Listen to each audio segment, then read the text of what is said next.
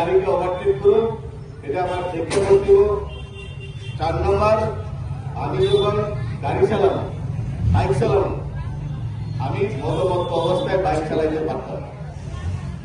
Police তো আর জনে জনে ঘরে ঘরে গিয়ে বসে দেখতে পারবে না যে ট্রাঙ্গিস কন্ডিশনে চালাচ্ছে কিনা। এইটা আসবে কোথা থেকে? একটা ফ্যামিলি ভ্যালুস থেকে আসবে।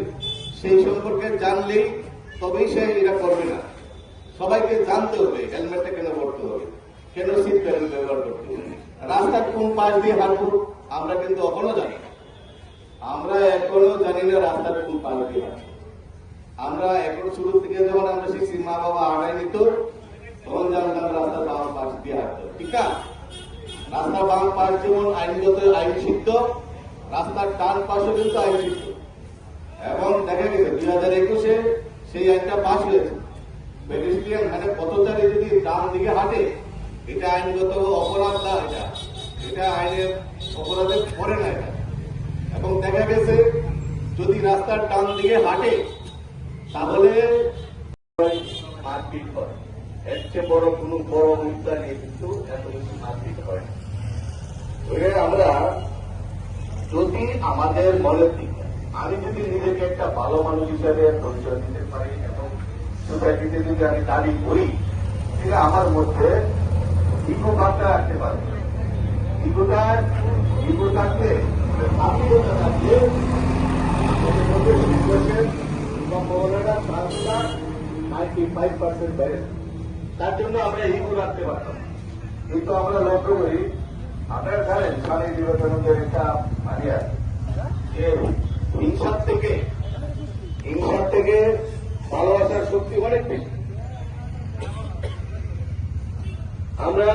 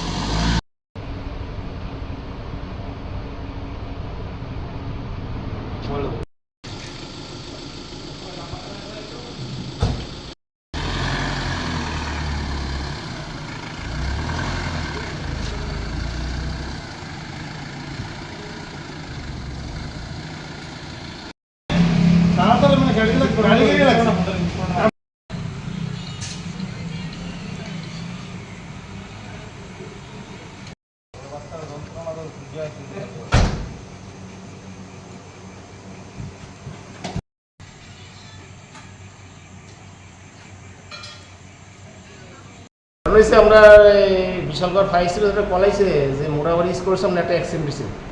আমরা তাড়াতাড়ি অলরেডি আমি গাড়ি নিয়ে গেলাম, গিয়ে দিয়ে কোনো কিছু নেই, কোনো গাড়ি রয়েছে কোনো কিছু নেই, আহত মতো কিছু কোনো কিছু নেই। গাড়ি দিয়ে ভালো, গাড়ি কোনো কিছু নেই কোনো, মানে আপনারা শুধু কইছে আমরা কি ধরতে নাইছে আমরা কইতেছি। কিন্তু যে ফোন করছে তার আগে কি পাইছেন না? তার আগে পাইছেন ফোনটা করছে আমরা কইতে জানি কেন বিষয়টা ফেক কল, মানে অন্য ফোন করছে আমরা তো কইতে জানি না ফোন করছে। এখন কোন কিছু হইছে না। আপনার মতো একটা মানে ইমার্জেন্সি দপ্তরে এভাবে হয়রানি করাটা কি? হয়রানি তো করতে হয়েছে, বুঝছেন, হয়রানি করতে হয়েছে। আমরা তো কল করলে তো না গিয়ে পারি না, কল করলে যাইতেই হয়। গেছি গিয়ে তো আমরা কোনো কিছু পাইলাম না। এট এ টাইম যদি অন্য জায়গায় অন্য কোনো দুর্ঘটনা দিলে আমরা ভাইসা অন্য দিকে করলে তো আমরা অনেক বিশ্রামঞ্চ বা বাজারঘাট ফোন করলাম। আপনার দপ্তর থেকে কি কোনো ধরনের কোনো পদক্ষেপ গ্রহণ করা হইব এই বিষয়ে? এই বিষয়ে তো বুঝেনি অনেক অনেক হইতাছে, বুঝেন, অনেক কিছু হইতাছে, বুঝছেন, অনেক কিছু হইতাছে, কোনো কিছু তো হইতাছে। আপনারা ঊর্ধ্বতন কর্তৃপক্ষের জানাবেন এই বিষয়টা? ঊর্ধ্বতন জানে এমন তো আগেও মানে আমরা এই ফলকস হইতাছে। Audio Jungle.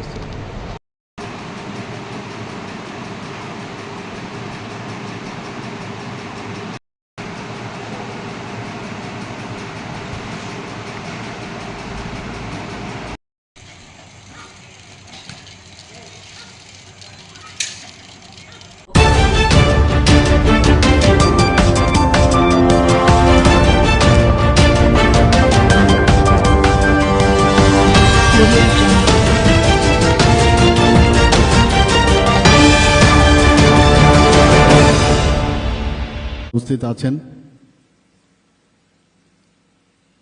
তার মধ্যে একটু আগে যার মূল্যবান বক্তব্য আমরা শুনলাম, এই এআরডিডি এবং অন্যান্য দপ্তরের মাননীয় মন্ত্রী শ্রী সুধাংশু দাস মহোদয়,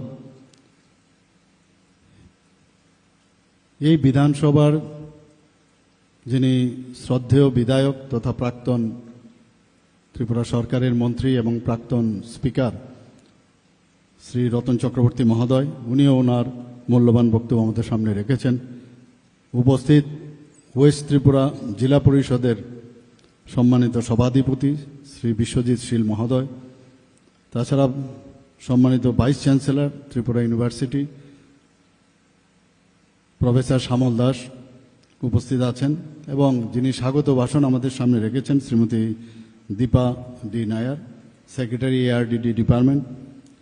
এখানে উপস্থিত director doctor Neeraj Kumar Chanchal ARDD এবং professor doctor Purbi Barman, principal college of veterinary science and animal husbandry, R K. Nagar. এখানে উপস্থিত যারা ফ্যাকাল্টি মেম্বাররা আছেন এবং যাদের জন্য বিশেষ করে আজকের এই অনুষ্ঠান, আমার প্রিয় ছাত্রছাত্রীবৃন্দ এবং এখানে উপস্থিত নন টিচিং স্টাফ এবং যারা জনপ্রতিনিধিগণ এখানে উপস্থিত আছেন, যারা এখানে আজকে রক্তদাতাগণ এবং বিশিষ্ট যারা ব্যক্তিবৃন্দরা এখানে উপস্থিত এই এলাকার এবং মিডিয়া বন্ধুরা, সবাইকে আজকের এই অনুষ্ঠানে উপস্থিত থাকার জন্য হার্দিক অভিনন্দন ও শুভেচ্ছা জানাচ্ছি। আমরা সবাই জানি প্রকৃতির যে নিয়ম, প্রকৃতি ভারসাম্য রক্ষার জন্য আমরা মাঝে মাঝে আমরা ভুলে যাই যে একজন আরেকজনের আমরা কাজে আসতে পারি। গাছ ছাড়া যেমন প্রাণী বাঁচতে পারে না, আবার প্রাণীদের মধ্যে এক প্রাণী ছাড়া বাঁচতে পারে না। এটা কিন্তু আমরা ভুলে যাই বলে মাননীয় প্রধানমন্ত্রীজি, আমি দেখেছি যে ওনার যে স্লোগান সব ক্ষেত্রে কিন্তু সেটাকে আমরা ব্যবহার করতে পারি, যে সবকা সাথ সবকা বিকাশ অ্যান্ড বিশ্বাস আর তার প্রয়াস। এখানে কিন্তু আজকেও এই হসপিটাল আমি যখন ঢোকার পরে সেখানে আমরা আলট্রাসোনোগ্রাফি থেকে আরম্ভ করে এবং অন্যান্য যে স্ক্যান মেশিন থেকে আরম্ভ করে অনেক কিছু দেখলাম সেখানে। কোনো অবস্থায় এটা মেডিকেল কলেজের যে কোনো হসপিটালের সাথে আমরা বলবো না যে এটা ডিফারেন্ট কিছু আছে। আমি যেহেতু মেডিকেল সায়েন্সের সাথে আমি যুক্ত আছি, আর বিশেষ করে ভেটেরিনারিদের সাথে আমার বহু পুরনো পরিচয় ছিল এবং বিভিন্ন কলেজে ওয়েস্ট বেঙ্গলের যে দত্তবাগানে যে ভেটেরিনারি কলেজ আছে সেখানে আমি প্রায়শই যেতাম। পাটনাতেও আমাদের যে এটা বেশ বড় ভেটেরিনারি কলেজ সেখানে আছে, সেখানেও আমি নিয়মিত যেতাম। তো এই যে ব্যবস্থা এবং যেটা আমাদের মাননীয় মন্ত্রী বলেছেন যে ভেটেরিনারি সায়েন্স কিন্তু হিউম্যান সায়েন্সের থেকেও একটু আমি বলবো খুবই কমপ্লিকেটেড। হিউম্যান বিইং তো একটা ওয়ান পিস, ভেটেরিনারিতে বিভিন্ন ধরনের তাদের যে সার্জিক্যাল অ্যানাটমি থেকে আরম্ভ করে বিভিন্ন অ্যানাটমি এক একজনের কিন্তু আলাদা আলাদা। তো পড়াশোনা প্রচুর পরিমাণে করতে হয়। সেই জায়গায় দাঁড়িয়ে আমি মনে করি যে যারা এই ভেটেরিনারি কলেজে চান্স পেয়েছেন বা অ্যালাইড যে এক্সপার্টাইজ আছে আমাদের ভেটেরিনারি অ্যাসিস্ট্যান্ট বা ইত্যাদি যেসব কোর্সগুলো আছে, এটা কিন্তু এত সহজ নয় সেটা পড়া। আমি প্রায়শ শুনতাম আর.কে. নগরে এই ভেটেরিনারি কলেজ ইনস্টিটিউট সম্পর্কে। যখন আমি মুখ্যমন্ত্রীর দায়িত্ব নেই, আমার জানি না কেন সবসময় একটা এফিনিটি থাকতো যে এই কলেজের বর্তমান অবস্থা কি। আমি মাননীয় মন্ত্রী এবং যে সেক্রেটারি ওনাদের থেকে আমি খবর নিতাম। তো সবসময় দেখলাম একটা গ্যাপ ছিল। আমি বললাম কেন ফ্যাকাল্টি কম থাকবে, as early as possible faculty fulfil করতে হবে। এটা চারটিখানে কথা নয়। একটা ভেটেরিনারি কলেজ কোনো স্টেটে থাকা এটা আমরা জানি, মাত্র একটা সিট ছিল, 2টো সিট ছিল আগে ত্রিপুরার থেকে আমাদের সময়। সেই জায়গায় এত বড় একটা মেডিকেল কলেজ হয়েছে, এখানে প্রায় 63 আর আরও জম্মু অ্যান্ড কাশ্মীরের সিট টিট মিলিয়ে প্রায় 66 সিট এখানে আসন সংখ্যা আছে। 85% তো আমাদের যে জয়েন্ট এন্ট্রান্স দিয়ে তারা আসেন, বাকিগুলো বিভিন্ন প্রদেশ এবং জম্মু অ্যান্ড কাশ্মীর মিলিয়ে প্রায় 66 আসন। তো এখানে আমরা কেন কিন্তু আমি ওই এটা আসার পরে সবসময় একটা ডিফারেন্স আমি দেখতে চাই যে অন্যান্য যে ভেটেরিনারি কলেজগুলো আছে তার থেকে কতটুকু আমরা এগিয়ে এসেছি। আমরা লাইফ স্টক সম্পর্কে আমরা জানি যে ভারতবর্ষ এখন সারা পৃথিবীর মধ্যে লাইফ স্টকে কিন্তু একটা বৃহৎ অংশের দাবিদার। তো লাইফ স্টকের সাথে মানব জীবনের যে উন্নয়ন, বিশেষ করে গ্রামীণ এলাকা, সেই জায়গার উন্নয়নের সাথে সরাসরি যুক্ত রয়েছে। আমার পূর্ববর্তী বক্তারা এই বিষয়ে আলোচনা রেখেছেন।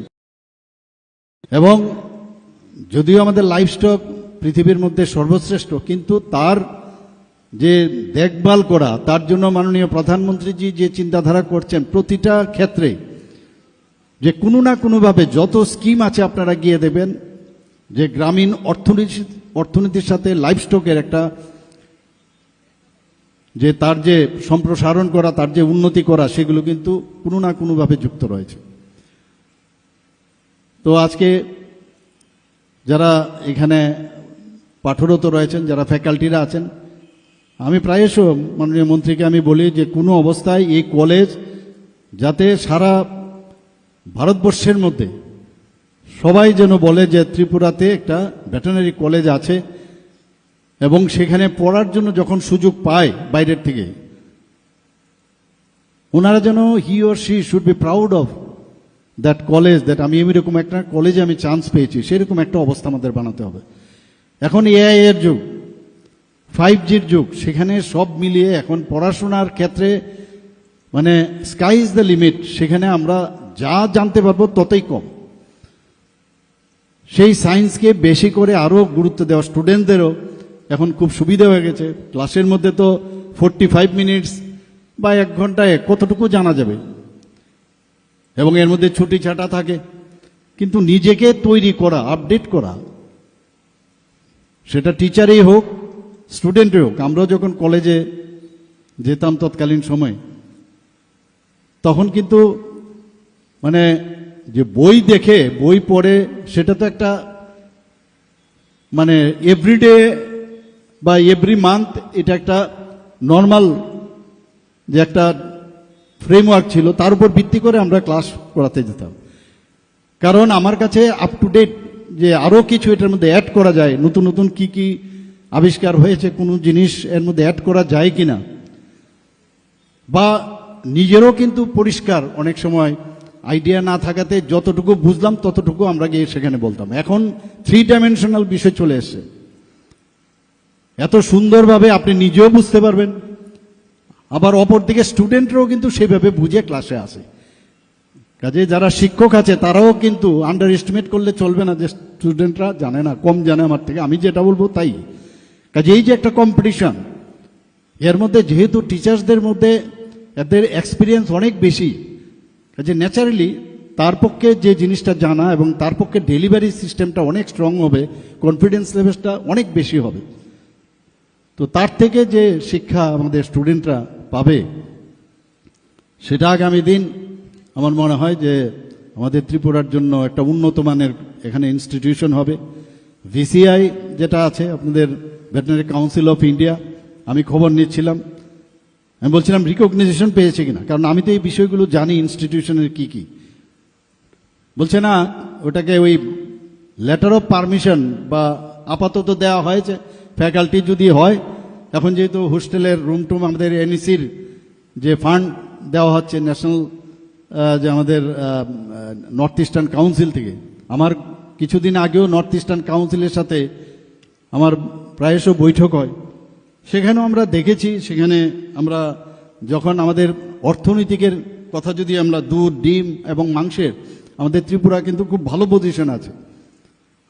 আজকে ভেটেরিনারি সায়েন্স যদি উন্নত মানের হয়, তবে এই যে আমাদের যেমন এখানে ত্রিপুরাতে ডিমের মাথাপিছু প্রাপ্যতার পার ক্যাপিটা যে অ্যাভেলেবিলিটির দিক দিয়ে নর্থ ইস্টার্ন জোনের মধ্যে কিন্তু আমরা সর্বপ্রথম এখন। তো এটা আমাদের জন্য একটা গৌরবের বিষয়, কিন্তু বসে থাকলে হবে না।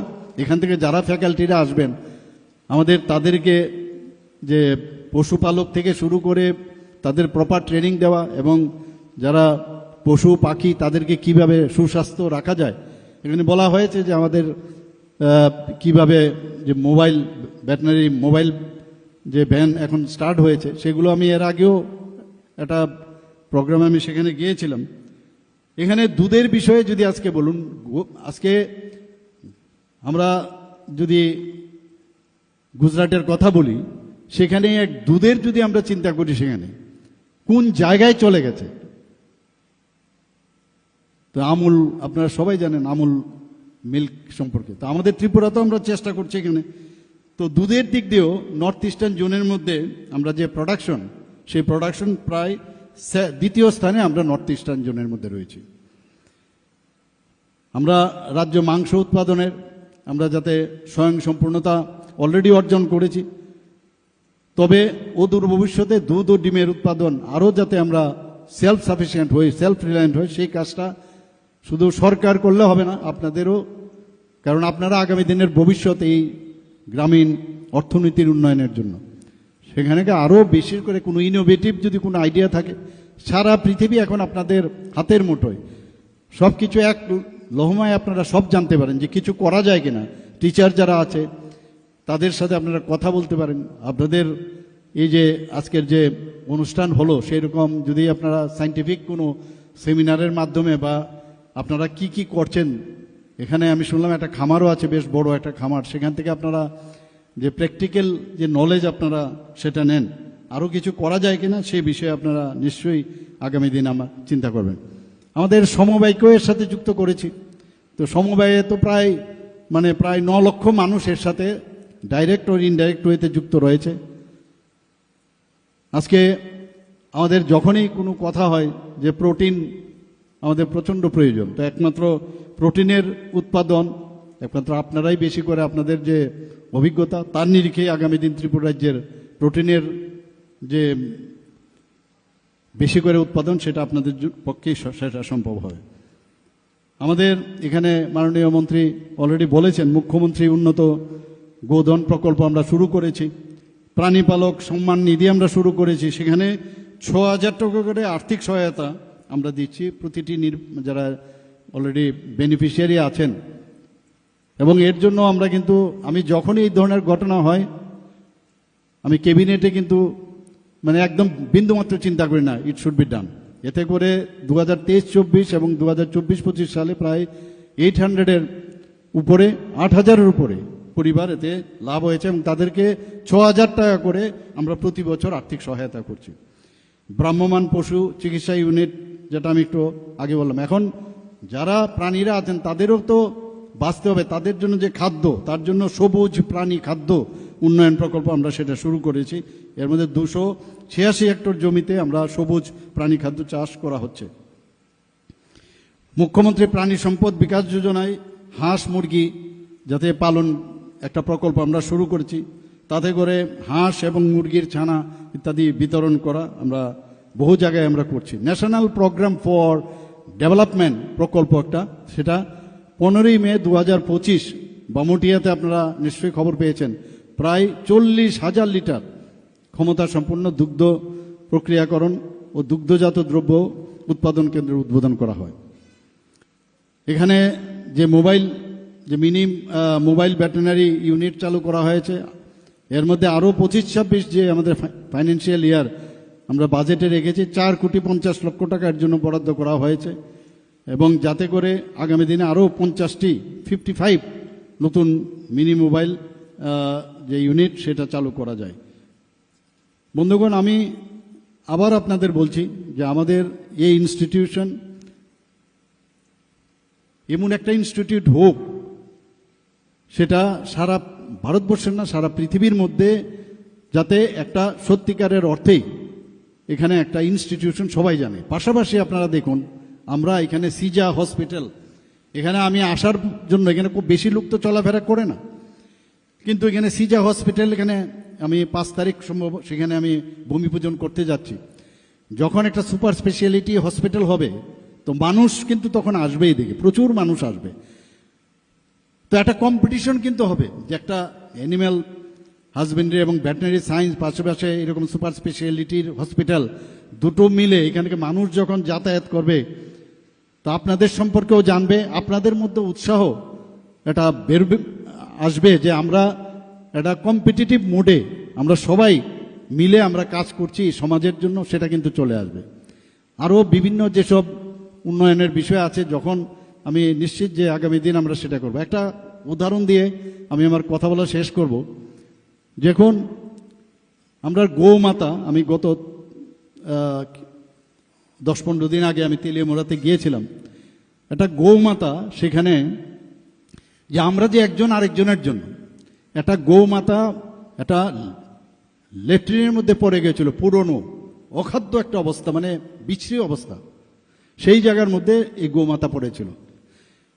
আমাদের যারা ওখানে ভলেন্টিয়াররা আছেন তারা এবং ওখানকার স্থানীয় যারা ছেলেরা আছেন তারা সেখানে সেই ট্যাঙ্কির ভিতর ঢুকে তাকে উদ্ধার করেছে। এবং উদ্ধার করার পরে দেখা গেল যে কয়েকজন অসুস্থ হয়েছেন, কিছু লোক, তাদেরকে হাসপাতালে ভর্তি করা হয়েছে। তো এই যে একটা একজন আরেকজনের জন্য, এটা কিন্তু আমি আজকে এখানে আসার পর আমি ভাবছিলাম যে এটা এর থেকে প্রকৃত উদাহরণ আর কিচ্ছু হতে পারে না। এবং তারা এখন সুস্থ আছে, ভালো আছে। তো আমরা আজকে একজন আরেকজনের তরে এই কথাটা আমি বলবো, এবং সবাই যেন এই ভেটেরিনারি কলেজের যাতে আরও বেটার হয়, বেটার থেকে বেটার হয়, আপনারা সবাই মিলে আমরা চেষ্টা করব। সরকারের তরফ থেকে করবে, কিন্তু আপনারাও আপনার চেষ্টা করবেন। সবাইকে আজকের এই 17তম প্রতিষ্ঠা দিবস উদযাপন উপলক্ষে হার্দিক অভিনন্দন, শুভেচ্ছা জানিয়ে আমার কথা বলা শেষ করছি। নমস্কার, জয় হিন্দ।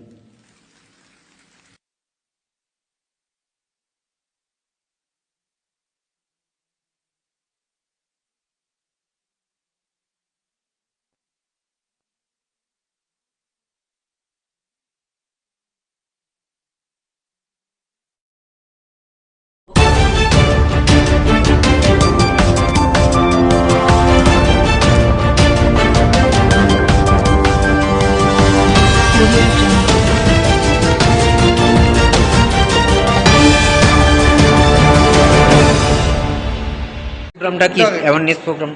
নমস্কার, আজকে আমরা অত্যন্ত খুশি, আমাদের স্কুলে একটা কেরিয়ার কাউন্সেলিং প্রোগ্রাম হচ্ছে। এরকম প্রোগ্রাম বিভিন্ন সংস্থাই আমাদের এখানে করে থাকেন আমাদের বাচ্চাদের কেরিয়ারের জন্য, ফিউচারের জন্য। তো আজকে আমরা খুশি এই কারণে যে এয়ারপোর্ট অথরিটি অফ ইন্ডিয়া আগরতলার যে এমবিবি এয়ারপোর্টের ব্রাঞ্চ, ওনারা আমাদের এখানে অ্যারেঞ্জমেন্টটা করেছেন। যদিও প্রোগ্রামটা হবে দিল্লি থেকে ভার্চুয়াল, সারা দেশে একসঙ্গে হচ্ছে, তো ওনারা বেছেছেন আমাদের স্কুলকে এই আগরতলার মধ্যে, এবং প্রোগ্রামটা শুরু হচ্ছে তার মূলত হচ্ছে কেরিয়ার কাউন্সিলিং, এবং 10, 11 এবং 12-এর ছাত্ররা এই ক্যাম্প থেকে উপকৃত হবেন। আর আমরা খুশি, এয়ারপোর্ট অথরিটি আগরতলার এমবিবি এয়ারপোর্টের যিনি ডিরেক্টর স্যারও আমাদের মধ্যে আজকে আছেন। ধন্যবাদ।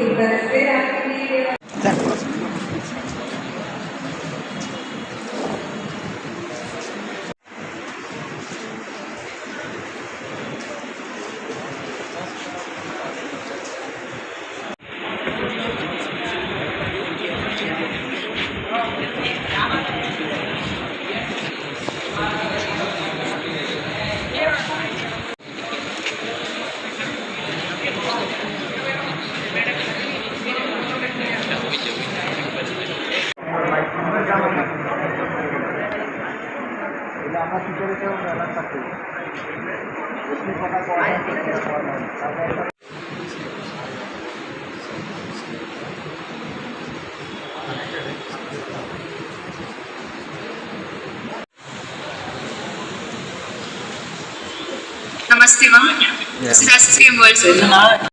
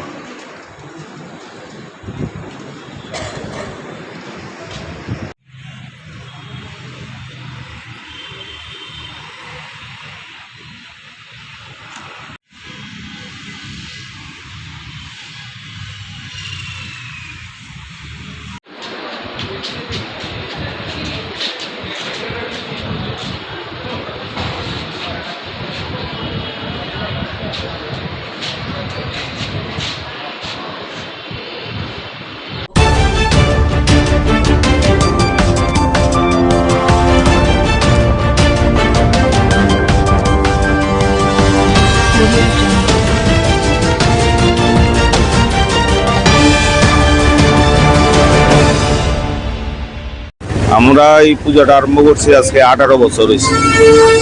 18 বছর ধরে আমরা দুর্গা পূজার পরে এই পূজাটা স্টার্ট করছি। এই পূজাটার মধ্যে আরাধনা হইলো সবাই যেন সুস্থ থাকে, এলাকার সবাইকে সুস্থ রাখার জন্য পূজাটা আমরা স্টার্ট করছি। প্রত্যেক বছরই এখানে ভিআইপিরা আসে সন্ধ্যার সময়, আর অঞ্জলি টঞ্জলি দেয়, সব কিছুরই ব্যবস্থা রাখি আমরা। সন্ধ্যায় অন্তত 10,000 লোকের মধ্যে প্রসাদ বিতরণ করা হয়, অন্নভোগ, পরের দিন মহাপ্রসাদ।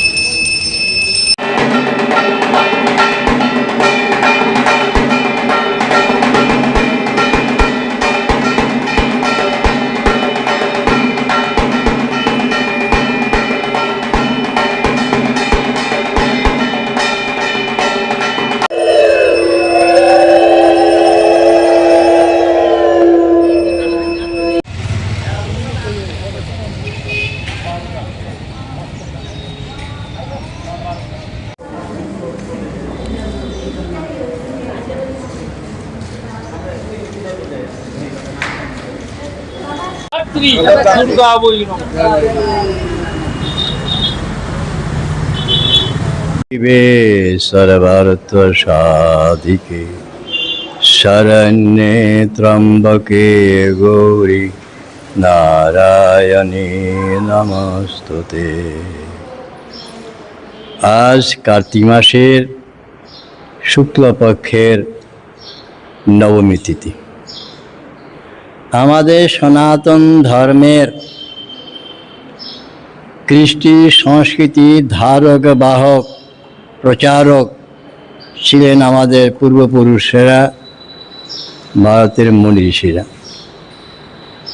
তারা দীর্ঘকাল তপস্যা করেছেন হিমালয় গুহা কন্দরে। কেউ বা জল পান করে, কেউ বা বায়ু পান করে দীর্ঘকাল সাধনা করেছেন। সাধনার পরিসমাপ্তিতে তারা বুঝতে পারলেন, জানতে পারলেন মার কৃপাতে যে সব কিছুর মূলে হচ্ছে মা আদ্যাশক্তি। মা আদ্যাশক্তি বিভিন্ন রূপে, বিভিন্নভাবে, বিভিন্ন সময়ে এই মর্তে আবির্ভূত হয়েছেন। তিনি কখনো মহাকালী রূপে এসছেন, তিনি কখনো মহালক্ষ্মী রূপে এসছেন, তিনি কখনো মহাসরস্বতী রূপে এসছেন, তিনি মা ভগবতী দুর্গা রূপে এসছেন। এইভাবে মায়ের অনন্ত রূপ, অনন্ত শক্তি, অনন্ত ঐশ্বর্য, মাধুর্য আছে। বসন্তকালের মার যে পূজা হয়, বাসন্তী মায়ের পূজা হয়। আর ভগবান রামচন্দ্র সেই আদ্যাশক্তি মা ভগবতী দুর্গাকে পূজা করে তার শক্তি আশীর্বাদ প্রাপ্ত হয়ে রাবণকে বধ করেছিলেন। তাই শরৎকালে ভগবান রামচন্দ্র অকাল বোধন করে মাকে জাগিয়ে মার শক্তি কৃপা লাভ করে অশুভ শক্তিকে, দানবীয় শক্তিকে বিনাশ করেছেন। শরৎকালে দুর্গা পূজার পরেই কার্তিক মাসের শুক্লপক্ষের নবমীতে মায়ের আবার আবির্ভাব। মায়ের সেন এই মায়ের পূজাও, অর্থাৎ মা সমস্ত জগৎকে ধারণ করে আসেন। সৃষ্টির মধ্যে কত প্রাণী আছে, মানুষ, পশু, পাখি, কীট পতঙ্গ, বৃক্ষলতা সবকে মা ধারণ করে আসেন। তাই তাকে বলা হয় জগদ্ধাত্রী। মায়ের পূজা দুর্গা পূজার মতেই মহাসপ্তমী, মহাঅষ্টমী, নবমী, দশমী আর আগের দিন হয় ষষ্ঠী বোধন। আমাদের উত্তর পূর্বাঞ্চলে বিশেষ করে একজন বড় সাধক ছিলেন দয়ানন্দ স্বামী। চন্দননগরে 3 দিন সমারোহে মায়ের পূজা হয়। আগের দিন অধিবাস হয়, তারপরের দিন দশমীতে মায়ের বিসর্জন হয়। আমাদের উত্তর পূর্বাঞ্চলে মার পূজা একদিনই হয়, 3 বার হয়। দয়ানন্দ তিনি খুব মাতৃ সাধক ছিলেন। রামপ্রসাদ রামকৃষ্ণের মতোই, মামা খেপার মতোই মাতৃ সাধক ছিলেন। অষ্টমী দিন ভোরবেলা ব্রাহ্ম মুহূর্তে মা স্বপ্নে দয়ানন্দকে বললেন, এই তুই আমার পূজা করলি না কেন? বলছি, মা তুমি কি আমাকে বলো নাই কি করে তোমার পূজা করবো? তুমিও মাতৃ সাধক, আদ্য শক্তি মায়ের সাধক তিনিও। তো বলছে তো 3 দিন পূজা হয়, ঠিক আছে আজকে অষ্টমী, ঠিক আছে তুই আজকে অধিবাস করে নে, আর কালকে নবমী দিন তুই পরপর 3 বার পূজা করে নিবি, তাতে তোর সিদ্ধি পরিপূর্ণ হবে। দয়ানন্দে তিনি খুব আনন্দ শান্তি পেলেন মাতৃবাণী শুনে।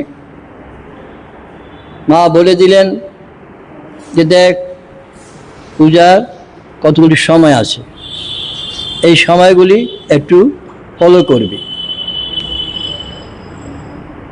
সমস্ত দিন 24 ঘন্টা, 3 রাত্রি মিলা 24 ঘন্টা হয়, তো ওর মধ্যে 8 বার বিশেষ পূজা করতে হয়। একটা হচ্ছে দৈব মুহূর্তকালীন পূজা, মা বলছেন এটা রাত্রি 12টা থেকে শুরু হয় এবং 3টা পর্যন্ত। ওই সময় সমস্ত দেবতারা মায়ের পূজা করে, মাতৃশক্তির আরাধনা সবাই করে। ওই দৈব মুহূর্তটা রাত্রি 12টা থেকে 3টা পর্যন্ত। এই সময় সমস্ত দেবতারা মুনি ঋষিরা মায়ের আরাধনা করে। পরবর্তী সময়টা বলা হয় ব্রাহ্ম মুহূর্ত,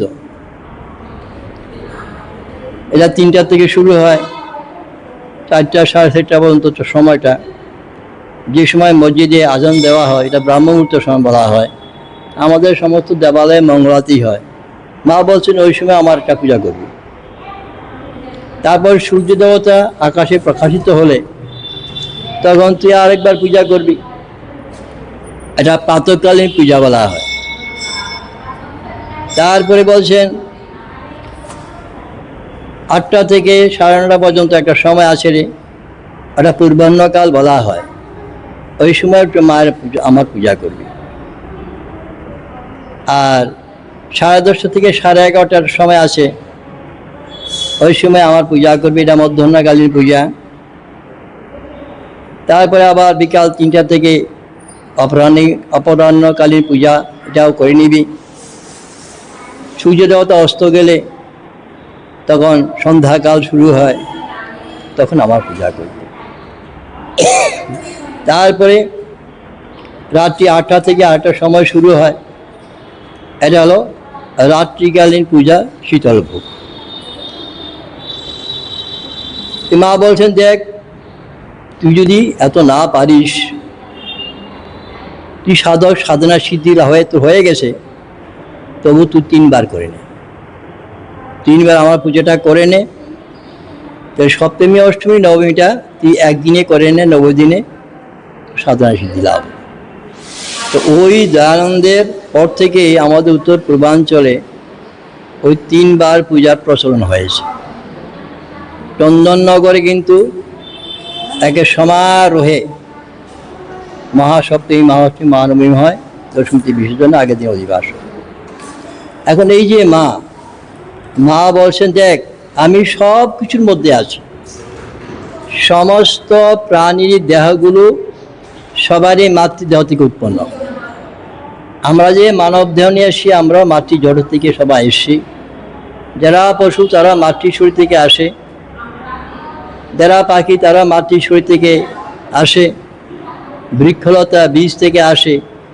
সব কিছুর মধ্যে মা বিরাজ করছে, বিশ্ব প্রকৃতি। আমাদের বেদ বলছে পরম পুরুষ ঈশ্বর একজন, তার থেকে বিভিন্ন সময় তার শক্তি সৃষ্টি হয়েছে, সেটা হচ্ছে প্রকৃতি। এই প্রকৃতির বিভিন্ন রূপ, বিভিন্ন স্বরূপ আছে। মহাকালী, মহালক্ষ্মী, মহাসরস্বতী, মা দুর্গা, মা জগদ্ধাত্রী। আবার ওই মাই আমাদের আরও কাছে শিখেছে। কীভাবে? শ্রীমা আনন্দময়ী মা, তার মধ্যে সমস্ত শক্তিগুলোর প্রকাশ বিভিন্ন সময় প্রকাশ হয়েছে। মানব দেহ তো যে মায়ের আবির্ভাব হয়, সেটা হচ্ছে আমাদের শ্রীমা আনন্দময়ী। ওনার মধ্যে বিভিন্ন সময়ে বিভিন্ন দেবতাদের মাতৃশক্তির পরিপূর্ণ প্রকাশ হয়েছে। তো বলছেন যে যা দেবী সর্বভূতেষু, মন্ত্রগুলি খুব সুন্দর আমাদের মাই ঋষিদের মধ্যে দিয়ে বলেছেন, যা দেবী সর্বভূতেষু মাতৃরূপে সংস্থিতা নমস্তস্যে নমস্তস্যে নমস্তস্যে নমঃ। তারপর বলেছেন ইয়া দেবী সর্বভূতেষু শান্তি রূপে সংস্থিতা নমস্তস্যে নমস্তস্যে নমস্তস্যে নমঃ নমঃ। মা সকলকেই শান্তি দেন, প্রত্যেকটা প্রাণীকে মা শান্তি প্রদান করেন। ইয়া দেবী সর্বভূতেষু নিদ্রা রূপে সংস্থিতা নমস্তস্যে নমস্তস্যে নমস্তস্যে নমঃ নমঃ। আমাদের পঞ্চভৌতিক শরীর, অন্যদের পঞ্চভৌতিক শরীর আছে, তারাও নিদ্রা যায়। এই নিদ্রাটা হচ্ছে মা ভগবতী, সবাইকে নিদ্রা দিয়ে মা শান্তি দেন। ইয়া দেবী সর্বভূতেষু ক্ষুধা রূপেণ সংস্থিতা নমস্তস্যে নমস্তস্যে নমস্তস্যে নমঃ নমঃ। আমাদের শরীর রক্ষার্থে, সমস্ত প্রাণীর শরীর রক্ষার্থে সবাই আমরা খাবার খাই, বিভিন্ন খাবার প্রকৃতি আমাদের দিয়ে থাকে, আমরা সেগুলি গ্রহণ করি। এই যে খাবারটা গ্রহণ করি, এটা একটা শারীরিক বৃত্তি আছে, না ক্ষুধা বলা হয়। সমস্ত প্রাণীর ক্ষুধা আছে, এই ক্ষুধাটাও মা।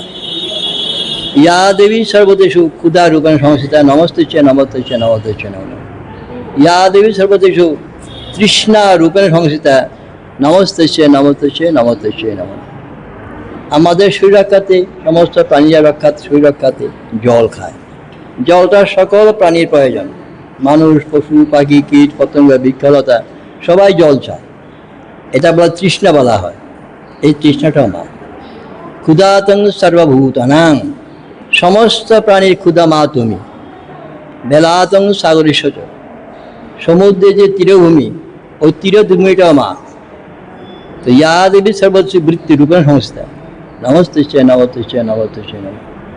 আমরা যতদিন পৃথিবীতে বেঁচে থাকি, প্রত্যেকেরই আমাদের বিদ্যা বুদ্ধি আমরা অর্জন করি, এবং সেই বিদ্যা বুদ্ধি অনুসারে আমাদের একটা কর্ম হয়, এটা বৃত্তি বলা হয়।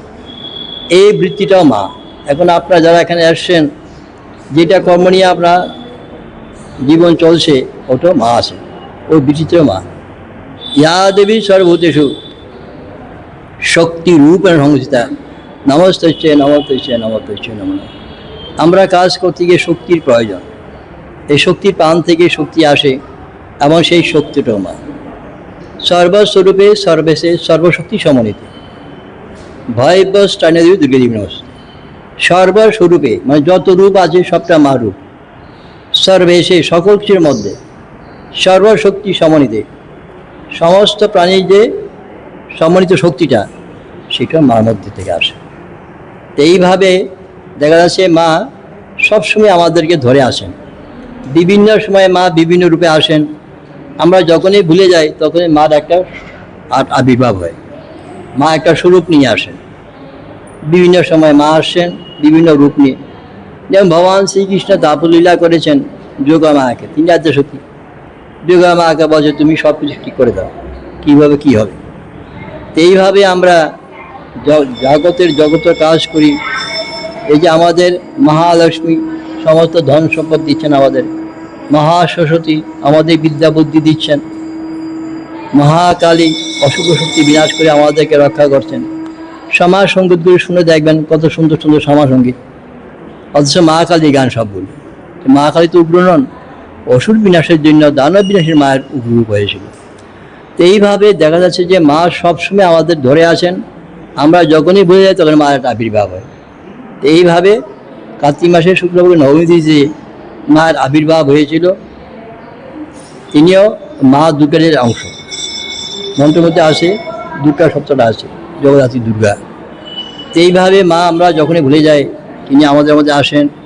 উদ্দেশ্য আমাদের অবিদ্যা অজ্ঞানকে নাশ করে দেওয়া, এবং মাকে স্মরণ করলে, মার অঞ্জলি দিলে বা যা কিছু যখনই আমাকে স্মরণ করি, তখন আমাদের বিপদ আপদ কেটে যায়। আমরা সংসারের মধ্যেও শান্তি, আনন্দ, মার কৃপা লাভ করতে পারি। এবং পরিশেষে পৃথিবীতে আমরা কেউ থাকবো না, সকলেরই মৃত্যু হবে, দেহের রূপান্তর হবে। সেখানে মা আছেন, মা শ্মশানকালী। তো মা আবার শ্মশানে গেলেন কেন? শ্মশানের অবস্থা আমরা তো বুঝতে পারি না কী অবস্থা। যেই দেহটা একটা জীবাত্মা ছিল তার দেহটা যখন শ্মশানে দাহ করা হয় তখন তার অবস্থা সিরিয়াস হয়, খুব খারাপ হয়। কিন্তু এতে আসিল তখন মা কালী একটা সান্ত্বনা দেয়, এই তুই এই দেহের মায়া ছাড়, যে স্বরূপ উপলব্ধি কর। এইভাবে মা কালী দেখা যায় শ্মশানে গিয়ে হাজির হয়েছেন, তাই মা হচ্ছে শ্মশান কালী। এইভাবে দেখেন মা সব কিছুর মধ্যে আছেন, আমাদের নিয়ে আছেন, আমরা মায়ের মধ্যে আছি, মা আমাদের মধ্যে আসে। ওম সর্বমঙ্গল মঙ্গলে শিবে সর্বত্র সারাদিকে শরণ্যে ত্রম্বকে গৌরী নারায়ণ নমস্তে। সমস্ত জগতের সমস্ত প্রাণীর, বিশ্ব জগতের বিশ্ব প্রাণী সকলের মঙ্গল এই পূজা দ্বারা হয়ে যাচ্ছে। এই মন্ত্রগুলির শক্তি, আনন্দ সব কিছু সমস্ত বিশ্ববাসী পেয়ে যাচ্ছে এই পূজার মাধ্যমে। ওম শান্তি, ওম শান্তি, ওম শান্তি।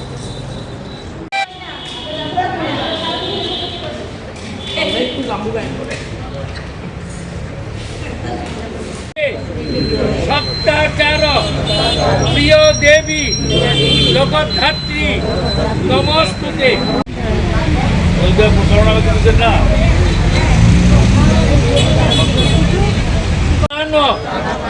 রূপিণী সর্বশান্ত হরে দেবী জগদ্ধাত্রী নমস্তুতে। কালাধি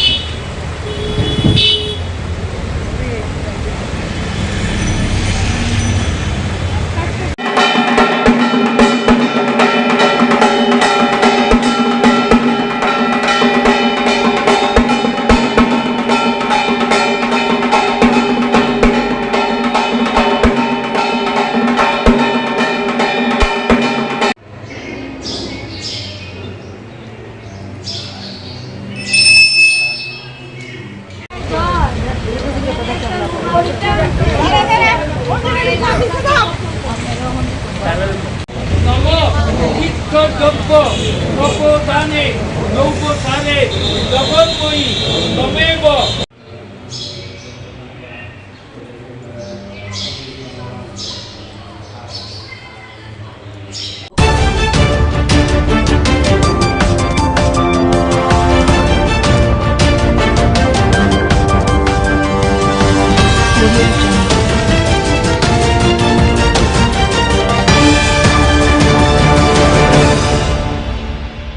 একটা টেকনোলজিক্যাল বিষয় নিয়ে যখন দাঁড়িয়ে আমরা কথা বলেছি, সাধারণ খেটে খাওয়া মানুষ, গ্রামের চাষি, ছোট দোকানে কাজ করে ছেলেরা মেয়েরা দাঁড়িয়ে থেকে আমাদের কথা শুনেছে। কারণ মানুষ জানতে চায় যে কোন ধরনের নতুন হামলা তার জীবনের উপরে আসতে চলেছে।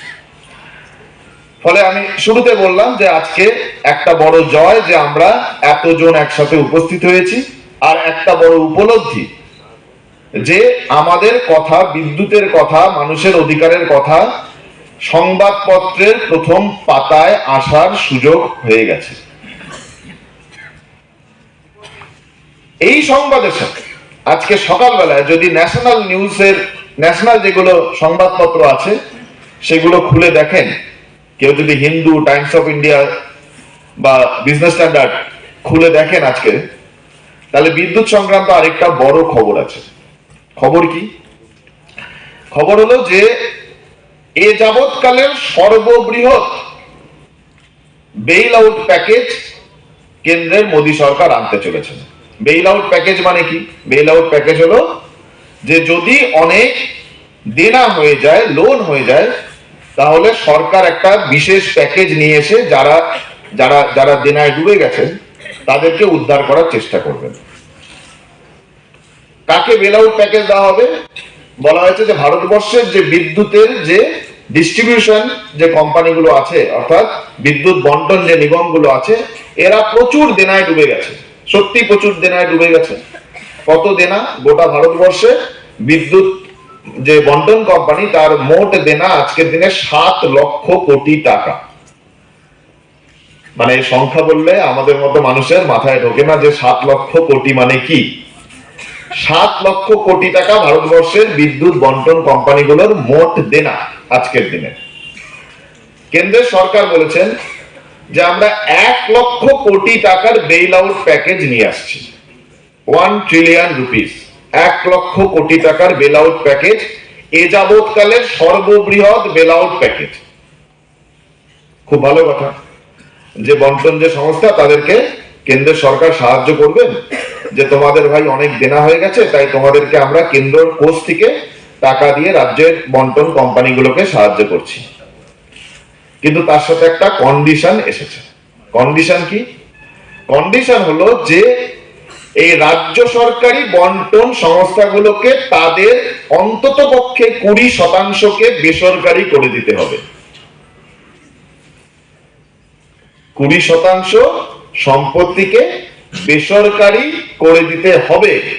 যদি বেসরকারি করে দেওয়া হয় তাহলে কেন্দ্রের সরকার 1 লক্ষ কোটি টাকা বেইল আউট প্যাকেজ দেবে। আপনি বলুন তো যে ভারতবর্ষের মতো একটা স্বাধীন দেশে একটা কেন্দ্রের সরকার বলছে যে কেন্দ্র থেকে কোন ধরনের আর্থিক সহায়তা পাওয়ার শর্ত কি? শর্ত হলো যে তোমার যে সরকারি, রাজ্যের সরকারি, কেন্দ্রের সরকারি না, রাজ্যের সরকারি যে সংস্থা তাকে বেসরকারি করতে হবে। যদি বেসরকারি করো তাহলে পরে আমরা আর্থিক সহায়তা দেব। ফলে আজকে যে আমরা জড়ো হয়েছি, আমরা বুঝে নিই যে কেন্দ্রের সরকার খুব ডেসপারেট, খুব তাড়াহুড়ো করে ভারতবর্ষের যে কটা রাজ্য সরকারি বিদ্যুৎ নিগম আছে তাদের বেসরকারি করার চেষ্টা করবে। 2020 সালে একটি নীতি ভারতবর্ষের কেন্দ্রের সরকার নিয়ে এসেছিল, সেটার নাম হলো আত্মনির্ভর ভারত। আত্মনির্ভর ভারত আমরা অনেকে জানি, প্রধানমন্ত্রী মাঝে মাঝেই বলেন আত্মনির্ভর ভারত। আত্মনির্ভর ভারতের ডকুমেন্টে লেখা আছে যে আমাদের প্রথম কাজ হলো যে ইউনিয়ন টেরিটরি কোনগুলো? যেমন চণ্ডীগড়, যেমন পন্ডিচেরি, যেমন দমনদিউ, আর এখন জম্মু কাশ্মীরও ইউনিয়ন টেরিটরি হয়ে গেছে। বললো যে ইউনিয়ন টেরিটরিতে কোনো সরকারি বিদ্যুৎ পরিবহন বন্টন ব্যবস্থা থাকবে না। এটা হচ্ছে আত্মনির্ভর ভারত। দেশ আত্মনির্ভর হবে যদি আমার রাষ্ট্র যে শাসিত রাজ্য, যে কেন্দ্রশাসিত অঞ্চল, সেই কেন্দ্রশাসিত অঞ্চলের সমস্ত বন্টন ব্যবস্থা আমি বেসরকারি করে দিই, তাহলে আত্মনির্ভর ভারত বলা হবে। লেখা আছে ডকুমেন্টে। ইলেকট্রিসিটি কর্পোরেশন লিমিটেড যে প্রস্তাবটা রেখেছে ট্যারিফ হাইকে, মানে মূল্য বৃদ্ধি বিদ্যুৎ ইউনিয়ন, এখানে আমরা যারা ইঞ্জিনিয়াররা কাজ করেন, যারা বিদ্যুৎ কর্মীরা কাজ করেন, তাদের মূল্যায়ন করছি না, বরং আমরা বলেছি ওইখানে যে তাদেরকে যাতে ভালোভাবে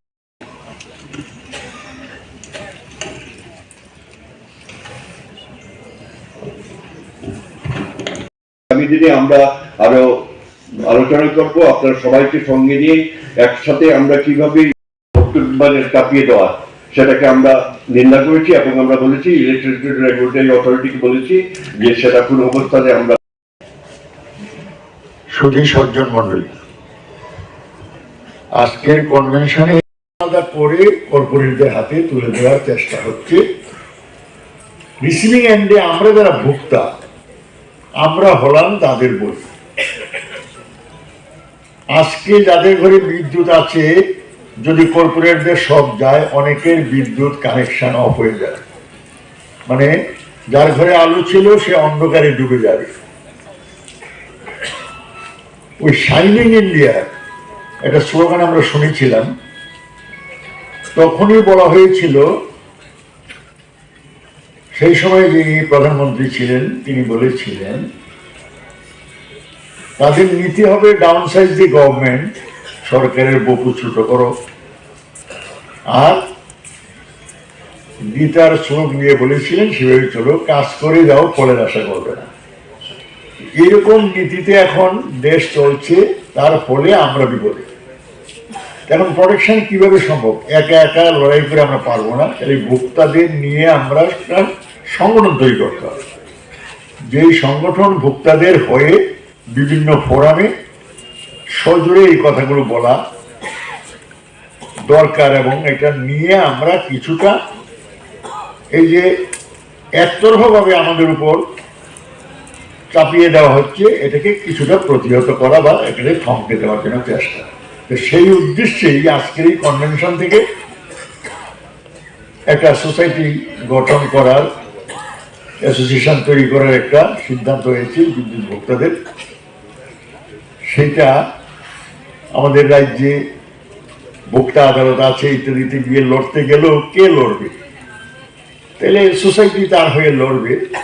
সেই ধরনের একটা অ্যাসোসিয়েশন তৈরি করার যে প্রস্তাব এখানে রাখা হয়েছে, আশা করি আজকের সময়ে এটা অত্যন্ত জরুরি কাজ। তার জন্য এই কনভেনশনের উদ্যোক্তাদের আমি ধন্যবাদ জানাই এবং সকলকে বিষয়টাকে বোঝার জন্য উপলব্ধি করছি। যারা আমরা এসেছি, বাকি লক্ষ লক্ষ ভোক্তা রয়েছে, তাদের কাছে আমরা প্রচারে নিয়ে যাব যে আমরা কি পথে এই সমস্ত চাপিয়ে দেওয়া শর্তগুলোকে আটকানো যায়। আমাদের উপর, এই গ্রাহকদের উপর চাপিয়ে দেওয়া চলবে না। আমরা বলেছি যে বর্তমান অতীতের সমাজ রাজনীতির সঙ্গে যুক্ত বিশিষ্ট মানুষেরা, আমি সেটার পক্ষ থেকে বলছি যে আমি এটাকে সমর্থন করছি। কারণ আমাদের এই সময়ে কর্পোরেট নির্ভর হয়ে যাতে টোটাল ব্যবস্থা ভারতবর্ষ স্বনির্ভর হোক, আমরা বলছি না, রাষ্ট্র নিয়ে আমরা শেষ করছি। নমস্কার।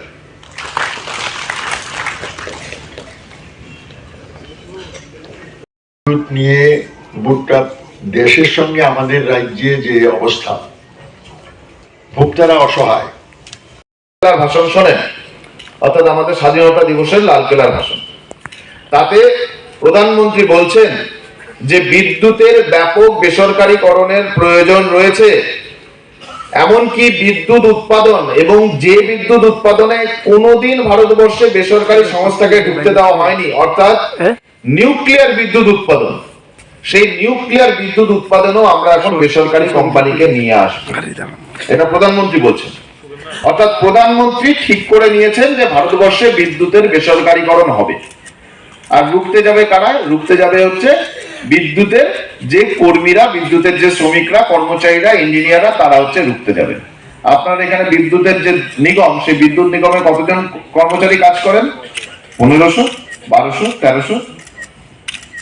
তাহলে দেশের সরকার, রাজ্যের সরকার যখন চাইছে যে বিদ্যুৎ বেসরকারীকরণ হয়ে যায়, এই 1200 মানুষের পক্ষে কি সেটা ঠেকানো সম্ভব? সেটা ঠেকানো সম্ভব না। তাহলে ঠেকাতে গেলে কি করতে হবে? ঠেকাতে গেলে যে কোটি কোটি গ্রাহক রয়েছেন, তাদের সাথে বিদ্যুতের শ্রমিক কর্মচারীদের একসাথে এক জায়গায় চলে আসতে হবে। তাহলে প্রথম যে কারণটা আমি আপনাদের বললাম যে কেন আজকে এই ধরনের একটা ফোরাম, অ্যাসোসিয়েশন, মঞ্চ গঠনের প্রয়োজন হলো, আমরা বিদ্যুতের শ্রমিক কর্মচারীরা আমরা বুঝেছি যে আমাদের পক্ষে সম্ভব না যদি না আমরা সাধারণ মানুষকে, গ্রাহকদেরকে, উপভোক্তাদেরকে এই লড়াইয়ের সঙ্গে যুক্ত করে রাখতে পারি। আর বিদ্যুতের বেসরকারীকরণ ঠেকানো সম্ভব না যদি না এই দুই অংশের, অর্থাৎ শ্রমিক কর্মচারী এবং উপভোক্তা, এরা একসাথে এসে রাস্তায় দাঁড়িয়ে এই বিষয় নিয়ে কথাবার্তা আলোচনা করা শুরু করে। আচ্ছা, এবারে আমরা যখন বলছি এই যে উপভোক্তা, এই উপভোক্তা মানে কারা? গোটা ত্রিপুরায় যদি আপনারা দেখেন কারা বিদ্যুতের উপভোক্তা, বিদ্যুতের 95%, 98% উপভোক্তা কারা? বিভিন্ন ক্ষেত্রে কাজ করা শ্রমিক, রাত্রিবেলা বাড়ি ফিরে গিয়ে আলো বাতাসের প্রয়োজন পড়ে, ছোট চাষি, মাঝারি চাষি, যাদের নিজেদের একটা শ্যালো বা পাম্পের সুযোগ আছে, এই ধরনের চাষি, যে মাঝারি ছোট ব্যবসায়ী, যারা সন্ধ্যাবেলায় ব্যবসা করার জন্য বিদ্যুতের কানেকশনের প্রয়োজন পড়ে, বা ছোটখাটো কোনো কারখানা, তার মালিক, তার শ্রমিক। অর্থাৎ গোটা ত্রিপুরার যে উৎপাদক অংশ, তারা শ্রমিক হন, তারা কৃষক হন, তারা ছোট ব্যবসায়ী হন, তারা ছোট কারখানা নিজে তৈরি করেছেন, সেখানে 15 জন, 20 জন, 50 জন শ্রমিককে নিয়ে একসাথে উৎপাদনের কাজ করছেন, এই সবটা বিদ্যুতের গ্রাহক।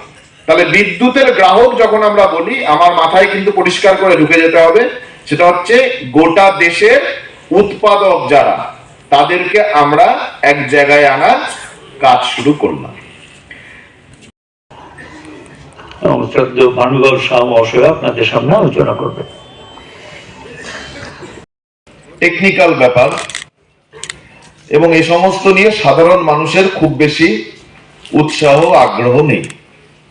বিদ্যুতের আন্দোলন বললে মনে করা হতো যে এটা বোধহয় বিদ্যুৎ কর্মীদের আন্দোলন, তারা তাদের চাকরি বাঁচানোর জন্য লড়াই করছেন, বা বেসরকারীকরণের বিরুদ্ধে তারা লড়াই করছেন, যারা ওই সেক্টরে কাজ করেন তারা লড়াই করছেন। এই যে ধারণা, এই ধারণা আজকে আপনারা ভেঙে দিয়েছেন।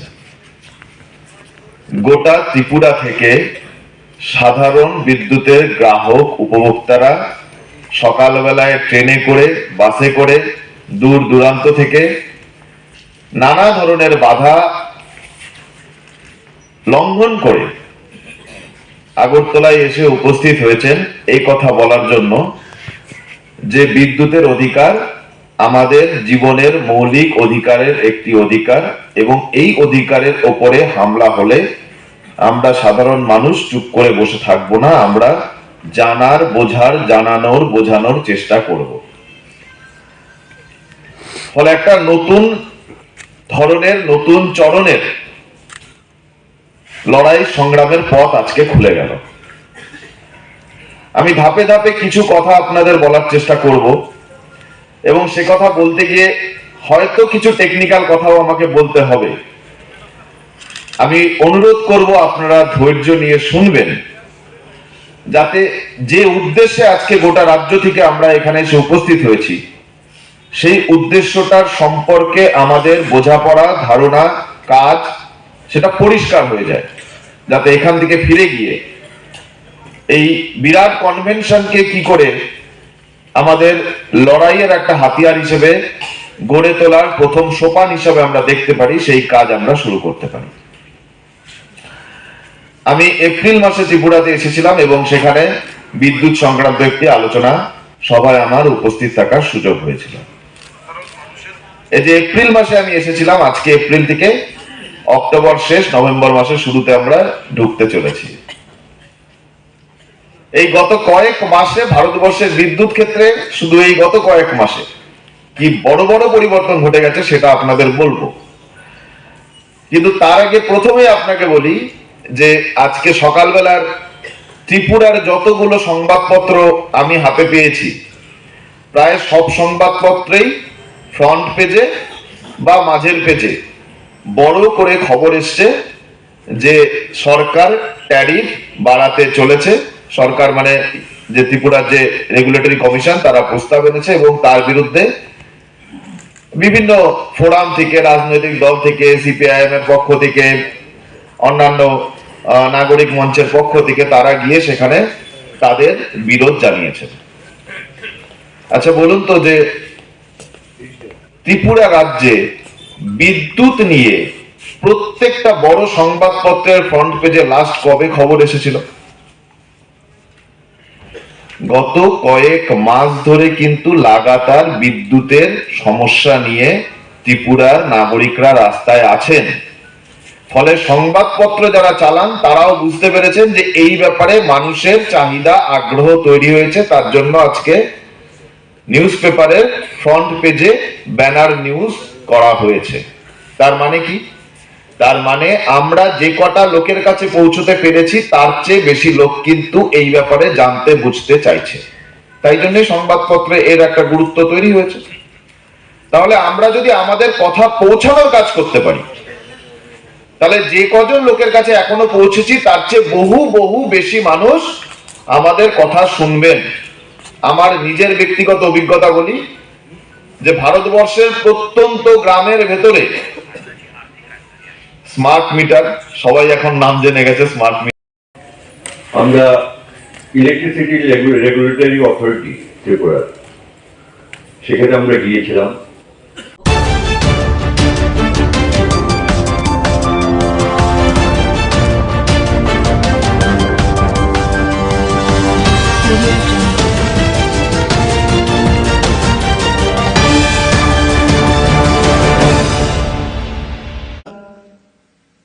মানে এভরিডে বা এভরি মান্থ এটা একটা নর্মাল যে একটা ফ্রেমওয়ার্ক ছিল, তার উপর ভিত্তি করে আমরা ক্লাস করাতে যেতাম।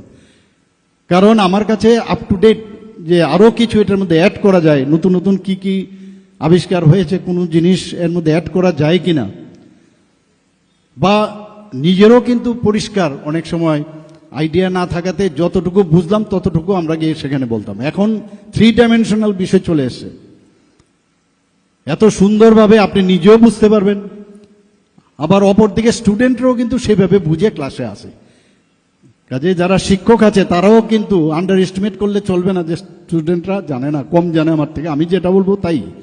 কাজে এই যে একটা কম্পিটিশন, এর মধ্যে যেহেতু টিচার্সদের মধ্যে এদের এক্সপিরিয়েন্স অনেক বেশি, কাজে ন্যাচারালি তার পক্ষে যে জিনিসটা জানা এবং তার পক্ষে ডেলিভারি সিস্টেমটা অনেক স্ট্রং হবে, কনফিডেন্স লেভেলটা অনেক বেশি হবে। তো তার থেকে যে শিক্ষা আমাদের স্টুডেন্টরা পাবে, সেটা আগামী দিন আমার মনে হয় যে আমাদের ত্রিপুরার জন্য একটা উন্নত মানের এখানে ইনস্টিটিউশন হবে। ভিসিআই যেটা আছে আপনাদের ভেটেরিনারি কাউন্সিল অফ ইন্ডিয়া, আমি খবর নিচ্ছিলাম, আমি বলছিলাম রিকগনাইজেশন পেয়েছে কিনা, কারণ আমি তো এই বিষয়গুলো জানি ইনস্টিটিউশনের কি কি। বলছে না, ওটাকে ওই লেটার অফ পারমিশন বা আপাতত দেওয়া হয়েছে, ফ্যাকাল্টি যদি হয়, এখন যেহেতু হোস্টেলের রুম টুম আমাদের এনইসির যে ফান্ড দেওয়া হচ্ছে ন্যাশনাল যে আমাদের নর্থ ইস্টার্ন কাউন্সিল থেকে, আমার কিছুদিন আগেও নর্থ ইস্টার্ন কাউন্সিলের সাথে আমার প্রায়শ বৈঠক হয়, সেখানেও আমরা দেখেছি, সেখানে আমরা যখন আমাদের অর্থনৈতিকের কথা যদি আমরা দুধ, ডিম এবং মাংসের, আমাদের ত্রিপুরা কিন্তু খুব ভালো পজিশন আছে। আজকে ভেটেরিনারি সায়েন্স যদি উন্নত মানের হয়, তবে এই যে আমাদের যেমন এখানে ত্রিপুরাতে ডিমের মাথাপিছু প্রাপ্যতার পার ক্যাপিটা যে অ্যাভেলেবিলিটির দিক দিয়ে নর্থ ইস্টার্ন জোনের মধ্যে কিন্তু আমরা সর্বপ্রথম এখন। তো এটা আমাদের জন্য একটা গৌরবের বিষয়, কিন্তু বসে থাকলে হবে না। এখান থেকে যারা ফ্যাকাল্টিরা আসবেন, আমাদের তাদেরকে যে পশুপালক থেকে শুরু করে তাদের প্রপার ট্রেনিং দেওয়া, এবং যারা পশু পাখি তাদেরকে কিভাবে সুস্বাস্থ্য রাখা যায়। এখানে বলা হয়েছে যে আমাদের কিভাবে যে মোবাইল ভেটেরিনারি মোবাইল যে ভ্যান এখন স্টার্ট হয়েছে, সেগুলো আমি এর আগেও একটা প্রোগ্রামে আমি সেখানে গিয়েছিলাম। এখানে দুধের বিষয়ে যদি আজকে বলুন, আজকে আমরা যদি গুজরাটের কথা বলি, সেখানে এক দুধের যদি আমরা চিন্তা করি, সেখানে কোন জায়গায় চলে গেছে। তো আমুল, আপনারা সবাই জানেন আমুল মিল্ক সম্পর্কে, তো আমাদের ত্রিপুরাতেও আমরা চেষ্টা করছি এখানে। তো দুধের দিক দিয়েও নর্থ ইস্টার্ন জোনের মধ্যে আমরা যে প্রোডাকশন, সেই প্রোডাকশন প্রায় দ্বিতীয় স্থানে আমরা নর্থ ইস্টার্ন জোনের মধ্যে রয়েছি। আমরা রাজ্য মাংস উৎপাদনের আমরা যাতে স্বয়ং সম্পূর্ণতা অলরেডি অর্জন করেছি, তবে অদূর ভবিষ্যতে দুধ ও ডিমের উৎপাদন আরও যাতে আমরা সেলফ সাফিসিয়েন্ট হই, সেলফ রিলায়েন্ট হই, সেই কাজটা শুধু সরকার করলে হবে না, আপনাদেরও, কারণ আপনারা আগামী দিনের ভবিষ্যৎ এই গ্রামীণ অর্থনীতির উন্নয়নের জন্য। সেখানে আরও বেশি করে কোনো ইনোভেটিভ যদি কোনো আইডিয়া থাকে, সারা পৃথিবী এখন আপনাদের হাতের মুঠোয়, সব কিছু এক লহমায় আপনারা সব জানতে পারেন যে কিছু করা যায় কিনা। টিচার যারা আছে তাদের সাথে আপনারা কথা বলতে পারেন। আপনাদের এই যে আজকের যে অনুষ্ঠান হলো, সেই রকম যদি আপনারা সায়েন্টিফিক কোনো সেমিনারের মাধ্যমে বা আপনারা কি কি করছেন, এখানে আমি শুনলাম একটা খামারও আছে, বেশ বড় একটা খামার, সেখান থেকে আপনারা যে প্র্যাকটিক্যাল যে নলেজ আপনারা সেটা নেন, আরও কিছু করা যায় কিনা সেই বিষয়ে আপনারা নিশ্চয়ই আগামী দিন আমার চিন্তা করবেন। আমাদের সমবায়কেও এর সাথে যুক্ত করেছি। তো সমবায়ে তো প্রায় 9 লক্ষ মানুষ এর সাথে ডাইরেক্ট ও ইনডাইরেক্ট ওয়েতে যুক্ত রয়েছে। আজকে আমাদের যখনই কোনো কথা হয় যে প্রোটিন আমাদের প্রচণ্ড প্রয়োজন, তো একমাত্র প্রোটিনের উৎপাদন একমাত্র আপনারাই বেশি করে, আপনাদের যে অভিজ্ঞতা তার নিরিখে আগামী দিন ত্রিপুরা রাজ্যের প্রোটিনের যে বেশি করে উৎপাদন, সেটা আপনাদের পক্ষেই সেটা সম্ভব হবে। আমাদের এখানে মাননীয় মন্ত্রী অলরেডি বলেছেন, মুখ্যমন্ত্রী উন্নত গোধন প্রকল্প আমরা শুরু করেছি, প্রাণীপালক সম্মান নিধি আমরা শুরু করেছি, সেখানে 6,000 টাকা করে আর্থিক সহায়তা আমরা দিচ্ছি প্রতিটি যারা অলরেডি বেনিফিশিয়ারি আছেন। এবং এর জন্য আমরা কিন্তু, আমি যখনই এই ধরনের ঘটনা হয়, আমি ক্যাবিনেটে কিন্তু একদম বিন্দুমাত্র চিন্তা করি না, ইট শুড বি ডান। এতে করে 2023-24 এবং 2024-25 সালে প্রায় 800-এর উপরে 8,000-এর উপরে পরিবার এতে লাভ হয়েছে এবং তাদেরকে 6,000 টাকা করে আমরা প্রতি বছর আর্থিক সহায়তা করছি। ভ্রাম্যমাণ পশু চিকিৎসা ইউনিট উপস্থিত আছেন। তার মধ্যে একটু আগে যার মূল্যবান বক্তব্য আমরা শুনলাম, এই এআরডিডি এবং অন্যান্য দপ্তরের মাননীয় মন্ত্রী শ্রী সুধাংশু দাস মহোদয়, এই বিধানসভার যিনি শ্রদ্ধেয় বিধায়ক তথা প্রাক্তন ত্রিপুরা সরকারের মন্ত্রী এবং প্রাক্তন স্পিকার শ্রী রতন চক্রবর্তী মহোদয়, উনিও ওনার মূল্যবান বক্তব্য আমাদের সামনে রেখেছেন। উপস্থিত ওয়েস্ট ত্রিপুরা জেলা পরিষদের সম্মানিত সভাধিপতি শ্রী বিশ্বজিৎ শীল মহোদয়, তাছাড়া সম্মানিত vice chancellor Tripura university professor Shyamal Das উপস্থিত আছেন এবং যিনি স্বাগত ভাষণ আমাদের সামনে রেখেছেন Shrimati Dipa D Nair, secretary ARDD department. এখানে উপস্থিত director doctor Neeraj Kumar Chanchal ARDD এবং professor doctor Purbi Barman, principal college of veterinary science and animal husbandry R K. নগর।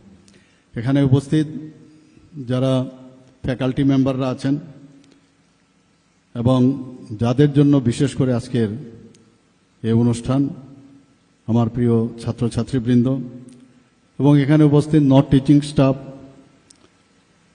এবং যারা জনপ্রতিনিধিগণ এখানে উপস্থিত আছেন, যারা এখানে আজকে রক্তদাতাগণ এবং বিশিষ্ট যারা ব্যক্তিবৃন্দরা এখানে উপস্থিত এই এলাকার এবং মিডিয়া বন্ধুরা, সবাইকে আজকের এই অনুষ্ঠানে উপস্থিত থাকার জন্য হার্দিক অভিনন্দন ও শুভেচ্ছা জানাচ্ছি। আমরা সবাই জানি প্রকৃতির যে নিয়ম, প্রকৃতি ভারসাম্য রক্ষার জন্য আমরা মাঝে মাঝে আমরা ভুলে যাই যে একজন আরেকজনের আমরা কাজে আসতে পারি। গাছ ছাড়া যেমন প্রাণী বাঁচতে পারে না, আবার প্রাণীদের মধ্যে এক প্রাণী ছাড়া বাঁচতে পারে না। এটা কিন্তু আমরা ভুলে যাই বলে মাননীয় প্রধানমন্ত্রীজি, আমি দেখেছি যে ওনার যে স্লোগান সব ক্ষেত্রে কিন্তু সেটাকে আমরা ব্যবহার করতে পারি, যে সবকা সাথ সবকা বিকাশ অ্যান্ড বিশ্বাস আর তার প্রয়াস। এখানে কিন্তু আজকেও এই হসপিটাল আমি যখন ঢোকার পরে সেখানে আমরা আলট্রাসোনোগ্রাফি থেকে আরম্ভ করে এবং অন্যান্য যে স্ক্যান মেশিন থেকে আরম্ভ করে অনেক কিছু দেখলাম সেখানে। কোনো অবস্থায় এটা মেডিকেল কলেজের যে কোনো হসপিটালের সাথে আমরা বলবো না যে এটা ডিফারেন্ট কিছু আছে। আমি যেহেতু মেডিকেল সায়েন্সের সাথে আমি যুক্ত আছি, আর বিশেষ করে ভেটেরিনারিদের সাথে আমার বহু পুরনো পরিচয় ছিল এবং বিভিন্ন কলেজে ওয়েস্ট বেঙ্গলের যে দত্তবাগানে যে ভেটেরিনারি কলেজ আছে সেখানে আমি প্রায়শই যেতাম। পাটনাতেও আমাদের যে এটা বেশ বড় ভেটেরিনারি কলেজ সেখানে আছে, সেখানেও আমি নিয়মিত যেতাম। তো এই যে ব্যবস্থা এবং যেটা আমাদের মাননীয় মন্ত্রী বলেছেন যে ভেটেরিনারি সায়েন্স কিন্তু হিউম্যান সায়েন্সের থেকেও একটু আমি বলবো খুবই কমপ্লিকেটেড। হিউম্যান বিইং তো একটা ওয়ান পিস, ভেটেরিনারিতে বিভিন্ন ধরনের তাদের যে সার্জিক্যাল অ্যানাটমি থেকে আরম্ভ করে বিভিন্ন অ্যানাটমি এক একজনের কিন্তু আলাদা আলাদা। তো পড়াশোনা প্রচুর পরিমাণে করতে হয়। সেই জায়গায় দাঁড়িয়ে আমি মনে করি যে যারা এই ভেটেরিনারি কলেজে চান্স পেয়েছেন বা অ্যালাইড যে এক্সপার্টাইজ আছে আমাদের ভেটেরিনারি অ্যাসিস্ট্যান্ট বা ইত্যাদি যেসব কোর্সগুলো আছে, এটা কিন্তু এত সহজ নয় সেটা পড়া। আমি প্রায়শ শুনতাম আর.কে. নগরে এই ভেটেরিনারি কলেজ ইনস্টিটিউট সম্পর্কে। যখন আমি মুখ্যমন্ত্রীর দায়িত্ব নেই, আমার জানি না কেন সবসময় একটা এফিনিটি থাকতো যে এই কলেজের বর্তমান অবস্থা কি। আমি মাননীয় মন্ত্রী এবং যে সেক্রেটারি ওনাদের থেকে আমি খবর নিতাম। তো সবসময় দেখলাম একটা গ্যাপ ছিল। আমি বললাম কেন ফ্যাকাল্টি কম থাকবে, as early as possible faculty fulfil করতে হবে। এটা চারটিখানে কথা নয়, একটা ভেটেরিনারি কলেজ কোনো স্টেটে থাকা, এটা আমরা জানি মাত্র একটা সিট ছিল, 2টো সিট ছিল আগে ত্রিপুরার থেকে আমাদের সময়। সেই জায়গায় এত বড় একটা মেডিকেল কলেজ হয়েছে, এখানে প্রায় 63 আর আরও জম্মু অ্যান্ড কাশ্মীরের সিট টিট মিলিয়ে প্রায় 66 সিট এখানে আসন সংখ্যা আছে। 85% তো আমাদের যে জয়েন্ট এন্ট্রান্স দিয়ে তারা আসেন, বাকিগুলো বিভিন্ন প্রদেশ এবং জম্মু অ্যান্ড কাশ্মীর মিলিয়ে প্রায় 66 আসন। তো এখানে আমরা কেন এই কলেজের, আমি যদিও প্রথমবার এসেছি, কিন্তু আমি ওই এটা আসার পরে সবসময় একটা ডিফারেন্স আমি দেখতে চাই যে অন্যান্য যে ভেটেরিনারি কলেজগুলো আছে তার থেকে কতটুকু আমরা এগিয়ে এসেছি। আমরা লাইফ স্টক সম্পর্কে আমরা জানি যে ভারতবর্ষ এখন সারা পৃথিবীর মধ্যে লাইফ স্টকে কিন্তু একটা বৃহৎ অংশের দাবিদার। তো লাইফ স্টকের সাথে মানব জীবনের যে উন্নয়ন, বিশেষ করে গ্রামীণ এলাকা, সেই জায়গার উন্নয়নের সাথে সরাসরি যুক্ত রয়েছে। আমার পূর্ববর্তী বক্তারা এই বিষয়ে আলোচনা রেখেছেন। এবং যদিও আমাদের লাইফ স্টক পৃথিবীর মধ্যে সর্বশ্রেষ্ঠ, কিন্তু তার যে দেখভাল করা, তার জন্য মাননীয় প্রধানমন্ত্রীজি যে চিন্তাধারা করছেন প্রতিটা ক্ষেত্রে, যে কোনো না কোনোভাবে যত স্কিম আছে আপনারা গিয়ে দেবেন, যে গ্রামীণ অর্থনীতির সাথে লাইফ স্টকের একটা যে তার যে সম্প্রসারণ করা, তার যে উন্নতি করা, সেগুলো কিন্তু কোনো না কোনোভাবে যুক্ত রয়েছে। তো আজকে যারা এখানে পাঠরত রয়েছেন, যারা ফ্যাকাল্টিরা আছেন, আমি প্রায়শ মাননীয় মন্ত্রীকে আমি বলি যে কোনো অবস্থায় এই কলেজ যাতে সারা ভারতবর্ষের মধ্যে সবাই যেন বলে যে ত্রিপুরাতে একটা ভেটেরিনারি কলেজ আছে, এবং সেখানে পড়ার জন্য যখন সুযোগ পায় বাইরের থেকে, ওনারা যেন he or she should be proud of that college, that আমি এরকম একটা কলেজে আমি চান্স পেয়েছি, সেরকম একটা অবস্থা আমাদের বানাতে হবে। এখন এআই এর যুগ, 5Gর যুগ, সেখানে সব মিলিয়ে এখন পড়াশোনার ক্ষেত্রে মানে স্কাই ইজ দ্য লিমিট। সেখানে আমরা যা জানতে পারবো ততই কম। সেই সায়েন্সকে বেশি করে আরও গুরুত্ব দেওয়া, স্টুডেন্টদেরও এখন খুব সুবিধা হয়ে গেছে। ক্লাসের মধ্যে তো 45 মিনিটস বা 1 ঘন্টায় কতটুকু জানা যাবে।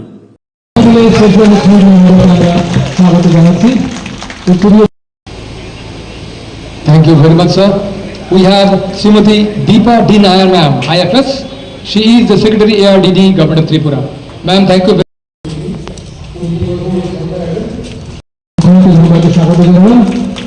Sir, this is a College of Veterinary Science in Animal Husbandry. Thank you very much.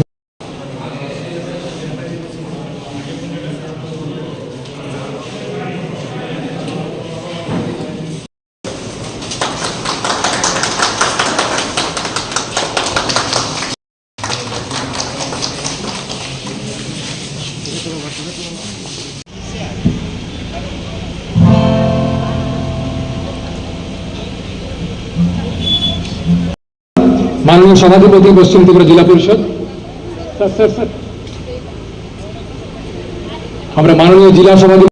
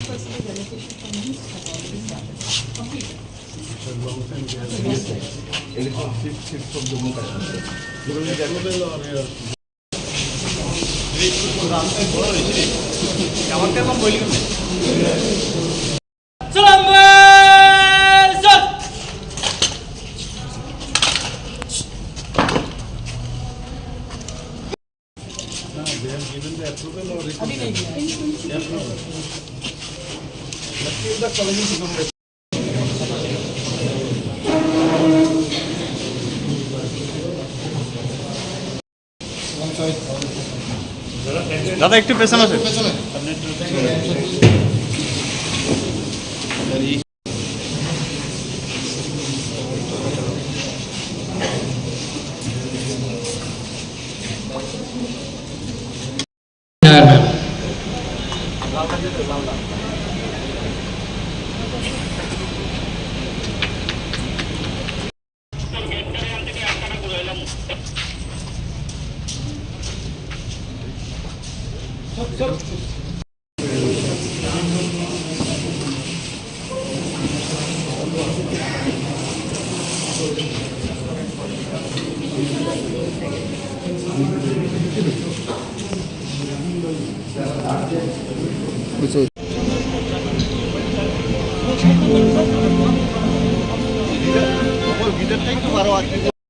বিশেষ মুহূর্তে বিনম্র শ্রদ্ধার সঙ্গে অনুরোধ জানাই শ্রদ্ধা মুখ্যমন্ত্রী মহিলাকে পুরী প্রজ্বলনের মধ্যে দিয়ে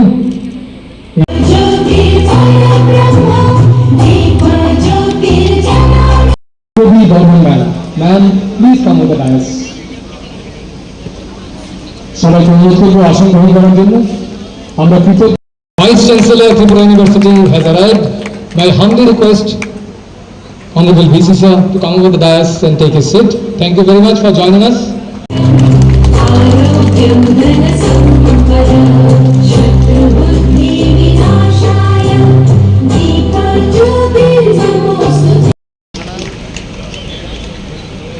Thank you very much sir. And we have শ্রদ্ধার সঙ্গে আপনাকে এই মঞ্চে স্বাগত জানাই professor Shyamal Das, Honorable Vice Chancellor Tripura university. They will make us proud, and that way we are going to create as Tripura, Swasth Tripura, as Bharat, Swasth Tripura. Welcome Chakraborty on the Union Mayapur Assembly Constituency. College of Veterinary Sciences পক্ষ থেকে শ্রদ্ধার মধ্যে মহিলাকে বরণ করে নিচ্ছি এবং এই শুভেচ্ছা স্মারক আমাদের সবার পক্ষ থেকে স্যার আপনার ত্রিপুরা সুন্দর।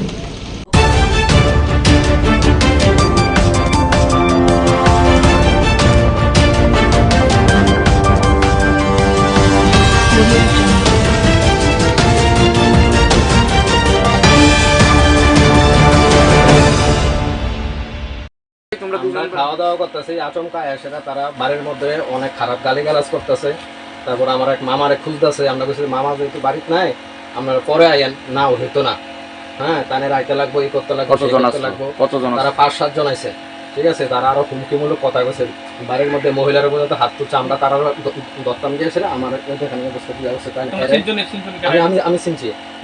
এটা হচ্ছে পরিমল চৌবনের, তার ডাক নাম হয়েছে আবু, বাবার নাম হয়েছে হলদর দেবনাথ, ঠিক আছে। এরপর দেশে আড়ালে আর আছে একজন, হ্যাঁ নামটা মনে হয় আনোয়ার এরকম, হ্যাঁ মুসলিম, এটা করতে পারি না, ঠিক আছে। তো এরপর সেটা তারা কইতেছি সুন্দর করে, আমরা সবাই কথা আমরা মারতাছি, এরপরও কইছি যে বলে আপনারা জানগা ওখানে, আপনারা দিনের বেলা সুস্থ অবস্থা সব মট খায়া মানে যা অবস্থা, হ্যাঁ মানে অনেক খারাপ ভাবে ইয়ে করছে, এটা আমরা জানি না তো কে লেগে আছে, তারা কি উদ্দেশ্যে আছে। মামার বাড়ি পাশের মামার বাড়ি আমরা আইসি তারা বাঁচানোর লাগে আর কি। আপনারা পাড়াত কিন্তু হয়েছে বলতে গত পরশু দিনের আগের দিন মানে 26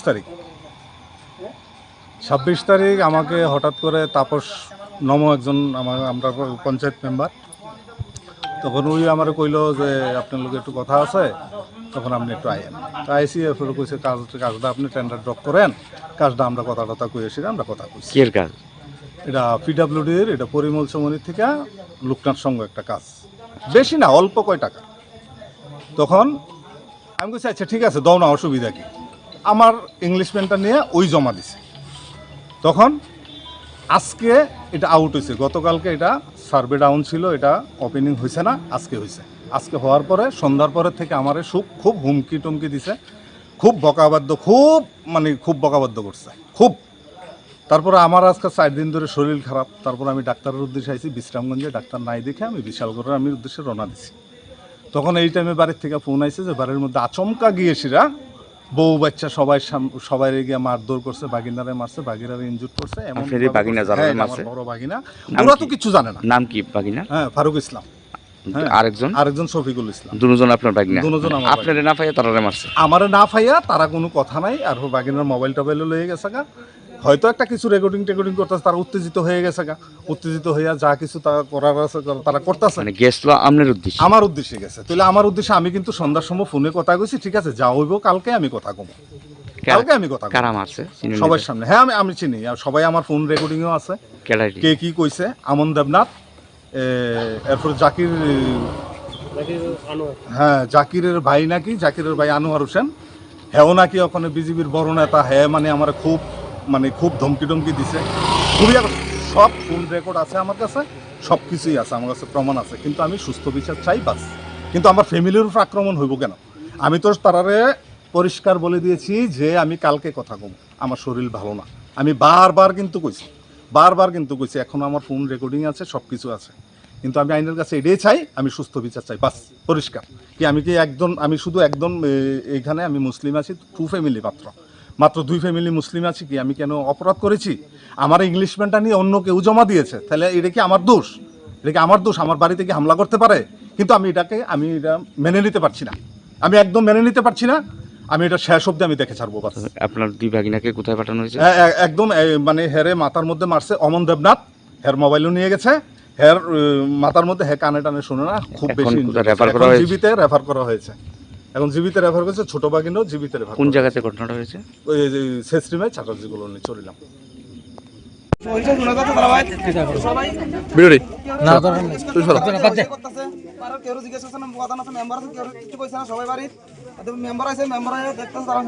সবাই গেছে মেম্বারের লগে, তারা কেউ কিছু জানাইছে না। এরপরে দিয়া তারা আমরা পাড়া মানুষ সবাই গেছি, তারা 4 জনে বাইকে গেছে, তারা 3 জন আসলে এখানে উপস্থিত থাকার পরে পাড়া মানুষ তারা কইছে থাকতো, তারা থাকে নাই, মানে সবাই আটকে রাখছে। প্রশাসন আইছে, প্রশাসন আইয়া আমার প্রভু আছে, প্রশাসনের সামনে গাড়িটা চলে গেছে। আমরা সবাই মিলে গাড়ির সামনে থেকে আটকাইছিলাম যে প্রশাসন আছে, প্রশাসন কিছু করবো। তো প্রশাসন আইয়া দেখছি তারা গাড়ি সাইড দিয়েছে, আমার পূর্ব অবস্থা তারা পুলিশের সামনে আর সব গেছে গা। আর আমরা 2বার ঘটনা হয়েছে, সামনে যদি আবার ইতা করে আমরা মানুষ সবাই হরানি আছে। কাজটা তারা কি সমস্যা করছে হয়েছিল মনে হয়েছে, কেউ কিছু কইছে না, তারাও জানাইছে না, এতটা জানাইছে না। আমরা হয়েছিল গেছি, জানার পরে কার বাড়ি? আনোয়ার হোসেন, মানে আটকে জায়গা অ্যাম্বুলেন্স ড্রাইভারটা আইতে দেরি হইতেছে,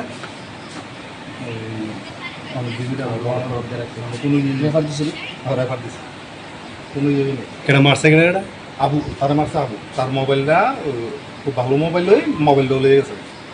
আবু বলতে অমন? ওই যে অমন, ওই আমন দেবনাথ। আর আসলো আনোয়ার হোসেনের ভাই, যে আনোয়ার হোসেনের, মাথা নেতা জাকির, এরপরে আরো আসলো। আমি তো বাড়িতে নাই, আমি আইছি ডাক্তার দায়িত্ব কথা বলে ওখানে করতে পারবেন নি। তারা যায় সেটা নানান ধরনের বকাবদ্ধ করতেছে আর কি। তো আমি কইছি এভাবে বকাবদ্ধ করতেছেন কি, এটা তো আমার মামার বাড়ি, যদি মামার সঙ্গে কথা থাকে মামা আইলে বাড়িতে কথা কইেন, এখন এভাবে মহিলা আছে, বাচ্চা আছে, এভাবে হাঙ্গামা করেন না। তো আমি জাস্ট একটা ভিডিও করতে গেছিলাম যে বাড়ির মধ্যে এভাবে যদি হামলা করে একটা ভিডিও রাখা দরকার, সেই পরিপ্রেক্ষিতে আমি ভিডিওটা করতে গেছি। তখন তারা আমার হাতে থেকে মোবাইলটা কেটে নিয়ে আমার এখানে মারছে, আমার মোবাইলটা আমার ছোট ভাইয়েরও মারছে। চিনছেন কারা মারছে? আমি চিনছি পরিমল চন বাড়ি, তার ডাক নাম আবু, ঠিক আছে, আসল নাম কিন্তু এটা জানি না। কোনটা ওই যে বলাইয়ের ভাই, যে গিরিধারের ভাই? হ্যাঁ হ্যাঁ হ্যাঁ, এমনই। হ্যাঁ, তারপরে আড়ালিয়ার কিছু পোলাবেন আছে, 5-7 জন পোলাবেন আছে, তানে কইতেছে যে ভেজা লইব, বাড়িতে বার করে লইয়া যাবো, আমার মার গাও হাত বলছে, আমার মোবাইলও আছে। আড়াইলা কেউ চিনছেন? আড়াইলা কেউ? আড়াইলা ওই হেরোই চিনছি। কারে? এই যে আনোয়ার, যে আনোয়ার জাকিরের ভাই। যে পরে আরেকজন 3 জন লোক আছে, মানে তারা খুব সাব্যস্তের লোক, তারা বুঝাইতে চাইতেছে নিজেরে। যার চিনছেন দেখি আনো ওই জাকিরের ভাই? হ্যাঁ হ্যাঁ হ্যাঁ, মাথা নেতা জাকির। হ্যাঁ হ্যাঁ হ্যাঁ। আর কেউ আসতো না আপনার সিনেমা তো? না, আর সিনেমা তো নাই। হ্যাঁ কইতেছি একটা রেফার আছিল তো এই ফারুক ইসলাম বিশ্রাম থেকে এই এজেএমসিতে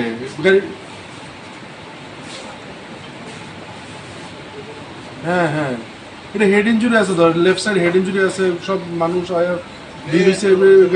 গাড়িটা তো আছে হসপিটালে তো আপনি পারবেন না আমরা লয়ে যাব না মাথায় মনে দেব কেটে ধান দাঁড়াও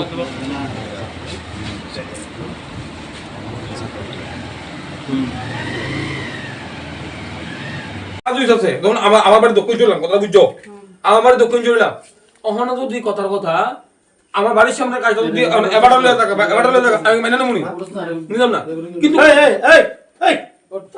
না না এটা আমি রাখতাছি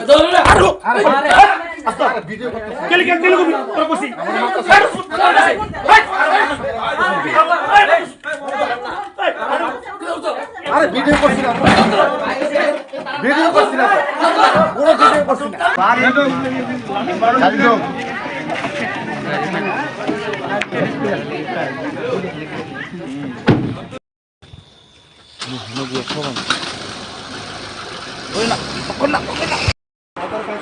গাড়ি লোক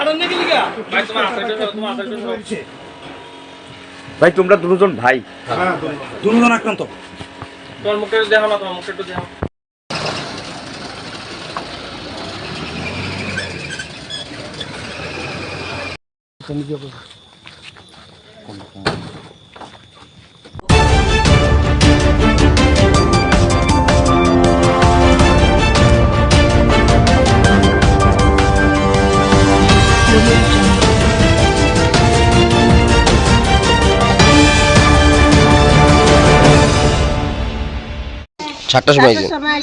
আমরা লাইন পাচ্ছি না, আমরা তো গাড়ি রিজার্ভে আছি। তো এবারে ওখানে এমন হইলে কেমন হইব, মানুষ 10টা 11টার সময় হয়, তো তারা সকাল 7টার সময় দালালরা এসব করবো। তো আমরা গাড়ির ভাড়া দিদি আইম, গাড়ির ভাড়া দিদি আইয়ে রে আমরা কিচ্ছু পাইতাম না। তো আমরা এটা কি হইলো, আমরা আর কি বলার ঠিক আছে? কি চাইবেন যারা সরকার চালাইতেছে তার কাছে কি চাইবেন? সরকার চালাইতেছে যেন এটা সুস্থভাবে হয়, দাবি রাখবেন না? আমি দাবি হবে। ডিম অফিসে কিরে আইছে ভোর 4টার দিকে আধার কার্ড বায়োমেট্রিক করা সকাল 4টা? হ্যাঁ সকাল 4টা। ততক্ষণ কি অফিস খুলছি নি? এত সকালে কেন আইছে? না অত লাইন পাওয়া যাচ্ছে না, এর জন্য আমি সকালে 4টার দিকে এখানে মানে আগে এই লাইন ধরতে হয়? হ্যাঁ আগে এই লাইনটা ধরতেছি। ও তো কত নম্বর লাইন পাইছেন? আমি পাইছি 1 নম্বর। ও কটা পর্যন্ত দাঁড়ায় থাকতে লাগবে লাইনে? 11টা। এত সময় লাইনে দাঁড়ায় কাজ করতে হয়? হ্যাঁ। কি বলবেন এই বিষয়টা, কি কারণে দেরি হইতেছে? এখানে স্যারে কইছে, স্যারে কইছে এখানে মেশিনটি নষ্ট, একটা মেশিনে আছে তার জন্য 18 পুরুষ 18 জন, মহিলা 18 জন করে নিতে আছে। তো মেশিন ঠিক হলে পরে 70 জন করে নিব। কি চাইতেছেন আপনারা?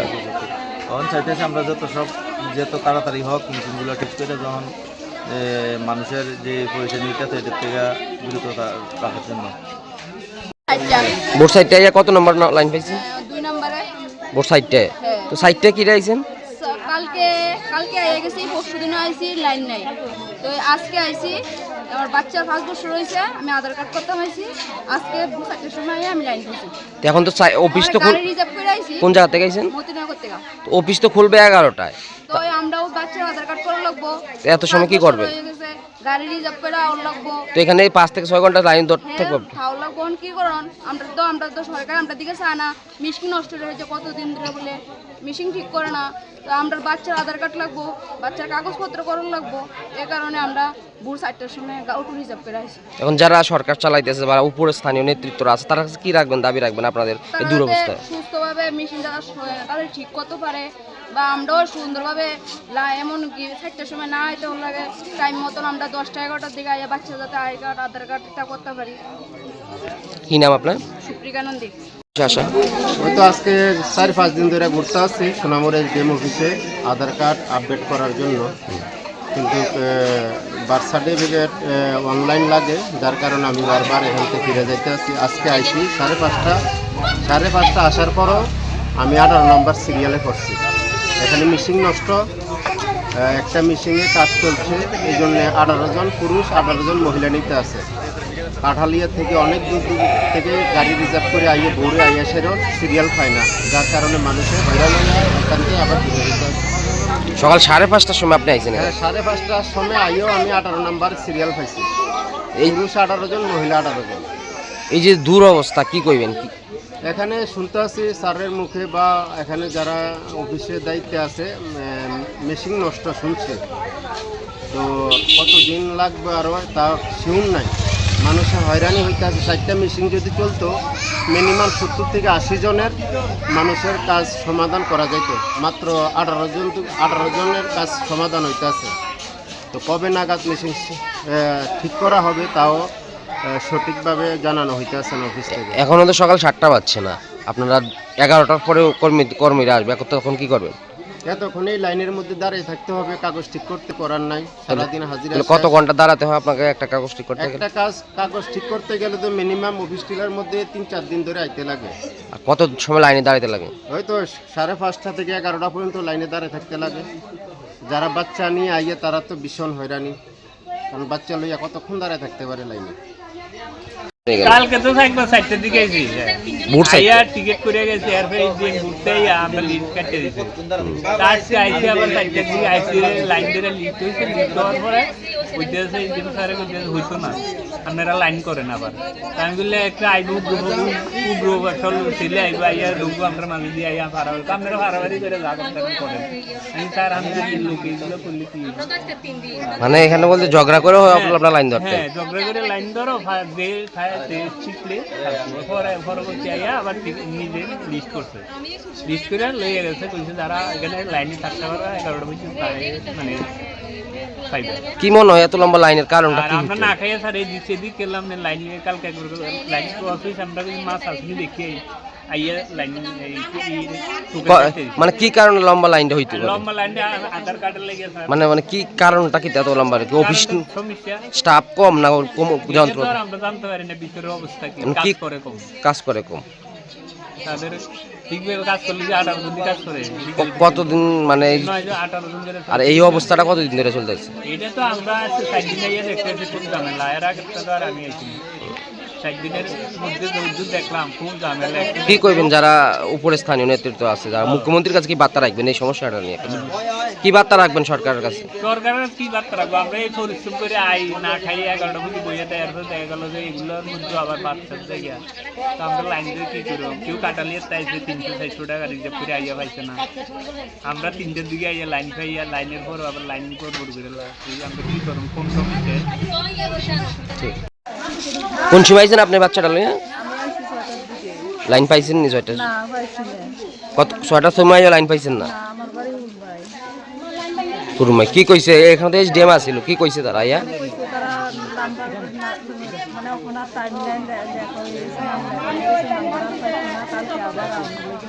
আজকে কি প্রথমে আইছেন না আরো আইছেন? এও পাইছেন না লাইন? এমন যদিও বাচ্চাদের রোদ্রের মধ্যে হাওয়া যাওয়া কি সম্ভব? বাড়িতে তো কাজ করে না, যে সাইডে রাস্তাঘাট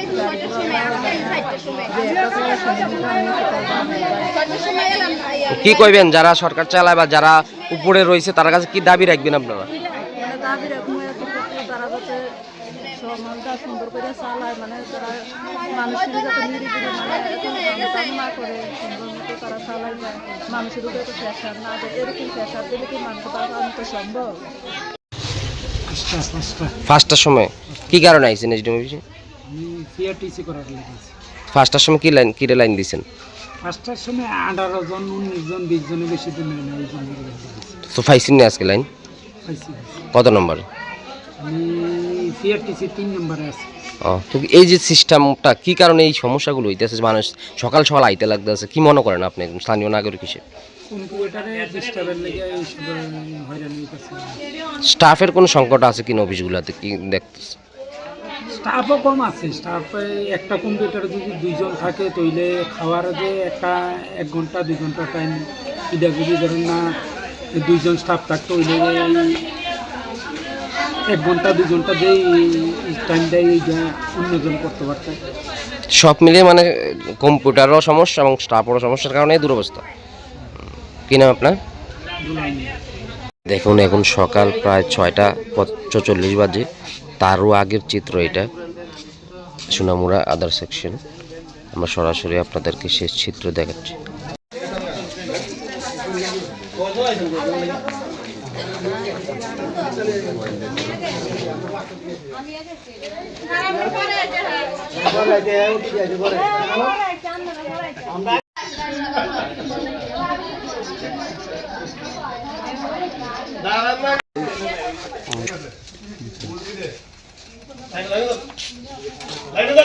কি অবস্থা!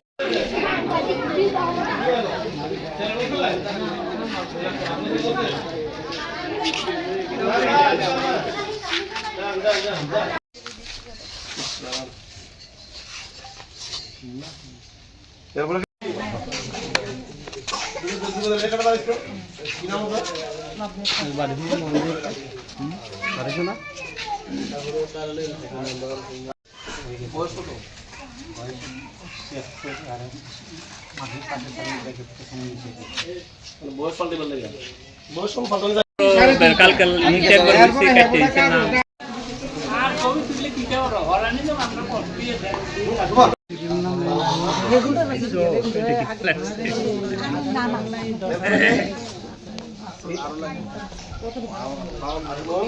কত কষ্ট আর মেশিন একটা গো মেশিনে দেখো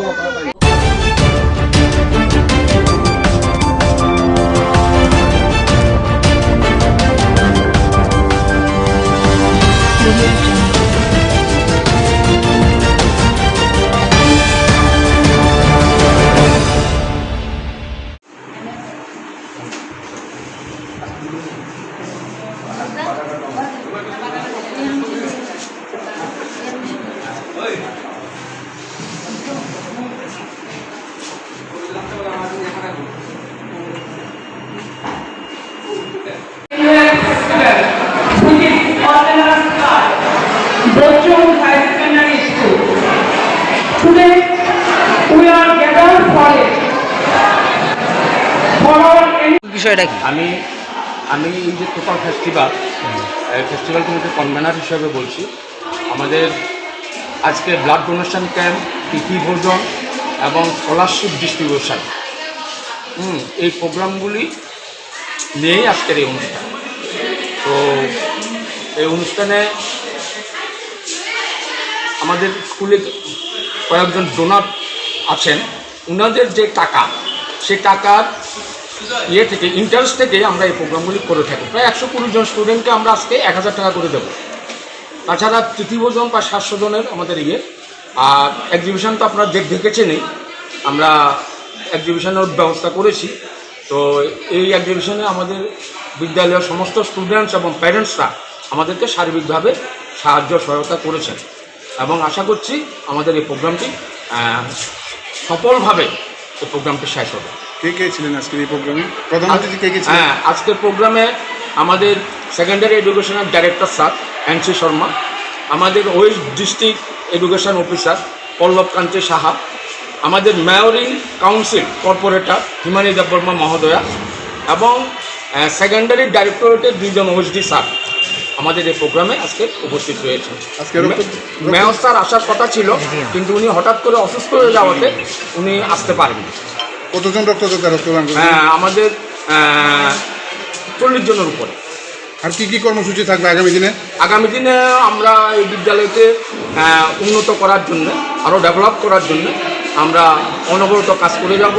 এবং আপনারা জানেন আমাদের বিদ্যালয়ে আজ থেকে 3 বছর আগে 500 স্টুডেন্ট ছিল। এই বছর আমাদের স্টুডেন্টের সংখ্যা 960। আমাদের বিশ্বাস আগামী 1-2 বছরে সেই সংখ্যাটা প্রায় 1200-1400 ছাড়িয়ে যাবে। শিক্ষক শিক্ষিকারা ছাত্রছাত্রীদের পঠন পাঠনে কি গুরুত্ব দিচ্ছেন? হ্যাঁ, আমাদের বিদ্যালয়ের মধ্যে শিক্ষক শিক্ষিকাদের মধ্যে ভালো আন্ডারস্ট্যান্ডিং রয়েছে।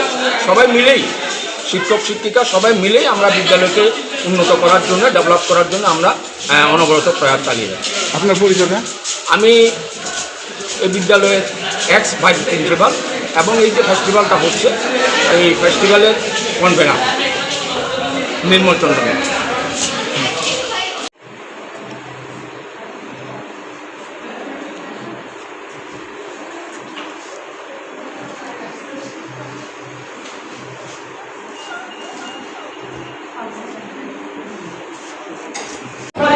provision camp, an event that gives us opportunity to perform a simple effective scholarship program. Srimati Purvi Chakraborty, scholar name.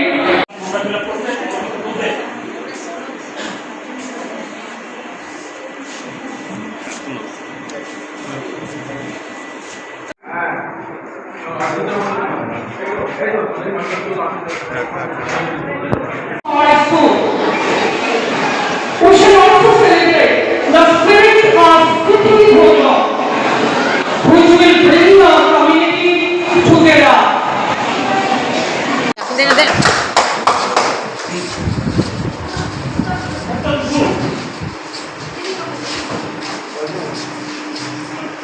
We conduct competition, district education officer, West District, Srimati Himati Devarma.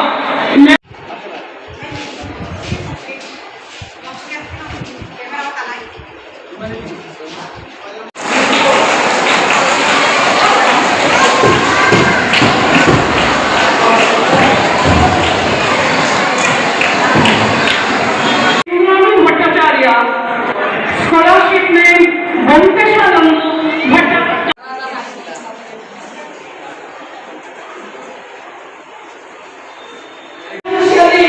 needy student. I extend my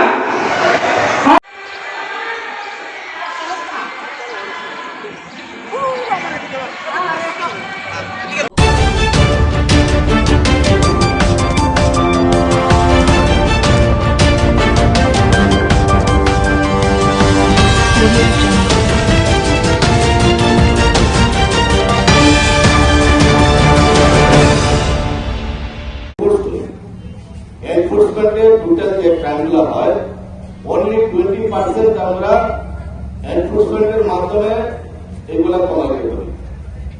বাকি যে 80% বাকি কমবে না, কিন্তু বাকি 80% যদি কমাতে হয় তাহলে আমাদের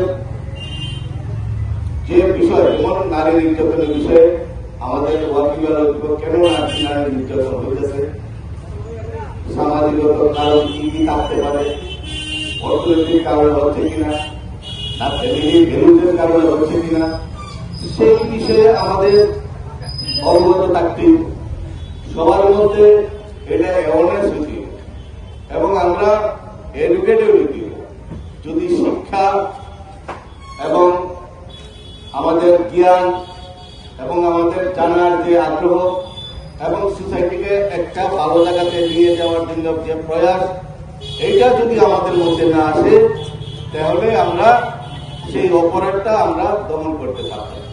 ব্যবহার করা এবং যখন আমি একটা গাড়িকে ওভারটেক করুন, এটা আমার দেখে বলতে 4 নম্বর, আমি যখন গাড়ি চালাবো, বাইক চালাবো, আমি মদমত্ত অবস্থায় বাইক চালাইতে পারতাম না।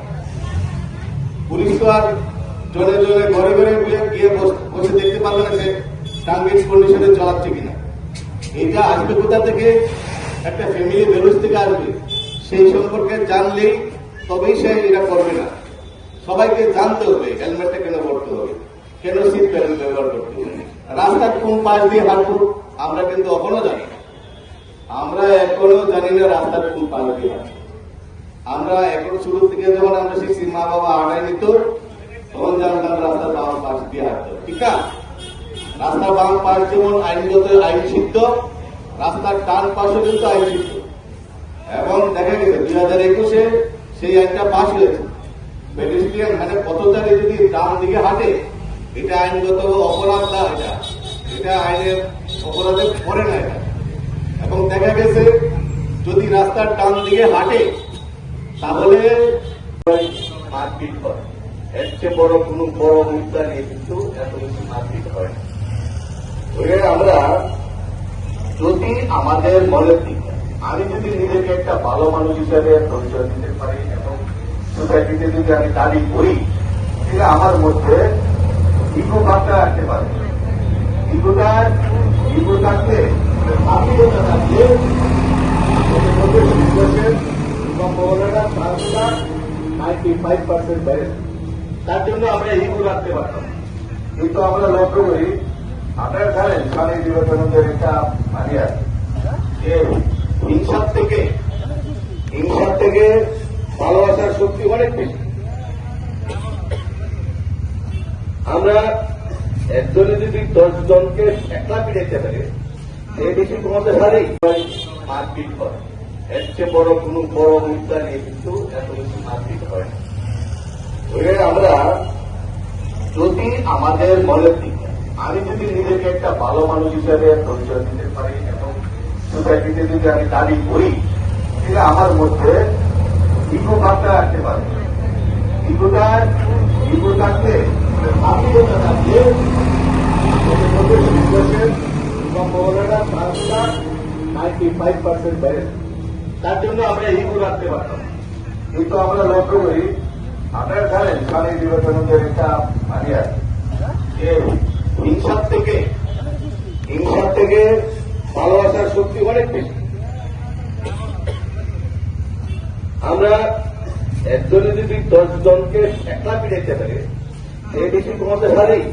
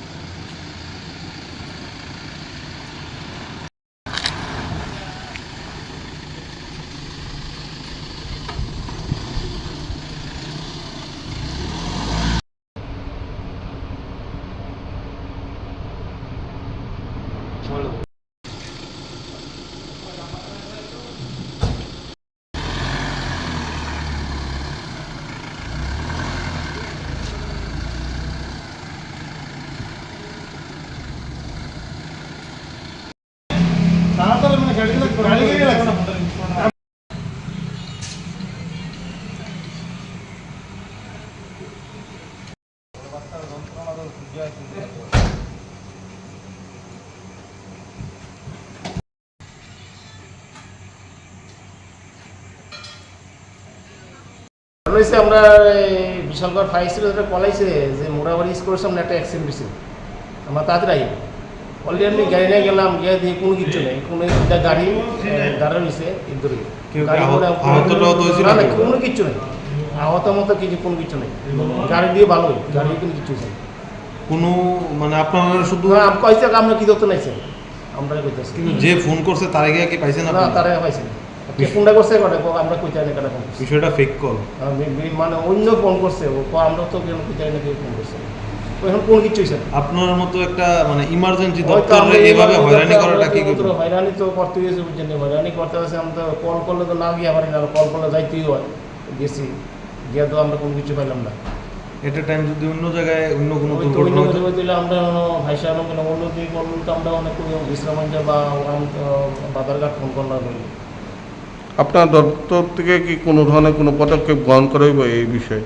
এই বিষয়ে তো বুঝছেন অনেক অনেক হইতেছে, বুঝছেন, অনেক কিছু হইতেছে, বুঝছেন, অনেক কিছু হইতেছে, কোনো কিছু তো হইতেছে।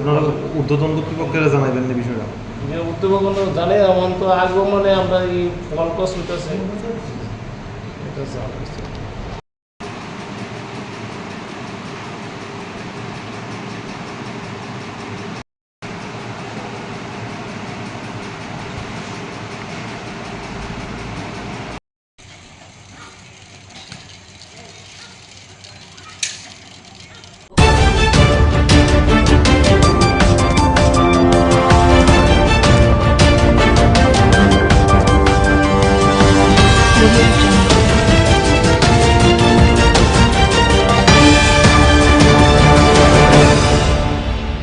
উপস্থিত আছেন,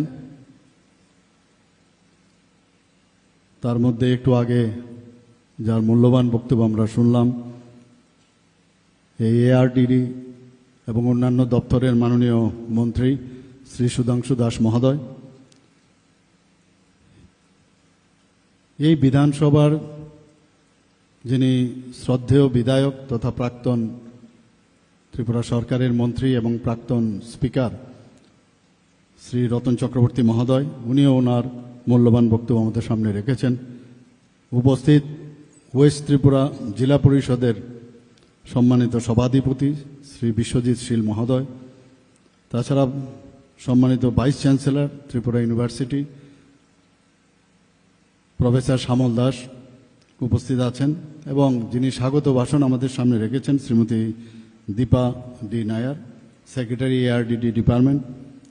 এখানে উপস্থিত director doctor Neeraj Kumar Chanchal ARDD এবং professor doctor Purbi Barman, principal college of veterinary science and animal husbandry, RK নগর।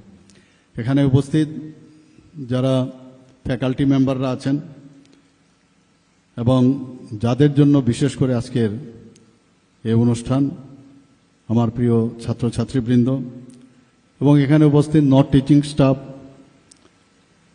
এবং যারা জনপ্রতিনিধিগণ এখানে উপস্থিত আছেন, যারা এখানে আজকে রক্তদাতাগণ এবং বিশিষ্ট যারা ব্যক্তিবৃন্দরা এখানে উপস্থিত এই এলাকার এবং মিডিয়া বন্ধুরা, সবাইকে আজকের এই অনুষ্ঠানে উপস্থিত থাকার জন্য হার্দিক অভিনন্দন ও শুভেচ্ছা জানাচ্ছি। আমরা সবাই জানি প্রকৃতির যে নিয়ম, প্রকৃতি ভারসাম্য রক্ষার জন্য আমরা মাঝে মাঝে আমরা ভুলে যাই যে একজন আরেকজনের আমরা কাজে আসতে পারি। গাছ ছাড়া যেমন প্রাণী বাঁচতে পারে না, আবার প্রাণীদের মধ্যে এক প্রাণী ছাড়া বাঁচতে পারে না। এটা কিন্তু আমরা ভুলে যাই বলে মাননীয় প্রধানমন্ত্রীজি, আমি দেখেছি যে ওনার যে স্লোগান সব ক্ষেত্রে কিন্তু সেটাকে আমরা ব্যবহার করতে পারি, যে সবকা সাথ সবকা বিকাশ অ্যান্ড বিশ্বাস আর তার প্রয়াস। এখানে কিন্তু আজকেও এই হসপিটাল আমি যখন ঢোকার পরে সেখানে আমরা আলট্রাসোনোগ্রাফি থেকে আরম্ভ করে এবং অন্যান্য যে স্ক্যান মেশিন থেকে আরম্ভ করে অনেক কিছু দেখলাম সেখানে। কোনো অবস্থায় এটা মেডিকেল কলেজের যে কোনো হসপিটালের সাথে আমরা বলবো না যে এটা ডিফারেন্ট কিছু আছে। আমি যেহেতু মেডিকেল সায়েন্সের সাথে আমি যুক্ত আছি, আর বিশেষ করে ভেটেরিনারিদের সাথে আমার বহু পুরনো পরিচয় ছিল এবং বিভিন্ন কলেজে ওয়েস্ট বেঙ্গলের যে দত্তবাগানে যে ভেটেরিনারি কলেজ আছে সেখানে আমি প্রায়শই যেতাম। পাটনাতেও আমাদের যে এটা বেশ বড় ভেটেরিনারি কলেজ সেখানে আছে, সেখানেও আমি নিয়মিত যেতাম। তো এই যে ব্যবস্থা এবং যেটা আমাদের মাননীয় মন্ত্রী বলেছেন যে ভেটেরিনারি সায়েন্স কিন্তু হিউম্যান সায়েন্সের থেকেও একটু আমি বলবো খুবই কমপ্লিকেটেড। হিউম্যান বিং তো একটা ওয়ান পিস, ভেটেরিনারিতে বিভিন্ন ধরনের তাদের যে সার্জিক্যাল অ্যানাটমি থেকে আরম্ভ করে বিভিন্ন অ্যানাটমি এক একজনের কিন্তু আলাদা আলাদা। তো পড়াশোনা প্রচুর পরিমাণে করতে হয়। সেই জায়গায় দাঁড়িয়ে আমি মনে করি যে যারা এই ভেটেরিনারি কলেজে চান্স পেয়েছেন বা অ্যালাইড যে এক্সপার্টাইজ আছে আমাদের ভেটেরিনারি অ্যাসিস্ট্যান্ট বা ইত্যাদি যেসব কোর্সগুলো আছে, এটা কিন্তু এত সহজ নয় সেটা পড়া। আমি প্রায়শ শুনতাম RK নগরে এই ভেটেরিনারি কলেজ ইনস্টিটিউট সম্পর্কে। যখন আমি মুখ্যমন্ত্রীর দায়িত্ব নেই, আমার জানি না কেন সবসময় একটা এফিনিটি থাকতো যে এই কলেজের বর্তমান অবস্থা কি। আমি মাননীয় মন্ত্রী এবং যে সেক্রেটারি ওনাদের থেকে আমি খবর নিতাম, তো সবসময় দেখলাম একটা গ্যাপ ছিল। আমি বললাম কেন ফ্যাকাল্টি কম থাকবে, as early as possible faculty fulfil করতে হবে। এটা চারটিখানে কথা নয়। একটা ভেটেরিনারি কলেজ কোনো স্টেটে থাকা, এটা আমরা জানি মাত্র একটা সিট ছিল, দুটো সিট ছিল আগে ত্রিপুরার থেকে আমাদের সময়। সেই জায়গায় এত বড় একটা মেডিকেল কলেজ হয়েছে, এখানে প্রায় 63 আর আরও জম্মু অ্যান্ড কাশ্মীরের সিট মিলিয়ে প্রায় 66 সিট এখানে আসন সংখ্যা আছে। 85% তো আমাদের যে জয়েন্ট এন্ট্রান্স দিয়ে তারা আসেন, বাকিগুলো বিভিন্ন প্রদেশ এবং জম্মু অ্যান্ড কাশ্মীর মিলে প্রায় 66 আসন। তো এখানে আমরা কেন এই কলেজের, আমি যদিও প্রথমবার এসেছি, কিন্তু আমি ওই এটা আসার পরে সবসময় একটা ডিফারেন্স আমি দেখতে চাই যে অন্যান্য যে ভেটেরিনারি কলেজগুলো আছে তার থেকে কতটুকু আমরা এগিয়ে এসেছি। আমরা লাইফ স্টক সম্পর্কে আমরা জানি যে ভারতবর্ষ এখন সারা পৃথিবীর মধ্যে লাইফ স্টকে কিন্তু একটা বৃহৎ অংশের দাবিদার। তো লাইফ স্টকের সাথে মানব জীবনের যে উন্নয়ন, বিশেষ করে গ্রামীণ এলাকা, সেই জায়গার উন্নয়নের সাথে সরাসরি যুক্ত রয়েছে। আমার পূর্ববর্তী বক্তারা এই বিষয়ে আলোচনা রেখেছেন। এবং যদিও আমাদের লাইফ স্টক পৃথিবীর মধ্যে সর্বশ্রেষ্ঠ, কিন্তু তার যে দেখভাল করা, তার জন্য মাননীয় প্রধানমন্ত্রীজি যে চিন্তাধারা করছেন প্রতিটা ক্ষেত্রে, যে কোনো না কোনোভাবে যত স্কিম আছে আপনারা গিয়ে দেবেন, যে গ্রামীণ অর্থনীতির সাথে লাইফ স্টকের একটা যে তার যে সম্প্রসারণ করা, তার যে উন্নতি করা, সেগুলো কিন্তু কোনো না কোনোভাবে যুক্ত রয়েছে। তো আজকে যারা এখানে পাঠরত রয়েছেন, যারা ফ্যাকাল্টিরা আছেন, আমি প্রায়শ মাননীয় মন্ত্রীকে আমি বলি যে কোনো অবস্থায় এই কলেজ যাতে সারা ভারতবর্ষের মধ্যে সবাই যেন বলে যে ত্রিপুরাতে একটা ভেটেরিনারি কলেজ আছে, এবং সেখানে পড়ার জন্য যখন সুযোগ পায় বাইরের থেকে, ওনারা যেন he or she should be proud of that college, that আমি এরকম একটা কলেজে আমি চান্স পেয়েছি, সেরকম একটা অবস্থা আমাদের বানাতে হবে। এখন এআই এর যুগ, 5G'র যুগ, সেখানে সব মিলিয়ে এখন পড়াশোনার ক্ষেত্রে মানে স্কাই ইজ দ্য লিমিট। সেখানে আমরা যা জানতে পারবো ততই কম। সেই সায়েন্সকে বেশি করে আরও গুরুত্ব দেওয়া, স্টুডেন্টদেরও এখন খুব সুবিধা হয়ে গেছে। ক্লাসের মধ্যে তো 45 মিনিটস বা 1 ঘন্টায় কতটুকু জানা যাবে, এবং এর মধ্যে ছুটি ছাটা থাকে, কিন্তু নিজেকে তৈরি করা, আপডেট করা, সেটা টিচারই হোক স্টুডেন্টই হোক। আমরা যখন কলেজে যেতাম তৎকালীন সময়, তখন কিন্তু মানে যে বই দেখে বই পড়ে সেটা তো একটা মানে এভরিডে বা এভরি মান্থ এটা একটা নর্মাল যে একটা ফ্রেমওয়ার্ক ছিল, তার উপর ভিত্তি করে আমরা ক্লাস করাতে যেতাম।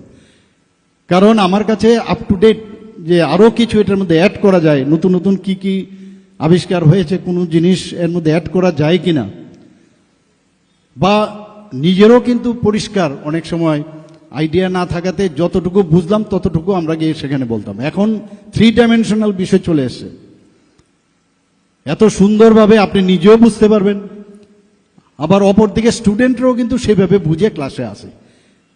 কাজে যারা শিক্ষক আছে তারাও কিন্তু আন্ডার এস্টিমেট করলে চলবে না যে স্টুডেন্টরা জানে না, কম জানে আমার থেকে, আমি যেটা বলবো তাই। কাজে এই যে একটা কম্পিটিশন, এর মধ্যে যেহেতু টিচার্সদের মধ্যে এদের এক্সপিরিয়েন্স অনেক বেশি, কাজে ন্যাচারালি তার পক্ষে যে জিনিসটা জানা এবং তার পক্ষে ডেলিভারি সিস্টেমটা অনেক স্ট্রং হবে, কনফিডেন্স লেভেলটা অনেক বেশি হবে। তো তার থেকে যে শিক্ষা আমাদের স্টুডেন্টরা পাবে, সেটা আগামী দিন আমার মনে হয় যে আমাদের ত্রিপুরার জন্য একটা উন্নত মানের এখানে ইনস্টিটিউশন হবে। ভিসিআই যেটা আছে আপনাদের ভেটেরিনারি কাউন্সিল অফ ইন্ডিয়া, আমি খবর নিচ্ছিলাম, আমি বলছিলাম রিকগনাইজেশন পেয়েছে কিনা, কারণ আমি তো এই বিষয়গুলো জানি ইনস্টিটিউশনের কি কি। বলছে না, ওটাকে ওই লেটার অফ পারমিশন বা আপাতত দেওয়া হয়েছে, ফ্যাকাল্টি যদি হয়, এখন যেহেতু হোস্টেলের রুম টুম আমাদের এনইসির যে ফান্ড দেওয়া হচ্ছে ন্যাশনাল যে আমাদের নর্থ ইস্টার্ন কাউন্সিল থেকে, আমার কিছুদিন আগেও নর্থ ইস্টার্ন কাউন্সিলের সাথে আমার প্রায়শ বৈঠক হয়, সেখানেও আমরা দেখেছি, সেখানে আমরা যখন আমাদের অর্থনৈতিকের কথা যদি আমরা দুধ, ডিম এবং মাংসের, আমাদের ত্রিপুরা কিন্তু খুব ভালো পজিশন আছে। আজকে ভেটেরিনারি সায়েন্স যদি উন্নত মানের হয়, তবে এই যে আমাদের যেমন এখানে ত্রিপুরাতে ডিমের মাথাপিছু প্রাপ্যতার পার ক্যাপিটা যে অ্যাভেলেবিলিটির দিক দিয়ে নর্থ ইস্টার্ন জোনের মধ্যে কিন্তু আমরা সর্বপ্রথম এখন। এটা আমাদের জন্য একটা গৌরবের বিষয়, কিন্তু বসে থাকলে হবে না। এখান থেকে যারা ফ্যাকাল্টিরা আসবেন, আমাদের তাদেরকে যে পশুপালক থেকে শুরু করে তাদের প্রপার ট্রেনিং দেওয়া, এবং যারা পশু পাখি তাদেরকে কিভাবে সুস্বাস্থ্য রাখা যায় এখানে বলা হয়েছে যে আমাদের কিভাবে যে মোবাইল ভেটেরিনারি মোবাইল যে ভ্যান এখন স্টার্ট হয়েছে, সেগুলো আমি এর আগেও একটা প্রোগ্রামে আমি সেখানে গিয়েছিলাম। এখানে দুধের বিষয়ে যদি আজকে বলুন, আজকে আমরা যদি গুজরাটের কথা বলি, সেখানে এক দুধের যদি আমরা চিন্তা করি, সেখানে কোন জায়গায় চলে গেছে। তো আমুল, আপনারা সবাই জানেন আমুল মিল্ক সম্পর্কে। তো আমাদের ত্রিপুরাতেও আমরা চেষ্টা করছি এখানে। তো দুধের দিক দিয়েও নর্থ ইস্টার্ন জোনের মধ্যে আমরা যে প্রোডাকশন, সেই প্রোডাকশন প্রায় দ্বিতীয় স্থানে আমরা নর্থ ইস্টার্ন জোনের মধ্যে রয়েছি। আমরা রাজ্য মাংস উৎপাদনের আমরা যাতে স্বয়ং সম্পূর্ণতা অলরেডি অর্জন করেছি, তবে অদূর ভবিষ্যতে দুধ ও ডিমের উৎপাদন আরও যাতে আমরা সেলফ সাফিসিয়েন্ট হই, সেলফ রিলায়েন্ট হই, সেই কাজটা শুধু সরকার করলে হবে না, আপনাদেরও। কারণ আপনারা আগামী দিনের ভবিষ্যৎ এই গ্রামীণ অর্থনীতির উন্নয়নের জন্য। সেখানে আরও বেশি করে কোনো ইনোভেটিভ যদি কোনো আইডিয়া থাকে, সারা পৃথিবী এখন আপনাদের হাতের মুঠোয়, সব কিছু এক লহমায় আপনারা সব জানতে পারেন যে কিছু করা যায় কিনা। টিচার যারা আছে তাদের সাথে আপনারা কথা বলতে পারেন। আপনাদের এই যে আজকের যে অনুষ্ঠান হলো, সেই রকম যদি আপনারা সায়েন্টিফিক কোনো সেমিনারের মাধ্যমে বা আপনারা কি কি করছেন, এখানে আমি শুনলাম একটা খামারও আছে, বেশ বড় একটা খামার, সেখান থেকে আপনারা যে প্র্যাকটিক্যাল যে নলেজ আপনারা সেটা নেন, আরও কিছু করা যায় কিনা সেই বিষয়ে আপনারা নিশ্চয়ই আগামী দিন আমার চিন্তা করবেন। আমাদের সমবায়কেও এর সাথে যুক্ত করেছি। তো সমবায়ে তো প্রায় 9 লক্ষ মানুষ এর সাথে ডাইরেক্ট ও ইনডাইরেক্ট ওয়েতে যুক্ত রয়েছে। আজকে আমাদের যখনই কোনো কথা হয় যে প্রোটিন আমাদের প্রচণ্ড প্রয়োজন, তো একমাত্র প্রোটিনের উৎপাদন একমাত্র আপনারাই বেশি করে, আপনাদের যে অভিজ্ঞতা তার নিরিখে আগামী দিন ত্রিপুরা রাজ্যের প্রোটিনের যে বেশি করে উৎপাদন, সেটা আপনাদের পক্ষেই সেটা সম্ভব হবে। আমাদের এখানে মাননীয় মন্ত্রী অলরেডি বলেছেন, মুখ্যমন্ত্রী উন্নত গোধন প্রকল্প আমরা শুরু করেছি, প্রাণীপালক সম্মান নিধি আমরা শুরু করেছি, সেখানে 6,000 টাকা করে আর্থিক সহায়তা আমরা দিচ্ছি প্রতিটি যারা অলরেডি বেনিফিশিয়ারি আছেন। এবং এর জন্য আমরা কিন্তু, আমি যখনই এই ধরনের ঘটনা হয়, আমি ক্যাবিনেটে কিন্তু একদম বিন্দুমাত্র চিন্তা করি না, ইট শুড বি ডান। এতে করে 2023-24 এবং 2024-25 সালে প্রায় 800-এর উপরে, 8,000-এর উপরে পরিবার এতে লাভ হয়েছে এবং তাদেরকে 6,000 টাকা করে আমরা প্রতি বছর আর্থিক সহায়তা করছি। ভ্রাম্যমাণ পশু চিকিৎসা ইউনিট, যেটা আমি একটু আগে বললাম, এখন যারা প্রাণীরা আছেন তাদেরও তো বাঁচতে হবে, তাদের জন্য যে খাদ্য, তার জন্য সবুজ প্রাণী খাদ্য উন্নয়ন প্রকল্প আমরা সেটা শুরু করেছি। এর মধ্যে 286 হেক্টর জমিতে আমরা সবুজ প্রাণী খাদ্য চাষ করা হচ্ছে। মুখ্যমন্ত্রী প্রাণী সম্পদ বিকাশ যোজনায় হাঁস মুরগি যাতে পালন একটা প্রকল্প আমরা শুরু করেছি, তাতে করে হাঁস এবং মুরগির ছানা ইত্যাদি বিতরণ করা আমরা বহু জায়গায় আমরা করছি। ন্যাশনাল প্রোগ্রাম ফর ডেভেলপমেন্ট প্রকল্প একটা, সেটা 15ই মে 2025 বামুটিয়াতে আপনারা নিশ্চয়ই খবর পেয়েছেন, প্রায় 40,000 লিটার ক্ষমতা সম্পন্ন দুগ্ধ প্রক্রিয়াকরণ ও দুগ্ধজাত দ্রব্য উৎপাদন কেন্দ্রের উদ্বোধন করা হয়।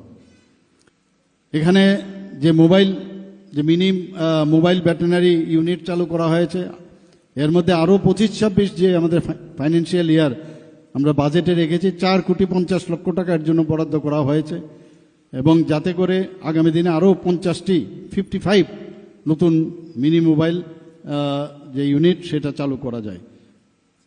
বন্ধুগণ, আমি আবার আপনাদের বলছি যে আমাদের এই ইনস্টিটিউশন এমন একটা ইনস্টিটিউট হোক, সেটা সারা ভারতবর্ষের না, সারা পৃথিবীর মধ্যে যাতে একটা সত্যিকারের অর্থেই এখানে একটা ইনস্টিটিউশন সবাই জানে। পাশাপাশি আপনারা দেখুন, আমরা এখানে সিজা হসপিটাল, এখানে আমি আসার জন্য, এখানে খুব বেশি লোক তো চলাফেরা করে না, কিন্তু এখানে সিজা হসপিটাল, এখানে আমি 5 তারিখ সম্ভব সেখানে আমি ভূমি পূজন করতে যাচ্ছি। যখন একটা সুপার স্পেশালিটি হসপিটাল হবে, তো মানুষ কিন্তু তখন আসবেই, দেখে প্রচুর মানুষ আসবে। তো একটা কম্পিটিশন কিন্তু হবে যে একটা অ্যানিম্যাল হাজবেন্ডারি এবং ভেটেরিনারি সায়েন্স পাশাপাশি এরকম সুপার স্পেশালিটির হসপিটাল দুটো মিলে এখানে মানুষ যখন যাতায়াত করবে, তো আপনাদের সম্পর্কেও জানবে, আপনাদের মধ্যে উৎসাহ এটা বেরবে, আসবে যে আমরা একটা কম্পিটিটিভ মোডে আমরা সবাই মিলে আমরা কাজ করছি সমাজের জন্য, সেটা কিন্তু চলে আসবে। আরও বিভিন্ন যেসব উন্নয়নের বিষয় আছে, যখন আমি নিশ্চিত যে আগামী দিন আমরা সেটা করব। একটা উদাহরণ দিয়ে আমি আমার কথা বলা শেষ করব। যখন আমরা গৌমাতা, আমি গত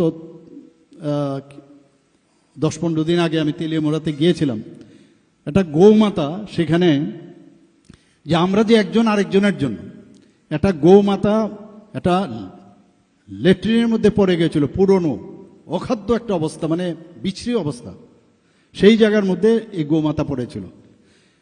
আমাদের যারা ওখানে ভলেন্টিয়াররা আছেন তারা এবং ওখানকার স্থানীয় যারা ছেলেরা আছেন তারা সেখানে সেই ট্যাঙ্কির ভিতর ঢুকে তাকে উদ্ধার করেছে, এবং উদ্ধার করার পরে দেখা গেল যে কয়েকজন অসুস্থ হয়েছেন, কিছু লোক, তাদেরকে হাসপাতালে ভর্তি করা হয়েছে। তো এই যে একটা একজন আরেকজনের জন্য, এটা কিন্তু আমি আজকে এখানে আসার পর আমি ভাবছিলাম যে এটা এর থেকে প্রকৃত উদাহরণ আর কিচ্ছু হতে পারে না, এবং তারা এখন সুস্থ আছে, ভালো আছে। তো আমরা আজকে একজন আরেকজনের তরে এই কথাটা আমি বলবো, এবং সবাই যেন এই ভেটেরিনারি কলেজের যাতে আরও বেটার হয়, বেটার থেকে বেটার হয়, আপনারা সবাই মিলে আমরা চেষ্টা করব। সরকারের তরফ থেকে করবে, কিন্তু আপনারাও আপনার চেষ্টা করবেন। সবাইকে আজকের এই 17তম প্রতিষ্ঠা দিবস উদযাপন উপলক্ষে হার্দিক অভিনন্দন, শুভেচ্ছা জানিয়ে আমার কথা বলা শেষ করছি। নমস্কার, জয় হিন্দ।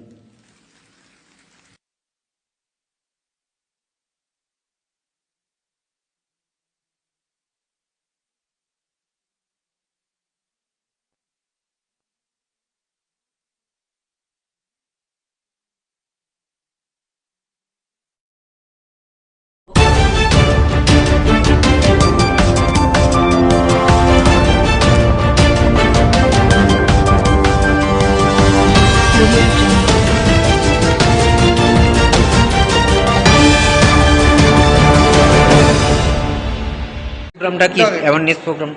নমস্কার, আজকে আমরা অত্যন্ত খুশি, আমাদের স্কুলে একটা কেরিয়ার কাউন্সিলিং প্রোগ্রাম হচ্ছে। এরকম প্রোগ্রাম বিভিন্ন সংস্থাই আমাদের এখানে করে থাকেন আমাদের বাচ্চাদের কেরিয়ারের জন্য, ফিউচারের জন্য। তো আজকে আমরা খুশি এই কারণে যে এয়ারপোর্ট অথরিটি অফ ইন্ডিয়া আগরতলার যে এমবিবি এয়ারপোর্টের ব্রাঞ্চ, ওনারা আমাদের এখানে অ্যারেঞ্জমেন্টটা করেছেন। যদিও প্রোগ্রামটা হবে দিল্লি থেকে ভার্চুয়াল, সারা দেশে একসঙ্গে হচ্ছে, তো ওনারা বেছেছেন আমাদের স্কুলকে এই আগরতলার মধ্যে, এবং প্রোগ্রামটা শুরু হচ্ছে তার মূলত হচ্ছে কেরিয়ার কাউন্সিলিং, এবং 10, 11 এবং 12-এর ছাত্ররা এই ক্যাম্প থেকে উপকৃত হবেন। আর আমরা খুশি, এয়ারপোর্ট অথরিটি আগরতলার এমবিবি এয়ারপোর্টের যিনি ডিরেক্টর স্যারও আমাদের মধ্যে আছেন। ধন্যবাদ।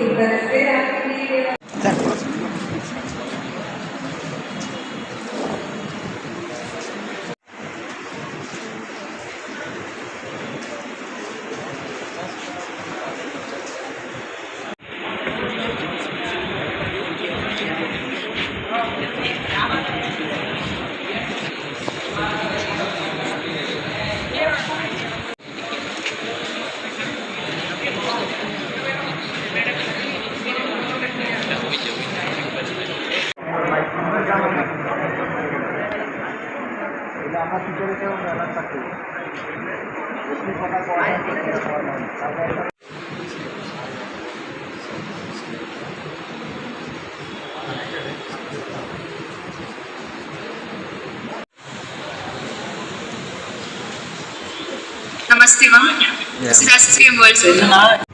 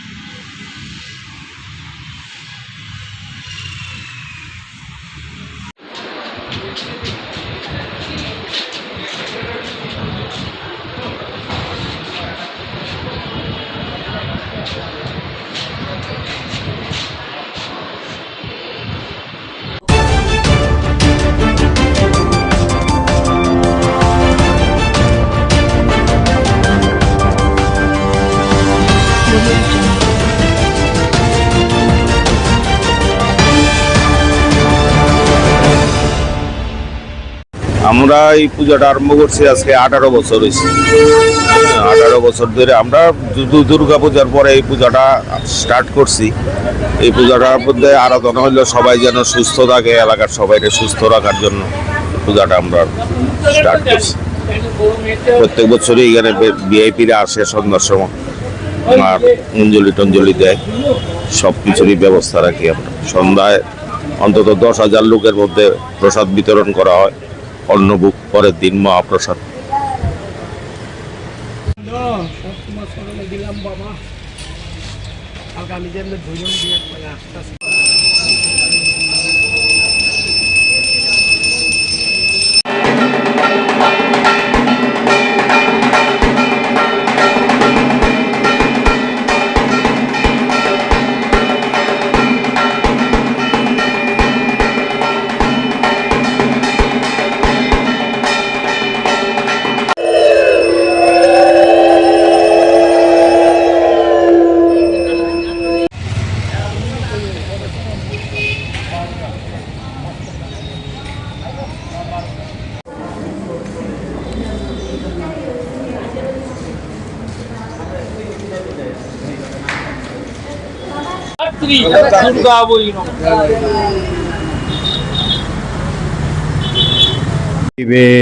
सर्वार्थ साधिके शरण्ये त्र्यंबके गौरी नारायणी नमस्तुते। आज कार्तिक मासेर शुक्लपक्षेर नवमी तिथि। আমাদের সনাতন ধর্মের কৃষ্টি সংস্কৃতি ধারক বাহক প্রচারক ছিলেন আমাদের পূর্বপুরুষেরা, ভারতের মুনি ঋষিরা। তারা দীর্ঘকাল তপস্যা করেছেন হিমালয় গুহা কন্দরে। কেউ বা জল পান করে, কেউ বা বায়ু পান করে দীর্ঘকাল সাধনা করেছেন। সাধনার পরিসমাপ্তিতে তারা বুঝতে পারলেন, জানতে পারলেন মার কৃপাতে যে সব কিছুর মূলে হচ্ছে মা আদ্যাশক্তি। মা আদ্যাশক্তি বিভিন্ন রূপে, বিভিন্নভাবে, বিভিন্ন সময়ে এই মর্তে আবির্ভূত হয়েছেন। তিনি কখনো মহাকালী রূপে এসছেন, তিনি কখনো মহালক্ষ্মী রূপে এসছেন, তিনি কখনো মহাসরস্বতী রূপে এসছেন, তিনি মা ভগবতী দুর্গা রূপে এসছেন। এইভাবে মায়ের অনন্ত রূপ, অনন্ত শক্তি, অনন্ত ঐশ্বর্য, মাধুর্য আছে। তাই শরৎকালে ভগবান রামচন্দ্র অকাল বোধন করে মাকে জাগিয়ে মার শক্তি কৃপা লাভ করে অশুভ শক্তিকে, দানবীয় শক্তিকে বিনাশ করেছে। শরৎকালে দুর্গা পূজার পরেই কার্তিক মাসের শুক্লপক্ষের নবমীতে মায়ের আবার আবির্ভাব।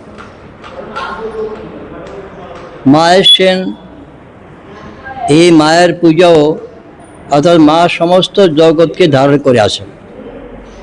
সৃষ্টির মধ্যে কত প্রাণী আছে, মানুষ, পশু, পাখি, কীট পতঙ্গ, বৃক্ষলতা সবকে মা ধারণ করে আছেন।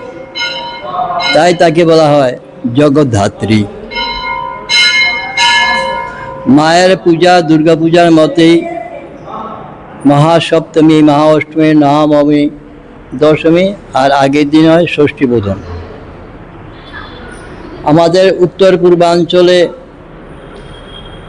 বিশেষ করে একজন বড় সাধক ছিলেন দয়ানন্দ স্বামী। চন্দননগরে 3 দিন সমারোহে মায়ের পূজা হয়। আগের দিন অধিবাস হয়, তারপরের দিন দশমীতে মার বিসর্জন হয়। আমাদের উত্তর পূর্বাঞ্চলে মার পূজা একদিনই হয়, 3 বার হয়। দয়ানন্দ তিনি খুব মাতৃ সাধক ছিলেন। রামপ্রসাদ রামকৃষ্ণের মতোই, মামা খেপার মতোই মাতৃ সাধক ছিলেন। অষ্টমী দিন ভোরবেলা ব্রাহ্ম মুহূর্তে মা স্বপ্নে দয়ানন্দকে বললেন, এই তুই আমার পূজা করলি না কেন? বলছি মা তুমি কি আমাকে বলো নাই কী করে তোমার পূজা করবো? তুমিও মাতৃ সাধক, আদ্যশক্তি মায়ের সাধক তিনিও। তো বলছে তো 3 দিন পূজা হয়, ঠিক আছে আজকে অষ্টমী, ঠিক আছে তুই আজকে অধিবাস করে নে, আর কালকে নবমী দিন তুই পর 3 বার পূজা করে নিবি, তাতে তোর সিদ্ধি পরিপূর্ণ হবে। আনন্দে তিনি খুব আনন্দ শান্তি পেলেন মাতৃবাণী শুনে। মা বলে দিলেন যে দেখ পূজার কতগুলি সময় আছে, এই সময়গুলি একটু ফলো করবি।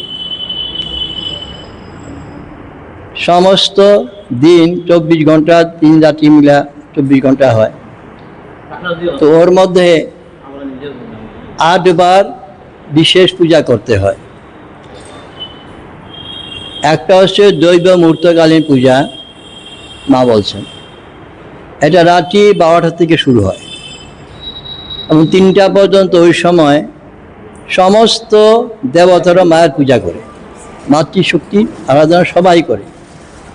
ওই দৈব মুহূর্তটা রাত্রি 12টা থেকে 3টা পর্যন্ত।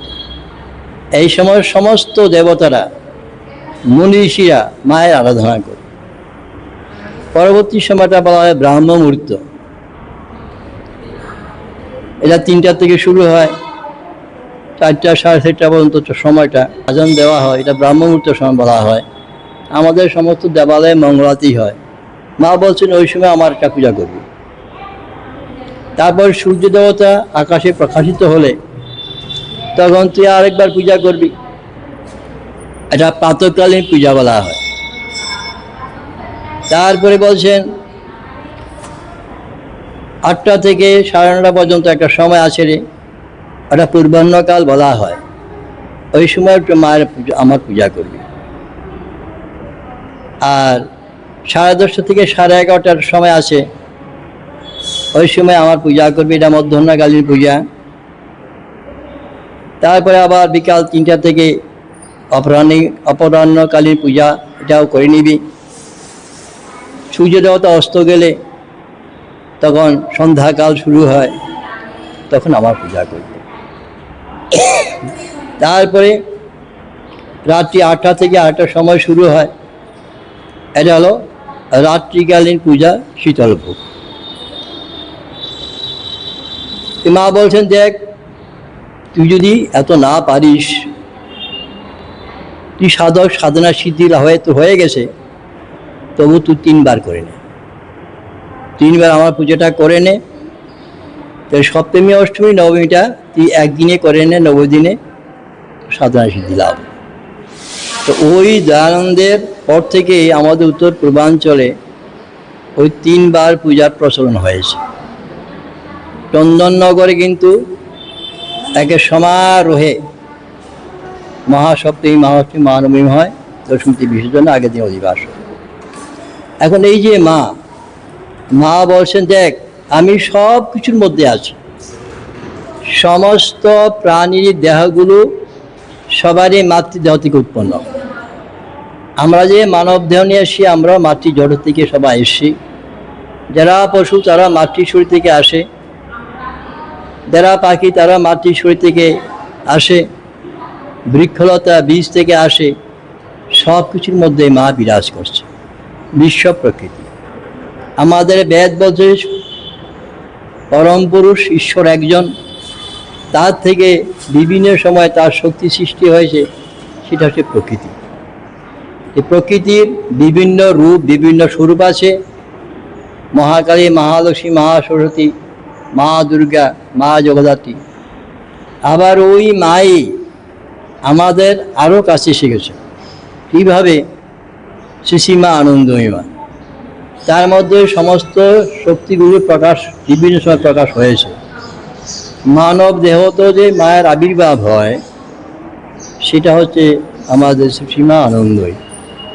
ওনার মধ্যেও বিভিন্ন সময়ে বিভিন্ন দেবতাদের মাতৃশক্তির পরিপূর্ণ প্রকাশ হয়েছে।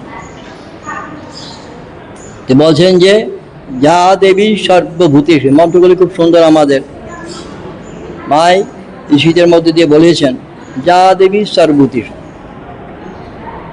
মাতৃরূপেণ সংস্থিতা নমস্তস্যে নমস্তস্যে নমস্তস্যে নমঃ নমঃ।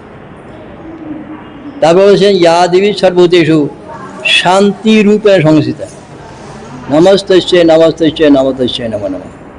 মা সকলকেই শান্তি দেন, প্রত্যেকটা প্রাণীকে মা শান্তি প্রদান করেন।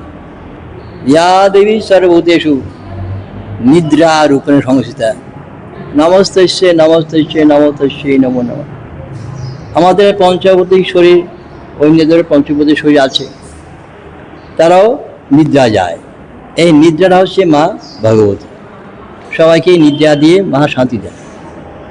ইয়া দেবী সর্বতেষু ক্ষুধা রূপেণ সংস্থিতা নমস্তস্যে নমস্তস্যে নমস্তস্যে নমো নমঃ। আমাদের শরীর রক্ষার্থে, সমস্ত প্রাণীর শরীর রক্ষার্থে সবাই আমরা খাবার খাই, বিভিন্ন খাবার প্রকৃতি আমাদের দিয়ে থাকে, আমরা সেগুলি গ্রহণ করি। এই যে খাবারটা গ্রহণ করি, এটা একটা শারীরিক বৃত্তি আছে, না ক্ষুধা বলা হয়। সমস্ত প্রাণীর ক্ষুধা আছে, এই ক্ষুধাটাও মা। ইয়া দেবী সর্বতেষু ক্ষুধা রূপেণ সংস্থিতা নমস্তস্যে নমস্তস্যে নমস্তস্যে নমঃ নমঃ। ইয়া দেবী সর্বতেষু তৃষ্ণা রূপেণ সংস্থিতা নমস্তস্যে নমস্তস্যে নমস্তস্যে নমঃ। আমাদের শরীর রক্ষাতে, সমস্ত প্রাণীরা রক্ষাতে, শরীর রক্ষাতে জল খায়। জলটা সকল প্রাণীর প্রয়োজন, মানুষ, পশু, পাখি, কীট, পতঙ্গ, বৃক্ষলতা সবাই জল চায়। এটা বলা তৃষ্ণা বলা হয়। এই তৃষ্ণাটাও মা। ক্ষুধাতং সর্বভূতানাং, সমস্ত প্রাণীর ক্ষুধা মা তুমি। বেলাতং সাগরেশ্বর, সমুদ্রে যে তীরভূমি, ওই তীরভূমিটাও মা। তো ইয়া দেবী সর্বোচ্চ বৃত্তি রূপেণ সংস্থা নমস্তস্যে নমস্তস্যে নমস্তস্যে নমঃ। আমরা যতদিন পৃথিবী বেঁচে থাকি, প্রত্যেকেরই আমাদের বিদ্যা বুদ্ধি আমরা অর্জন করি, এবং সেই বিদ্যা বুদ্ধি অনুসারে আমাদের একটা কর্ম হয়, এটা বৃত্তি বলা হয়। এই বৃত্তিটাও মা। এখন আপনারা যারা এখানে আসছেন, যেটা কর্ম নিয়ে আপনার জীবন চলছে, ওটাও মা আছে, ওই বৃত্তিটাও মা। ইয়া দেবী সর্বভূতেষু শক্তি রূপেণ সংস্থিতা নমস্তস্যে নমস্তস্যে নমস্তস্যে নমঃ নমঃ।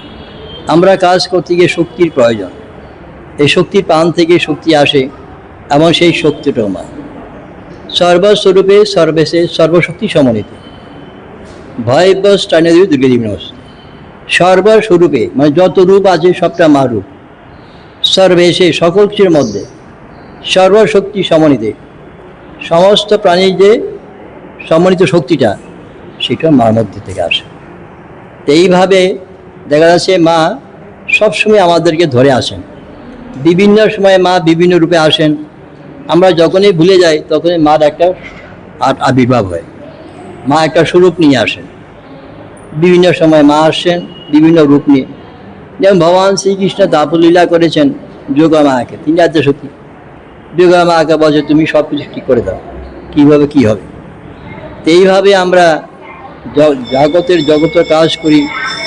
এই যে আমাদের মহালক্ষ্মী সমস্ত ধন সম্পদ দিচ্ছেন, আমাদের মহাসরস্বতী আমাদের বিদ্যা বুদ্ধি দিচ্ছেন, মহাকালী অশুভ শক্তি বিনাশ করে আমাদেরকে রক্ষা করছেন।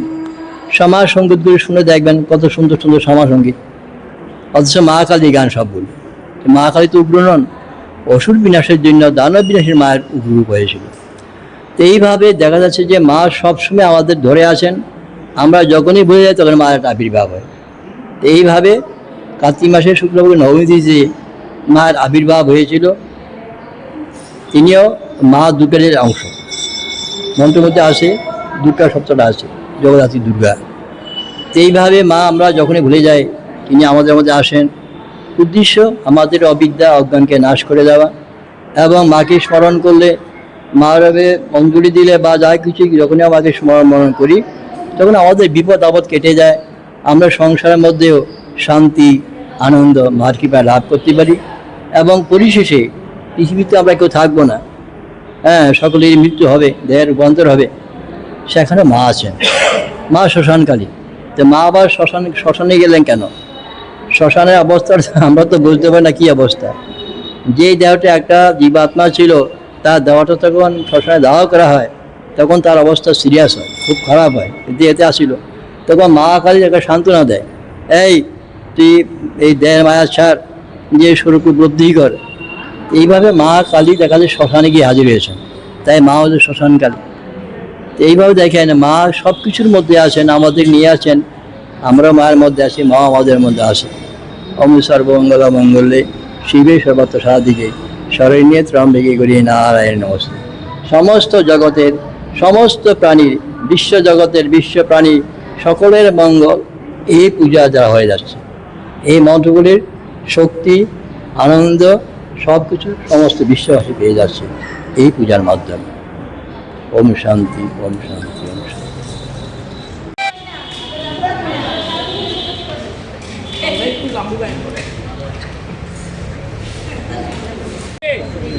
সপ্তাচার প্রিয় দেবী জগদ্ধাত্রী নমস্তুতে।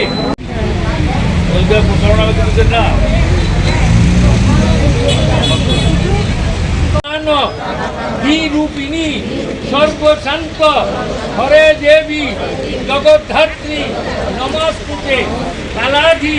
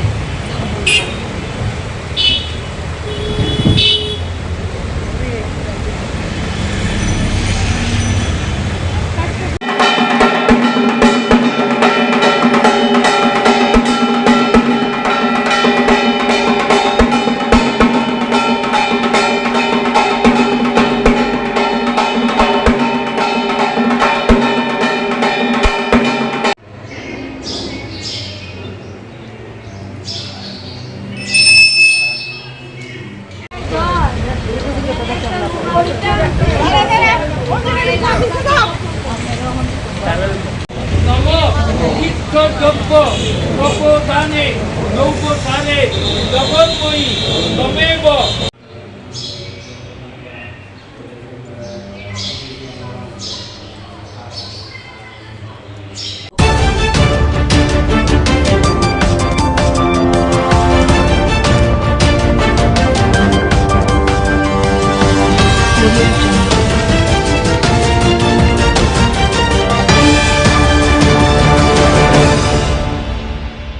একটা টেকনোলজিক্যাল বিষয় নিয়ে যখন দাঁড়িয়ে আমরা কথা বলেছি, সাধারণ খেটে খাওয়া মানুষ, গ্রামের চাষি, ছোট দোকানে কাজ করে ছেলেরা মেয়েরা দাঁড়িয়ে থেকে আমাদের কথা শুনেছে। কারণ মানুষ জানতে চায় যে কোন ধরনের নতুন হামলা তার জীবনের উপরে আসতে চলেছে। ফলে আমি শুরুতে বললাম যে আজকে একটা বড় জয় যে আমরা এতজন একসাথে উপস্থিত হয়েছি, আর একটা বড় উপলব্ধি যে আমাদের কথা, বিদ্যুতের কথা, মানুষের অধিকারের কথা সংবাদপত্রের প্রথম পাতায় আসার সুযোগ হয়ে গেছে। এই সংবাদের সাথে আজকে সকালবেলায় যদি ন্যাশনাল নিউজের, ন্যাশনাল যেগুলো সংবাদপত্র আছে সেগুলো খুলে দেখেন, কেউ যদি হিন্দু, টাইমস অফ ইন্ডিয়া বা বিজনেস স্ট্যান্ডার্ড খুলে দেখেন আজকে, তাহলে বিদ্যুৎ সংক্রান্ত আরেকটা বড় খবর আছে। খবর কি? খবর হলো যে এ যাবৎকালের সর্ববৃহৎ বেইল আউট প্যাকেজ কেন্দ্রের মোদী সরকার আনতে চলেছে। বেইল আউট প্যাকেজ মানে কি? বেইল আউট প্যাকেজ হলো যে যদি অনেক দেনা হয়ে যায়, লোন হয়ে যায়, তাহলে সরকার একটা বিশেষ প্যাকেজ নিয়ে এসে যারা যারা যারা দেনায় ডুবে গেছেন তাদেরকে উদ্ধার করার চেষ্টা করবেন। কাকে বেল আউট প্যাকেজ দেওয়া হবে? বলা হয়েছে যে ভারতবর্ষের যে বিদ্যুতের যে ডিস্ট্রিবিউশন যে কোম্পানিগুলো আছে, অর্থাৎ বিদ্যুৎ বন্টন যে নিগমগুলো আছে, এরা প্রচুর দেনায় ডুবে গেছে। সত্যি প্রচুর দেনায় ডুবে গেছে। কত দেনা? গোটা ভারতবর্ষে বিদ্যুৎ যে বন্টন কোম্পানি তার মোট দেনা আজকের দিনে 7 লক্ষ কোটি টাকা। মানে সংখ্যা বললে আমাদের মতো মানুষের মাথায় ঢোকে না যে 7 লক্ষ কোটি মানে কি। 7 লক্ষ কোটি টাকা ভারতবর্ষের বিদ্যুৎ বন্টন কোম্পানিগুলোর মোট দেনা আজকের দিনে। কেন্দ্রের সরকার বলেছেন যে আমরা 1 লক্ষ কোটি টাকার বেইল আউট প্যাকেজ নিয়ে আসছি। 1 ট্রিলিয়ন রুপিস, 1 লক্ষ কোটি টাকার বেল আউট প্যাকেজ, এ যাবৎকালের সর্ববৃহৎ বেল আউট প্যাকেজ। খুব ভালো কথা। যে বন্টন যে সংস্থা, তাদেরকে কেন্দ্রের সরকার সাহায্য করবেন যে তোমাদের ভাই অনেক দেনা হয়ে গেছে, তাই তোমাদেরকে আমরা কেন্দ্র কোষ থেকে টাকা দিয়ে রাজ্যের বন্টন কোম্পানিগুলোকে সাহায্য করছি। কিন্তু তার সাথে একটা কন্ডিশন এসেছে। কন্ডিশন কি? কন্ডিশন হলো যে এই রাজ্য সরকারি বন্টন সংস্থাগুলোকে তাদের অন্তত পক্ষে 20% বেসরকারি করে দিতে হবে। 20% সম্পত্তিকে বেসরকারি করে দিতে হবে। যদি বেসরকারি করে দেওয়া হয় তাহলে কেন্দ্রের সরকার 1 লক্ষ কোটি টাকা বেইল আউট প্যাকেজ দেবে। আপনি বলুন তো, যে ভারতবর্ষের মতো একটা স্বাধীন দেশে একটা কেন্দ্রের সরকার বলছে যে কেন্দ্র থেকে কোন ধরনের আর্থিক সহায়তা পাওয়ার শর্ত কি? শর্ত হলো যে তোমার যে সরকারি, রাজ্যের সরকারি, কেন্দ্রের সরকারি না, রাজ্যের সরকারি যে সংস্থা তাকে বেসরকারি করতে হবে। যদি বেসরকারি করো তাহলে পরে আমরা আর্থিক সহায়তা দেব। ফলে আজকে যে আমরা জড়ো হয়েছি, আমরা বুঝে নিই যে কেন্দ্রের সরকার খুব ডেসপারেট, খুব তাড়াহুড়ো করে ভারতবর্ষের যে কটা রাজ্য সরকারি বিদ্যুৎ নিগম আছে তাদের বেসরকারি করার চেষ্টা করবে। 2020 সালে একটি নীতি ভারতবর্ষের কেন্দ্রের সরকার নিয়ে এসেছিল, সেটার নাম হলো আত্মনির্ভর ভারত। আত্মনির্ভর ভারত আমরা অনেকে জানি, প্রধানমন্ত্রী মাঝে মাঝেই বলেন আত্মনির্ভর ভারত। আত্মনির্ভর ভারতের ডকুমেন্টে লেখা আছে যে আমাদের প্রথম কাজ হলো যে ইউনিয়ন টেরিটরি কোনগুলো? যেমন চণ্ডীগড়, যেমন পন্ডিচেরি, যেমন দমনদিউ, আর এখন জম্মু কাশ্মীরও ইউনিয়ন টেরিটরি হয়ে গেছে। বললো যে ইউনিয়ন টেরিটরিতে কোন সরকারি বিদ্যুৎ পরিবহন বন্টন ব্যবস্থা থাকবে না। এটা হচ্ছে আত্মনির্ভর ভারত।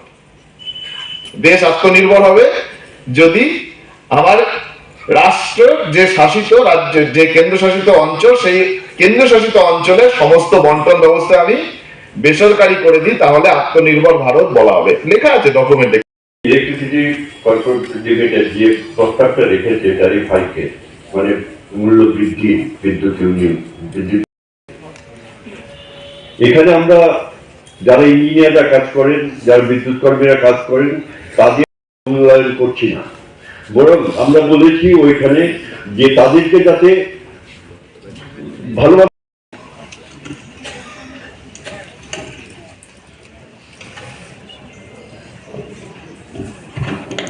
আগামী দিনে আমরা আরো আলোচনা করবো, আপনারা সবাইকে সঙ্গে নিয়ে একসাথে আমরা কিভাবে কাঁপিয়ে দেওয়া সেটাকে আমরা নিন্দা করেছি এবং আমরা বলেছি ইলেকট্রিসিটি রেগুলেটরি অথরিটিকে বলেছি যে সেটা কোন অবস্থানে আমরা। সুধী সজ্জন মন্ডলী, আজকের কনভেনশনে আলাদা করে কর্পোরেটদের হাতে তুলে দেওয়ার চেষ্টা হচ্ছে। রিসিভিং এন্ডে আমরা যারা ভোক্তা, আমরা হলাম তাদের বই। আজকে যাদের ঘরে বিদ্যুৎ আছে, যদি কর্পোরেটদের সব যায়, অনেকের বিদ্যুৎ কানেকশন অফ হয়ে যায়। মানে যার ঘরে আলো ছিল সে অন্ধকারে ডুবে যাবে। ওই শাইনিং ইন্ডিয়া একটা স্লোগান আমরা শুনেছিলাম, তখনই বলা হয়েছিল, সেই সময় যিনি প্রধানমন্ত্রী ছিলেন তিনি বলেছিলেন তাদের নীতি হবে ডাউন সাইজ দি গভর্নমেন্ট, সরকারের বপু ছোট করো, আর গীতার শ্লোক নিয়ে বলেছিলেন সেভাবে চলো, কাজ করে যাও, ফলের আশা করবে না। এরকম নীতিতে এখন দেশ চলছে, তার ফলে আমরা বিপদে। এখন প্রোটেকশন কিভাবে সম্ভব? একা একা লড়াই করে আমরা পারবো না, তাহলে ভোক্তাদের নিয়ে আমরা একটা সংগঠন তৈরি করতে হবে। যেই সংগঠন ভোক্তাদের হয়ে বিভিন্ন ফোরামে সজোরে এই কথাগুলো বলা দরকার, এবং এটা নিয়ে আমরা কিছুটা এই যে একতরফাভাবে আমাদের উপর চাপিয়ে দেওয়া হচ্ছে, এটাকে কিছুটা প্রতিহত করা বা এটাকে থমকে দেওয়ার জন্য চেষ্টা। সেই উদ্দেশ্যেই আজকের এই কনভেনশন থেকে একটা সোসাইটি গঠন করার, অ্যাসোসিয়েশন তৈরি করার একটা সিদ্ধান্ত হয়েছে বিদ্যুৎ ভোক্তাদের। সেটা আমাদের রাজ্যে ভোক্তা আদালত আছে, ইত্যাদিতে গিয়ে লড়তে গেলেও কে লড়বে? তাহলে সোসাইটি তার হয়ে লড়বে। সেই ধরনের একটা অ্যাসোসিয়েশন তৈরি করার যে প্রস্তাব এখানে রাখা হয়েছে, আশা করি আজকের সময়ে এটা অত্যন্ত জরুরি কাজ। তার জন্য এই কনভেনশনের উদ্যোক্তাদের আমি ধন্যবাদ জানাই এবং সকলকে বিষয়টাকে বোঝার জন্যে উপলব্ধি করছি। যারা আমরা এসেছি, বাকি লক্ষ লক্ষ ভোক্তা রয়েছে, তাদের কাছে আমরা প্রচারে নিয়ে যাব যে আমরা কি পথে এই সমস্ত চাপিয়ে দেওয়া শর্তগুলোকে আটকানো যায়। আমাদের উপর, এই গ্রাহকদের উপর চাপিয়ে দেওয়া চলবে না। আমরা বলেছি যে বর্তমান অতীতের সমাজ রাজনীতির সঙ্গে যুক্ত বিশিষ্ট মানুষেরা, আমি সেটার পক্ষ থেকে বলছি যে আমি এটাকে সমর্থন করছি। কারণ আমাদের এই সময়ে কর্পোরেট নির্ভর হয়ে যাতে টোটাল ব্যবস্থা ভারতবর্ষ স্বনির্ভর হোক, আমরা বলছি না, রাষ্ট্র নিয়ে আমরা শেষ করছি। নমস্কার।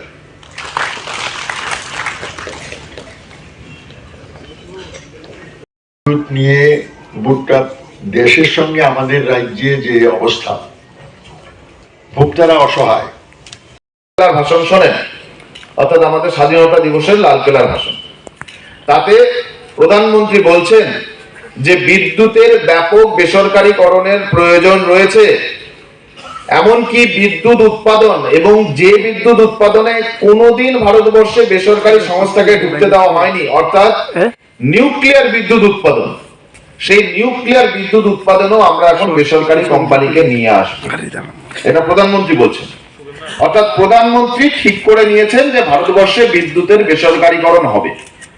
আর রুখতে যাবে কারা? রুখতে যাবে হচ্ছে বিদ্যুতের যে কর্মীরা, বিদ্যুতের যে শ্রমিকরা, কর্মচারীরা, ইঞ্জিনিয়াররা, তারা হচ্ছে রুখতে যাবে। আপনার এখানে বিদ্যুতের যে নিগম, সেই বিদ্যুৎ নিগমে কতজন কর্মচারী কাজ করেন? 1500, 1200, 1300। তাহলে দেশের সরকার, রাজ্যের সরকার যখন চাইছে যে বিদ্যুৎ বেসরকারীকরণ হয়ে যায়, এই 1200 মানুষের পক্ষে কি সেটা ঠেকানো সম্ভব? সেটা ঠেকানো সম্ভব না। তাহলে ঠেকাতে গেলে কি করতে হবে? ঠেকাতে গেলে যে কোটি কোটি গ্রাহক রয়েছেন, তাদের সাথে বিদ্যুতের শ্রমিক কর্মচারীদের একসাথে এক জায়গায় চলে আসতে হবে।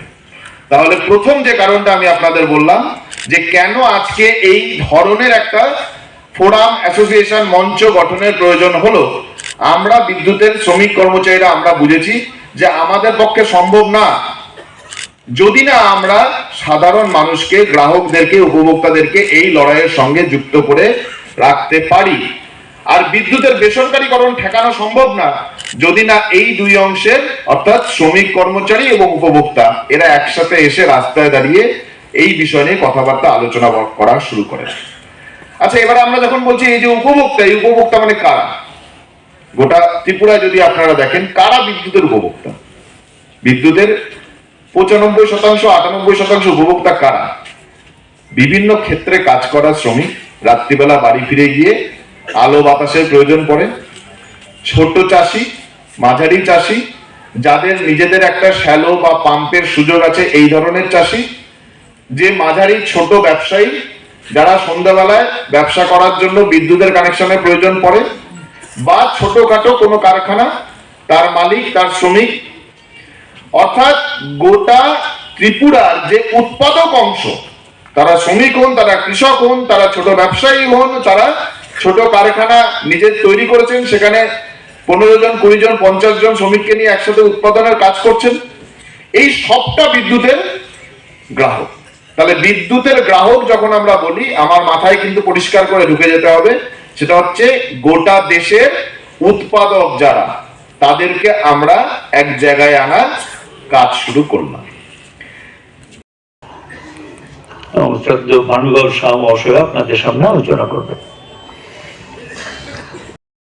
টেকনিক্যাল ব্যাপার এবং এই সমস্ত নিয়ে সাধারণ মানুষের খুব বেশি উৎসাহ, আগ্রহ নেই।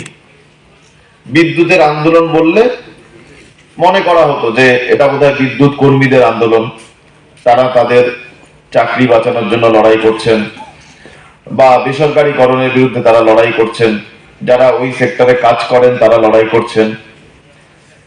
এই যে ধারণা, এই ধারণা আজকে আপনারা ভেঙে দিয়েছেন। গোটা ত্রিপুরা থেকে সাধারণ বিদ্যুতের গ্রাহক উপভোক্তারা সকালবেলায় ট্রেনে করে, বাসে করে, দূর দূরান্ত থেকে নানা ধরনের বাধা লঙ্ঘন করে আগরতলায় এসে উপস্থিত হয়েছেন এই কথা বলার জন্য যে বিদ্যুতের অধিকার আমাদের জীবনের মৌলিক অধিকারের একটি অধিকার, এবং এই অধিকারের ওপরে হামলা হলে আমরা সাধারণ মানুষ চুপ করে বসে থাকবো না, আমরা জানার, বোঝার, জানানোর, বোঝানোর চেষ্টা করব। ফলে একটা নতুন ধরনের, নতুন চরণের লড়াই সংগ্রামের পথ আজকে খুলে গেল। আমি ধাপে ধাপে কিছু কথা আপনাদের বলার চেষ্টা করব, এবং সে কথা বলতে গিয়ে হয়তো কিছু টেকনিক্যাল কথাও আমাকে বলতে হবে। আমি অনুরোধ করব আপনারা ধৈর্য নিয়ে শুনবেন, যাতে যে উদ্দেশ্যে আজকে গোটা রাজ্য থেকে আমরা এখানে এসে উপস্থিত হয়েছি সেই উদ্দেশ্যটার সম্পর্কে আমাদের বোঝাপড়া, ধারণা, কাজ সেটা পরিষ্কার হয়ে যায়, যাতে এখান থেকে ফিরে গিয়ে এই বিরাট কনভেনশনকে কি করে আমাদের লড়াইয়ের একটা হাতিয়ার হিসেবে গড়ে তোলার প্রথম সোপান হিসেবে আমরা দেখতে পারি, সেই কাজ আমরা শুরু করতে পারি। আমি এপ্রিল মাসে ত্রিপুরাতে এসেছিলাম এবং সেখানে বিদ্যুৎ সংক্রান্ত একটি আলোচনা সভায় আমার উপস্থিত থাকার সুযোগ হয়েছিল। এই যে এপ্রিল মাসে আমি এসেছিলাম, আজকে এপ্রিল থেকে অক্টোবর শেষ, নভেম্বর মাসের শুরুতে আমরা ঢুকতে চলেছি। এই গত কয়েক মাসে ভারতবর্ষের বিদ্যুৎ ক্ষেত্রে, শুধু এই গত কয়েক মাসে কি বড় বড় পরিবর্তন ঘটে গেছে সেটা আপনাদের বলবো। কিন্তু তার আগে প্রথমে আপনাকে বলি যে আজকে সকালবেলার ত্রিপুরার যতগুলো সংবাদপত্র আমি হাতে পেয়েছি, প্রায় সব সংবাদপত্রেই ফ্রন্ট পেজে বা মাঝের পেজে বড় করে খবর এসছে যে সরকার ট্যারিফ বাড়াতে চলেছে। সরকার মানে যে ত্রিপুরার যে রেগুলেটরি কমিশন, তারা প্রস্তাব এনেছে এবং তার বিরুদ্ধে বিভিন্ন ফোরাম থেকে, রাজনৈতিক দল থেকে, সিপিআইএম এর পক্ষ থেকে, অন্যান্য নাগরিক মঞ্চের পক্ষ থেকে তারা গিয়ে সেখানে তাদের বিরোধ জানিয়েছে। আচ্ছা বলুন তো, যে ত্রিপুরা রাজ্যে বিদ্যুৎ নিয়ে প্রত্যেকটা বড় সংবাদপত্রের ফ্রন্ট পেজে লাস্ট কবে খবর এসেছিল? গত কয়েক মাস ধরে কিন্তু লাগাতার বিদ্যুতের সমস্যা নিয়ে ত্রিপুরার নাগরিকরা রাস্তায় আছেন। ফলে সংবাদপত্র যারা চালান তারাও বুঝতে পেরেছেন যে এই ব্যাপারে মানুষের চাহিদা, আগ্রহ তৈরি হয়েছে। তার জন্য আজকে নিউজ পেপারের ফ্রন্ট পেজে ব্যানার নিউজ করা হয়েছে। তার মানে কি? তার মানে আমরা যে কটা লোকের কাছে পৌঁছতে পেরেছি তার চেয়ে বেশি লোক কিন্তু এই ব্যাপারে জানতে, বুঝতে চাইছে। তাই জন্য সংবাদপত্রে এর একটা গুরুত্ব তৈরি হয়েছে।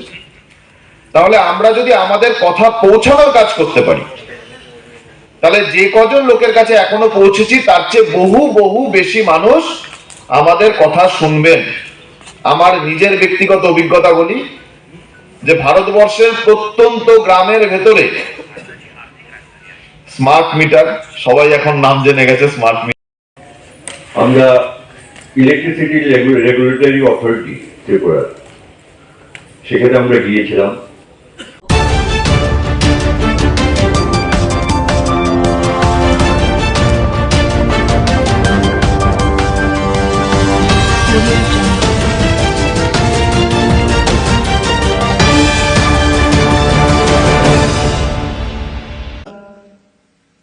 মানে এভরিডে বা এভরি মান্থ এটা একটা নর্মাল যে একটা ফ্রেমওয়ার্ক ছিল, তার উপর ভিত্তি করে আমরা ক্লাস করাতে যেতাম। কারণ আমার কাছে আপ টু ডেট যে আরও কিছু এটার মধ্যে অ্যাড করা যায়, নতুন নতুন কি কি আবিষ্কার হয়েছে, কোনো জিনিস এর মধ্যে অ্যাড করা যায় কিনা, বা নিজেরও কিন্তু পরিষ্কার অনেক সময় আইডিয়া না থাকাতে যতটুকু বুঝলাম ততটুকু আমরা গিয়ে সেখানে বলতাম। এখন 3 ডাইমেনশনাল বিষয় চলে এসছে, এত সুন্দরভাবে আপনি নিজেও বুঝতে পারবেন, আবার অপরদিকে স্টুডেন্টরাও কিন্তু সেভাবে বুঝে ক্লাসে আসে। কাজে যারা শিক্ষক আছে তারাও কিন্তু আন্ডার এস্টিমেট করলে চলবে না যে স্টুডেন্টরা জানে না, কম জানে আমার থেকে, আমি যেটা বলবো তাই। কাজে এই যে একটা কম্পিটিশন, এর মধ্যে যেহেতু টিচার্সদের মধ্যে এদের এক্সপিরিয়েন্স অনেক বেশি, কাজে ন্যাচারালি তার পক্ষে যে জিনিসটা জানা এবং তার পক্ষে ডেলিভারি সিস্টেমটা অনেক স্ট্রং হবে, কনফিডেন্স লেভেলটা অনেক বেশি হবে। তো তার থেকে যে শিক্ষা আমাদের স্টুডেন্টরা পাবে সেটা আগামী দিন আমার মনে হয় যে আমাদের ত্রিপুরার জন্য একটা উন্নত মানের এখানে ইনস্টিটিউশন হবে। ভিসিআই যেটা আছে আপনাদের ভেটেরিনারি কাউন্সিল অফ ইন্ডিয়া, আমি খবর নিচ্ছিলাম, আমি বলছিলাম রিকগনাইজেশন পেয়েছে কিনা, কারণ আমি তো এই বিষয়গুলো জানি ইনস্টিটিউশনের কি কি। বলছে না, ওটাকে ওই লেটার অফ পারমিশন বা আপাতত দেওয়া হয়েছে, ফ্যাকাল্টি যদি হয়, এখন যেহেতু হোস্টেলের রুম টুম আমাদের এনইসির যে ফান্ড দেওয়া হচ্ছে ন্যাশনাল যে আমাদের নর্থ ইস্টার্ন কাউন্সিল থেকে, আমার কিছুদিন আগেও নর্থ ইস্টার্ন কাউন্সিলের সাথে আমার প্রায়শ বৈঠক হয়, সেখানেও আমরা দেখেছি, সেখানে আমরা যখন আমাদের অর্থনৈতিকের কথা যদি আমরা দুধ, ডিম এবং মাংসের, আমাদের ত্রিপুরা কিন্তু খুব ভালো পজিশন আছে। আজকে ভেটেরিনারি সায়েন্স যদি উন্নত মানের হয়, তবে এই যে আমাদের যেমন এখানে ত্রিপুরাতে ডিমের মাথাপিছু প্রাপ্যতার পার ক্যাপিটা যে অ্যাভেলেবিলিটির দিক দিয়ে নর্থ ইস্টার্ন জোনের মধ্যে কিন্তু আমরা সর্বপ্রথম এখন। তো এটা আমাদের জন্য একটা গৌরবের বিষয়, কিন্তু বসে থাকলে হবে না। এখান থেকে যারা ফ্যাকাল্টিরা আসবেন আমাদের তাদেরকে যে পশুপালক থেকে শুরু করে তাদের প্রপার ট্রেনিং দেওয়া, এবং যারা পশু পাখি তাদেরকে কিভাবে সুস্বাস্থ্য রাখা যায়। এখানে বলা হয়েছে যে আমাদের কিভাবে যে মোবাইল ভেটেরিনারি মোবাইল যে ভ্যান এখন স্টার্ট হয়েছে, সেগুলো আমি এর আগেও একটা প্রোগ্রামে আমি সেখানে গিয়েছিলাম। এখানে দুধের বিষয়ে যদি আজকে বলুন, আজকে আমরা যদি গুজরাটের কথা বলি, সেখানে এক দুধের যদি আমরা চিন্তা করি, সেখানে কোন জায়গায় চলে গেছে। তো আমুল, আপনারা সবাই জানেন আমুল মিল্ক সম্পর্কে। তো আমাদের ত্রিপুরাতেও আমরা চেষ্টা করছি এখানে। তো দুধের দিক দিয়েও নর্থ ইস্টার্ন জোনের মধ্যে আমরা যে প্রোডাকশন, সেই প্রোডাকশন প্রায় দ্বিতীয় স্থানে আমরা নর্থ ইস্টার্ন জোনের মধ্যে রয়েছি। আমরা রাজ্য মাংস উৎপাদনের আমরা যাতে স্বয়ং সম্পূর্ণতা অলরেডি অর্জন করেছি, তবে অদূর ভবিষ্যতে দুধ ও ডিমের উৎপাদন আরও যাতে আমরা সেলফ সাফিসিয়েন্ট হই, সেলফ রিলায়েন্ট হই, সেই কাজটা শুধু সরকার করলে হবে না, আপনাদেরও। কারণ আপনারা আগামী দিনের ভবিষ্যৎ এই গ্রামীণ অর্থনীতির উন্নয়নের জন্য। সেখানে আরও বেশি করে কোনো ইনোভেটিভ যদি কোনো আইডিয়া থাকে, সারা পৃথিবী এখন আপনাদের হাতের মুঠোয়, সব কিছু এক লহমায় আপনারা সব জানতে পারেন যে কিছু করা যায় কিনা। টিচার যারা আছে তাদের সাথে আপনারা কথা বলতে পারেন। আপনাদের এই যে আজকের যে অনুষ্ঠান হলো, সেই রকম যদি আপনারা সায়েন্টিফিক কোনো সেমিনারের মাধ্যমে বা আপনারা কি কি করছেন, এখানে আমি শুনলাম একটা খামারও আছে, বেশ বড় একটা খামার, সেখান থেকে আপনারা যে প্র্যাকটিক্যাল যে নলেজ আপনারা সেটা নেন, আরও কিছু করা যায় কিনা সেই বিষয়ে আপনারা নিশ্চয়ই আগামী দিন আমার চিন্তা করবেন। আমাদের সমবায়কেও এর সাথে যুক্ত করেছি। তো সমবায়ে তো প্রায় 9 লক্ষ মানুষ এর সাথে ডাইরেক্ট ও ইনডাইরেক্ট ওয়েতে যুক্ত রয়েছে। আজকে আমাদের যখনই কোনো কথা হয় যে প্রোটিন আমাদের প্রচণ্ড প্রয়োজন, তো একমাত্র প্রোটিনের উৎপাদন একমাত্র আপনারাই বেশি করে, আপনাদের যে অভিজ্ঞতা তার নিরিখে আগামী দিন ত্রিপুরা রাজ্যের প্রোটিনের যে বেশি করে উৎপাদন, সেটা আপনাদের পক্ষেই সেটা সম্ভব হবে। আমাদের এখানে মাননীয় মন্ত্রী অলরেডি বলেছেন, মুখ্যমন্ত্রী উন্নত গোধন প্রকল্প আমরা শুরু করেছি, প্রাণীপালক সম্মান নিধি আমরা শুরু করেছি, সেখানে 6,000 টাকা করে আর্থিক সহায়তা আমরা দিচ্ছি প্রতিটি যারা অলরেডি বেনিফিশিয়ারি আছেন।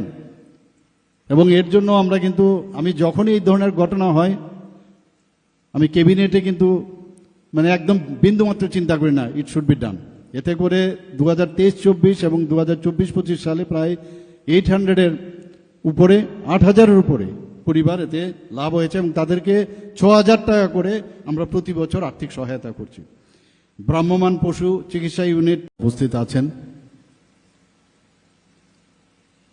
তার মধ্যে একটু আগে যার মূল্যবান বক্তব্য আমরা শুনলাম, এই এআরডিডি এবং অন্যান্য দপ্তরের মাননীয় মন্ত্রী শ্রী সুধাংশু দাস মহোদয়, এই বিধানসভার যিনি শ্রদ্ধেয় বিধায়ক তথা প্রাক্তন ত্রিপুরা সরকারের মন্ত্রী এবং প্রাক্তন স্পিকার শ্রী রতন চক্রবর্তী মহোদয়, উনিও ওনার মূল্যবান বক্তব্য আমাদের সামনে রেখেছেন। উপস্থিত ওয়েস্ট ত্রিপুরা জেলা পরিষদের সম্মানিত সভাধিপতি শ্রী বিশ্বজিৎ শীল মহোদয়, তাছাড়া সম্মানিত vice chancellor Tripura university professor Shyamal Das উপস্থিত আছেন, এবং যিনি স্বাগত ভাষণ আমাদের সামনে রেখেছেন Shrimati Dipa D Nair, secretary ARDD department.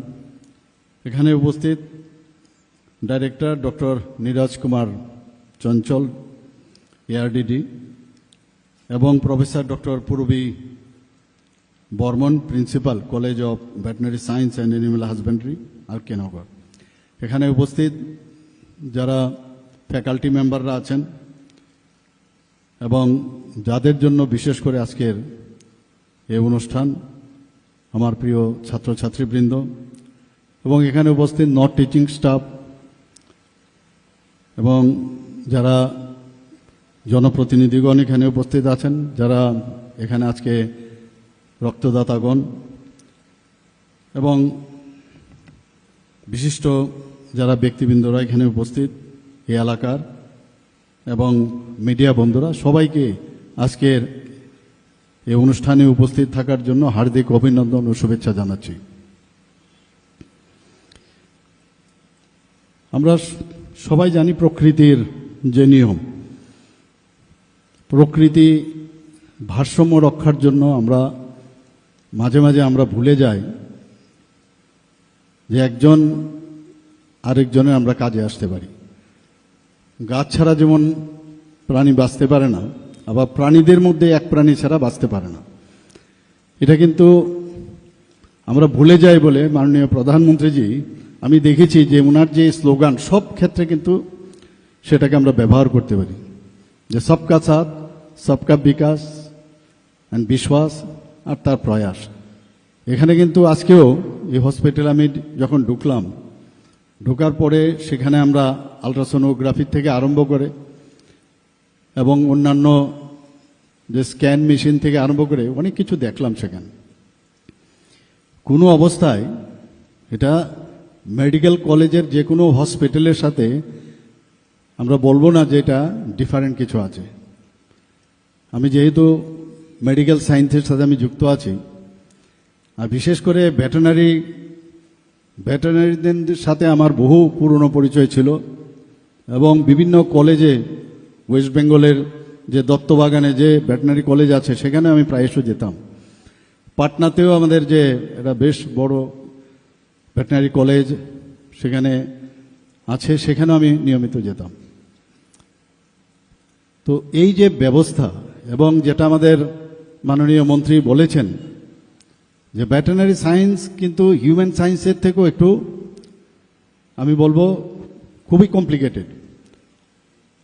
Human being তো একটা ওয়ান পিস, ভেটেরিনারিতে বিভিন্ন ধরনের তাদের যে সার্জিক্যাল অ্যানাটমি থেকে আরম্ভ করে বিভিন্ন অ্যানাটমি এক একজনের কিন্তু আলাদা আলাদা। তো পড়াশোনা প্রচুর পরিমাণে করতে হয়। সেই জায়গায় দাঁড়িয়ে আমি মনে করি যে যারা এই ভেটেরিনারি কলেজে চান্স পেয়েছেন বা অ্যালাইড যে এক্সপার্টাইজ আছে আমাদের ভেটেরিনারি অ্যাসিস্ট্যান্ট বা ইত্যাদি যেসব কোর্সগুলো আছে, এটা কিন্তু এত সহজ নয় সেটা পড়া। আমি প্রায়শ শুনতাম আর.কে. নগরে এই ভেটেরিনারি কলেজ ইনস্টিটিউট সম্পর্কে। যখন আমি মুখ্যমন্ত্রীর দায়িত্ব নেই, আমার জানি না কেন সবসময় একটা এফিনিটি থাকতো যে এই কলেজের বর্তমান অবস্থা কি। আমি মাননীয়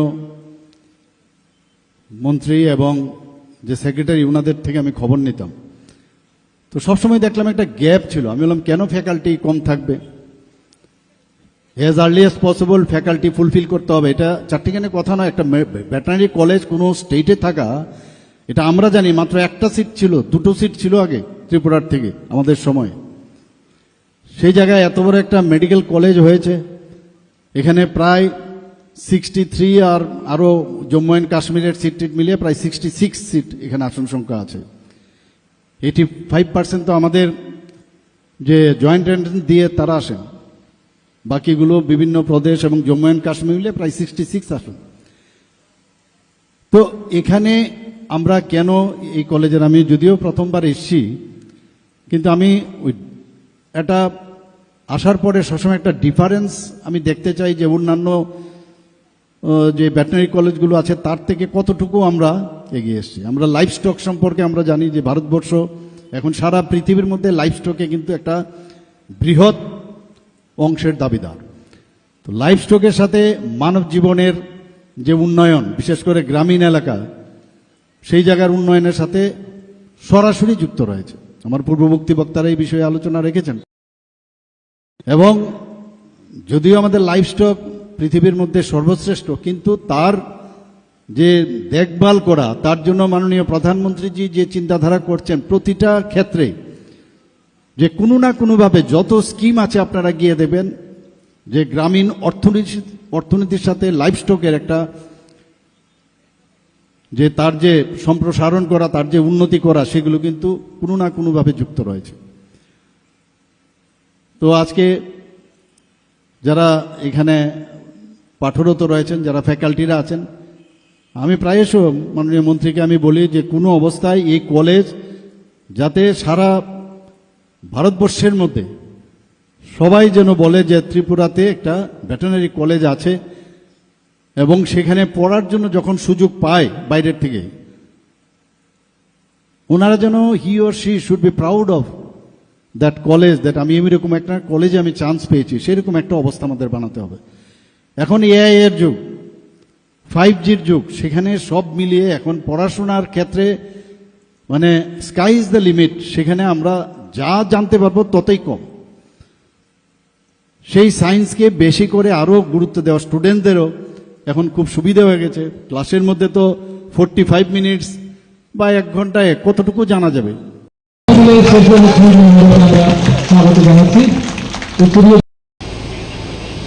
Thank you very much, sir. We have Srimati Deepa D. Nair, ma'am, IFS. She is the Secretary ARDD, Government of Tripura. Ma'am, thank you very much.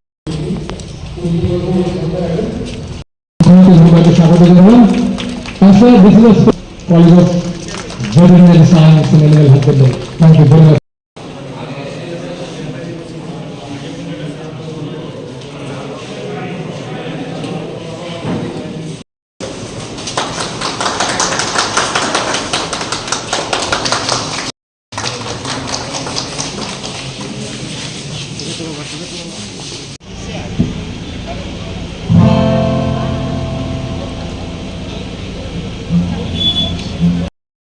माननीय सभापति पश्चिम त्रिपुरा जिला परिषद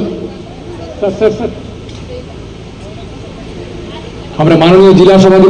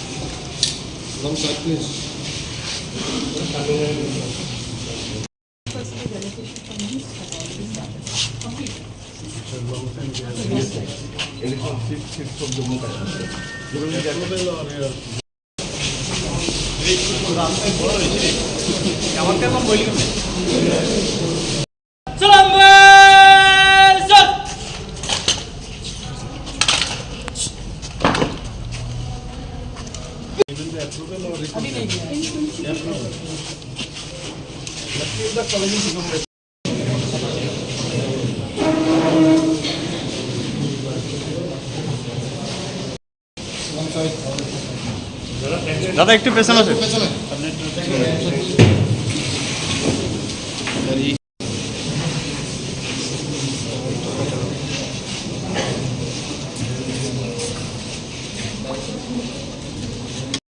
Nair ma'am.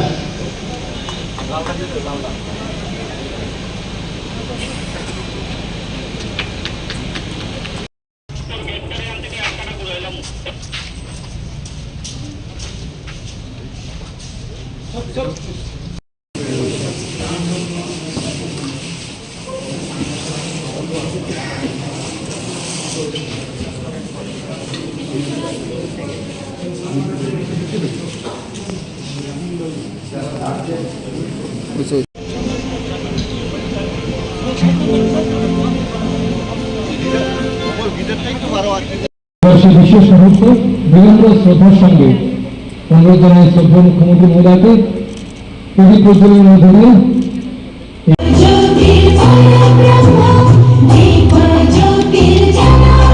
কবি Barman ma'am, ma'am please come with the dais. সবাইকে অনুরোধ করবো আসন গ্রহণ করার জন্য। আমরা কৃতজ্ঞ। Vice chancellor Tripura university has arrived. My humble request Honorable VC sir to come over the dais and take his seat. Thank you very much for joining us.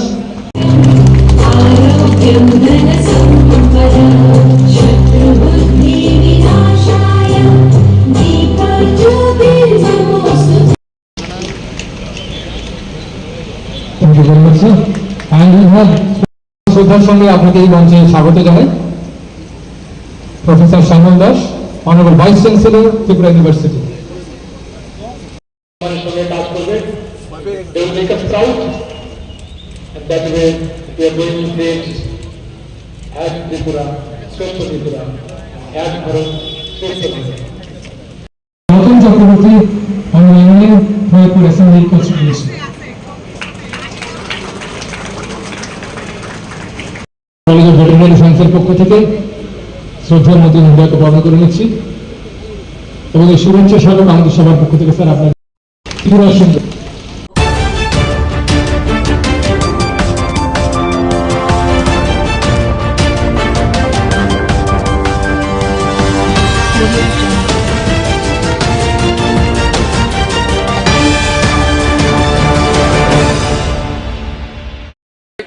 খাওয়া দাওয়া করতেছে আচমকা এসে তারা বাড়ির মধ্যে অনেক খারাপ গালিগালাজ করতেছে।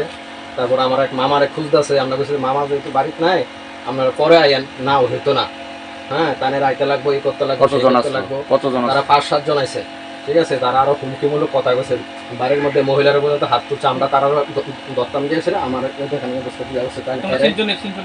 আমি চিনছি। এটা হচ্ছে পরিবহন চৌবনে, তার ডাক নাম হয়েছে আবু, বাবার নাম হয়েছে হলধর দেবনাথ, ঠিক আছে। এরপর দেশে আড়ালে আর আছে একজন, হ্যাঁ নামটা মনে হয় আনোয়ার এরকম, হ্যাঁ মুসলিম, এটা করতে পারি না, ঠিক আছে। তো এরপর সেটা তারা কইতেছি সুন্দর করে আমরা সবাই কথা আমরা মারতাছি, এরপরেও কইছি যে বলে আপনারা জানগা ওখানে, আপনারা দিনের বেলা সুস্থ অবস্থা সব মদ টদ খায়া মানে যা অবস্থা, হ্যাঁ মানে অনেক খারাপ ভাবে ইয়ে করছে। এটা আমরা জানি না তো কে লেগে আছে, তারা কি উদ্দেশ্যে আছে। মামার বাড়ি পাশের মামার বাড়ি আমরা আইসি তারা বাঁচানোর লেগে আর কি। আপনারা পারাত কি হয়েছে বলতে গত পরশু দিনের আগের দিন মানে 26 তারিখ আমাকে হঠাৎ করে তাপস নম একজন আমরা পঞ্চায়েত মেম্বার, তখন ওই আমার কইলো যে আপনার লোক একটু কথা আছে, তখন আপনি একটু আইয়েন। তো আইসি এরপরে কইছে কাজটা আপনি টেন্ডার ড্রপ করেন, কাজটা আমরা কথা কইছি, আমরা কথা কইছি। কি কাজ এটা পিডাব্লিউডির, এটা পরিমল চৌমনির থেকে লোকনাথ সঙ্গ একটা কাজ, বেশি না অল্প কয় টাকা। তখন আমি বলছি আচ্ছা ঠিক আছে দাও না, অসুবিধা কি। আমার ইংলিশ পেনটা নিয়ে ওই জমা দিছে। তখন আজকে এটা আউট হয়েছে, গতকালকে এটা সার্ভে ডাউন ছিল, এটা ওপেনিং হয়েছে না, আজকে হয়েছে। আজকে হওয়ার পরে সন্ধ্যার পরের থেকে আমার খুব হুমকি টুমকি দিছে, খুব বকাবাদ্য, খুব বকাবাদ্য করছে খুব।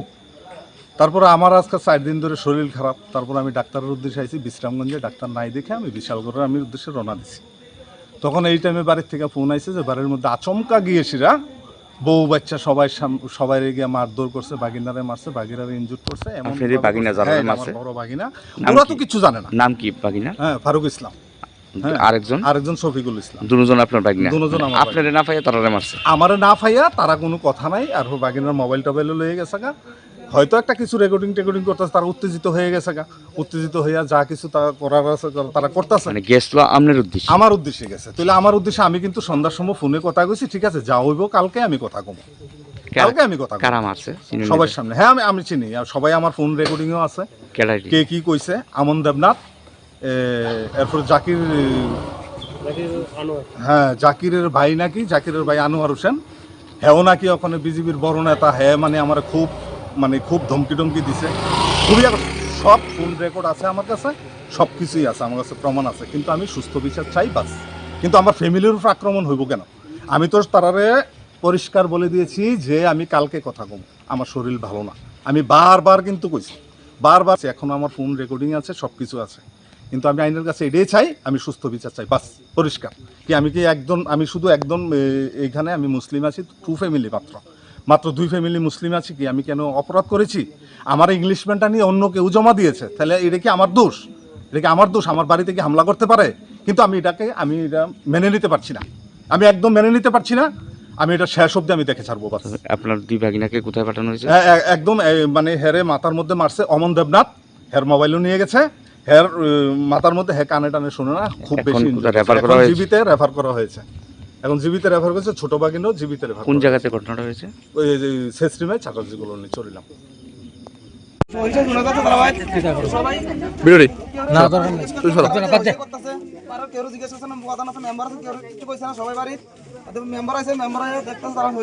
সবাই গেছে মেম্বারের লগে, তারা কেউ কিছু জানাইছে না।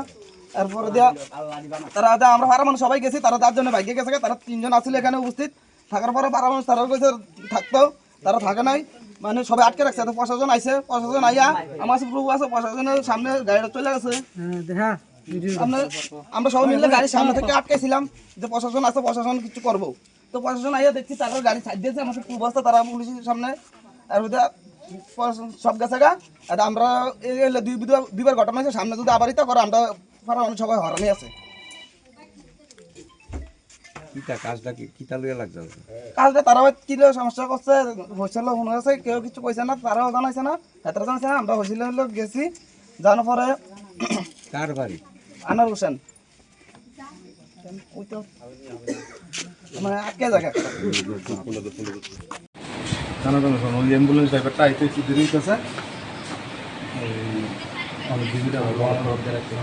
রেফার দিছিল, কোনো ইয়ে নেই। কেন মারছে কেন? এটা আবু, তারা মারছে আবু, তার মোবাইলটা খুব ভালো মোবাইল, ওই মোবাইলটা লেগে গেছে। আবু বলতে অমন? ওই যে অমন, ওই আমন দেবনাথ। আর আসলো কেনা? আর আসলো আনোয়ার হোসেনের ভাই, যে আনোয়ার হোসেনের, জাকির হোসেনের মাথা নেতা জাকির, এরপরে আরো আসছিল। আমি তো বাড়িতে নাই, আমি আইছি ডাক্তার দায় কথা বলে ওখানে করতে পারবেন নি। তারা যায় সেটা নানান ধরনের বকাবাদ্য করতেছে আর কি। তো আমি কইছি এভাবে বকাবাদ্য করতেছেন কি, এটা তো আমার মামার বাড়ি, যদি মামার সঙ্গে কথা থাকে মামা আইলে বাড়িতে কথা কইেন, এখন এভাবে মহিলা আছে, বাচ্চা আছে, এভাবে হাঙ্গামা করেন না। তো আমি জাস্ট একটা ভিডিও করতে গেছিলাম যে বাড়ির মধ্যে এভাবে যদি হামলা করে একটা ভিডিও রাখা দরকার, সেই পরিপ্রেক্ষিতে আমি ভিডিওটা করতে গেছি। তখন তারা আমার হাতে থেকে মোবাইলটা কেটে নিয়ে আমার এখানে মারছে, আমার মোবাইলটা হয়ে গেছে। আমার ছোট ভাইয়েরও মারছে। সিনচেন কারা মারছে? আমি চিনছি কারা পরিমল চন বাড়ি, তার ডাক নাম আবু, ঠিক আছে, আসল নাম কিন্তু এটা জানি না। কোনটা ওই যে বলাইয়ের ভাই, যে গিরিধারের ভাই? হ্যাঁ হ্যাঁ হ্যাঁ এমনই। হ্যাঁ, তারপরে আড়ালিয়ার কিছু ফোলাফান আছে, 5-7 জন ফোলাফান আছে। তানে কইতেছে যে বেজা লইব, বাড়িতে বার করে লইয়া যাবো, আমার মার গাও হাত বলছে, আমার মোবাইলও আছে। আড়াইলা কেউ চিনছেন না? আড়াইলা কেউ? আড়াইলা ওই হেরোই চিনছি। কারে? এই যে আনোয়ার, যে আনোয়ার জাকিরের ভাই। যে পরে আরেকজন 3 জন লোক আছে, মানে তারা খুব সাব্যস্তের লোক, তারা বুঝাইতে চাইতেছে নিজেরে। যার চিনছেন দেখি আনো ওই জাকিরের ভাই? হ্যাঁ হ্যাঁ হ্যাঁ, মাথা নেতা জাকির। হ্যাঁ হ্যাঁ হ্যাঁ। আর কেউ আসতো না আমরা সিনেমা মতো? না, আর সিনেমা মতো নাই। কিন্তু হ্যাঁ কইতেছি একটা রেফার আসছিল তো, এই ফারুক ইসলাম বিশ্রাম থেকে এই এজিএমসিতে গাড়ি। হ্যাঁ হ্যাঁ, এটা হেড ইঞ্জুরি আছে, ধর লেফট সাইড হেড ইঞ্জুরি আছে, সব মানুষ গাড়িটা তো আছে হসপিটালে। তো আপনি পারবেন না, আমরা নিয়ে যাবো। না মাথায় মনে দেবো কেটে ধান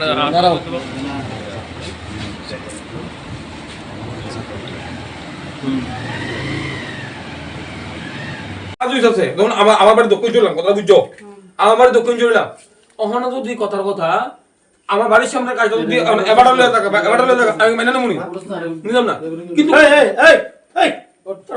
না না এটা আমি রাখতেছি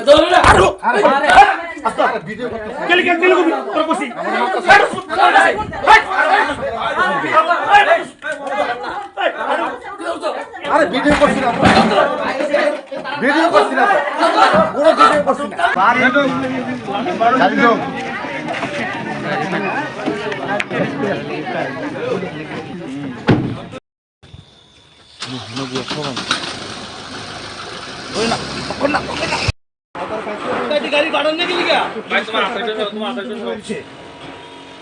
ভাই তোমরা দুজন ভাই দুজন আক্রান্ত তোমার মুখে দেখো না তোমার মুখে একটু দেখো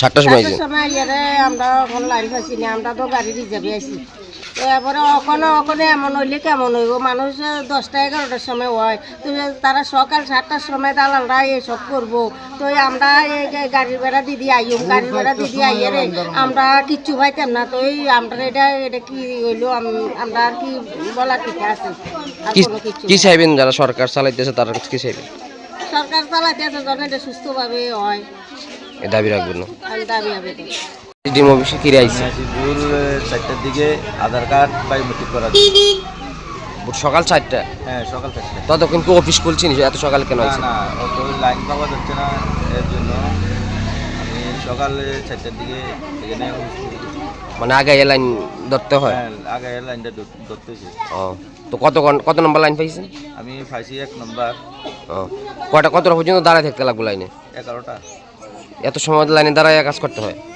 কি বলবেন এই বিষয়টা কি কারণে দেরি হইতেছে এখানে স্যারে কইছি স্যারা ইয়া কইছে এখানে মেশিনটি নষ্ট একটা মেশিনে আছে তার জন্য 18 জন পুরুষ 18 জন মহিলা 18 জন করে নিতে আছে মেশিন ঠিক হলে পরে 70 জন করে নিবে কি চাইতেছেন আপনারা এখন চাইতেছি আমরা যত তাড়াতাড়ি হোক মেশিনগুলো ঠিক করে যখন মানুষের যে পরিচয় নিতে আছে এটার থেকে বিরত রাখার জন্য বোর্ড সাইডটা কত নম্বর লাইন পাইছেন 2 নম্বরে বোর্ড সাইডটা তো সাইডটা কি রাইছেন কালকে আইয়া গেছি পরশুদিন আইছি লাইন নাই তো আজকে আইছি আমার বাচ্চার 5 বছর হয়েছে আমি আধার কার্ড করতে হয়েছি আজকে 7টার সময় আমি লাইন করছি এখন তো অফিস তো রিজার্ভ করে আইছি কোন জায়গা থেকে আইছেন মতিনগর থেকে অফিস তো খুলবে 11টায় তো আমরাও বাচ্চার আধার কার্ড করা লাগবো এত সময় কি করবেন গাড়ি রিজার্ভ করে আউট লাগবো তো এখানে 5 থেকে 6 ঘন্টা লাইন ধরতে থাকবে খাও লাগবো কি করন আমরা তো সরকার আমরা দিকে চায় না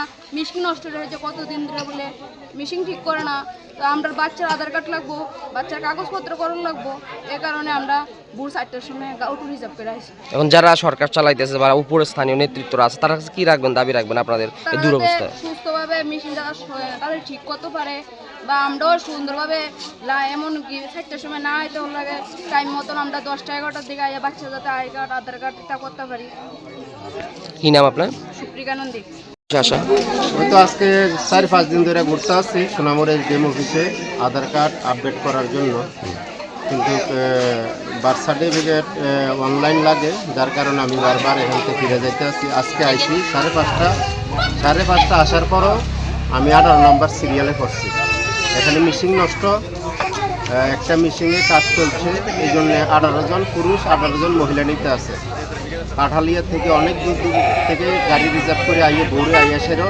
সিরিয়াল পায় না যার কারণে মানুষের হয়রান এখান থেকে আবার ফিরে যেতে সকাল 5:30টার সময় আপনি আইছেন হ্যাঁ 5:30টার সময় আইও আমি 18 নম্বর সিরিয়াল পাইছি এই পুরুষ 18 জন মহিলা 18 জন এই যে দূর অবস্থা কি কইবেন কি এখানে শুনতে আছি স্যারের মুখে বা এখানে যারা অফিসের দায়িত্বে আছে মেশিন নষ্ট শুনছে তো কতদিন লাগবে আরও তা শিউর নাই। মানুষের হয়রানি হইতে আছে। 4টা মেশিন যদি চলতো মিনিমাম 70 থেকে 80 জনের মানুষের কাজ সমাধান করা যেত। মাত্র 18 জনের কাজ সমাধান হইতে আছে। তো কবে নাগাদ মেশিন ঠিক করা হবে তাও সঠিকভাবে জানানো হইতে আছে না অফিস থেকে। এখনো তো সকাল 7টা বাজছে না, আপনারা 11টার পরে কর্মীরা আসবে, তখন কি করবেন? তখন এই লাইনের মধ্যে দাঁড়িয়ে থাকতে হবে কাগজ ঠিক করতে গেলে, আর কিছু করার নাই। সারাদিন হাজিরা। কত ঘন্টা দাঁড়াতে হয় আপনাকে একটা কাগজ ঠিক করতে গেলে? একটা কাগজ ঠিক করতে গেলে তো মিনিমাম অফিস টিলার মধ্যে 3-4 দিন ধরে আইতে লাগে। আর কত সময় লাইনে দাঁড়াতে লাগে? হয়তো 5:30 থেকে 11টা পর্যন্ত লাইনে দাঁড়িয়ে থাকতে লাগে। যারা বাচ্চা নিয়ে আইয়ে তারা তো ভীষণ হয়রানি, কারণ বাচ্চা লইয়া কতক্ষণ দাঁড়ায় থাকতে পারে লাইনে। কালকে তো একবার 4টার দিকে আইছি, টিকিট করে গেছি, এরপরে দিন ঘুরতেই আমরা লিস্ট কাটতে দিছি। আজকে আইসি আবার 4টার দিকে আইসি লাইন ধরে লিস্ট হয়েছে। লিস্ট হওয়ার পরে কইতেছে ইঞ্জিন স্যারে কইতেছে হইতো না, আপনারা লাইন করেন। আবার আমি বললে একটা আইবু গ্রুপ আসল ছেলে আইবা আইয়া ঢুকবো আমরা মাঝে দিয়ে আইয়া পারাবাড়ি আপনারা পারাবাড়ি করে যা করতেন করেন। আমি স্যার আমি লোক এইগুলো করলে কি মানে এখানে বলতে ঝগড়া করে আপনারা লাইন ধরতে? হ্যাঁ, ঝগড়া করে লাইন ধরো, শিখলে পরবর্তী আইয়া আবার নিজে লিস্ট করছে। লিস্ট করে লইয়া গেছে, কইছে যারা এখানে লাইনে থাকতে পারবে 11টা পর্যন্ত মানে কি মনে হয় এত লম্বা লাইনের কারণটা কি? আমরা না খাইয়া স্যার এই দিকে দিক গেলাম না লাইন নিয়ে। কালকে লাইন অফিস আমরা মাছ আসলে দেখি আইয়া লাইন মানে কি কারণে লম্বা লাইনটা হইতে পারে? লম্বা লাইনটা আধার কার্ডের লেগে স্যার। মানে কি কারণটা কি এত লম্বা? অফিস স্টাফ কম না যন্ত্র? আমরা জানতে পারি না ভিতরের অবস্থা কি, কাজ করে কম। তাদের ঠিকভাবে কাজ করলে যে 18 জন কাজ করে। কতদিন মানে 18 জন ধরে? আর এই অবস্থাটা কতদিন ধরে চলতেছে? এটা তো আমরা 4 দিন আইয়া দেখতেছি খুব ঝামেলা। এর আগে তো আর আমি আইছি 4 দিনের মধ্যে যুদ্ধ দেখলাম খুব ঝামেলা। কি কইবেন যারা উপরে স্থানীয় নেতৃত্ব আছে, যারা মুখ্যমন্ত্রীর কাছে কি বার্তা রাখবেন এই সমস্যাটা নিয়ে? কি বার্তা রাখবেন সরকারের কাছে? সরকারের কি বার্তা রাখবো? আমরা এই পরিশ্রম করে আই না খাই 11টা পর্যন্ত বইয়ে দেয়, এরপর দেখা গেল যে এগুলোর মধ্যে আবার বাচ্চার জায়গা। তো আমরা লাইন দিয়ে কি করবো? কেউ কাটালিয়ে চাইছে 300-400 টাকা রিজার্ভ করে আইয়া পাইছে না। আমরা 3টার দিকে আইয়া লাইন খাইয়া লাইনের পর আবার লাইন করবো আমরা কি করবো? কোন সময় কোন সময় আইছেন আপনি বাচ্চাটা লইয়া? লাইন পাইছেন নি 6টার? কত 6টার সময় লাইন পাইছেন না? কুরুমাই কি কইছে? এখানে তো এসডিএম আছিল, কি কইছে তারা আইয়া?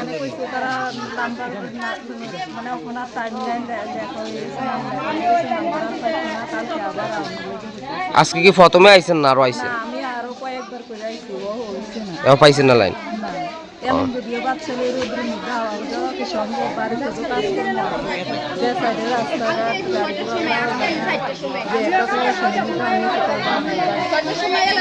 কি কইবেন যারা সরকার চালায় বা যারা উপরে রয়েছে তার কাছে কি দাবি রাখবেন আপনারা? দাবি রাখবো তারা যাতে সমাজটা সুন্দর করে চালায়, মানে তারা মানুষের যাতে নিরিবিলি মানে না করে সুন্দর মতো তারা চালায় যায়, মানুষের উপরে তো প্রেশার না দেয়। এরকম প্রেশার দিলে কি মানুষ বাঁচানো তো সম্ভব? 5টার সময় কি কারণে আইছেন এসডিএম অফিসে?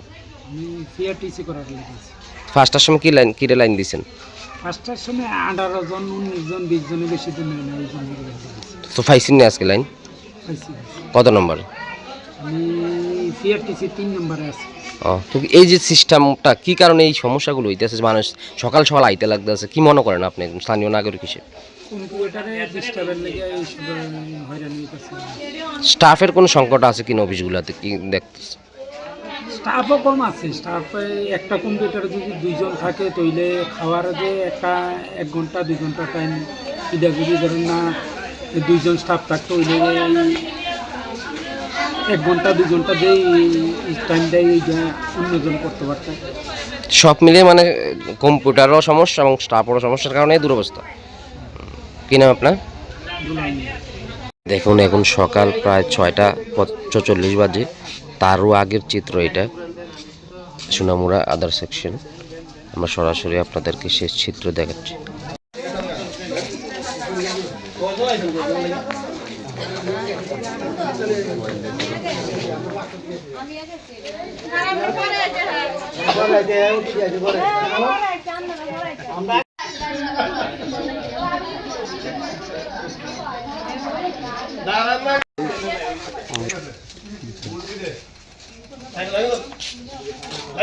এই কি অবস্থা!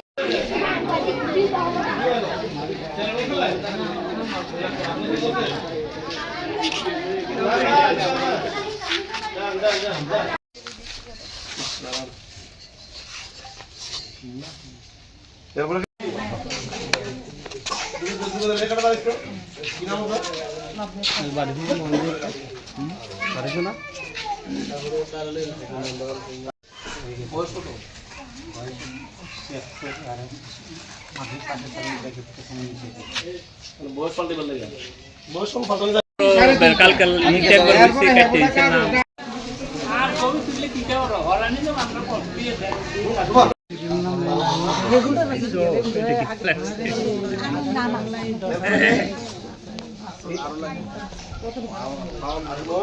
কত কষ্ট করে আর মেশিন একটা গো মেশিনে দেখো কত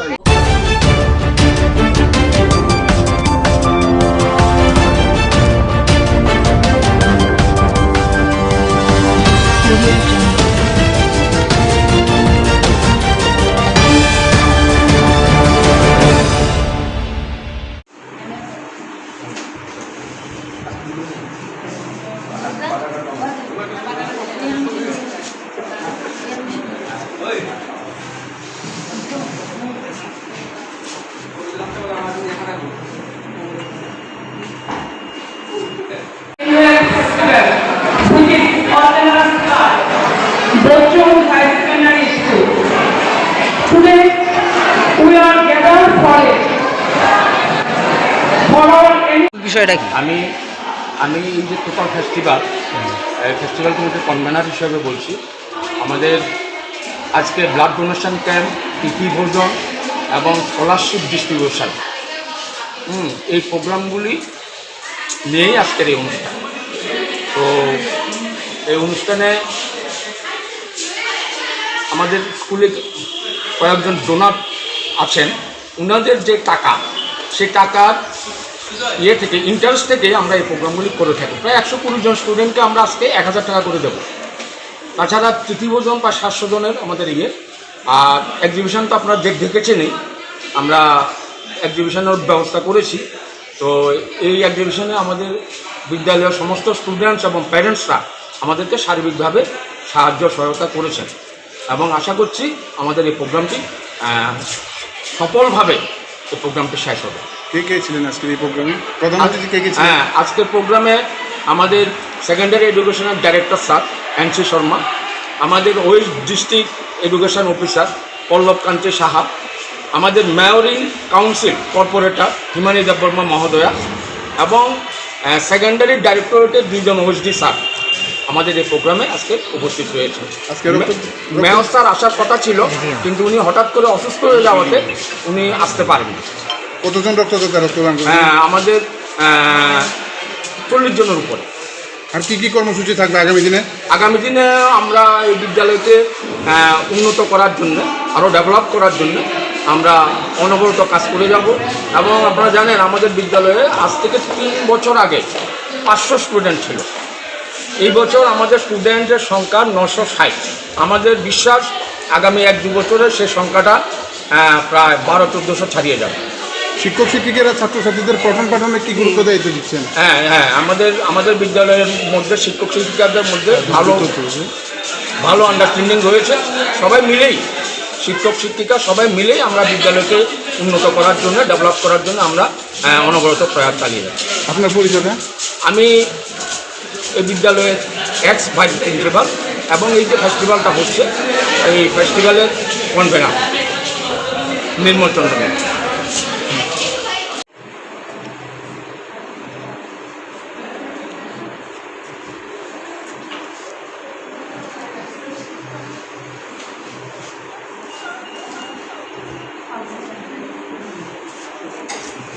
Blood donation camp, an event that gives us opportunity to perform a effective scholarship program. Shrimati Purvi Chakraborty, scholar name.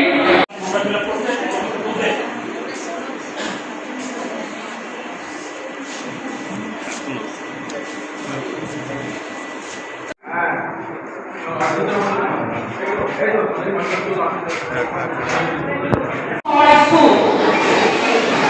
We should also celebrate the spirit of Tithi Bhojo, which will bring our community together.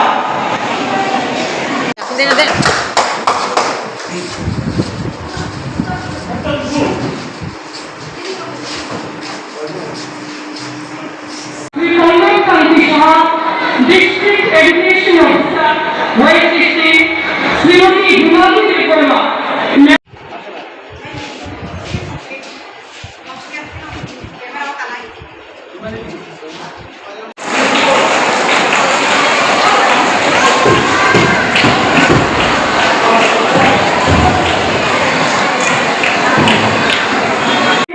Bhattacharya, scholarship name Venkateswaran Bhattacharya.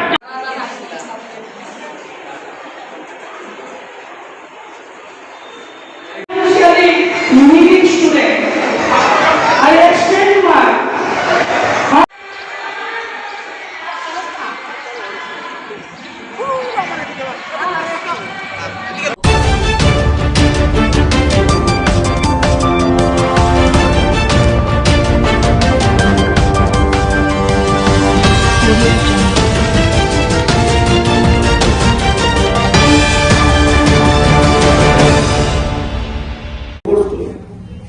এনফোর্সমেন্টের total যে ক্রাইমগুলো হয় only 20% আমরা এনফোর্সমেন্টের মাধ্যমে এগুলা কমাতে পারি। বাকি যে 80% তো বাকি কমবে না, কিন্তু বাকি 80% যদি কমাতে হয় তাহলে আমাদের যে বিষয় যেমন নারী নির্যাতনের বিষয়ে আমাদের ওয়াকিবের কেন নারী নির্যাতন হইতেছে, সামাজিকগত কারণ কি কি থাকতে পারে, অর্থনৈতিক কারণে হচ্ছে কিনা, না ফ্যামিলির ভ্যালুজের কারণে হচ্ছে কিনা, সেই বিষয়ে আমাদের অবগত থাকতে সবার মধ্যে এটা অ্যাওয়ারনেস হইতে এবং আমরা এডুকেটেড হইতে যদি শিক্ষা এবং আমাদের জ্ঞান এবং আমাদের জানার যে আগ্রহ এবং সোসাইটিকে একটা ভালো জায়গাতে নিয়ে যাওয়ার জন্য যে প্রয়াস, এইটা যদি আমাদের মধ্যে না আসে তাহলে আমরা সেই অপরাধটা আমরা দমন করতে পারব। ব্যবহার করা এবং যখন আমি একটা গাড়িকে ওভারটেক করুন, এটা আমার দেখে বলতে 4 নম্বর, আমি যখন গাড়ি চালাবো, বাইক চালাবো, আমি মদমত্ত অবস্থায় বাইক চালাইতে পারতাম না। পুলিশ তো আর জনে জনে ঘরে ঘরে গিয়ে বসে দেখতে পারবে না সে টার্গেট কন্ডিশনে চালাচ্ছে কিনা। এটা আসবে কোথা থেকে? একটা ফ্যামিলি ভ্যালুস থেকে আসবে। সেই সম্পর্কে জানলেই তবেই সে এটা করবে না। সবাইকে জানতে হবে হেলমেটটা কেন পড়তে হবে, কেন সিট বেল্ট ব্যবহার করতে হবে, রাস্তার কোন পাশ দিয়ে হাঁটবো আমরা কিন্তু এখনো জানি না। আমরা এখনো জানি না রাস্তার কোন পাশ দিয়ে হাঁটবো। আমরা এখন শুরু থেকে যখন আমরা শিখছি, মা বাবা আড়াই নিত, তখন জানতাম রাস্তার বাম পাশ দিয়ে হাঁটতে, ঠিক না? রাস্তার বাম পাশ যেমন আইনগত আইন সিদ্ধ, রাস্তার ডান পাশও কিন্তু আইন সিদ্ধ। এবং দেখা গেছে 2021-এ সেই আইনটা পাশ হয়েছে। পেডেস্ট্রিয়ান মানে পথচারী যদি ডান দিকে হাঁটে, এটা আইনগত অপরাধ না, এটা আইনের অপরাধে পড়ে না এটা। এবং দেখা গেছে যদি রাস্তার ডান দিকে হাঁটে তাহলে মারপিট হয়। এর চেয়ে বড় কোনো বড় মুদ্রা নিয়ে কিন্তু এত বেশি মারপিট হয়। আমরা যদি আমাদের মনের দিক, আমি যদি নিজেকে একটা ভালো মানুষ হিসেবে পরিচয় দিতে পারি এবং সোসাইটিতে যদি আমি দাবি করি, তাহলে আমার মধ্যে ইগো ভাবটা আসতে পারে। ইগো থাকলে আত্মীয়তা থাকলে আমাদের মধ্যে বিশ্বাসের সম্ভাবনাটা 95% বেড়ে। তার জন্য আমরা ইগো রাখতে পারতাম। কিন্তু আমরা লক্ষ্য করি, আপনারা জানেন স্বামী বিবেকানন্দের একটা বাণী আছে যে হিংসার থেকে ভালোবাসার শক্তি অনেক বেশি। আমরা একজনে যদি 10 জনকে একলা পিড়াইতে পারে, সে বেশি ক্ষমতাশালী মারপিট হয়। এর চেয়ে বড় কোনো বড় মুদ্রা নিয়ে কিন্তু এত বেশি মারপিট হয় না। আমাদের মনের দিক।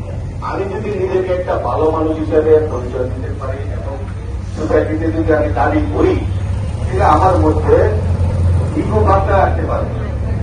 ইগো থাকলে আত্মীয়তা থাকলে আমাদের মধ্যে বিশ্বাসের সম্ভাবনাটা 95% বেড়ে। তার জন্য আমরা ইগো রাখতে পারতাম। কিন্তু আমরা লক্ষ্য করি, আপনারা জানেন স্বামী বিবেকানন্দের একটা বাণী আছে যে হিংসার থেকে ভালোবাসার শক্তি অনেক বেশি। আমরা একজনে যদি 10 জনকে একলা পিড়াইতে পারে, সে বেশি ক্ষমতাশালী।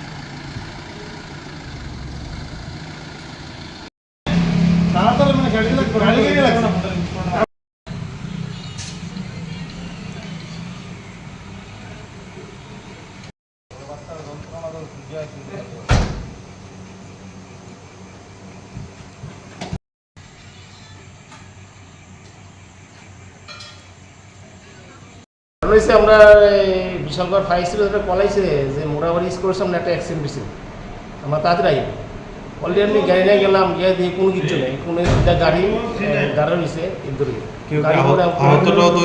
কোনো কিছু নেই, আহত মতো কিছু কোনো কিছু নেই, গাড়ি দিয়ে ভালোই, গাড়ি কোনো কিছু নেই কোনো, মানে আপনারা শুধু কইছে আমরা কি ধরতে নাইছে, আমরা কইতেছি। কিন্তু যে ফোন করছে তার আগে কি পাইছেন না? আপনারা? তার আগে পাইছেন ফোনটা করছে আমরা কইতে না কেন বিষয়টা ফেক কল, মানে অন্য ফোন করছে, আমরা তো কইতে না ফোন করছে, এখন কোন কিছু হইছে। আপনার মতো একটা মানে ইমার্জেন্সি দপ্তরে এইভাবে হয়রানি করাটা কি?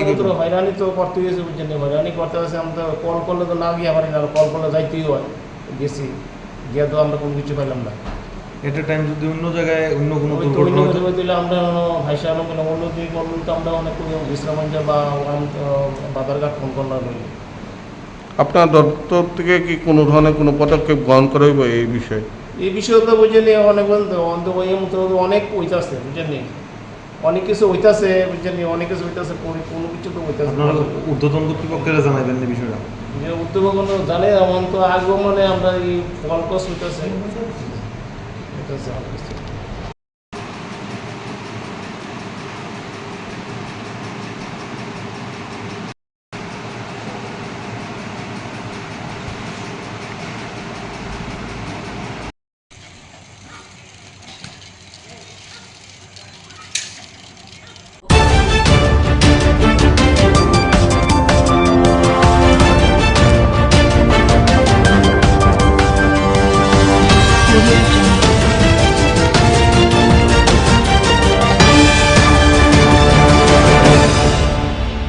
উপস্থিত আছেন,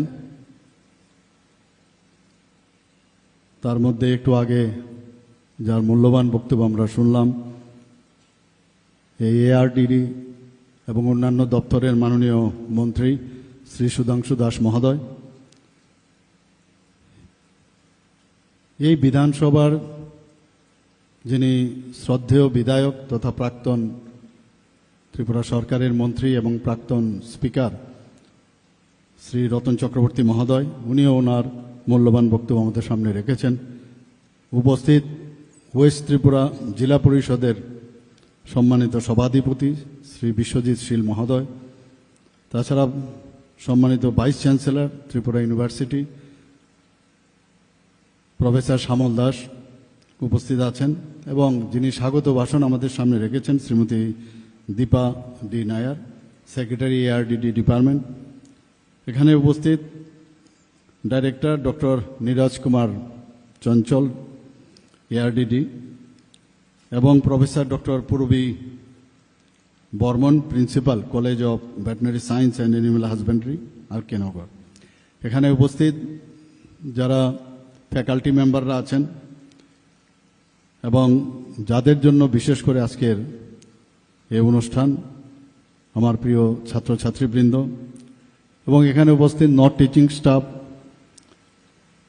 এবং যারা জনপ্রতিনিধিগণ এখানে উপস্থিত আছেন, যারা এখানে আজকে রক্তদাতাগণ এবং বিশিষ্ট যারা ব্যক্তিবৃন্দরা এখানে উপস্থিত এই এলাকার এবং মিডিয়া বন্ধুরা, সবাইকে আজকের এই অনুষ্ঠানে উপস্থিত থাকার জন্য হার্দিক অভিনন্দন ও শুভেচ্ছা জানাচ্ছি। আমরা সবাই জানি প্রকৃতির যে নিয়ম, প্রকৃতি ভারসাম্য রক্ষার জন্য আমরা মাঝে মাঝে আমরা ভুলে যাই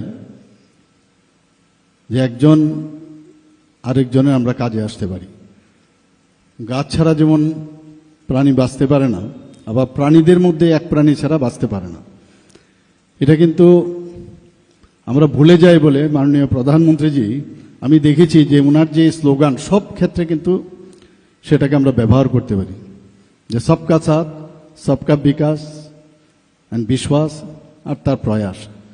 এখানে কিন্তু আজকেও এই হসপিটাল আমি যখন ঢোকার পরে সেখানে আমরা আলট্রাসোনোগ্রাফি থেকে আরম্ভ করে এবং অন্যান্য যে স্ক্যান মেশিন থেকে আরম্ভ করে অনেক কিছু দেখলাম সেখানে।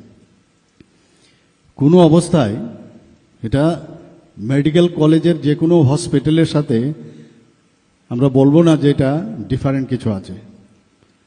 আমি যেহেতু মেডিকেল সায়েন্সের সাথে আমি যুক্ত আছি, আর বিশেষ করে ভেটেনারিদের সাথে আমার বহু পুরনো পরিচয় ছিল এবং বিভিন্ন কলেজে, ওয়েস্ট বেঙ্গলের যে দত্তবাগানে যে ভেটেনারি কলেজ আছে সেখানে আমি প্রায়শই যেতাম।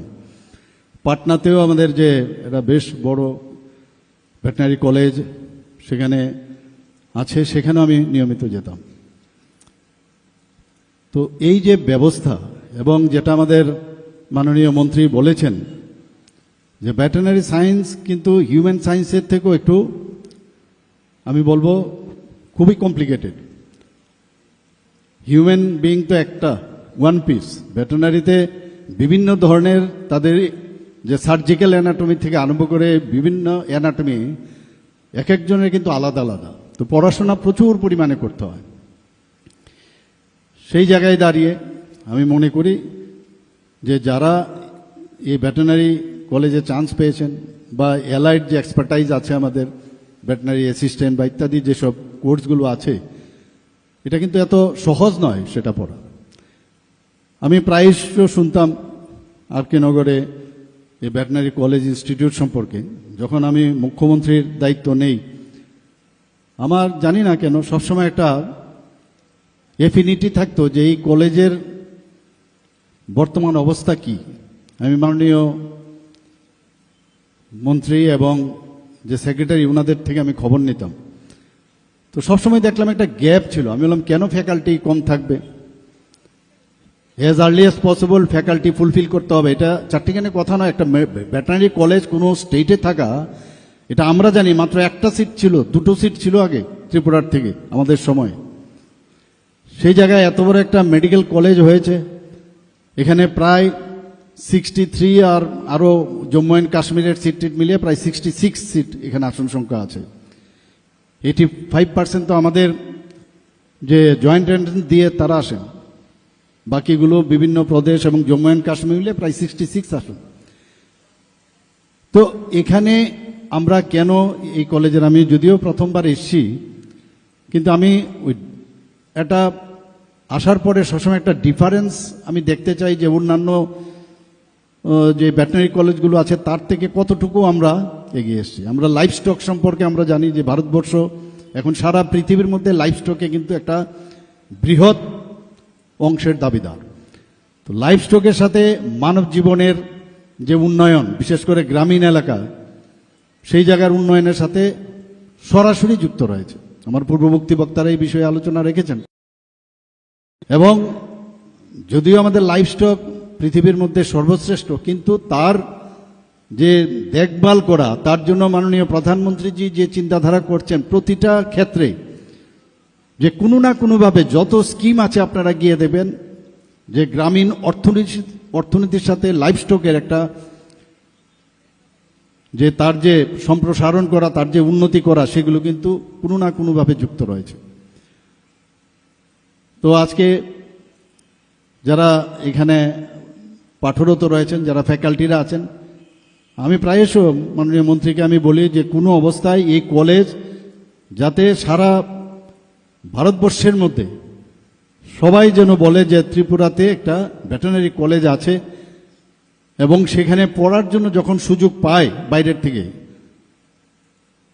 ওনারা যেন he or she that college, that আমি এরকম একটা কলেজে আমি চান্স পেয়েছি, সেরকম একটা অবস্থা আমাদের বানাতে হবে।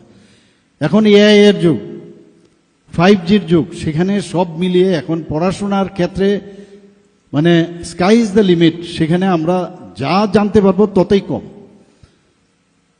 সেই সায়েন্সকে বেশি করে আরও গুরুত্ব দেওয়া, স্টুডেন্টদেরও এখন খুব সুবিধা হয়ে গেছে। ক্লাসের মধ্যে তো 45 মিনিটস বা 1 ঘন্টায় কতটুকু জানা যাবে, এবং এর মধ্যে ছুটি ছাটা থাকে।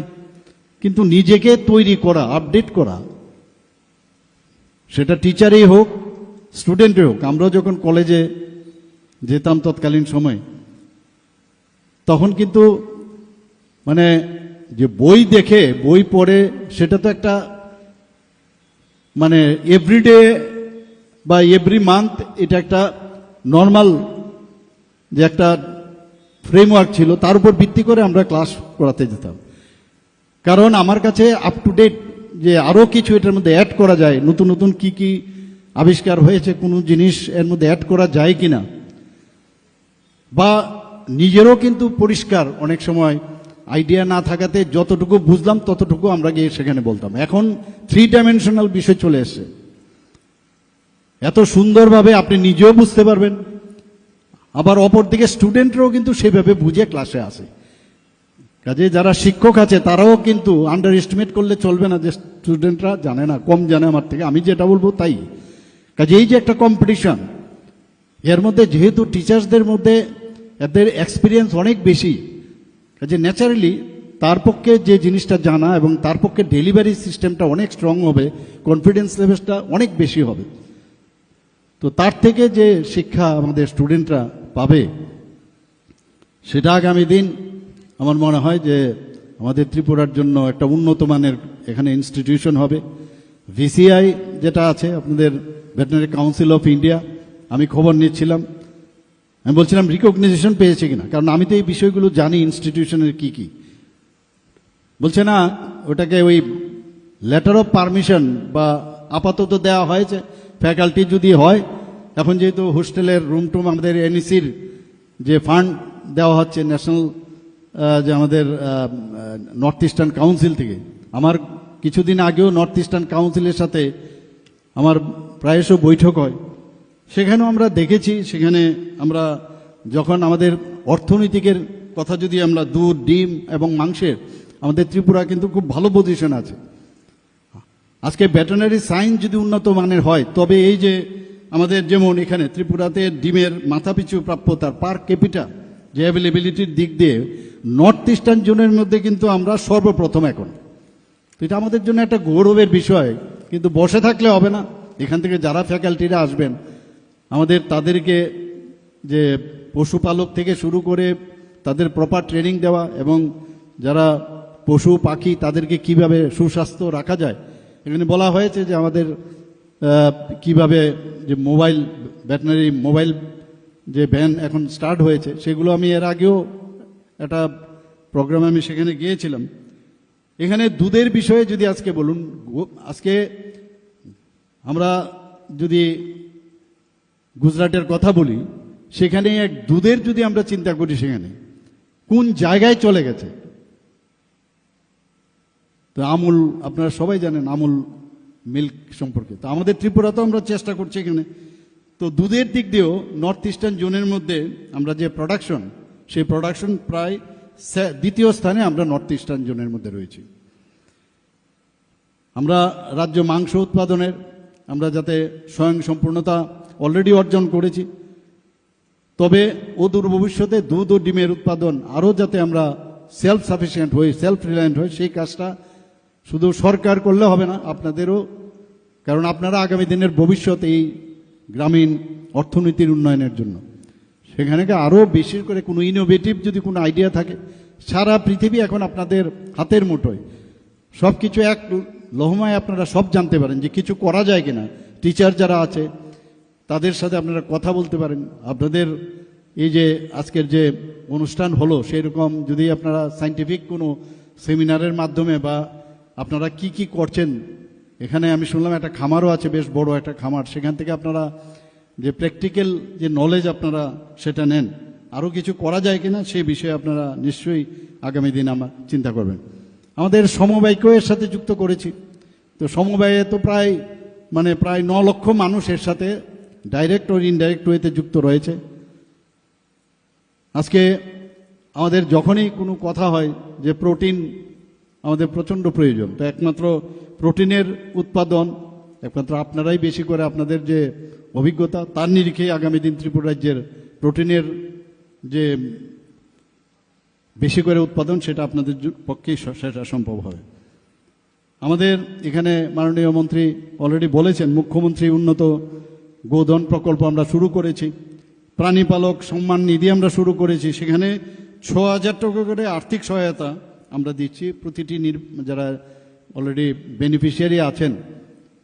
এবং এর জন্য আমরা কিন্তু, আমি যখনই এই ধরনের ঘটনা হয় আমি ক্যাবিনেটে কিন্তু একদম বিন্দুমাত্র চিন্তা করি না, ইট শুড বি ডান। এতে করে 2023-24 এবং 2024-25 সালে প্রায় 800-এর উপরে, 8,000-এর উপরে পরিবার এতে লাভ হয়েছে এবং তাদেরকে 6,000 টাকা করে আমরা প্রতি বছর আর্থিক সহায়তা করছি। ভ্রাম্যমাণ পশু চিকিৎসা ইউনিট, যেটা আমি একটু আগে বললাম, এখন যারা প্রাণীরা আছেন তাদেরও তো বাঁচতে হবে, তাদের জন্য যে খাদ্য, তার জন্য সবুজ প্রাণী খাদ্য উন্নয়ন প্রকল্প আমরা সেটা শুরু করেছি। এর মধ্যে 286 হেক্টর জমিতে আমরা সবুজ প্রাণী খাদ্য চাষ করা হচ্ছে। মুখ্যমন্ত্রী প্রাণী সম্পদ বিকাশ যোজনায় হাঁস মুরগি যাতে পালন একটা প্রকল্প আমরা শুরু করেছি, তাতে করে হাঁস এবং মুরগির ছানা ইত্যাদি বিতরণ করা আমরা বহু জায়গায় আমরা করছি। ন্যাশনাল প্রোগ্রাম ফর ডেভেলপমেন্ট প্রকল্প একটা, সেটা 15ই মে 2025 বামুটিয়াতে আপনারা নিশ্চয়ই খবর পেয়েছেন, প্রায় 40,000 লিটার ক্ষমতা সম্পন্ন দুগ্ধ প্রক্রিয়াকরণ ও দুগ্ধজাত দ্রব্য উৎপাদন কেন্দ্রের উদ্বোধন করা হয়। এখানে যে মিনি মোবাইল ভেটেরিনারি ইউনিট চালু করা হয়েছে, এর মধ্যে আরও 25-26 যে আমাদের ফাইন্যান্সিয়াল ইয়ার আমরা বাজেটে রেখেছি 4,50 লক্ষ টাকা এর জন্য বরাদ্দ করা হয়েছে, এবং যাতে করে আগামী দিনে আরও 55 নতুন মিনি মোবাইল যে ইউনিট সেটা চালু করা যায়। বন্ধুগণ, আমি আবার আপনাদের বলছি যে আমাদের এই ইনস্টিটিউশন এমন একটা ইনস্টিটিউট হোক, সেটা সারা ভারতবর্ষের না সারা পৃথিবীর মধ্যে, যাতে একটা সত্যিকারের অর্থেই এখানে একটা ইনস্টিটিউশন সবাই জানে। পাশাপাশি আপনারা দেখুন, আমরা এখানে সিজা হসপিটাল, এখানে আমি আসার জন্য, এখানে খুব বেশি লোক তো চলাফেরা করে না, কিন্তু এখানে সিজা হসপিটাল, এখানে আমি 5 তারিখ সম্ভব সেখানে আমি ভূমি পূজন করতে যাচ্ছি। যখন একটা সুপার স্পেশালিটি হসপিটাল হবে, তো মানুষ কিন্তু তখন আসবেই, দেখে প্রচুর মানুষ আসবে। তো একটা কম্পিটিশন কিন্তু হবে যে একটা অ্যানিম্যাল হাজবেন্ডারি এবং ভেটেরিনারি সায়েন্স পাশাপাশি এরকম সুপার স্পেশালিটির হসপিটাল দুটো মিলে এখানে মানুষ যখন যাতায়াত করবে, তো আপনাদের সম্পর্কেও জানবে, আপনাদের মধ্যে উৎসাহ এটা আসবে যে আমরা একটা কম্পিটিটিভ মোডে আমরা সবাই মিলে আমরা কাজ করছি সমাজের জন্য, সেটা কিন্তু চলে আসবে। আরও বিভিন্ন যেসব উন্নয়নের বিষয় আছে, যখন আমি নিশ্চিত যে আগামী দিন আমরা সেটা করব। একটা উদাহরণ দিয়ে আমি আমার কথা বলা শেষ করব। যখন আমরা গৌমাতা, আমি গত 10-15 দিন আগে আমি তেলিয়ামোড়াতে গিয়েছিলাম, একটা গৌমাতা সেখানে, যে আমরা যে একজন আরেকজনের জন্য, একটা গৌমাতা একটা ল্যাট্রিনের মধ্যে পড়ে গিয়েছিল, পুরনো অখাদ্য একটা অবস্থা, মানে বিশ্রী অবস্থা, সেই জায়গার মধ্যে এই গৌমাতা পড়েছিল। আমাদের যারা ওখানে ভলেন্টিয়াররা আছেন তারা এবং ওখানকার স্থানীয় যারা ছেলেরা আছেন তারা সেখানে সেই ট্যাঙ্কির ভিতর ঢুকে তাকে উদ্ধার করেছে। এবং উদ্ধার করার পরে দেখা গেল যে কয়েকজন অসুস্থ হয়েছেন, কিছু লোক, তাদেরকে হাসপাতালে ভর্তি করা হয়েছে। তো এই যে একটা একজন আরেকজনের জন্য, এটা কিন্তু আমি আজকে এখানে আসার পর আমি ভাবছিলাম যে এটা এর থেকে প্রকৃত উদাহরণ আর কিচ্ছু হতে পারে না। এবং তারা এখন সুস্থ আছে, ভালো আছে। তো আমরা আজকে একজন আরেকজনের তরে এই কথাটা আমি বলবো, এবং সবাই যেন এই ভেটেরিনারি কলেজের যাতে আরও বেটার হয়, বেটার থেকে বেটার হয়, আপনারা সবাই মিলে আমরা চেষ্টা করব। সরকারের তরফ থেকে করবে, কিন্তু আপনারাও আপনার চেষ্টা করবেন। সবাইকে আজকের এই 17তম প্রতিষ্ঠা দিবস উদযাপন উপলক্ষে হার্দিক অভিনন্দন, শুভেচ্ছা জানিয়ে আমার কথা বলা শেষ করছি। নমস্কার, জয় Hind.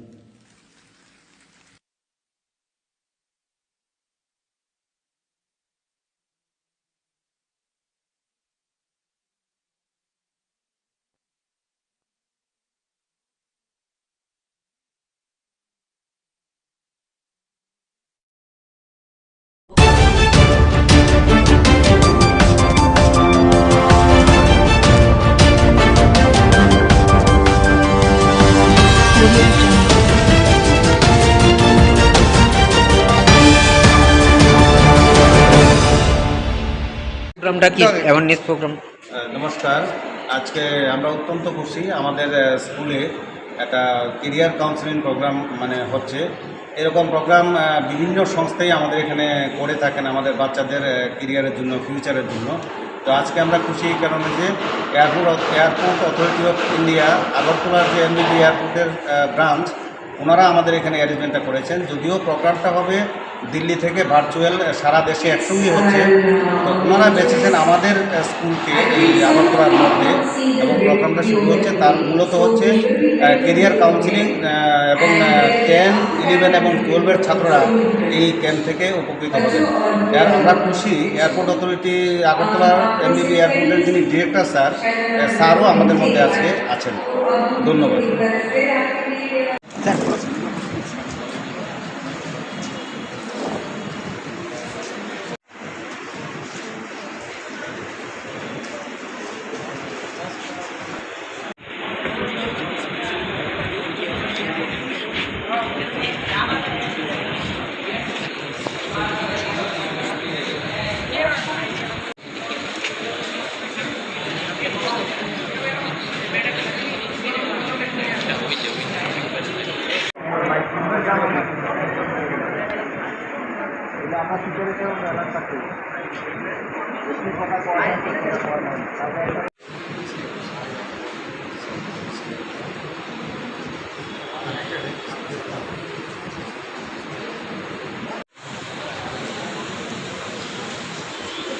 Namaste, ma'am. This is SSVM World Center.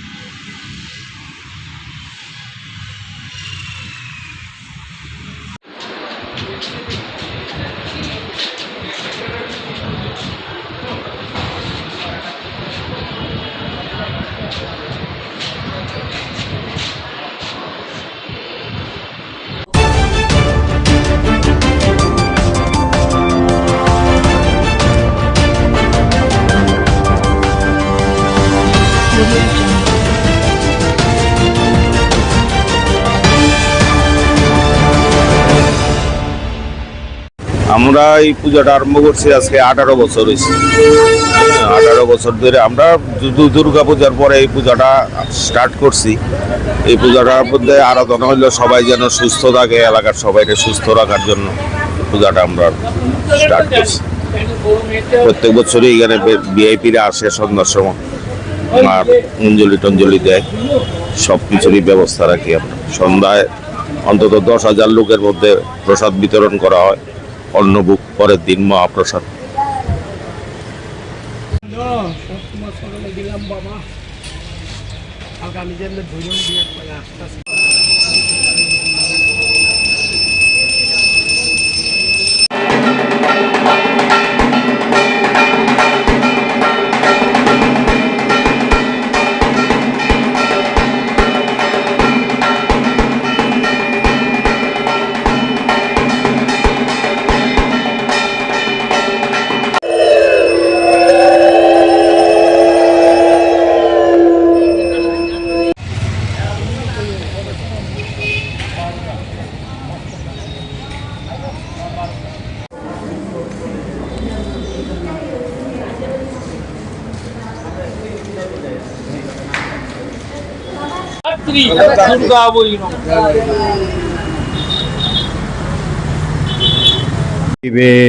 सर्वार्थ साधिके शरण्ये त्र्यंबके गौरी नारायणे नमस्तुते।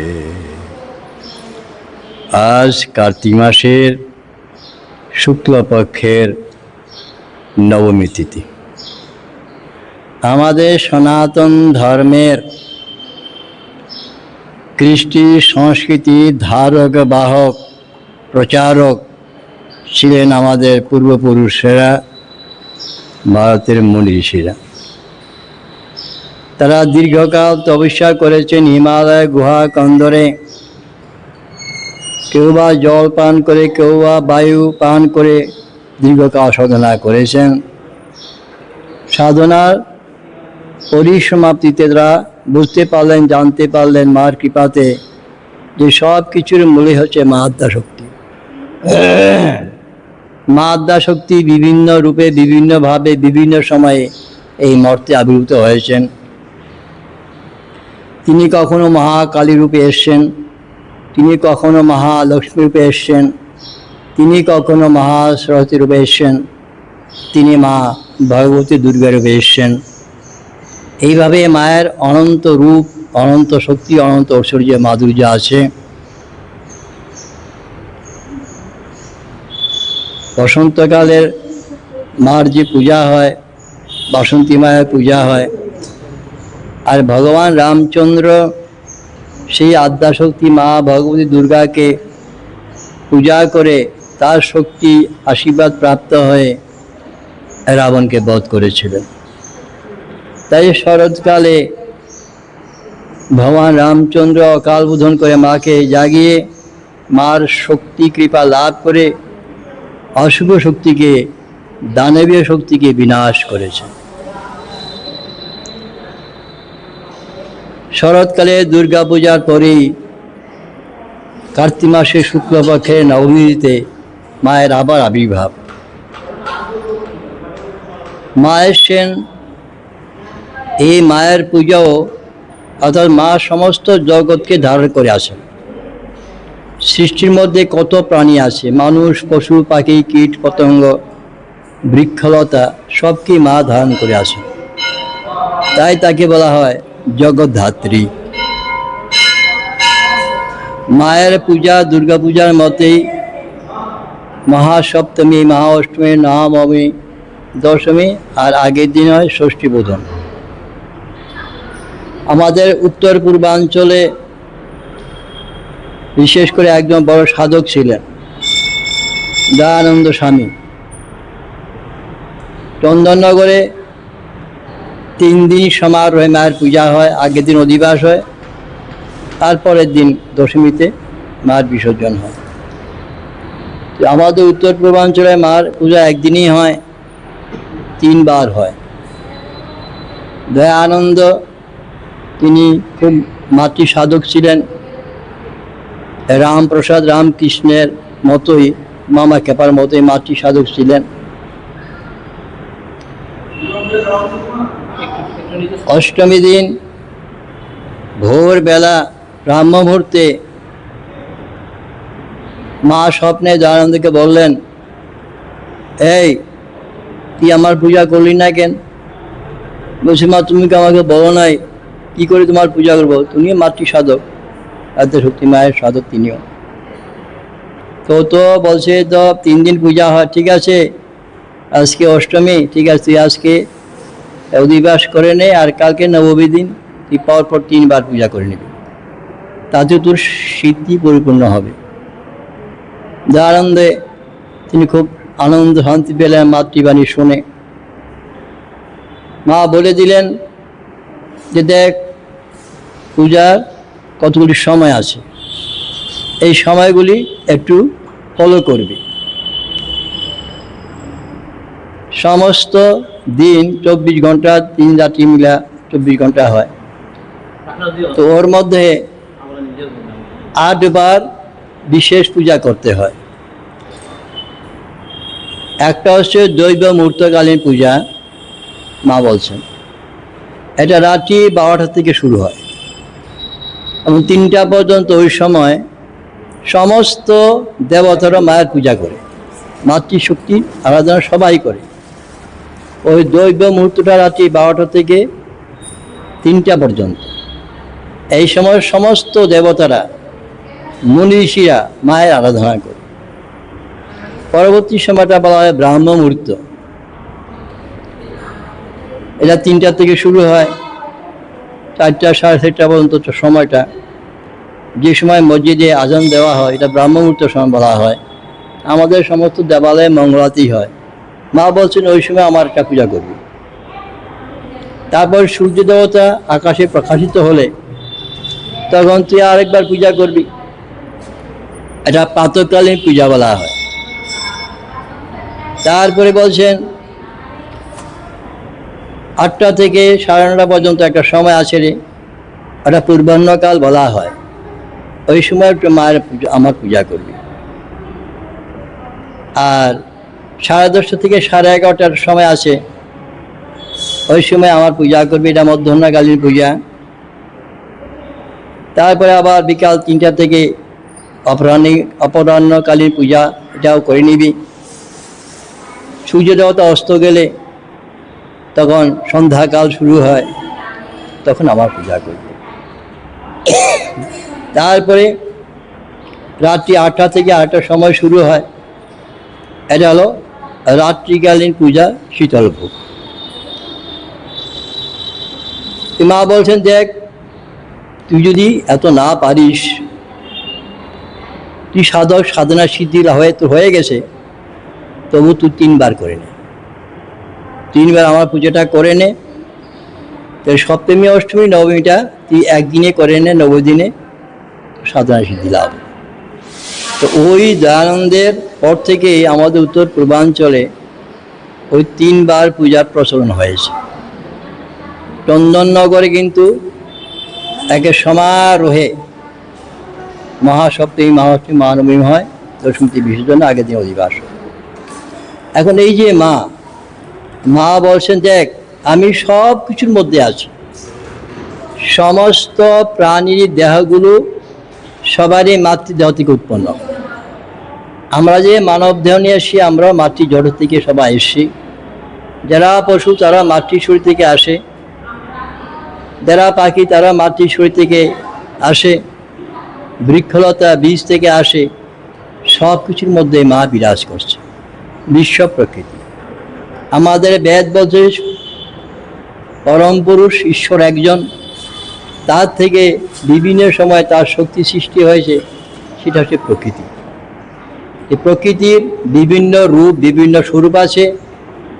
মহাকালী, মহালক্ষ্মী, মহাসরস্বতী, মা দুর্গা, মা জগদ্ধাত্রী।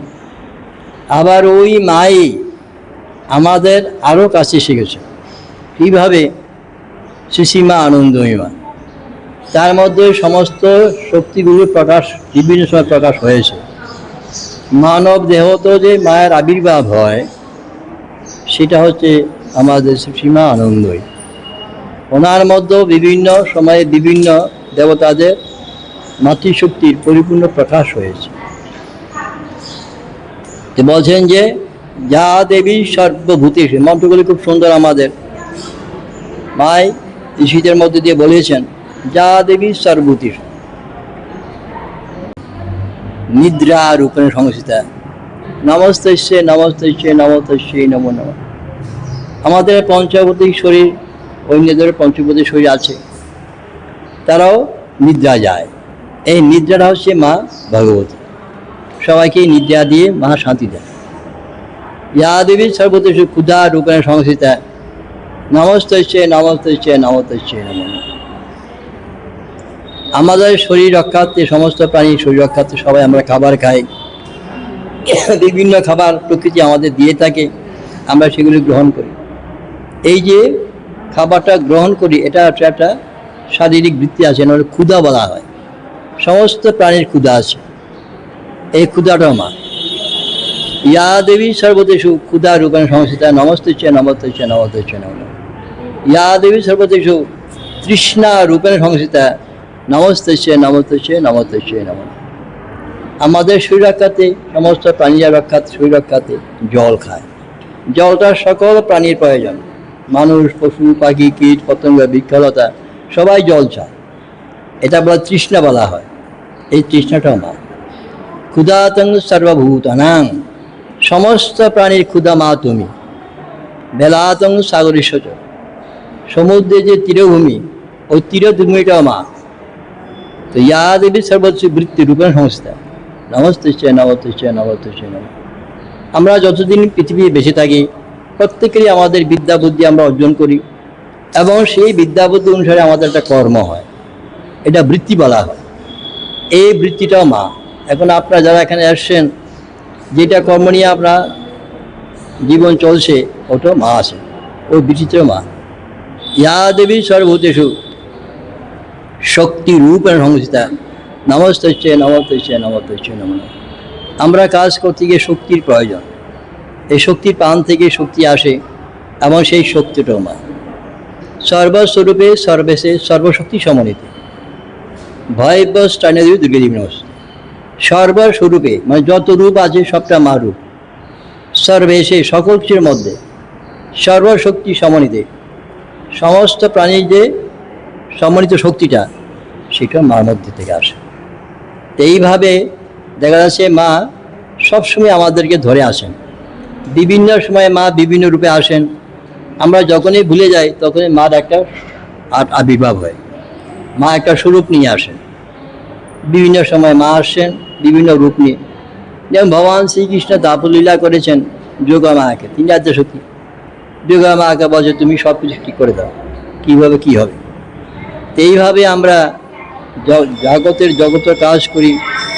এই যে আমাদের মহালক্ষ্মী সমস্ত ধন সম্পদ দিচ্ছেন, আমাদের মহাসরস্বতী আমাদের বিদ্যা বুদ্ধি দিচ্ছেন, মহাকালী অশুভ শক্তি বিনাশ করে আমাদেরকে রক্ষা করছেন। সমাজ সঙ্গীতগুলি শুনে দেখবেন কত সুন্দর সুন্দর সমাজ সঙ্গীত, অথচ মা কালী গান সবগুলো। মা কালী তো উগ্র নন, অসুর বিনাশের জন্য দানব বিনাশের মায়ের উগ্ররূপ হয়েছিল। তো এইভাবে দেখা যাচ্ছে যে মা সবসময় আমাদের ধরে আছেন।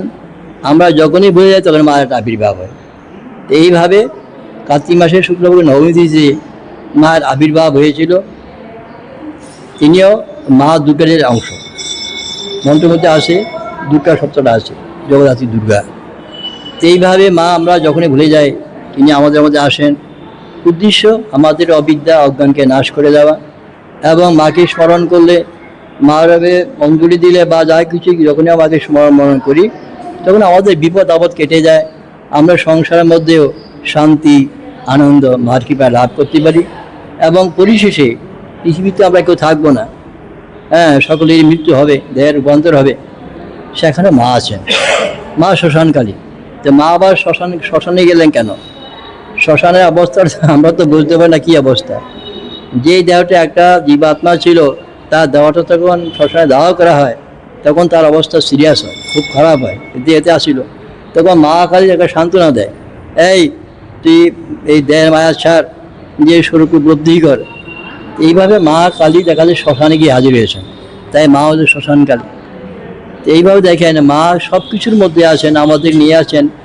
আমরা মায়ের মধ্যে আছি, মা আমাদের মধ্যে আসে। ওম সর্বমঙ্গল মঙ্গলে শিবে সর্বত্র সাদিকে শরণ্যে ত্রম্বকে গৌরী নারায়ণ নমস্তে। সমস্ত জগতের সমস্ত প্রাণী, বিশ্বজগতের বিশ্ব প্রাণী সকলের মঙ্গল এই পূজা দ্বারা হয়ে যাচ্ছে। এই মন্ত্রগুলির শক্তি, আনন্দ সব কিছু সমস্ত বিশ্ববাসী পেয়ে যাচ্ছে এই পূজার মাধ্যমে। ওম শান্তি, ওম শান্তি, ওম শান্তি।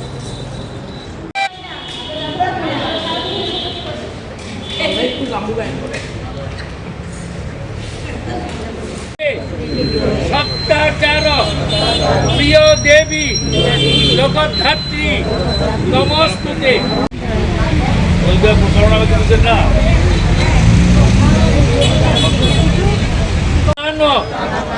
রূপিণী সর্বশান্ত হরে দেবী জগদ্ধাত্রী নমস্তুতে। কালাধি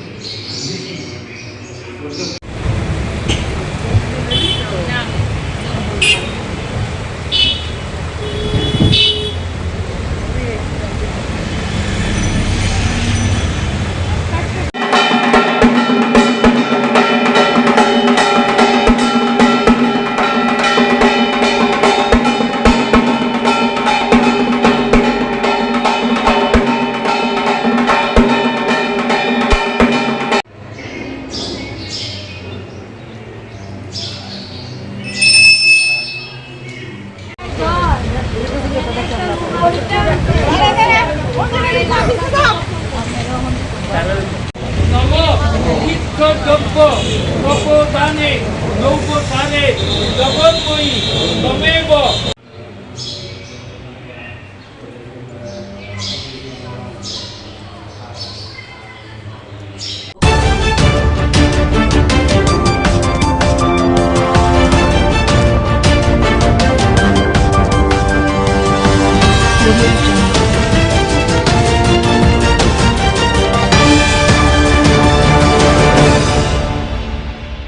একটা টেকনোলজিক্যাল বিষয় নিয়ে যখন দাঁড়িয়ে আমরা কথা বলেছি, সাধারণ খেটে খাওয়া মানুষ, গ্রামের চাষি, ছোট দোকানে কাজ করে ছেলেরা মেয়েরা দাঁড়িয়ে থেকে আমাদের কথা শুনেছে। কারণ মানুষ জানতে চায় যে কোন ধরনের নতুন হামলা তার জীবনের উপরে আসতে চলেছে।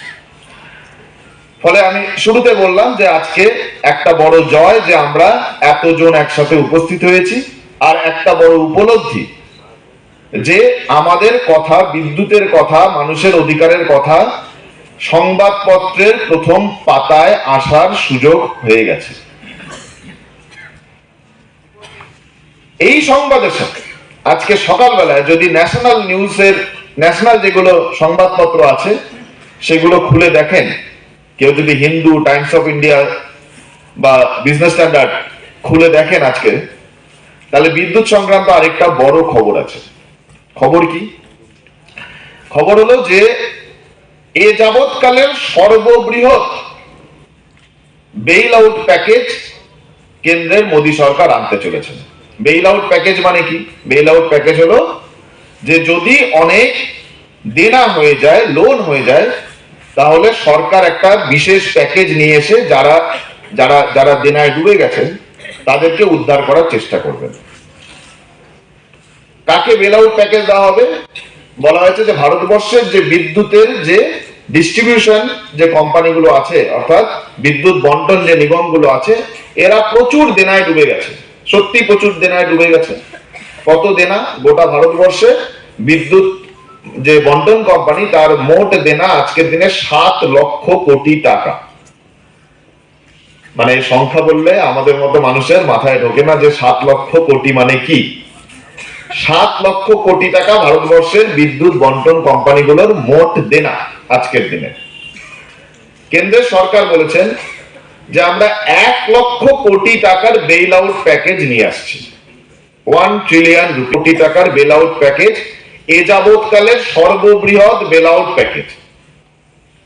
খুব ভালো কথা যে বন্টন যে সংস্থা, তাদেরকে কেন্দ্রের সরকার সাহায্য করবেন যে তোমাদের ভাই অনেক দেনা হয়ে গেছে, তাই তোমাদেরকে আমরা কেন্দ্রের কোষ থেকে টাকা দিয়ে রাজ্যের বন্টন কোম্পানিগুলোকে সাহায্য করছি।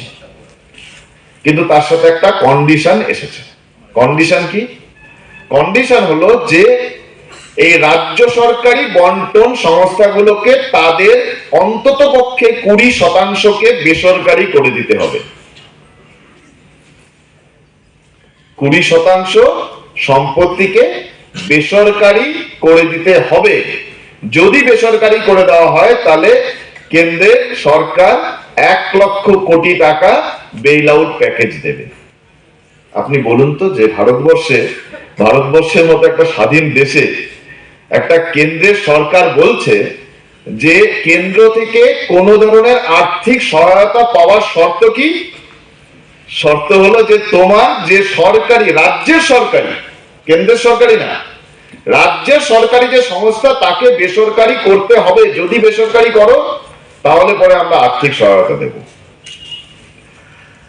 ফলে আজকে যে আমরা জড়ো হয়েছি, আমরা বুঝে নিই যে কেন্দ্রের সরকার খুব ডেসপারেট, খুব তাড়াহুড়ো করে ভারতবর্ষের যে কটা রাজ্য সরকারি বিদ্যুৎ নিগম আছে তাদের বেসরকারি করার চেষ্টা করবে। 2020 সালে একটি নীতি ভারতবর্ষের কেন্দ্রের সরকার নিয়ে এসেছিল, সেটার নাম হলো আত্মনির্ভর ভারত। আত্মনির্ভর ভারত আমরা অনেকে জানি, প্রধানমন্ত্রী মাঝে মাঝেই বলেন আত্মনির্ভর ভারত। আত্মনির্ভর ভারতের ডকুমেন্টে লেখা আছে যে আমাদের প্রথম কাজ হলো যে ইউনিয়ন টেরিটরি কোনগুলো, যেমন চণ্ডীগড়, যেমন পন্ডিচেরি, যেমন দমন-দিউ, আর এখন জম্মু কাশ্মীরও ইউনিয়ন টেরিটরি হয়ে গেছে। বললো যে ইউনিয়ন টেরিটরিতে কোনো সরকারি বিদ্যুৎ পরিবহন বন্টন ব্যবস্থা থাকবে না। এটা হচ্ছে আত্মনির্ভর ভারত।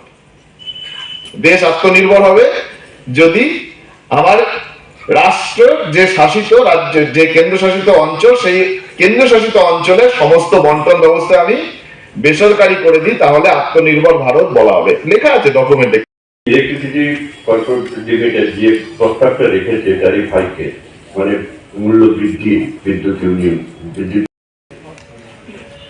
এখানে আমরা যারা ইঞ্জিনিয়াররা কাজ করেন, যারা বিদ্যুৎ কর্মীরা কাজ করেন, তাদের মূল্যায়ন করছি না, বরং আমরা বলেছি ওইখানে যে তাদেরকে যাতে ভালোভাবে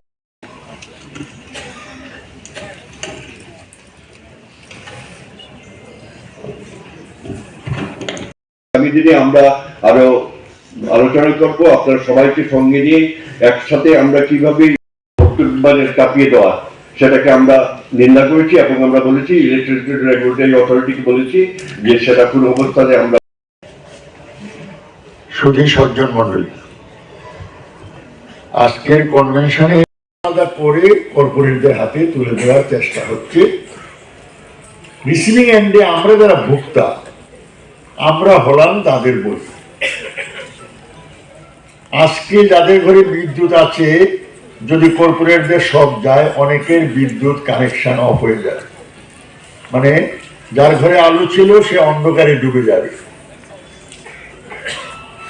ওই শাইনিং ইন্ডিয়া একটা স্লোগান আমরা শুনেছিলাম, তখনই বলা হয়েছিল, সেই সময় যিনি প্রধানমন্ত্রী ছিলেন তিনি বলেছিলেন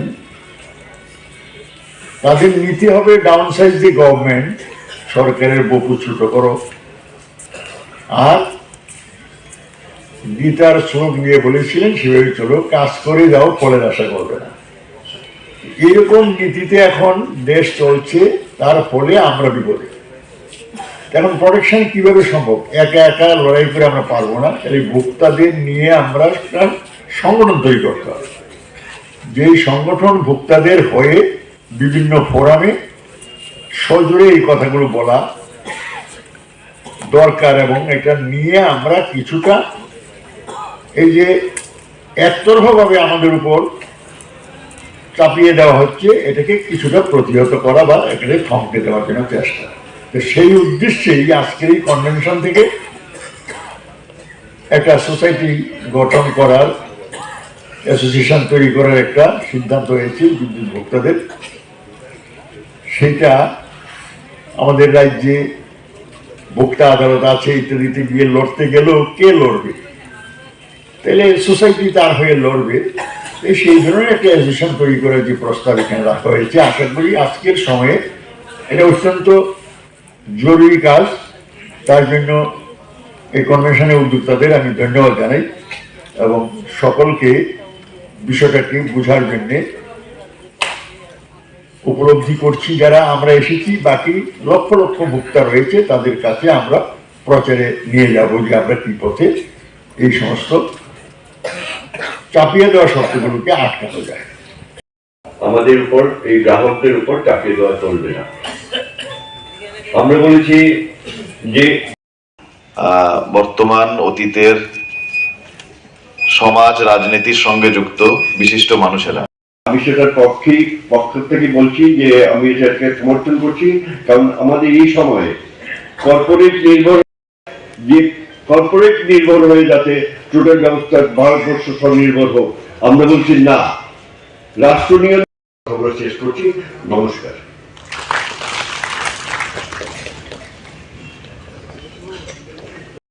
নিয়ে ভোক্তা দেশের সঙ্গে আমাদের রাজ্যে যে অবস্থা, ভোক্তারা অসহায়। ভাষণ শোনেন, অর্থাৎ আমাদের স্বাধীনতা দিবসের লালকেল্লার ভাষণ, তাতে প্রধানমন্ত্রী বলছেন যে বিদ্যুতের ব্যাপক বেসরকারীকরণের প্রয়োজন রয়েছে, এমনকি বিদ্যুৎ উৎপাদন এবং যে বিদ্যুৎ উৎপাদনে কোনোদিন ভারতবর্ষে বেসরকারি সংস্থাকে ঢুকতে দেওয়া হয়নি, অর্থাৎ নিউক্লিয়ার বিদ্যুৎ উৎপাদন, সেই নিউক্লিয়ার বিদ্যুৎ উৎপাদনও আমরা এখন বেসরকারি কোম্পানিকে নিয়ে আসবো, এটা প্রধানমন্ত্রী বলছেন। অর্থাৎ প্রধানমন্ত্রী ঠিক করে নিয়েছেন যে ভারতবর্ষে বিদ্যুতের বেসরকারীকরণ হবে। আর রুখতে যাবে কারা? রুখতে যাবে হচ্ছে বিদ্যুতের যে কর্মীরা, বিদ্যুতের যে শ্রমিকরা, কর্মচারীরা, ইঞ্জিনিয়াররা, তারা হচ্ছে রুখতে যাবে। আপনার এখানে বিদ্যুতের যে নিগম, সেই বিদ্যুৎ নিগমে কতজন কর্মচারী কাজ করেন? 1500, 1200, 1300।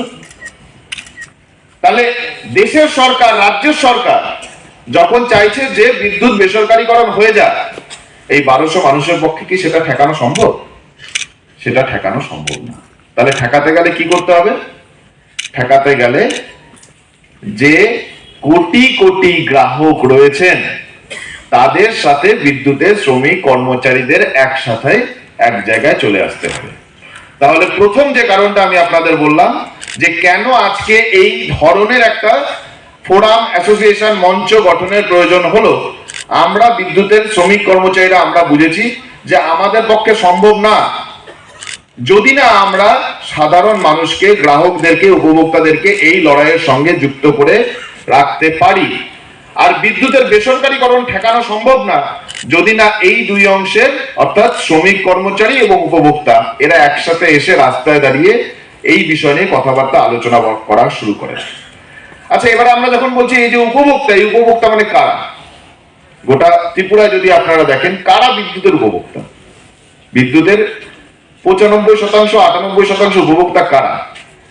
বিভিন্ন ক্ষেত্রে কাজ করা শ্রমিক, রাত্রিবেলা বাড়ি ফিরে গিয়ে আলো বাতাসের প্রয়োজন পড়ে, ছোট চাষি, মাঝারি চাষি, যাদের নিজেদের একটা শ্যালো বা পাম্পের সুযোগ আছে, এই ধরনের চাষি, যে মাঝারি ছোট ব্যবসায়ী যারা সন্ধ্যাবেলায় ব্যবসা করার জন্য বিদ্যুতের কানেকশনের প্রয়োজন পড়ে, বা ছোটখাটো কোনো কারখানা, তার মালিক, তার শ্রমিক। অর্থাৎ গোটা ত্রিপুরার যে উৎপাদক অংশ, তারা শ্রমিক হন, তারা কৃষক হন, তারা ছোট ব্যবসায়ী হন, তারা ছোট কারখানা নিজে তৈরি করেছেন, সেখানে 15 জন, 20 জন, 50 জন শ্রমিককে নিয়ে একসাথে উৎপাদনের কাজ করছেন, এই সবটা বিদ্যুতের গ্রাহক। তাহলে বিদ্যুতের গ্রাহক যখন আমরা বলি, আমার মাথায় কিন্তু পরিষ্কার করে ঢুকে যেতে হবে, সেটা হচ্ছে গোটা দেশের উৎপাদক যারা, তাদেরকে আমরা এক জায়গায় আনার কাজ শুরু করলাম। ভানুগর শাহ মহাশয় আপনাদের সামনে আলোচনা করবেন। টেকনিক্যাল ব্যাপার এবং এই সমস্ত নিয়ে সাধারণ মানুষের খুব বেশি উৎসাহ, আগ্রহ নেই। বিদ্যুতের আন্দোলন বললে মনে করা হতো যে এটা বোধহয় বিদ্যুৎ কর্মীদের আন্দোলন, তারা তাদের চাকরি বাঁচানোর জন্য লড়াই করছেন, বা বেসরকারীকরণের বিরুদ্ধে তারা লড়াই করছেন, যারা ওই সেক্টরে কাজ করেন তারা লড়াই করছেন। এই যে ধারণা, এই ধারণা আজকে আপনারা ভেঙে দিয়েছেন। গোটা ত্রিপুরা থেকে সাধারণ বিদ্যুতের গ্রাহক, উপভোক্তারা সকালবেলায় ট্রেনে করে, বাসে করে দূর দূরান্ত থেকে নানা ধরনের বাধা লঙ্ঘন করে আগরতলায় এসে উপস্থিত হয়েছেন এই কথা বলার জন্য যে বিদ্যুতের অধিকার আমাদের জীবনের মৌলিক অধিকারের একটি অধিকার, এবং এই অধিকারের ওপরে হামলা হলে আমরা সাধারণ মানুষ চুপ করে বসে থাকবো না, আমরা জানার, বোঝার, জানানোর, বোঝানোর চেষ্টা করব। ফলে একটা নতুন ধরনের, নতুন চরণের লড়াই সংগ্রামের পথ আজকে খুলে গেল। আমি ধাপে ধাপে কিছু কথা আপনাদের বলার চেষ্টা করব, এবং সে কথা বলতে গিয়ে হয়তো কিছু টেকনিক্যাল কথাও আমাকে বলতে হবে। আমি অনুরোধ করব আপনারা ধৈর্য নিয়ে শুনবেন, যাতে যে উদ্দেশ্যে আজকে গোটা রাজ্য থেকে আমরা এখানে এসে উপস্থিত হয়েছি সেই উদ্দেশ্যটার সম্পর্কে আমাদের বোঝাপড়া, ধারণা, কাজ সেটা পরিষ্কার হয়ে যায়, যাতে এখান থেকে ফিরে গিয়ে এই বিরাট কনভেনশনকে কি করে আমাদের লড়াইয়ের একটা হাতিয়ার হিসেবে গড়ে তোলার প্রথম সোপান হিসেবে আমরা দেখতে পারি, সেই কাজ আমরা শুরু করতে পারি। আমি এপ্রিল মাসে ত্রিপুরাতে এসেছিলাম এবং সেখানে বিদ্যুৎ সংক্রান্ত একটি আলোচনা সভায় আমার উপস্থিত থাকার সুযোগ হয়েছিল। এই যে এপ্রিল মাসে আমি এসেছিলাম, আজকে এপ্রিল থেকে অক্টোবর শেষ, নভেম্বর মাসের শুরুতে আমরা ঢুকতে চলেছি।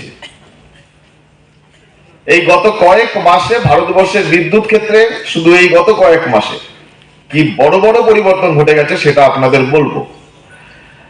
কিন্তু তার আগে প্রথমে আপনাকে বলি যে আজকে সকালবেলার ত্রিপুরার যতগুলো সংবাদপত্র আমি হাতে পেয়েছি, প্রায় সব সংবাদপত্রেই ফ্রন্ট পেজে বা মাঝের পেজে বড় করে খবর এসছে যে সরকার ট্যারিফ বাড়াতে চলেছে। সরকার মানে যে ত্রিপুরার যে রেগুলেটরি কমিশন, তারা প্রস্তাব এনেছে এবং তার বিরুদ্ধে বিভিন্ন ফোরাম থেকে, রাজনৈতিক দল থেকে, সিপিআইএম এর পক্ষ থেকে, অন্যান্য নাগরিক মঞ্চের পক্ষ থেকে তারা গিয়ে সেখানে তাদের বিরোধ জানিয়েছে। আচ্ছা বলুন তো, যে ত্রিপুরা রাজ্যে বিদ্যুৎ নিয়ে প্রত্যেকটা বড় সংবাদপত্রের ফ্রন্ট পেজে লাস্ট কবে খবর এসেছিল? গত কয়েক মাস ধরে কিন্তু লাগাতার বিদ্যুতের সমস্যা নিয়ে ত্রিপুরার নাগরিকরা রাস্তায় আছেন। ফলে সংবাদপত্র যারা চালান তারাও বুঝতে পেরেছেন যে এই ব্যাপারে মানুষের চাহিদা, আগ্রহ তৈরি হয়েছে। তার জন্য আজকে নিউজ পেপারের ফ্রন্ট পেজে ব্যানার নিউজ করা হয়েছে। তার মানে কি? তার মানে আমরা যে কটা লোকের কাছে পৌঁছতে পেরেছি তার চেয়ে বেশি লোক কিন্তু এই ব্যাপারে জানতে, বুঝতে চাইছে। তাই জন্য সংবাদপত্রে এর একটা গুরুত্ব তৈরি হয়েছে। তাহলে আমরা যদি আমাদের কথা পৌঁছানোর কাজ করতে পারি, তাহলে যে কজন লোকের কাছে এখনো পৌঁছেছি তার চেয়ে বহু বহু বেশি মানুষ আমাদের কথা শুনবেন। আমার নিজের ব্যক্তিগত অভিজ্ঞতা বলি যে ভারতবর্ষের প্রত্যন্ত গ্রামের ভেতরে স্মার্ট মিটার, সবাই এখন নাম জেনে গেছে স্মার্ট মিটার। আমরা ইলেকট্রিসিটি রেগুলেটরি অথরিটি ত্রিপুরা, সেখানে আমরা গিয়েছিলাম।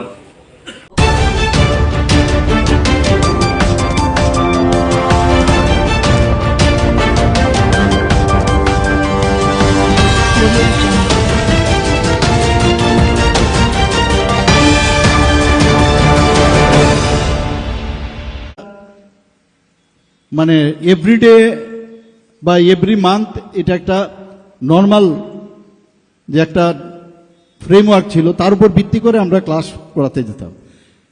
কারণ আমার কাছে আপ টু ডেট যে আরও কিছু এটার মধ্যে অ্যাড করা যায়, নতুন নতুন কি কি আবিষ্কার হয়েছে, কোনো জিনিস এর মধ্যে অ্যাড করা যায় কিনা, বা নিজেরও কিন্তু পরিষ্কার অনেক সময় আইডিয়া না থাকাতে যতটুকু বুঝলাম ততটুকু আমরা গিয়ে সেখানে বলতাম। এখন 3 ডাইমেনশনাল বিষয় চলে এসছে, এত সুন্দরভাবে আপনি নিজেও বুঝতে পারবেন, আবার অপরদিকে স্টুডেন্টরাও কিন্তু সেভাবে বুঝে ক্লাসে আসে। কাজে যারা শিক্ষক আছে তারাও কিন্তু আন্ডার এস্টিমেট করলে চলবে না যে স্টুডেন্টরা জানে না, কম জানে আমার থেকে, আমি যেটা বলবো তাই। কাজে এই যে একটা কম্পিটিশন, এর মধ্যে যেহেতু টিচার্সদের মধ্যে এদের এক্সপিরিয়েন্স অনেক বেশি, যে ন্যাচারালি জিনিসটা জানা এবং তার পক্ষে ডেলিভারি সিস্টেমটা অনেক স্ট্রং হবে, কনফিডেন্স লেভেলটা অনেক বেশি হবে। তো তার থেকে যে শিক্ষা আমাদের স্টুডেন্টরা পাবে সেটা আগামী দিন আমার মনে হয় যে আমাদের ত্রিপুরার জন্য একটা উন্নত মানের এখানে ইনস্টিটিউশন হবে। ভিসিআই যেটা আছে আপনাদের ভেটেরিনারি কাউন্সিল অফ ইন্ডিয়া, আমি খবর নিচ্ছিলাম, আমি বলছিলাম রিকগনাইজেশন পেয়েছে কিনা, কারণ আমি তো এই বিষয়গুলো জানি ইনস্টিটিউশনের কি কি। বলছে না, ওটাকে ওই লেটার অফ পারমিশন বা আপাতত দেওয়া হয়েছে, ফ্যাকাল্টি যদি হয়, এখন যেহেতু হোস্টেলের রুম টুম আমাদের এনইসির যে ফান্ড দেওয়া হচ্ছে ন্যাশনাল যে আমাদের নর্থ ইস্টার্ন কাউন্সিল থেকে, আমার কিছুদিন আগেও নর্থ ইস্টার্ন কাউন্সিলের সাথে আমার প্রায়শ বৈঠক হয়, সেখানেও আমরা দেখেছি, সেখানে আমরা যখন আমাদের অর্থনৈতিকের কথা যদি আমরা দুধ, ডিম এবং মাংসের, আমাদের ত্রিপুরা কিন্তু খুব ভালো পজিশন আছে।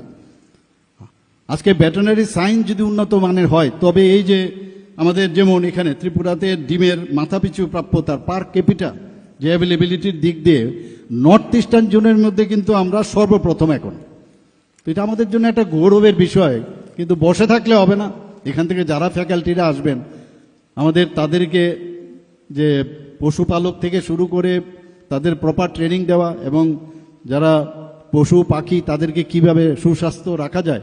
এখানে বলা হয়েছে যে আমাদের কিভাবে যে মোবাইল ভেটেরিনারি মোবাইল যে ভ্যান এখন স্টার্ট হয়েছে, সেগুলো আমি এর আগেও একটা প্রোগ্রামে আমি সেখানে গিয়েছিলাম। এখানে দুধের বিষয়ে যদি আজকে বলুন, আজকে আমরা যদি গুজরাটের কথা বলি, সেখানে এক দুধের যদি আমরা চিন্তা করি, সেখানে কোন জায়গায় চলে গেছে। তো আমুল আপনারা সবাই জানেন আমুল মিল্ক সম্পর্কে, তো আমাদের ত্রিপুরাতেও আমরা চেষ্টা করছি এখানে। তো দুধের দিক দিয়েও নর্থ ইস্টার্ন জোনের মধ্যে আমরা যে প্রোডাকশন, সেই প্রোডাকশন প্রায় দ্বিতীয় স্থানে আমরা নর্থ ইস্টার্ন জোনের মধ্যে রয়েছি। আমরা রাজ্য মাংস উৎপাদনের আমরা যাতে স্বয়ংসম্পূর্ণতা অলরেডি অর্জন করেছি, তবে অদূর ভবিষ্যতে দুধ ও ডিমের উৎপাদন আরও যাতে আমরা সেলফ সাফিসিয়েন্ট হই, সেলফ রিলায়েন্ট হই, সেই কাজটা শুধু সরকার করলে হবে না, আপনাদেরও, কারণ আপনারা আগামী দিনের ভবিষ্যৎ এই গ্রামীণ অর্থনীতির উন্নয়নের জন্য। সেখানে আরও বেশি করে কোনো ইনোভেটিভ যদি কোনো আইডিয়া থাকে, সারা পৃথিবী এখন আপনাদের হাতের মুঠোয়, সব কিছু এক লহমায় আপনারা সব জানতে পারেন যে কিছু করা যায় কিনা। টিচার যারা আছে তাদের সাথে আপনারা কথা বলতে পারেন।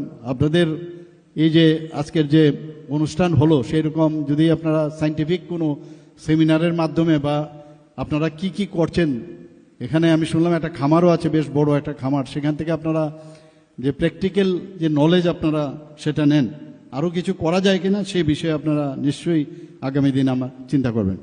আমাদের সমবায়কেও এর সাথে যুক্ত করেছি। তো সমবায়ে তো প্রায় 9 লক্ষ মানুষ এর সাথে ডাইরেক্ট ও ইনডাইরেক্ট ওয়েতে যুক্ত রয়েছে।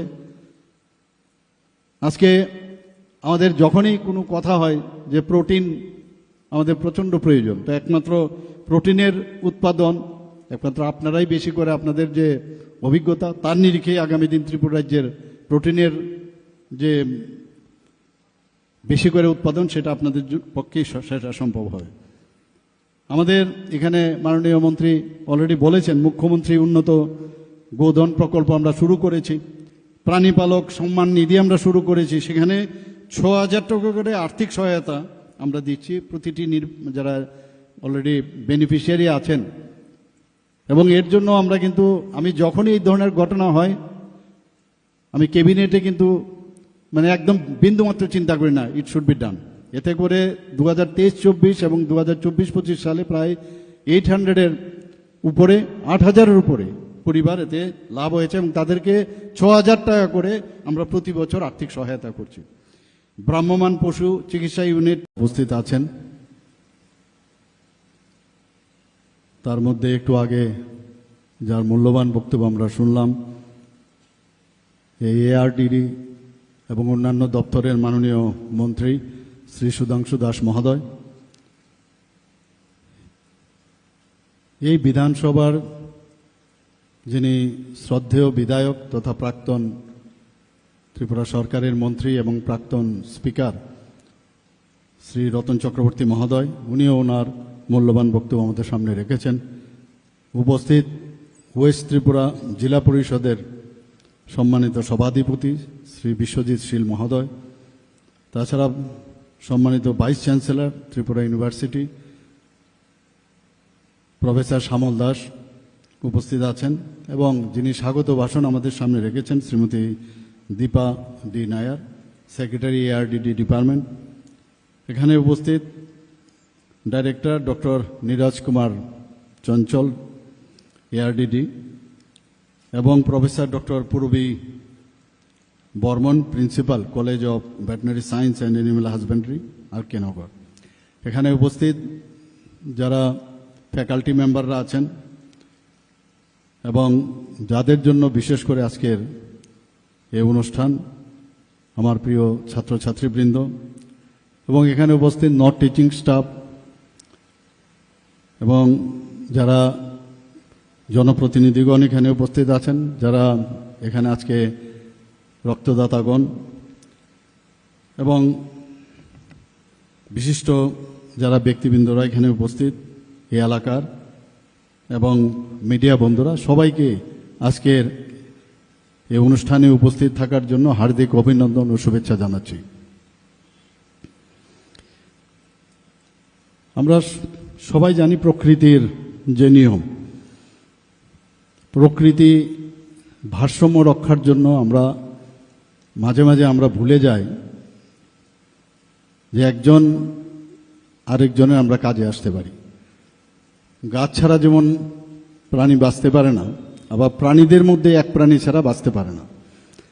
এটা কিন্তু আমরা ভুলে যাই বলে মাননীয় প্রধানমন্ত্রীজি, আমি দেখেছি যে ওনার যে স্লোগান সব ক্ষেত্রে কিন্তু সেটাকে আমরা ব্যবহার করতে পারি, যে সবকা সাথ সবকা বিকাশ অ্যান্ড বিশ্বাস আর তার প্রয়াস। এখানে কিন্তু আজকেও এই হসপিটাল আমি যখন ঢোকার পরে সেখানে আমরা আলট্রাসোনোগ্রাফি থেকে আরম্ভ করে এবং অন্যান্য যে স্ক্যান মেশিন থেকে আরম্ভ করে অনেক কিছু দেখলাম সেখানে। কোনো অবস্থায় এটা মেডিকেল কলেজের যে কোনো হসপিটালের সাথে আমরা বলবো না যে এটা ডিফারেন্ট কিছু আছে। আমি যেহেতু মেডিকেল সায়েন্সের সাথে আমি যুক্ত আছি, আর বিশেষ করে ভেটেরিনারিদের সাথে আমার বহু পুরনো পরিচয় ছিল, এবং বিভিন্ন কলেজে ওয়েস্ট বেঙ্গলের যে দত্তবাগানে যে ভেটেরিনারি কলেজ আছে সেখানে আমি প্রায়শই যেতাম।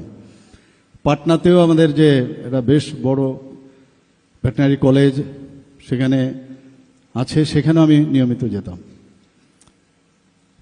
তো এই যে ব্যবস্থা, এবং যেটা আমাদের মাননীয় মন্ত্রী বলেছেন যে ভেটেরিনারি সায়েন্স কিন্তু হিউম্যান সায়েন্সের থেকেও একটু আমি বলবো খুবই complicated.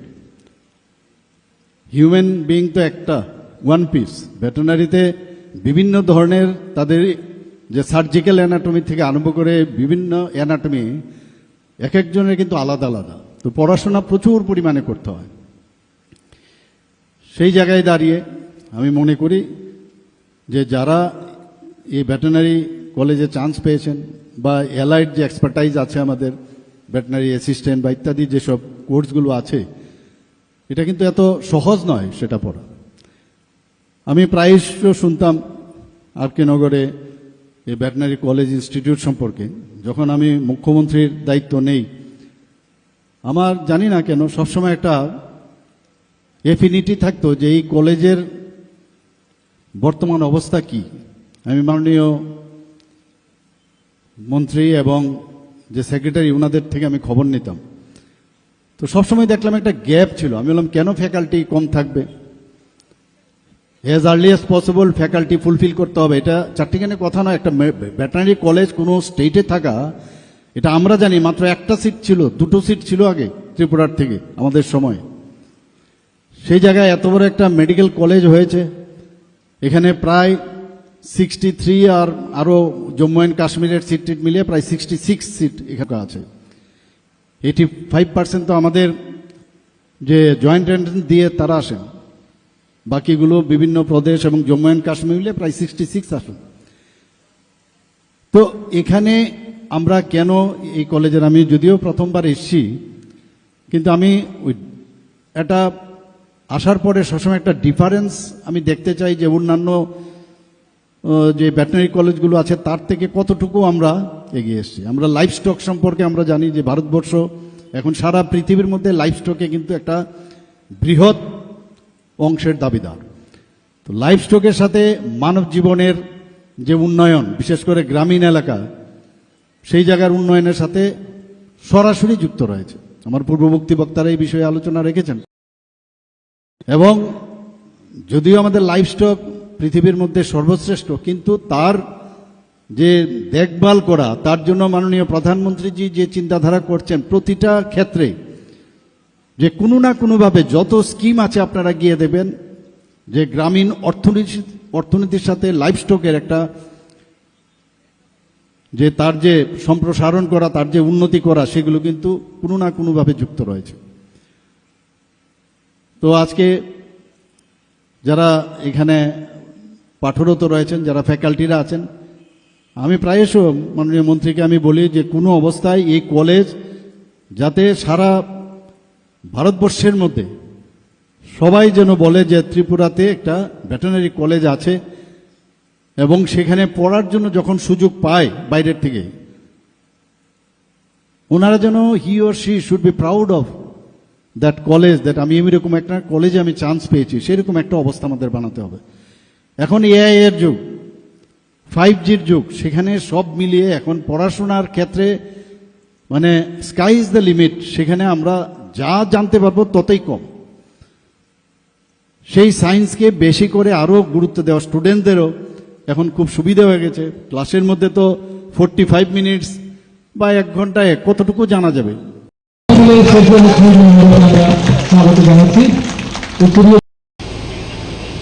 Thank you very much, sir. We have Srimati Deepa D. Nair, ma'am, IFS. She is the Secretary ARDD, Government of Tripura. Ma'am, thank you very much.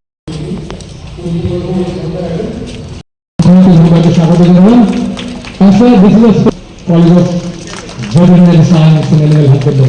Thank you very much.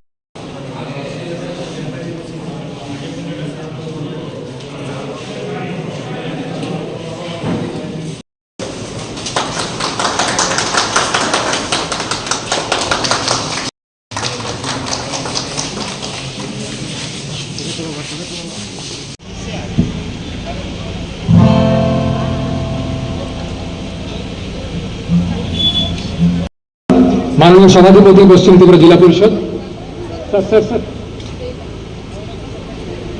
আমরা মাননীয় জেলা সভাধিপতি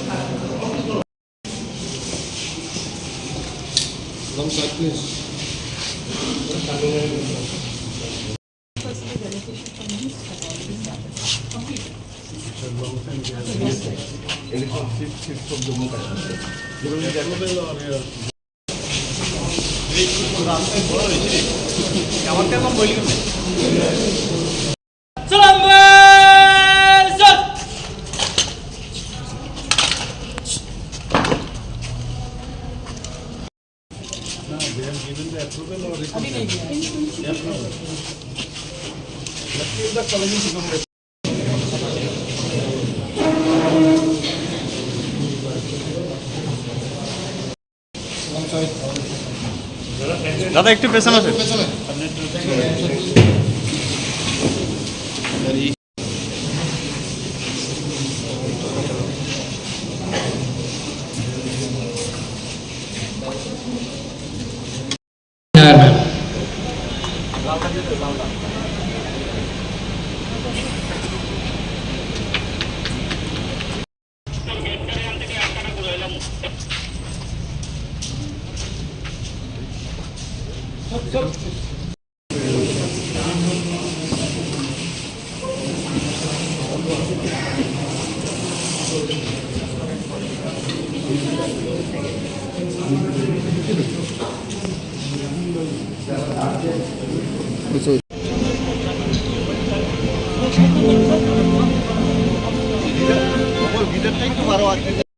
বিশেষ মুহূর্তে বিনম্র শ্রদ্ধার সঙ্গে অনুরোধ জানাই শ্রদ্ধা মুখ্যমন্ত্রী মহোদয়কে পুরী প্রজ্বলনের মধ্যে দিয়ে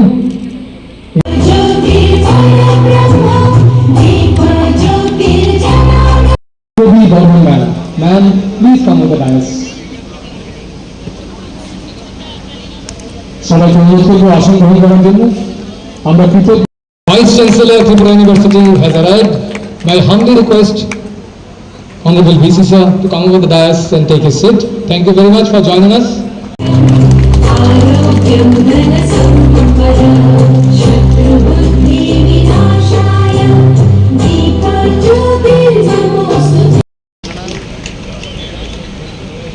Thank you very much sir. And we have শ্রদ্ধার সঙ্গে আপনাকে এই মঞ্চে স্বাগত জানাই professor Shyamal Das, Honorable Vice Chancellor Tripura university. They will make us proud, and that way we are going to create as Tripura, Swachh Tripura, as Bharat, Swachh Tripura. Welcome Chakraborty on the Union Bharatpur Assembly Constitution. College of Veterinary Sciences পক্ষ থেকে শ্রদ্ধার মধ্যে মহোদয়কে বরণ করে নিচ্ছি এবং এই শুভেচ্ছা স্মারক আমাদের সবার পক্ষ থেকে স্যার আপনার ত্রিপুরার সঙ্গে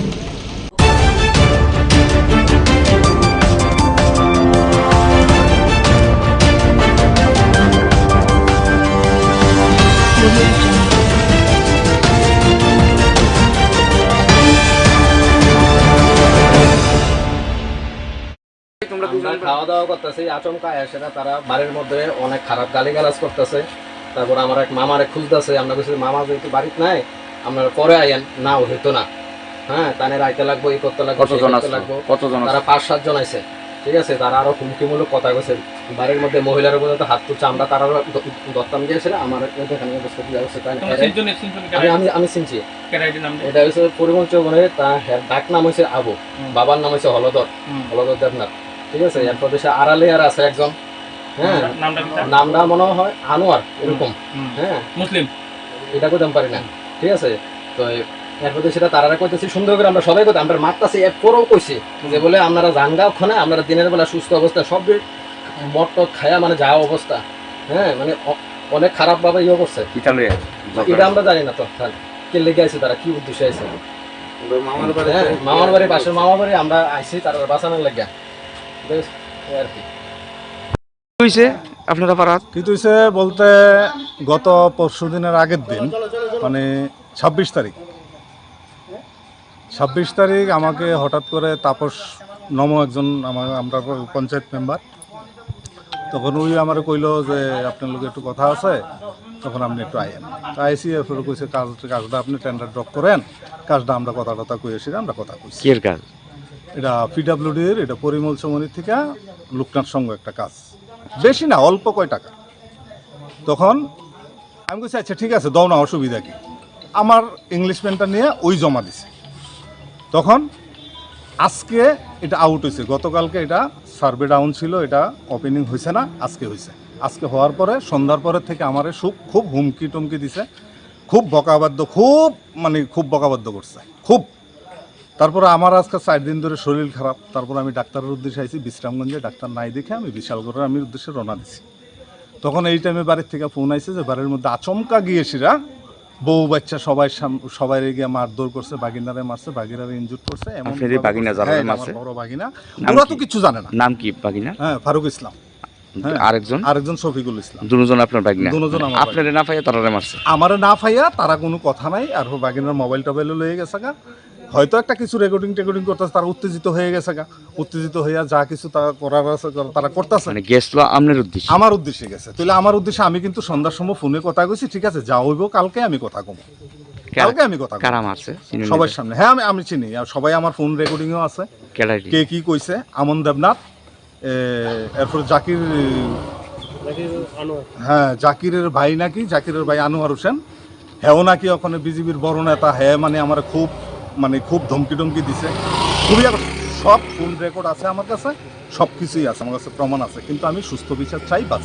কিন্তু আমার ফ্যামিলির উপর আক্রমণ হইব কেন? আমি তো তারারে পরিষ্কার বলে দিয়েছি যে আমি কালকে কথা কম, আমার শরীর ভালো না। আমি বারবার কিন্তু কইছি, এখন আমার ফোন রেকর্ডিং আছে, সব কিছু আছে। কিন্তু আমি আইনের কাছে এটাই চাই, আমি সুস্থ বিচার চাই বাস, পরিষ্কার। আমি শুধু একদম এইখানে আমি মুসলিম আছি 2 ফ্যামিলি, মাত্র 2 ফ্যামিলি মুসলিম আছি। কি আমি কেন অপরাধ করেছি? আমার ইংলিশম্যানটা নিয়ে অন্য কেউ জমা দিয়েছে, তাহলে এটা কি আমার দোষ? আমার বাড়িতে কি হামলা করতে পারে? কিন্তু আমি এটা মেনে নিতে পারছি না, আমি একদম মেনে নিতে পারছি না। আমি এটা শেষ অব্দি আমি দেখে ছাড়বো বাস। আপনার 2 ভাগিনাকে কোথায় পাঠানো হয়েছে? একদম মানে হেরে মাথার মধ্যে মারছে অমন দেবনাথ, হের মোবাইলও নিয়ে গেছে, হের মাথার মধ্যে কানে টানে শুনে না, খুব বেশি জীবিতে রেফার করা হয়েছে। এখন জীবিতে রেফার করেছে, ছোট ভাগিনও জীবিতে রেফার। কোন জায়গাতে ঘটনাটা হয়েছে? ওই শেষরিমে চাটার্জিগুলো নিয়ে চলিলাম।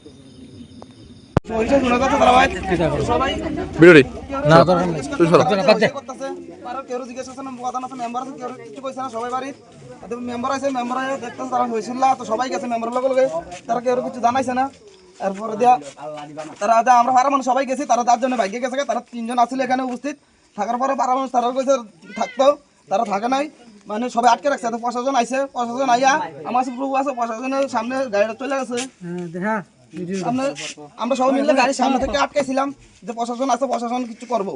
তো প্রশাসন আইয়া দেখছি তারা গাড়ি সাইড দিয়েছে, আমার খুব অবস্থা, তারা পুলিশের সামনে সব গেছে গা। আমরা দুইবার ঘটনা হয়েছে, সামনে যদি আবার ইতা করে আমরা সবাই হরানি আছে। কাজটা তারা কি সমস্যা করছে হয়েছিল মনে হয়েছে, কেউ কিছু কইছে না, তারাও জানাইছে না, এতটা জানাইছে না। আমরা হয়েছিল গেছি, জানার পরে কার বাড়ি? আনোয়ার হোসেন, ওই তো মানে আটকে জায়গা অ্যাম্বুলেন্স ড্রাইভারটা আইতে দেরি হইতেছে।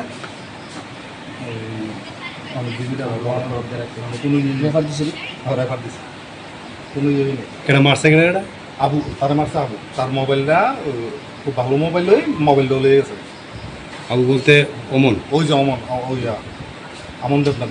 আর আসলো এটা, আর আসলো আনোয়ার হোসেনের ভাই, যে আনোয়ার হোসেনের, মাথা নেতা জাকির। এরপরে আরো আসলো, আমি তো বাড়িতে নাই, আমি আইছি ডাক্তার দায়িত্ব কথা বলে ওখানে করতে পারবেন নি। তারা যায় সেটা নানান ধরনের বকাবাদ্য করতেছে আর কি। তো আমি কইছি এভাবে বকাবাদ্য করতেছেন কি, এটা তো আমার মামার বাড়ি, যদি মামার সঙ্গে কথা থাকে মামা আইলে বাড়িতে কথা কইেন, এখন এভাবে মহিলা আছে, বাচ্চা আছে, এভাবে হাঙ্গামা করেন না। তো আমি জাস্ট একটা ভিডিও করতে গেছিলাম যে বাড়ির মধ্যে এভাবে যদি হামলা করে একটা ভিডিও রাখা দরকার, সেই পরিপ্রেক্ষিতে আমি ভিডিওটা করতে গেছি। তখন তারা আমার হাতে থেকে মোবাইলটা কেটে নিয়ে আমার এখানে মারছে, আমার মোবাইলটা আমার ছোট ভাইয়েরও মারছে।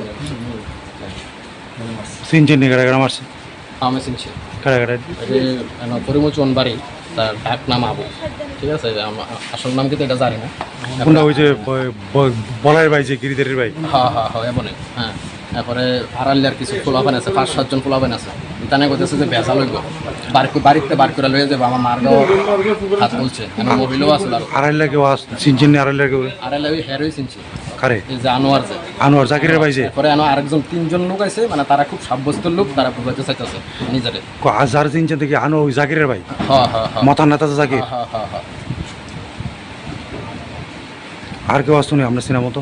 না, আর সিনেমা মতো নাই। হ্যাঁ, কইতেছি একটা রেফার আসছিল তো, এই ফারুক ইসলাম বিশ্রাম মসজিদ থেকে এই এজিএমসিতে গাড়ি। হ্যাঁ, এটা হেড ইঞ্জুরি আছে, ধর লেফট সাইড হেড ইঞ্জুরি আছে, সব মানুষ গাড়িটা তো আছে হসপিটালে। তো আপনি পারবেন না, আমরা নিয়ে যাবো না, মাথায় মনে দেবো কেটে থানা।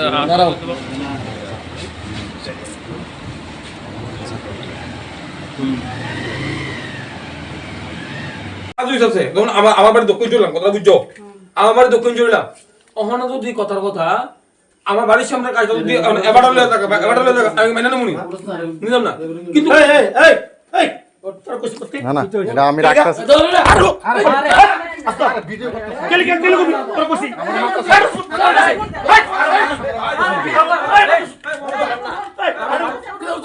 আরে ভিডিও করছি না, ভিডিও করছি না, পুরো ভিডিও করছি না।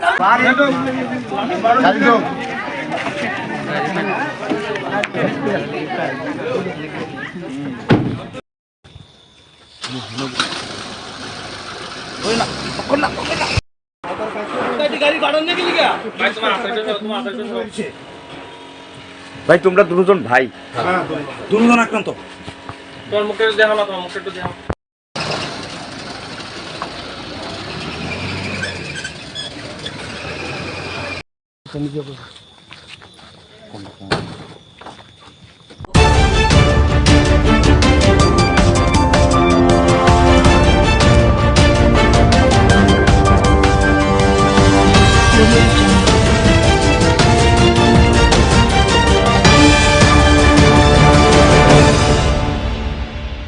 সাতটার সময় আমরা এখন লাইন পাইছি না, আমরা তো গাড়ি রিজার্ভে আছি।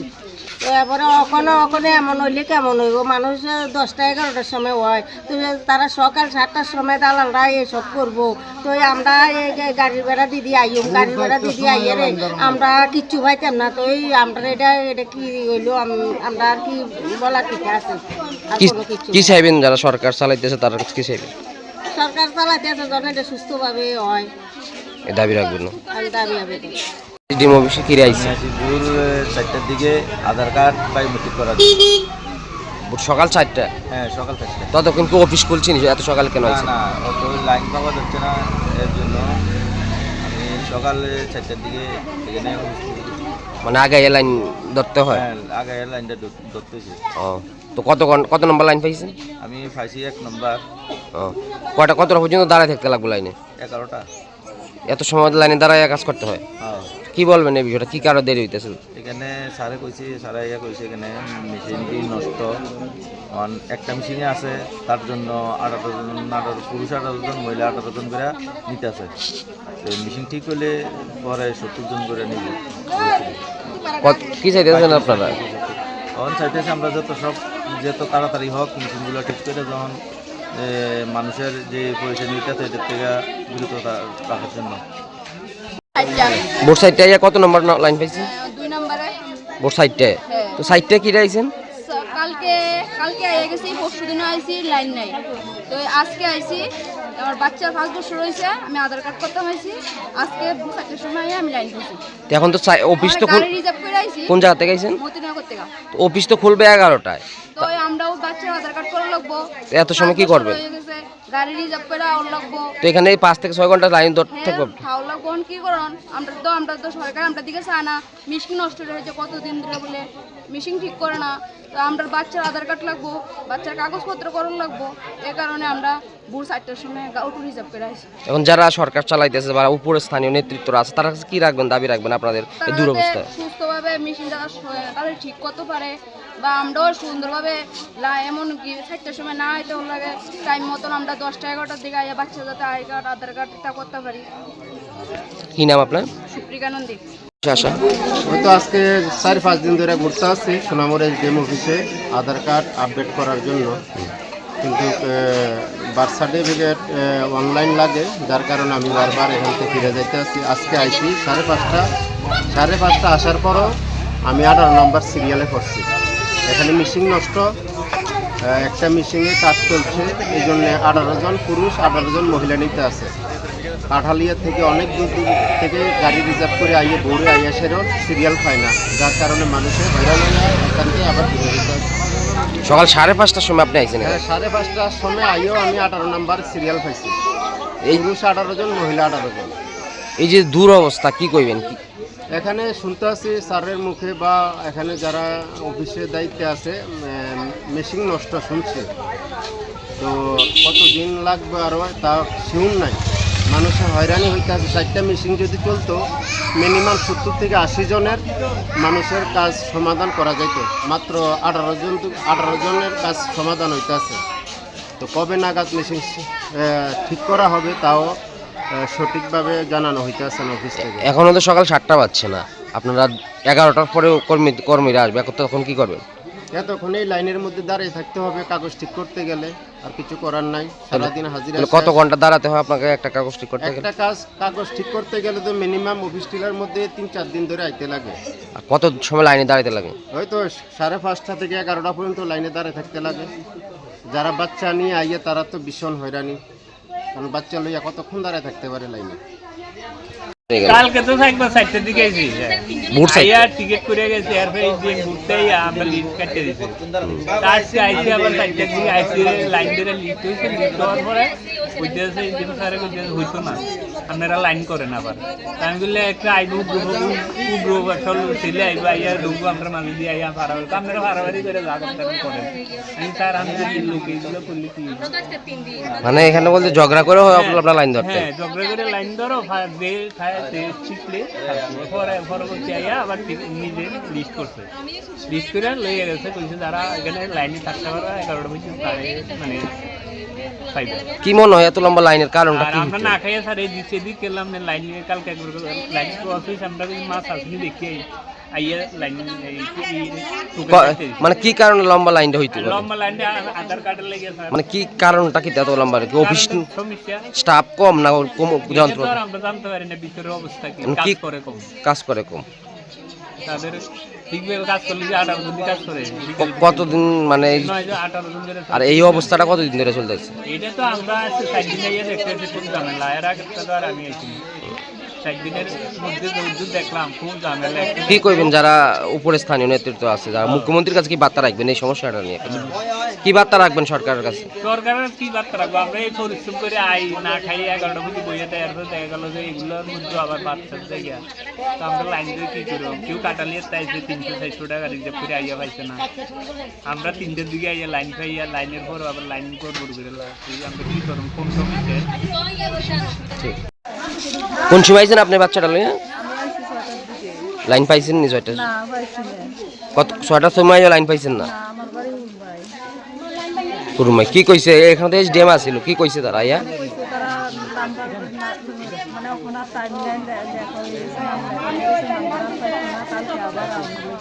আজকে কি প্রথমে আইছেন না আরো আইছেন?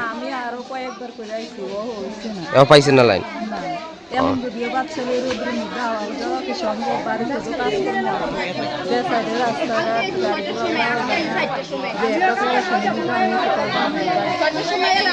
কি কইবেন যারা সরকার চালায় বা যারা উপরে রয়েছে তার কাছে কি দাবি রাখবেন আপনারা? দাবি রাখবো তারা যাতে সমাজটা সুন্দর করে চালায়, মানে তারা মানুষের যাতে নিরিবিলি মানে না করে সুন্দর মতো তারা চালায় যায়, মানুষের উপরে তো প্রেশার না দেয়। এরকম প্রেশার দিলে কি মানুষ বাঁচানো তো সম্ভব? 5টার সময় কি কারণে আইছেন এসডিএম অফিসে? আমি সিআরটিসি করার লেগেছি। 5টার সময় কি লাইন লাইন দিয়েছেন? 5টার সময় 18 জন 19 জন 20 জনের বেশি তো নেই না, এই জন্য তো পাইছেন না আজকে লাইন? কত নম্বর? আমি সিআরটিসি 3 নম্বরে আছি। তো এই যে সিস্টেমটা কি কারণে এই সমস্যাগুলো হইতেছে? মানুষ সকাল সকাল আইতে লাগতেছে, কি মনে করেন আপনি একজন স্থানীয় নাগরিক হিসেবে? স্টাফের কোনো সংকট আছে কিনা অফিসগুলোতে কি দেখতেছে? স্টাফও কম আছে, স্টাফ একটা কম্পিউটারে যদি 2 জন থাকে তইলে খাওয়ার যে একটা 1 ঘন্টা 2 ঘন্টা টাইম এটা যদি ধরেন না 2 জন স্টাফ থাকতো ওইলে 1 ঘন্টা 2 ঘন্টা দিয়ে টাইমটাই অন্যজন করতে পারত। সব মিলিয়ে মানে কম্পিউটারও সমস্যা এবং স্টাফেরও সমস্যার কারণে দুরবস্থা। কি নাম আপনার? দেখুন এখন সকাল প্রায় 6টা বাজে, তারও আগের চিত্র এটা সোনামুড়া আদার সেকশন। আমরা সরাসরি আপনাদেরকে শেষ চিত্র দেখাচ্ছি।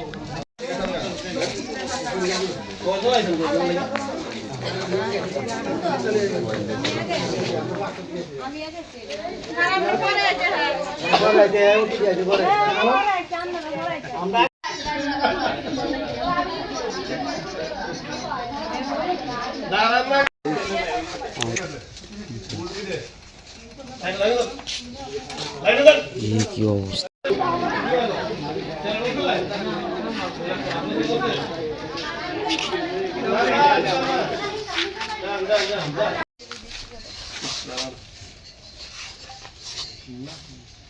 এরপরে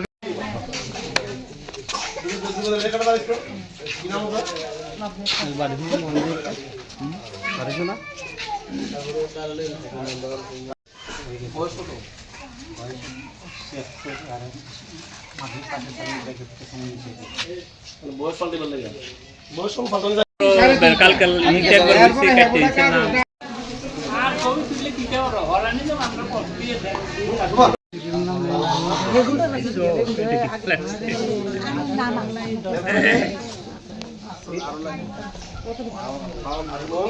কত কষ্ট করে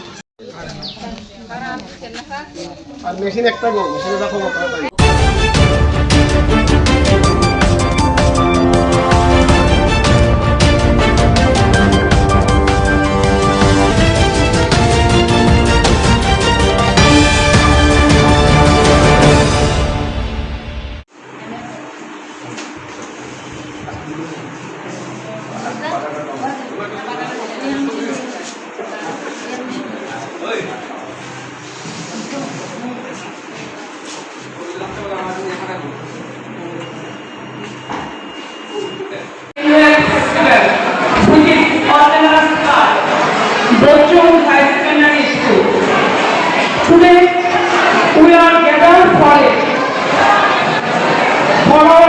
বিষয়টা কি? আমি এই যে টোটাল ফেস্টিভ্যাল কমিটির কনভেনার হিসেবে বলছি। আমাদের আজকে ব্লাড ডোনেশন ক্যাম্প, তিথি ভোজন এবং স্কলারশিপ ডিস্ট্রিবিউশন এই প্রোগ্রামগুলি নিয়েই আজকের এই অনুষ্ঠান। তো এই অনুষ্ঠানে আমাদের স্কুলে কয়েকজন ডোনার আছেন, ওনাদের যে টাকা সেই টাকার থেকে ইন্টারেস্ট থেকে আমরা এই প্রোগ্রামগুলি করে থাকি। প্রায় 120 জন স্টুডেন্টকে আমরা আজকে 1000 টাকা করে দেবো। তাছাড়া তৃতীয়জন প্রায় 700 জনের আমাদের আর এক্সিবিশন তো আপনারা দেখেছেনই, আমরা এক্সিবিশনের ব্যবস্থা করেছি।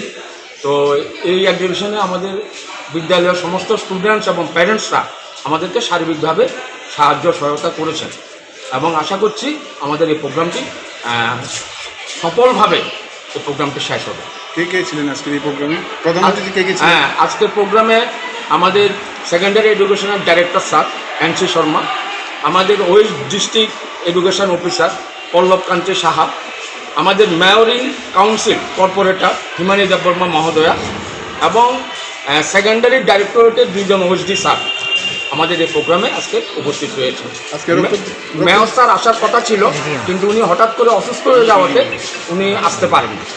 কতজন রক্তদান? হ্যাঁ, আমাদের 40 জনের উপরে। আর কি কর্মসূচি থাকবে আগামী দিনে?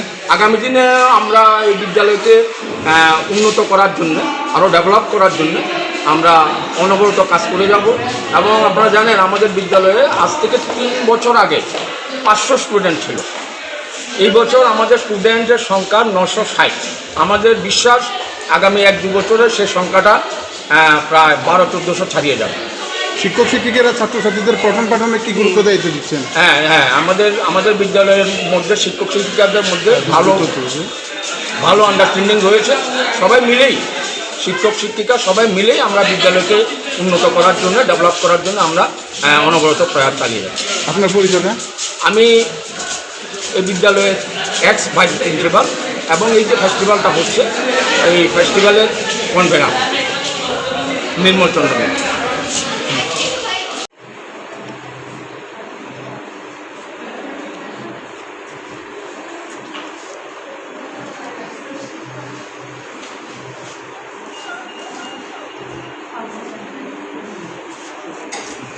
Blood donation camp, an event that gives us opportunity to perform a simple effective scholarship program. Shrimati Puriti Chakraborty, scholar name.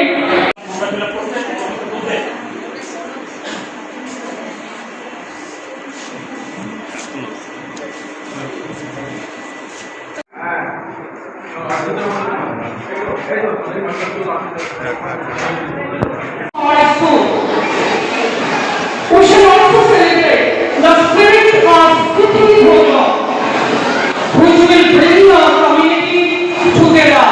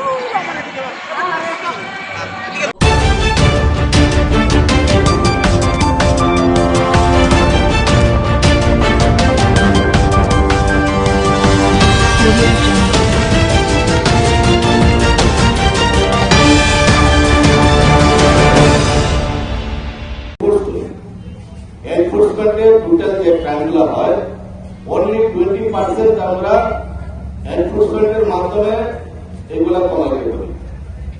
বাকি যে 80% তো বাকি কমবে না, কিন্তু বাকি 80% যদি কমাতে হয় তাহলে আমাদের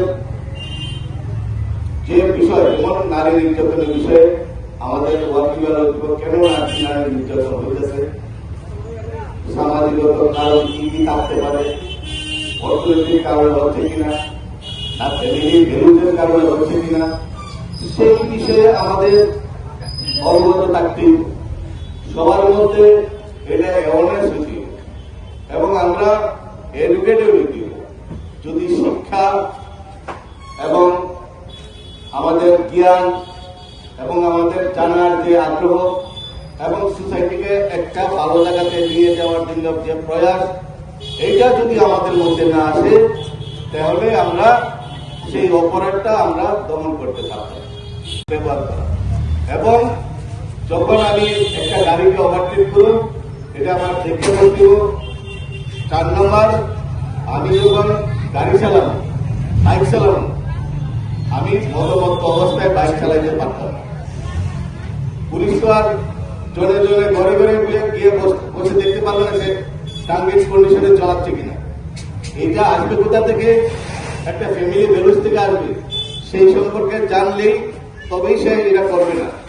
সবাইকে জানতে হবে হেলমেটটা কেন পড়তে হবে, কেন সিট বেল্ট ব্যবহার করতে হবে, রাস্তার কোন পাশ দিয়ে হাঁটবো আমরা কিন্তু এখনো জানি না। আমরা এখনো জানি না রাস্তার কোন পাশ দিয়ে হাঁটবো। শুরু থেকে যখন আমরা শিখছি মা বাবা আড়াই নিত তখন জানতাম রাস্তার বাম পাশ দিয়ে হাঁটতে, ঠিক না? রাস্তার বাম পাশ যেমন আইনগত আইন সিদ্ধ, রাস্তার ডান পাশও কিন্তু আইন সিদ্ধ।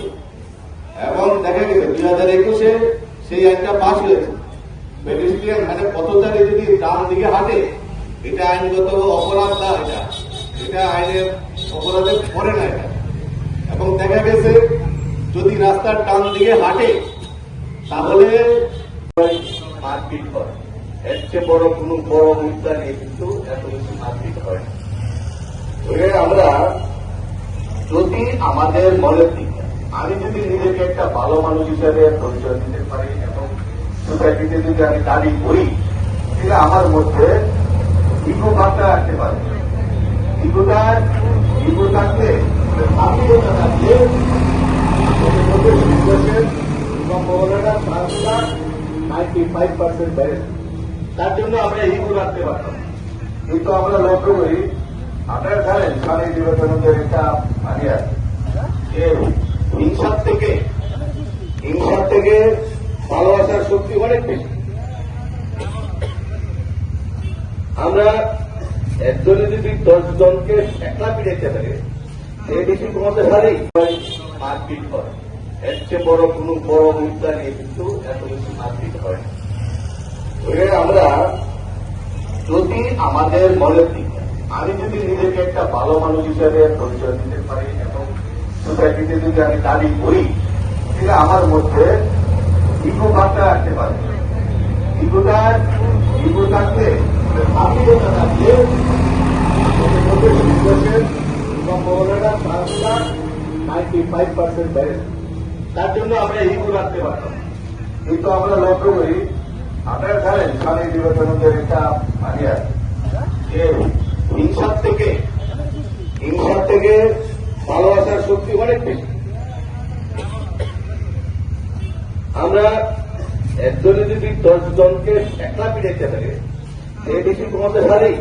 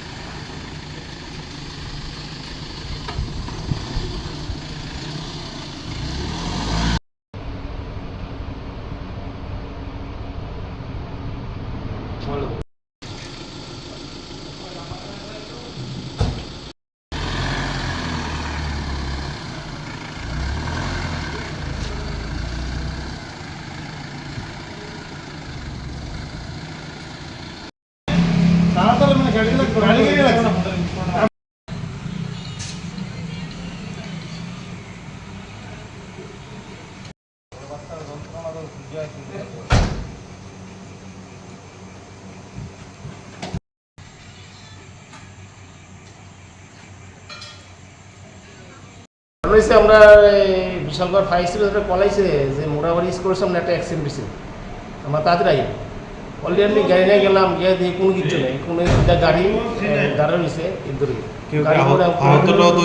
কোনো কিছু নেই, আহত মতো কিছু কোনো কিছু নেই, গাড়ি দিয়ে ভালোই, গাড়ি কোনো কিছু নেই কোনো মানে আপনারা শুধু কইছে আমরা কি ধরতে নাইছে আমরা কইতেছি, কিন্তু যে ফোন করছে তার আগে কি পাইছেন না? আপনারা? তারা পাইছে কে ফোনটা করছে কটা আমরা কইতে না কাটা বিষয়টা ফেক কল মানে অন্য ফোন করছে আমরা তো কেন কইতে না কে ফোন করছে এখন কোন কিছু হইছে না। আপনার মতো একটা মানে ইমার্জেন্সি দপ্তরে এভাবে হয়রানি করাটা কি হয়রানি তো করতে হয়েছে বুঝছেন, হয়রানি করতে হয়েছে। আমরা তো কল করলে তো না গিয়ে পারি না, কল করলে যাইতেই হয়, গেছি গিয়ে তো আমরা কোনো কিছু পাইলাম না।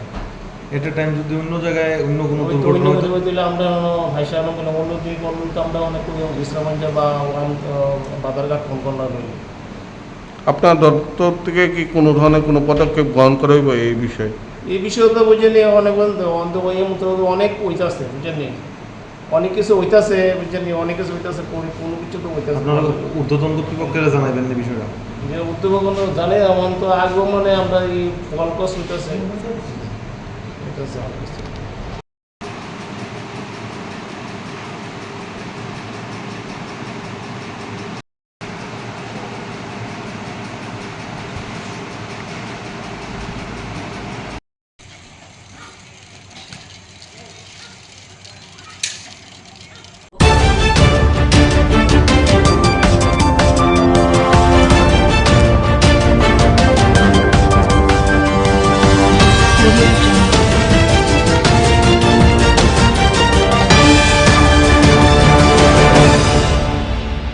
উপস্থিত আছেন, তার মধ্যে একটু আগে যার মূল্যবান বক্তব্য আমরা শুনলাম, এই এআরডিডি এবং অন্যান্য দপ্তরের মাননীয় মন্ত্রী শ্রী সুধাংশু দাস মহোদয়, এই বিধানসভার যিনি শ্রদ্ধেয় বিধায়ক তথা প্রাক্তন ত্রিপুরা সরকারের মন্ত্রী এবং প্রাক্তন স্পিকার শ্রী রতন চক্রবর্তী মহোদয়, উনিও ওনার মূল্যবান বক্তব্য আমাদের সামনে রেখেছেন। উপস্থিত ওয়েস্ট ত্রিপুরা জেলা পরিষদের সম্মানিত সভাধিপতি শ্রী বিশ্বজিৎ শীল মহোদয়, তাছাড়া সম্মানিত vice chancellor Tripura university professor Shyamal Das উপস্থিত আছেন, এবং যিনি স্বাগত ভাষণ আমাদের সামনে রেখেছেন Shrimati Dipa D Nair, secretary ARDD department. এখানে উপস্থিত director doctor Neeraj Kumar Chanchal ARDD এবং professor doctor Purbi Barman, principal college of veterinary science and animal husbandry, R K Nagar. এখানে উপস্থিত যারা ফ্যাকাল্টি মেম্বাররা আছেন এবং যাদের জন্য বিশেষ করে আজকের এই অনুষ্ঠান, আমার প্রিয় ছাত্রছাত্রীবৃন্দ এবং এখানে উপস্থিত নন টিচিং স্টাফ এবং যারা জনপ্রতিনিধিগণ এখানে উপস্থিত আছেন, যারা এখানে আজকে রক্তদাতাগণ এবং বিশিষ্ট যারা ব্যক্তিবৃন্দরা এখানে উপস্থিত এই এলাকার এবং মিডিয়া বন্ধুরা, সবাইকে আজকের এই অনুষ্ঠানে উপস্থিত থাকার জন্য হার্দিক অভিনন্দন ও শুভেচ্ছা জানাচ্ছি। আমরা সবাই জানি প্রকৃতির যে নিয়ম, প্রকৃতি ভারসাম্য রক্ষার জন্য আমরা মাঝে মাঝে আমরা ভুলে যাই যে একজন আরেকজনের আমরা কাজে আসতে পারি। গাছ ছাড়া যেমন প্রাণী বাঁচতে পারে না, আবার প্রাণীদের মধ্যে এক প্রাণী ছাড়া বাঁচতে পারে না। এটা কিন্তু আমরা ভুলে যাই বলে মাননীয় প্রধানমন্ত্রীজি, আমি দেখেছি যে ওনার যে স্লোগান সব ক্ষেত্রে কিন্তু সেটাকে আমরা ব্যবহার করতে পারি, যে সবকা সাথ সবকা বিকাশ অ্যান্ড বিশ্বাস আর তার প্রয়াস। এখানে কিন্তু আজকেও এই হসপিটাল আমি যখন ঢুকলাম, ঢোকার পরে সেখানে আমরা আলট্রাসোনোগ্রাফি থেকে আরম্ভ করে এবং অন্যান্য যে স্ক্যান মেশিন থেকে আরম্ভ করে অনেক কিছু দেখলাম সেখানে।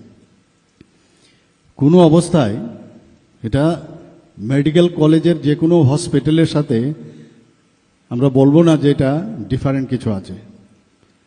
আমি যেহেতু মেডিকেল সায়েন্সের সাথে আমি যুক্ত আছি, আর বিশেষ করে ভেটেরিনারিদের সাথে আমার বহু পুরনো পরিচয় ছিল এবং বিভিন্ন কলেজে ওয়েস্ট বেঙ্গলের যে দত্তবাগানে যে ভেটেরিনারি কলেজ আছে সেখানে আমি প্রায়শই যেতাম। পাটনাতেও আমাদের যে এটা বেশ বড় ভেটেরিনারি কলেজ সেখানে আছে, সেখানেও আমি নিয়মিত যেতাম। তো এই যে ব্যবস্থা এবং যেটা আমাদের মাননীয় মন্ত্রী বলেছেন যে ভেটেরিনারি সায়েন্স কিন্তু হিউম্যান সায়েন্সের থেকেও একটু আমি বলবো খুবই কমপ্লিকেটেড। হিউম্যান বিং তো একটা ওয়ান পিস, ভেটেরিনারিতে বিভিন্ন ধরনের তাদের যে সার্জিক্যাল অ্যানাটমি থেকে আরম্ভ করে বিভিন্ন অ্যানাটমি এক একজনের কিন্তু আলাদা আলাদা। তো পড়াশোনা প্রচুর পরিমাণে করতে হয়।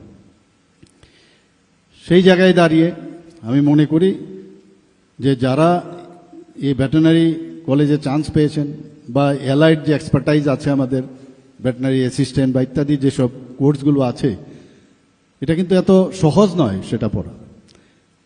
আমি প্রায়শ শুনতাম আর.কে. নগরে এই ভেটেরিনারি কলেজ ইনস্টিটিউট সম্পর্কে। যখন আমি মুখ্যমন্ত্রীর দায়িত্ব নেই, আমার জানি না কেন সবসময় একটা এফিনিটি থাকতো যে এই কলেজের বর্তমান অবস্থা কি। আমি মাননীয় মন্ত্রী এবং যে সেক্রেটারি ওনাদের থেকে আমি খবর নিতাম।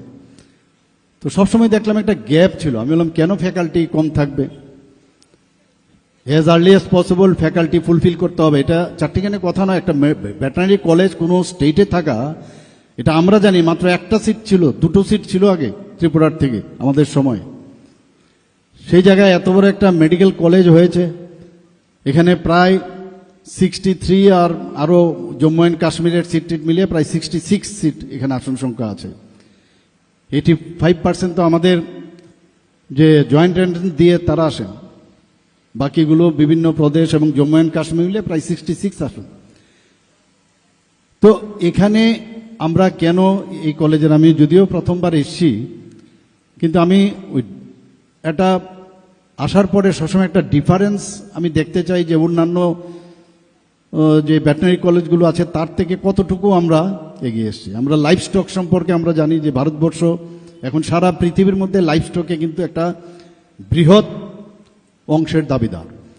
তো লাইফ স্টকের সাথে মানব জীবনের যে উন্নয়ন, বিশেষ করে গ্রামীণ এলাকা, সেই জায়গার উন্নয়নের সাথে সরাসরি যুক্ত রয়েছে। আমার পূর্ববর্তী বক্তারা এই বিষয়ে আলোচনা রেখেছেন।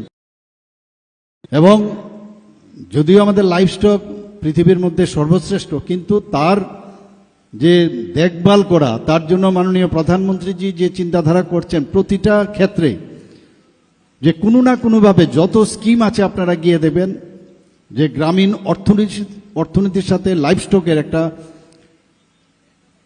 যে তার যে সম্প্রসারণ করা, তার যে উন্নতি করা, সেগুলো কিন্তু কোনো না কোনোভাবে যুক্ত রয়েছে। তো আজকে যারা এখানে পাঠরত রয়েছেন, যারা ফ্যাকাল্টিরা আছেন, আমি প্রায়শ মাননীয় মন্ত্রীকে আমি বলি যে কোনো অবস্থায় এই কলেজ যাতে সারা ভারতবর্ষের মধ্যে সবাই যেন বলে যে ত্রিপুরাতে একটা ভেটেরিনারি কলেজ আছে, এবং সেখানে পড়ার জন্য যখন সুযোগ পায় বাইরের থেকে, ওনারা যেন he or she should be proud of that college, that আমি এরকম একটা কলেজে আমি চান্স পেয়েছি, সেরকম একটা অবস্থা আমাদের বানাতে হবে। এখন এআই এর যুগ, 5G'র যুগ, সেখানে সব মিলিয়ে এখন পড়াশোনার ক্ষেত্রে মানে স্কাই ইজ দ্য লিমিট। সেখানে আমরা যা জানতে পারবো ততই কম। সেই সায়েন্সকে বেশি করে আরও গুরুত্ব দেওয়া, স্টুডেন্টদেরও এখন খুব সুবিধা হয়ে গেছে। ক্লাসের মধ্যে তো 45 মিনিটস বা 1 ঘন্টায় কতটুকু জানা যাবে, এবং এর মধ্যে ছুটি ছাটা থাকে। কিন্তু নিজেকে তৈরি করা, আপডেট করা, সেটা টিচারই হোক স্টুডেন্টই হোক। আমরা যখন কলেজে যেতাম তৎকালীন সময়, তখন কিন্তু মানে যে বই দেখে বই পড়ে সেটা তো একটা মানে এভরিডে বা এভরি মান্থ এটা একটা নর্মাল যে একটা ফ্রেমওয়ার্ক ছিল, তার উপর ভিত্তি করে আমরা ক্লাস করাতে যেতাম।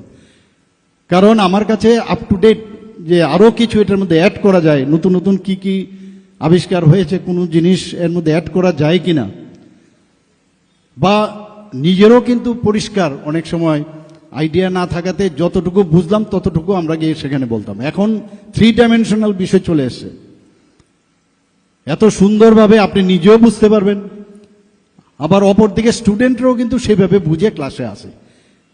কাজে যারা শিক্ষক আছে তারাও কিন্তু আন্ডার এস্টিমেট করলে চলবে না যে স্টুডেন্টরা জানে না, কম জানে আমার থেকে, আমি যেটা বলবো তাই। কাজে এই যে একটা কম্পিটিশন, এর মধ্যে যেহেতু টিচার্সদের মধ্যে এদের এক্সপিরিয়েন্স অনেক বেশি, কাজে ন্যাচারালি তার পক্ষে যে জিনিসটা জানা এবং তার পক্ষে ডেলিভারি সিস্টেমটা অনেক স্ট্রং হবে, কনফিডেন্স লেভেলটা অনেক বেশি হবে। তো তার থেকে যে শিক্ষা আমাদের স্টুডেন্টরা পাবে সেটা আগামী দিন আমার মনে হয় যে আমাদের ত্রিপুরার জন্য একটা উন্নত মানের এখানে ইনস্টিটিউশন হবে। ভিসিআই যেটা আছে আপনাদের ভেটেরিনারি কাউন্সিল অফ ইন্ডিয়া, আমি খবর নিচ্ছিলাম, আমি বলছিলাম রিকগনাইজেশন পেয়েছে কিনা, কারণ আমি তো এই বিষয়গুলো জানি ইনস্টিটিউশনের কি কি। বলছে না, ওটাকে ওই লেটার অফ পারমিশন বা আপাতত দেওয়া হয়েছে, ফ্যাকাল্টি যদি হয়, এখন যেহেতু হোস্টেলের রুম টুম আমাদের এনইসির যে ফান্ড দেওয়া হচ্ছে ন্যাশনাল যে আমাদের নর্থ ইস্টার্ন কাউন্সিল থেকে, আমার কিছুদিন আমার প্রায়শ বৈঠক হয়, সেখানেও আমরা দেখেছি, সেখানে আমরা যখন আমাদের অর্থনৈতিকের কথা যদি আমরা দুধ, ডিম এবং মাংসের, আমাদের ত্রিপুরা কিন্তু খুব ভালো পজিশন আছে। আজকে ভেটেরিনারি সায়েন্স যদি উন্নত মানের হয়, তবে এই যে আমাদের যেমন এখানে ত্রিপুরাতে ডিমের মাথাপিছু প্রাপ্যতার পার ক্যাপিটা যে অ্যাভেলেবিলিটির দিক দিয়ে নর্থ ইস্টার্ন জোনের মধ্যে কিন্তু আমরা সর্বপ্রথম এখন। তো এটা আমাদের জন্য একটা গৌরবের বিষয়, কিন্তু বসে থাকলে হবে না। এখান থেকে যারা ফ্যাকাল্টিরা আসবেন আমাদের তাদেরকে যে পশুপালক থেকে শুরু করে তাদের প্রপার ট্রেনিং দেওয়া, এবং যারা পশু পাখি তাদেরকে কিভাবে সুস্বাস্থ্য রাখা যায়। এখানে বলা হয়েছে যে আমাদের কিভাবে যে মোবাইল ভেটেরিনারি মোবাইল যে ভ্যান এখন স্টার্ট হয়েছে, সেগুলো আমি এর আগেও একটা প্রোগ্রামে আমি সেখানে গিয়েছিলাম। এখানে দুধের বিষয়ে যদি আজকে বলুন, আজকে আমরা যদি গুজরাটের কথা বলি, সেখানে এক দুধের যদি আমরা চিন্তা করি, সেখানে কোন জায়গায় চলে গেছে। তো আমুল, আপনারা সবাই জানেন আমুল মিল্ক সম্পর্কে। তো আমাদের ত্রিপুরাতেও আমরা চেষ্টা করছি এখানে। তো দুধের দিক দিয়েও নর্থ ইস্টার্ন জোনের মধ্যে আমরা যে প্রোডাকশন, সেই প্রোডাকশন প্রায় দ্বিতীয় স্থানে আমরা নর্থ ইস্টার্ন জোনের মধ্যে রয়েছি। আমরা রাজ্য মাংস উৎপাদনের আমরা যাতে স্বয়ং সম্পূর্ণতা অলরেডি অর্জন করেছি, তবে অদূর ভবিষ্যতে দুধ ও ডিমের উৎপাদন আরও যাতে আমরা সেলফ সাফিসিয়েন্ট হই, সেলফ রিলায়েন্ট হই, সেই কাজটা শুধু সরকার করলে হবে না, আপনাদেরও। কারণ আপনারা আগামী দিনের ভবিষ্যৎ এই গ্রামীণ অর্থনীতির উন্নয়নের জন্য। সেখানে আরও বেশি করে কোনো ইনোভেটিভ যদি কোনো আইডিয়া থাকে, সারা পৃথিবী এখন আপনাদের হাতের মুঠোয়, সব কিছু এক লহমায় আপনারা সব জানতে পারেন যে কিছু করা যায় কিনা। টিচার যারা আছে তাদের সাথে আপনারা কথা বলতে পারেন। আপনাদের এই যে আজকের যে অনুষ্ঠান হলো, সেই রকম যদি আপনারা সায়েন্টিফিক কোনো সেমিনারের মাধ্যমে বা আপনারা কি কি করছেন, এখানে আমি শুনলাম একটা খামারও আছে, বেশ বড় একটা খামার, সেখান থেকে আপনারা যে প্র্যাকটিক্যাল যে নলেজ আপনারা সেটা নেন, আরও কিছু করা যায় কিনা সেই বিষয়ে আপনারা নিশ্চয়ই আগামী দিন আমার চিন্তা করবেন। আমাদের সমবায়কেও এর সাথে যুক্ত করেছি। তো সমবায়ে তো প্রায় 9 লক্ষ মানুষ এর সাথে ডাইরেক্ট ও ইনডাইরেক্ট ওয়েতে যুক্ত রয়েছে। আজকে আমাদের যখনই কোনো কথা হয় যে প্রোটিন আমাদের প্রচণ্ড প্রয়োজন, তো একমাত্র প্রোটিনের উৎপাদন একমাত্র আপনারাই বেশি করে, আপনাদের যে অভিজ্ঞতা তার নিরিখে আগামী দিন ত্রিপুরা রাজ্যের প্রোটিনের যে বেশি করে উৎপাদন, সেটা আপনাদের পক্ষেই সেটা সম্ভব হবে।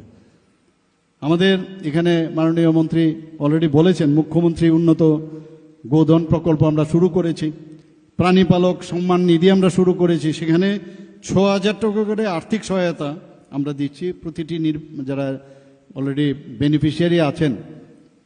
এবং এর জন্য আমরা কিন্তু আমি যখনই এই ধরনের ঘটনা হয় আমি ক্যাবিনেটে কিন্তু মানে একদম বিন্দুমাত্র চিন্তা করি না, ইট শুড বি ডান। এতে করে 2023-24 এবং 2024-25 সালে প্রায় 800-এর উপরে 8,000-এর উপরে পরিবার এতে লাভ হয়েছে এবং তাদেরকে 6,000 টাকা করে আমরা প্রতি বছর আর্থিক সহায়তা করছি। ভ্রাম্যমাণ পশু চিকিৎসা ইউনিট, যেটা আমি একটু আগে বললাম, এখন যারা প্রাণীরা আছেন তাদেরও তো বাঁচতে হবে, তাদের জন্য যে খাদ্য, তার জন্য সবুজ প্রাণী খাদ্য উন্নয়ন প্রকল্প আমরা সেটা শুরু করেছি। এর মধ্যে 286 হেক্টর জমিতে আমরা সবুজ প্রাণী খাদ্য চাষ করা হচ্ছে। মুখ্যমন্ত্রী প্রাণী সম্পদ বিকাশ যোজনায় হাঁস মুরগি যাতে পালন একটা প্রকল্প আমরা শুরু করেছি, তাতে করে হাঁস এবং মুরগির ছানা ইত্যাদি বিতরণ করা আমরা বহু জায়গায় আমরা করছি। ন্যাশনাল প্রোগ্রাম ফর ডেভেলপমেন্ট প্রকল্প একটা, সেটা 15ই মে 2025 বামুটিয়াতে আপনারা নিশ্চয়ই খবর পেয়েছেন, প্রায় 40,000 লিটার ক্ষমতা সম্পন্ন দুগ্ধ প্রক্রিয়াকরণ ও দুগ্ধজাত দ্রব্য উৎপাদন কেন্দ্রের উদ্বোধন করা হয়। এখানে যে মিনি মোবাইল ভেটেরিনারি ইউনিট চালু করা হয়েছে, এর মধ্যে আরও 25-26 যে আমাদের ফাইন্যান্সিয়াল ইয়ার আমরা বাজেটে রেখেছি 4,50,00,000 টাকার জন্য বরাদ্দ করা হয়েছে এবং যাতে করে আগামী দিনে আরও 55 নতুন মিনি মোবাইল যে ইউনিট সেটা চালু করা যায়। বন্ধুগণ, আমি আবার আপনাদের বলছি যে আমাদের এই ইনস্টিটিউশন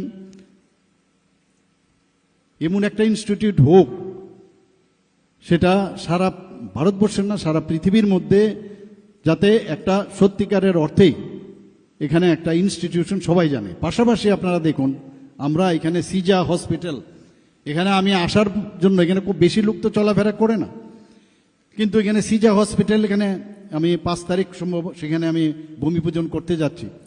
যখন একটা সুপার স্পেশালিটি হসপিটাল হবে তো মানুষ কিন্তু তখন আসবেই, দেখে প্রচুর মানুষ আসবে।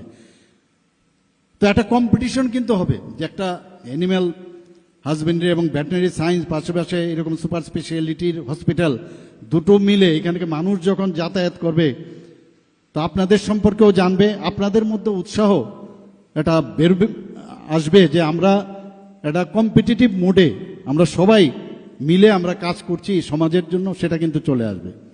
আরও বিভিন্ন যেসব উন্নয়নের বিষয় আছে, যখন আমি নিশ্চিত যে আগামী দিন আমরা সেটা করব। একটা উদাহরণ দিয়ে আমি আমার কথা বলা শেষ করব। যখন আমরা গৌমাতা, আমি গত 10-15 দিন আগে আমি তেলিয়ামোড়াতে গিয়েছিলাম, একটা গৌমাতা, সেখানে যে আমরা যে একজন আরেকজনের জন্য একটা গৌমাতা একটা ল্যাট্রিনের মধ্যে পড়ে গেছিল, পুরনো অখাদ্য একটা অবস্থা, মানে বিশ্রী অবস্থা, সেই জায়গার মধ্যে এই গৌমাতা পড়েছিল। আমাদের যারা ওখানে ভলেন্টিয়াররা আছেন তারা এবং ওখানকার স্থানীয় যারা ছেলেরা আছেন তারা সেখানে সেই ট্যাঙ্কির ভিতর ঢুকে তাকে উদ্ধার করেছে এবং উদ্ধার করার পরে দেখা গেল যে কয়েকজন অসুস্থ হয়েছেন, কিছু লোক, তাদেরকে হাসপাতালে ভর্তি করা হয়েছে। তো এই যে একটা একজন আরেকজনের জন্য, এটা কিন্তু আমি আজকে এখানে আসার পর আমি ভাবছিলাম যে এটা এর থেকে প্রকৃত উদাহরণ আর কিচ্ছু হতে পারে না, এবং তারা এখন সুস্থ আছে, ভালো আছে। তো আমরা আজকে একজন আরেকজনের তরে এই কথাটা আমি বলবো, এবং সবাই যেন এই ভেটেরিনারি কলেজের যাতে আরও বেটার হয়, বেটার থেকে বেটার হয়, আপনারা সবাই মিলে আমরা চেষ্টা করব। সরকারের তরফ থেকে করবে, কিন্তু আপনারাও আপনার চেষ্টা করবেন। সবাইকে আজকের এই 17তম প্রতিষ্ঠা দিবস উদযাপন উপলক্ষে হার্দিক অভিনন্দন, শুভেচ্ছা জানিয়ে আমার কথা বলা শেষ করছি। নমস্কার, জয় হিন্দ।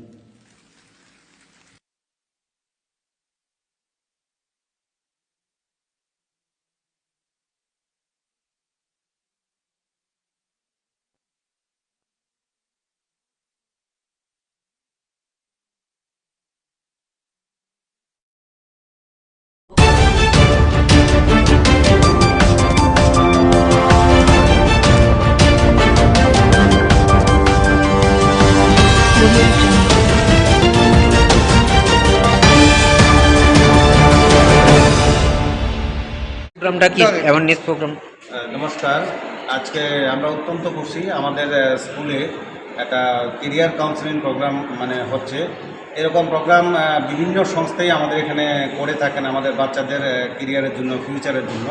তো আজকে আমরা খুশি এই কারণে যে এয়ারপোর্ট অথরিটি অফ ইন্ডিয়া আগরতলার যে এমবিবি এয়ারপোর্টের ব্রাঞ্চ, ওনারা আমাদের এখানে অ্যারেঞ্জমেন্টটা করেছেন। যদিও প্রোগ্রামটা হবে দিল্লি থেকে ভার্চুয়াল, সারা দেশে একসঙ্গে হচ্ছে, তো ওনারা বেছেছেন আমাদের স্কুলকে এই আগরতলার মধ্যে, এবং প্রোগ্রামটা শুরু হচ্ছে তার মূলত হচ্ছে কেরিয়ার কাউন্সিলিং, এবং 10, 11 এবং 12-এর ছাত্ররা এই ক্যাম্প থেকে উপকৃত হবেন।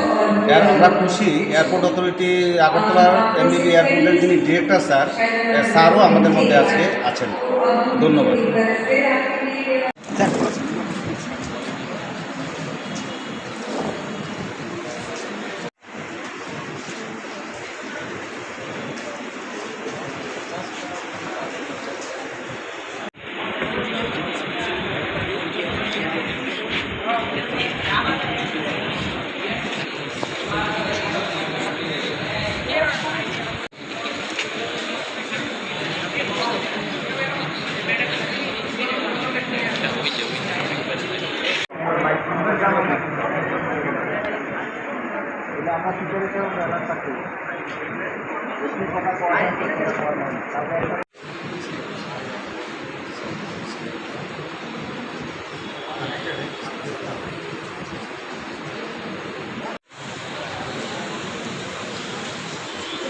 Namaste, ma'am.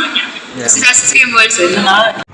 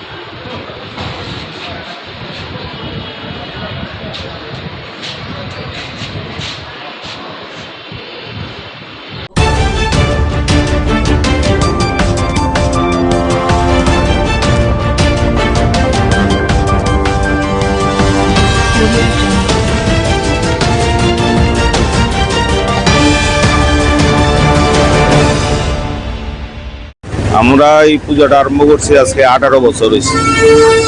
18 বছর ধরে আমরা দুর্গা পূজার পরে এই পূজাটা স্টার্ট করছি। এই পূজাটার মধ্যে আরাধনা হইলো সবাই যেন সুস্থ থাকে, এলাকার সবাইকে সুস্থ রাখার জন্য পূজাটা আমরা স্টার্ট করছি। প্রত্যেক বছরই এখানে ভিআইপিরা আসে সন্ধ্যার সময়, আর অঞ্জলি টঞ্জলি দেয়, সব কিছুরই ব্যবস্থা রাখি আমরা। সন্ধ্যায় অন্তত 10,000 লোকের মধ্যে প্রসাদ বিতরণ করা হয়, অন্নভোগ, পরের দিন মহাপ্রসাদ।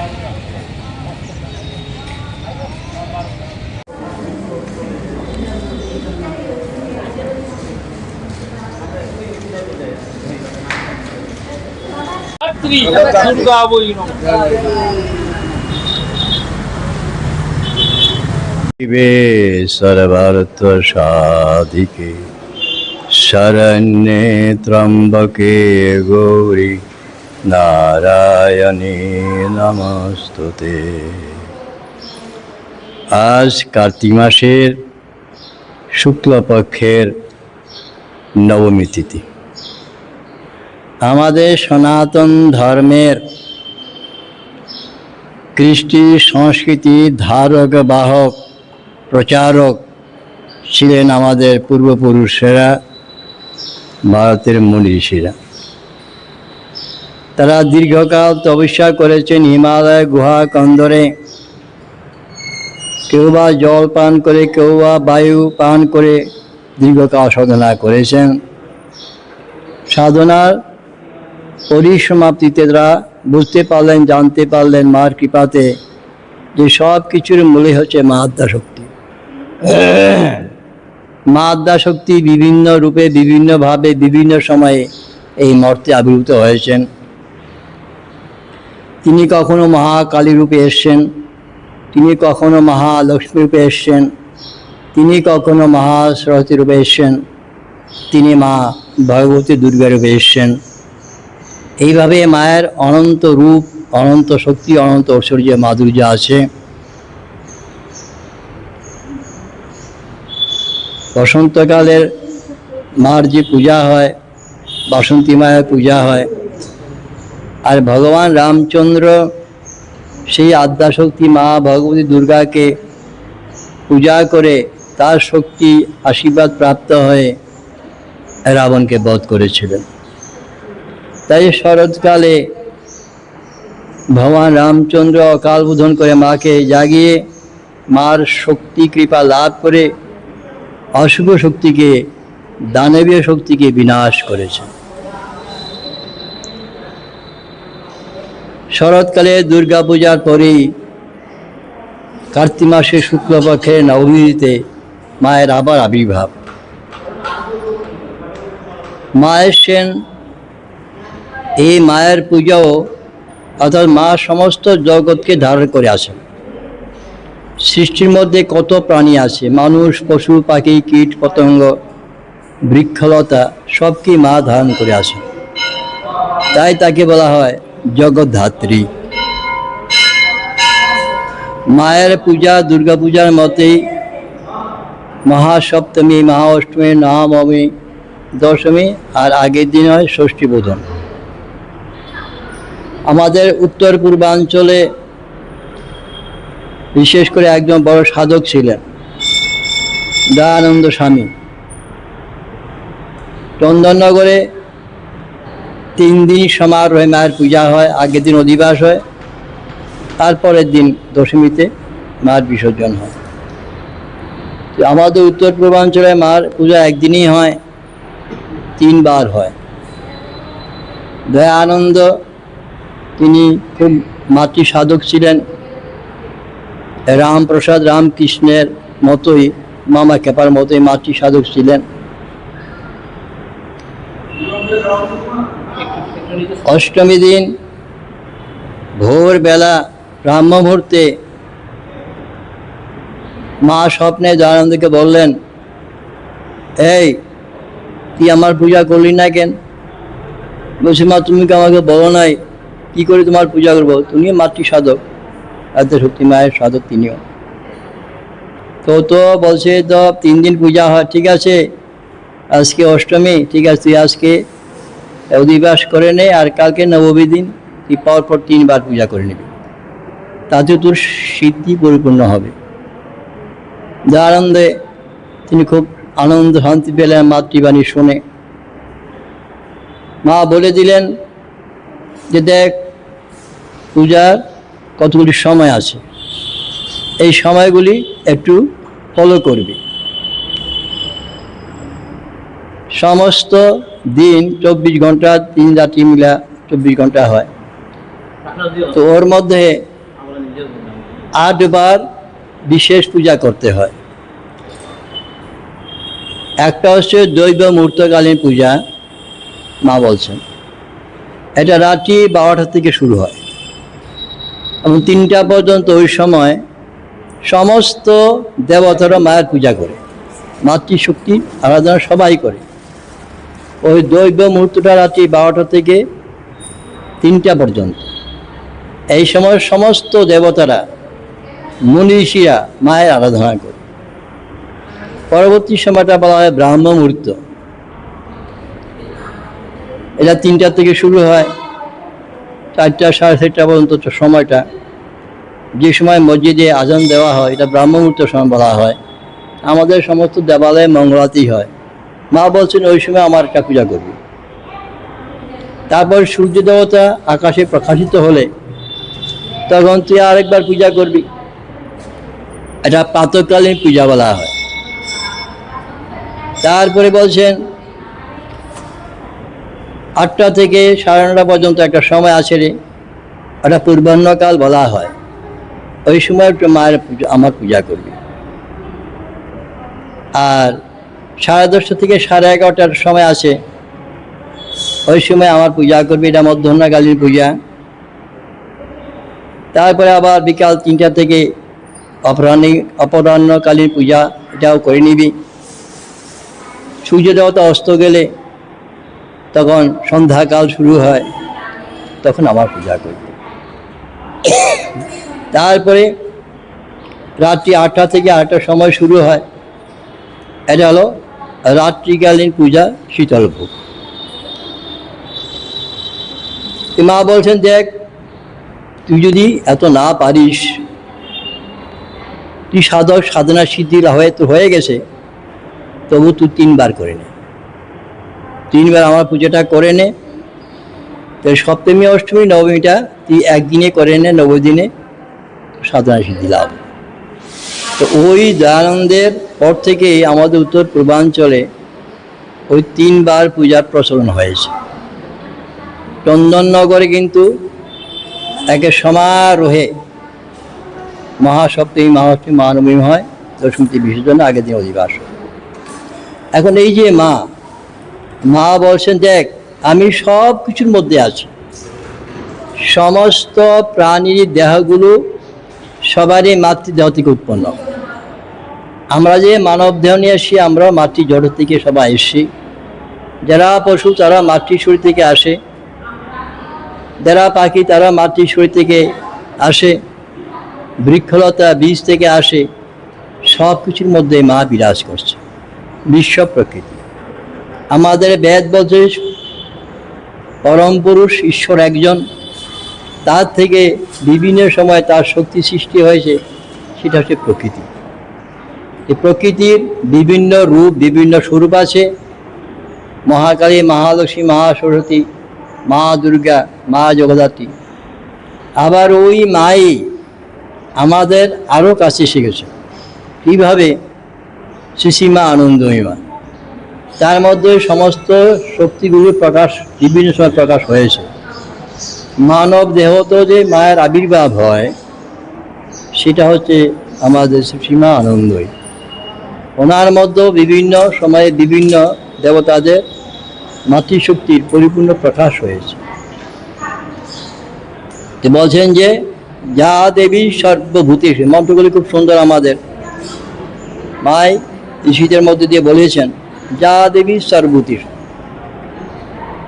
মাতৃরূপে সংস্থিতা, নমস্তস্যে নমস্তস্যে নমস্তস্যে নমঃ।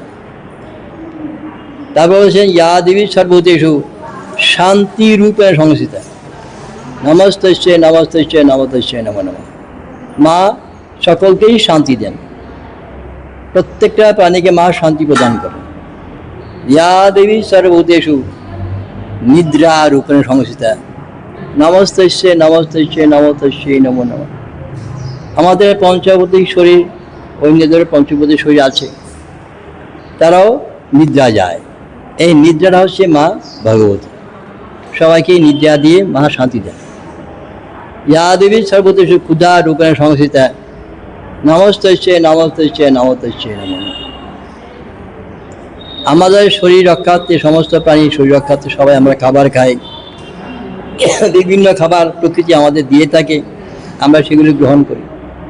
এই যে খাবারটা গ্রহণ করি, এটা একটা শারীরিক বৃত্তি আছে, না ক্ষুধা বলা হয়। সমস্ত প্রাণীর ক্ষুধা আছে, এই ক্ষুধাটাও মা।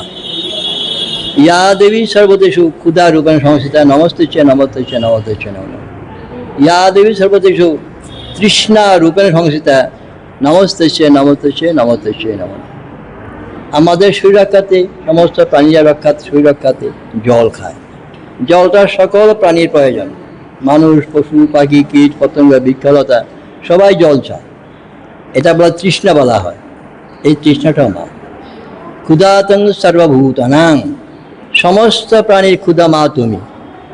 বেলাতং সাগরেশ্বর, সমুদ্রে যে তীরভূমি, ওই তীরভূমিটাও মা। তো ইয়া দেবী সর্বোচ্চ বৃত্তি রূপেণ সংস্থা নমস্তে নমস্তে নমস্তে নম। আমরা যতদিন পৃথিবী বেঁচে থাকি প্রত্যেকেরই আমাদের বিদ্যা বুদ্ধি আমরা অর্জন করি এবং সেই বিদ্যা বুদ্ধি অনুসারে আমাদের একটা কর্ম হয়, এটা বৃত্তি বলা হয়। এই বৃত্তিটাও মা। এখন আপনারা যারা এখানে আসছেন যেটা কর্ম নিয়ে আপনার জীবন চলছে ওটাও মা আছে, ওই বৃত্তিটাও মা। ইয়া দেবী সর্বভূতেষু শক্তি রূপেণ সংস্থা নমস্তে নমস্তে নমস্তে নম। আমরা কাজ করতে গিয়ে শক্তির প্রয়োজন, এই শক্তির প্রাণ থেকে শক্তি আসে এবং সেই শক্তিটাও মা। সর্বস্বরূপে সর্বেশে সর্বশক্তি সমন্বিতে ভয়বস্টানেদেবী দুর্গাদেবী নমস্তে। সর্বস্বরূপে মানে যত রূপ আছে সবটা মা রূপ। সর্বেশে সকল কিছুর মধ্যে সর্বশক্তি সমন্বিতে সমস্ত প্রাণীর যে সমন্বিত শক্তিটা সেটা মার মধ্যে থেকে আসে। এইভাবে দেখা যাচ্ছে মা সবসময় আমাদেরকে ধরে আসেন, বিভিন্ন সময়ে মা বিভিন্ন রূপে আসেন। আমরা যখনই ভুলে যাই তখনই মার একটা আবির্ভাব হয়, মা একটা স্বরূপ নিয়ে আসেন। বিভিন্ন সময় মা আসেন বিভিন্ন রূপ নিয়ে, যেমন ভগবান শ্রীকৃষ্ণ দাপলীলা করেছেন যোগা মাকে, তিনি আদ্যশক্তি। যোগা মাকে বলছে তুমি সব কিছু ঠিক করে দাও, কীভাবে কী হবে। তো এইভাবে আমরা জগতের কাজ করি। এই যে আমাদের মহালক্ষ্মী সমস্ত ধন সম্পদ দিচ্ছেন, আমাদের মহাসরস্বতী আমাদের বিদ্যা বুদ্ধি দিচ্ছেন, মহাকালী অশুভ শক্তি বিনাশ করে আমাদেরকে রক্ষা করছেন। সমাজ সঙ্গীতগুলি শুনে দেখবেন কত সুন্দর সুন্দর সমাজ সঙ্গীত, অথচ মা কালী গান সবগুলো। মা কালী তো উগ্র নন, অসুর বিনাশের জন্য দানব বিনাশের মায়ের উগ্ররূপ হয়েছিল। তো এইভাবে দেখা যাচ্ছে যে মা সবসময় আমাদের ধরে আছেন, আমরা যখনই ভুলে যাই তখন মায়ের আবির্ভাব হয়। তো এইভাবে কার্তিক মাসের শুক্লপক্ষ নবমী তিথিতে মায়ের আবির্ভাব হয়েছিল। তিনিও মা দুর্গার অংশ, মন্ত্রের মধ্যে আসে দুর্গা শব্দটা আছে, জগদ্ধাত্রী দুর্গা। তো এইভাবে মা আমরা যখনই ভুলে যাই তিনি আমাদের মধ্যে আসেন। উদ্দেশ্য আমাদের অবিদ্যা অজ্ঞানকে নাশ করে দেওয়া এবং মাকে স্মরণ করলে, মার অঞ্জলি দিলে বা যা কিছু যখনই আমাকে স্মরণ করি তখন আমাদের বিপদ আপদ কেটে যায়। আমরা সংসারের মধ্যেও শান্তি আনন্দ মার কৃপায় লাভ করতে পারি এবং পরিশেষে পৃথিবীতে আমরা কেউ থাকবো না, সকলেরই মৃত্যু হবে, দেহের রূপান্তর হবে, সেখানে মা আছেন, মা শ্মশানকালী। তো মা আবার শ্মশানে গেলেন কেন? শ্মশানের অবস্থা আমরা তো বুঝতে পারি না কী অবস্থা। যেই দেহটা একটা জীবাত্মা ছিল তার দেহটা যখন শ্মশানে দাহ করা হয় তখন তার অবস্থা সিরিয়াস হয়, খুব খারাপ হয়, এতে আসিল। তখন মা কালী একটা সান্ত্বনা দেয়, এই তুই এই দেহের মায়া ছাড়, যে স্বরূপ উপলব্ধি কর। এইভাবে মা কালী দেখা যায় শ্মশানে গিয়ে হাজির হয়েছেন, তাই মা হচ্ছে শ্মশানকালী। তো এইভাবে দেখেন মা সব কিছুর মধ্যে আছেন, আমাদের নিয়ে আছেন, আমরা মায়ের মধ্যে আছি, মা আমাদের মধ্যে আসে। অম সর্বমঙ্গল মঙ্গলে শিবে সর্বত্র সাদিকে শরণ্যে ত্রম্বিকে করি নারায়ণ নমস্তে। সমস্ত জগতের সমস্ত প্রাণীর, বিশ্ব জগতের বিশ্ব প্রাণী সকলের মঙ্গল এই পূজা যা হয়ে যাচ্ছে। এই মন্ত্রগুলির শক্তি আনন্দ সব কিছু সমস্ত বিশ্ববাসী পেয়ে যাচ্ছে এই পূজার মাধ্যমে। ওম শান্তি ওম শান্তি ওম শান্তি।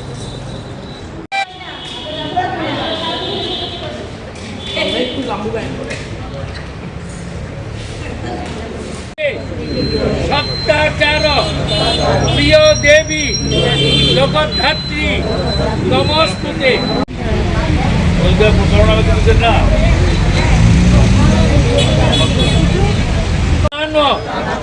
রূপিণী সর্বশান্ত হরে দেবী জগদ্ধাত্রী নমস্তুতে।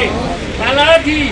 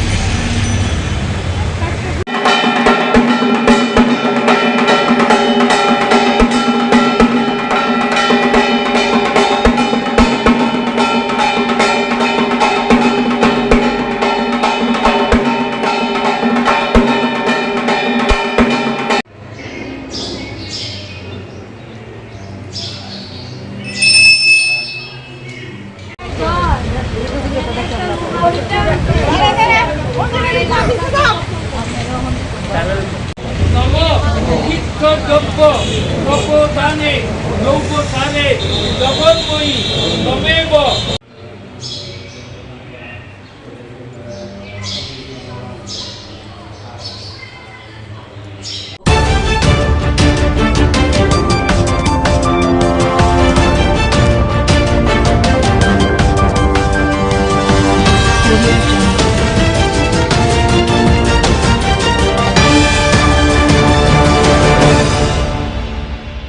একটা টেকনোলজিক্যাল বিষয় নিয়ে যখন দাঁড়িয়ে আমরা কথা বলেছি, সাধারণ খেটে খাওয়া মানুষ, গ্রামের চাষি, ছোট দোকানে কাজ করে ছেলেরা মেয়েরা দাঁড়িয়ে থেকে আমাদের কথা শুনেছে কারণ মানুষ জানতে চায় যে কোন ধরনের নতুন হামলা তার জীবনের উপরে আসতে চলেছে।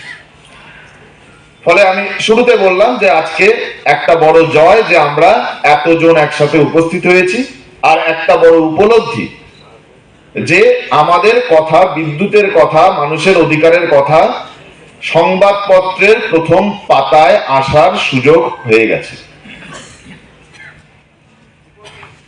এই সংবাদের সাথে আজকে সকালবেলায় যদি ন্যাশনাল নিউজের, ন্যাশনাল যেগুলো সংবাদপত্র আছে সেগুলো খুলে দেখেন, কেউ যদি হিন্দু, টাইমস অফ ইন্ডিয়া বা বিজনেস স্ট্যান্ডার্ড খুলে দেখেন আজকে, তাহলে বিদ্যুৎ সংক্রান্ত আরেকটা বড় খবর আছে।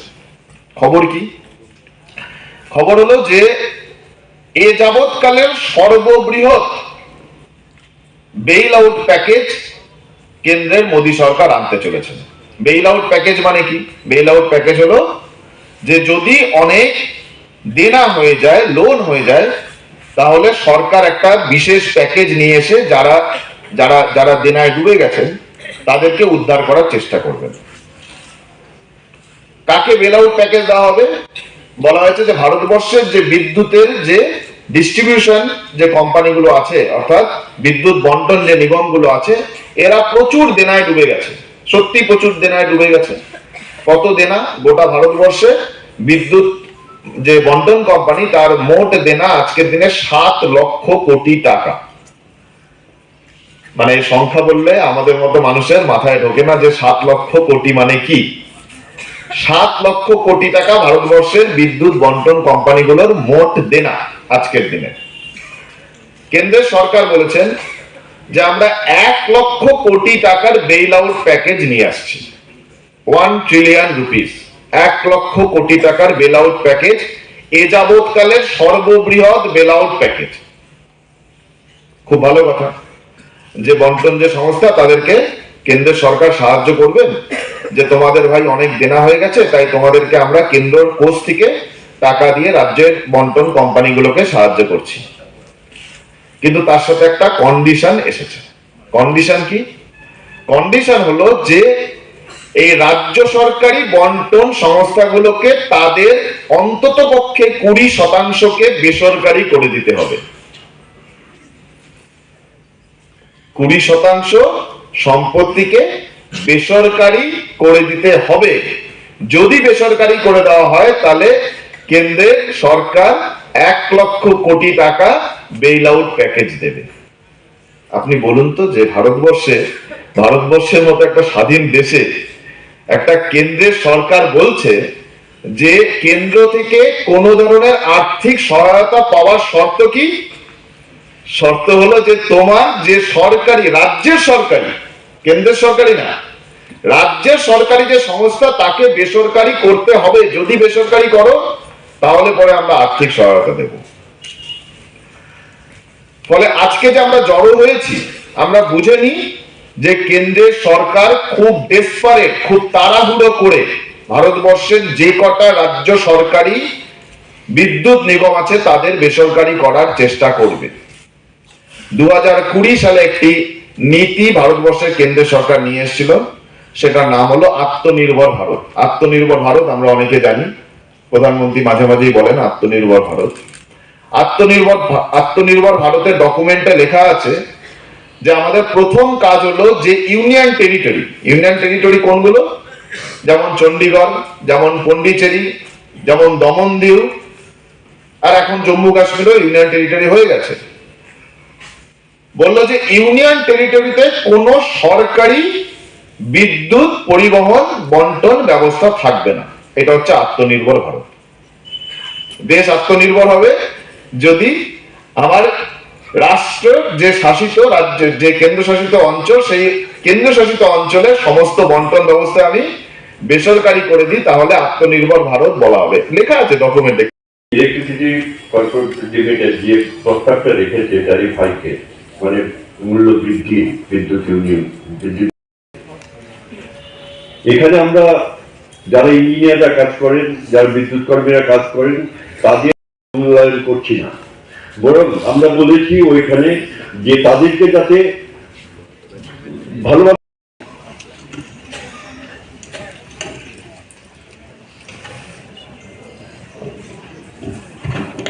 আগামী দিনে আমরা আরো আলোচনা করব, আপনারা সবাইকে সঙ্গে নিয়ে একসাথে আমরা কিভাবে কাঁপিয়ে দেওয়া সেটাকে আমরা নিন্দা করেছি এবং আমরা বলেছি ইলেকট্রিসিটি রেগুলেটরি অথরিটিকে বলেছি যে সেটা কোনো অবস্থাতে আমরা। সুধী সজ্জন মন্ডলী, আজকের কনভেনশনে আলাদা করে কর্পোরেটদের হাতে তুলে দেওয়ার চেষ্টা হচ্ছে। রিসিভিং এন্ডে আমরা যারা ভোক্তা, আমরা হলাম তাদের বই।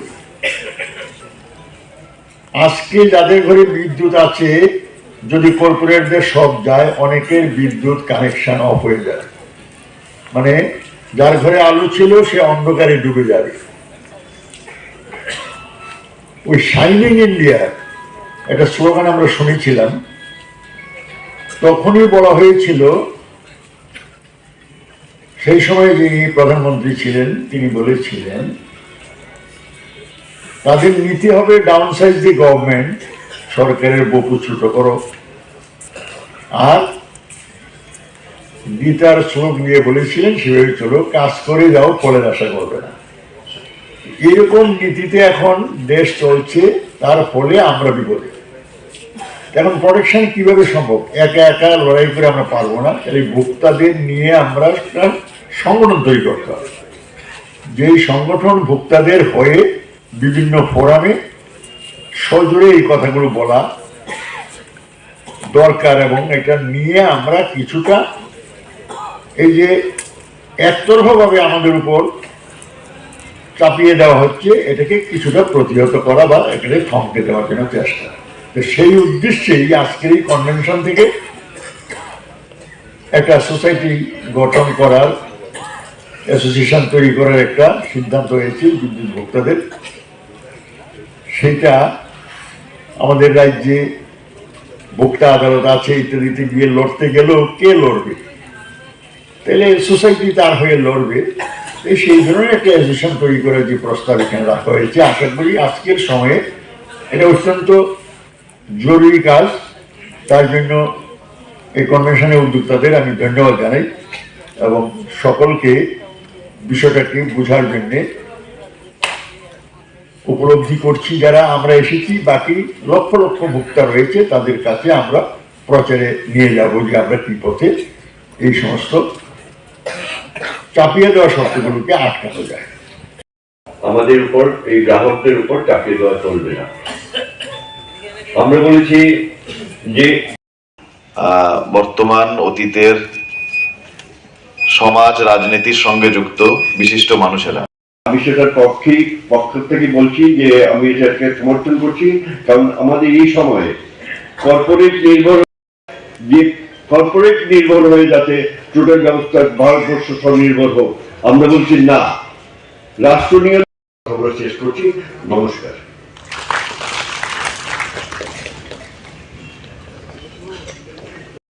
নিয়ে গোটা দেশের সঙ্গে আমাদের রাজ্যে যে অবস্থা, ভোক্তারা অসহায়। ভাষণ শোনেন, অর্থাৎ আমাদের স্বাধীনতা দিবসের লালকেল্লার ভাষণ, তাতে প্রধানমন্ত্রী বলছেন যে বিদ্যুতের ব্যাপক বেসরকারীকরণের প্রয়োজন রয়েছে, এমনকি বিদ্যুৎ উৎপাদন, এবং যে বিদ্যুৎ উৎপাদনে কোনোদিন ভারতবর্ষে বেসরকারি সংস্থাকে ঢুকতে দেওয়া হয়নি, অর্থাৎ নিউক্লিয়ার বিদ্যুৎ উৎপাদন, সেই নিউক্লিয়ার বিদ্যুৎ উৎপাদনও আমরা এখন বেসরকারি কোম্পানিকে নিয়ে আসবো, এটা প্রধানমন্ত্রী বলছেন। অর্থাৎ প্রধানমন্ত্রী ঠিক করে নিয়েছেন যে ভারতবর্ষে বিদ্যুতের বেসরকারীকরণ হবে। আর রুখতে যাবে কারা? রুখতে যাবে হচ্ছে বিদ্যুতের যে কর্মীরা, বিদ্যুতের যে শ্রমিকরা, কর্মচারীরা, ইঞ্জিনিয়াররা, তারা হচ্ছে রুখতে যাবে। আপনার এখানে বিদ্যুতের যে নিগম, সেই বিদ্যুৎ নিগমে কতজন কর্মচারী কাজ করেন? 1500, 1200, 1300। তাহলে দেশের সরকার, রাজ্যের সরকার যখন চাইছে যে বিদ্যুৎ বেসরকারীকরণ হয়ে যায়, এই 1200 মানুষের পক্ষে কি সেটা ঠেকানো সম্ভব? সেটা ঠেকানো সম্ভব না। তাহলে ঠেকাতে গেলে কি করতে হবে? ঠেকাতে গেলে যে কোটি কোটি গ্রাহক রয়েছেন তাদের সাথে বিদ্যুতের শ্রমিক কর্মচারীদের একসাথে এক জায়গায় চলে আসতে হবে। তাহলে প্রথম যে কারণটা আমি আপনাদের বললাম যে কেন আজকে এই ধরনের একটা ফোরাম, অ্যাসোসিয়েশন, মঞ্চ গঠনের প্রয়োজন হলো, আমরা বিদ্যুতের শ্রমিক কর্মচারীরা আমরা বুঝেছি যে আমাদের পক্ষে সম্ভব না যদি না আমরা সাধারণ মানুষকে, গ্রাহকদেরকে, উপভোক্তাদেরকে এই লড়াইয়ের সঙ্গে যুক্ত করে রাখতে পারি। আর বিদ্যুতের বেসরকারীকরণ ঠেকানো সম্ভব না যদি না এই দুই অংশের, অর্থাৎ শ্রমিক কর্মচারী এবং উপভোক্তা, এরা একসাথে এসে রাস্তায় দাঁড়িয়ে এই বিষয় নিয়ে কথাবার্তা আলোচনা করা শুরু করে। আচ্ছা, এবারে আমরা যখন বলছি এই যে উপভোক্তা, এই উপভোক্তা মানে কারা? গোটা ত্রিপুরায় যদি আপনারা দেখেন কারা বিদ্যুতের উপভোক্তা, বিদ্যুতের 95%, 98% উপভোক্তা কারা? বিভিন্ন ক্ষেত্রে কাজ করা শ্রমিক, রাত্রিবেলা বাড়ি ফিরে গিয়ে আলো বাতাসের প্রয়োজন পড়ে, ছোট চাষি, মাঝারি চাষি, যাদের নিজেদের একটা শ্যালো বা পাম্পের সুযোগ আছে, এই ধরনের চাষি, যে মাঝারি ছোট ব্যবসায়ী যারা সন্ধ্যাবেলায় ব্যবসা করার জন্য বিদ্যুতের কানেকশনের প্রয়োজন পড়ে, বা ছোটখাটো কোনো কারখানা, তার মালিক, তার শ্রমিক। অর্থাৎ গোটা ত্রিপুরার যে উৎপাদক অংশ, তারা শ্রমিক হন, তারা কৃষক হন, তারা ছোট ব্যবসায়ী হন, তারা ছোট কারখানা নিজের তৈরি করেছেন, সেখানে 15 জন, 20 জন, 50 জন শ্রমিককে নিয়ে একসাথে উৎপাদনের কাজ করছেন, এই সবটা বিদ্যুতের গ্রাহক। তাহলে বিদ্যুতের গ্রাহক যখন আমরা বলি, আমার মাথায় কিন্তু পরিষ্কার করে ঢুকে যেতে হবে, সেটা হচ্ছে গোটা দেশের উৎপাদক যারা, তাদেরকে আমরা এক জায়গায় আনার কাজ শুরু করলাম।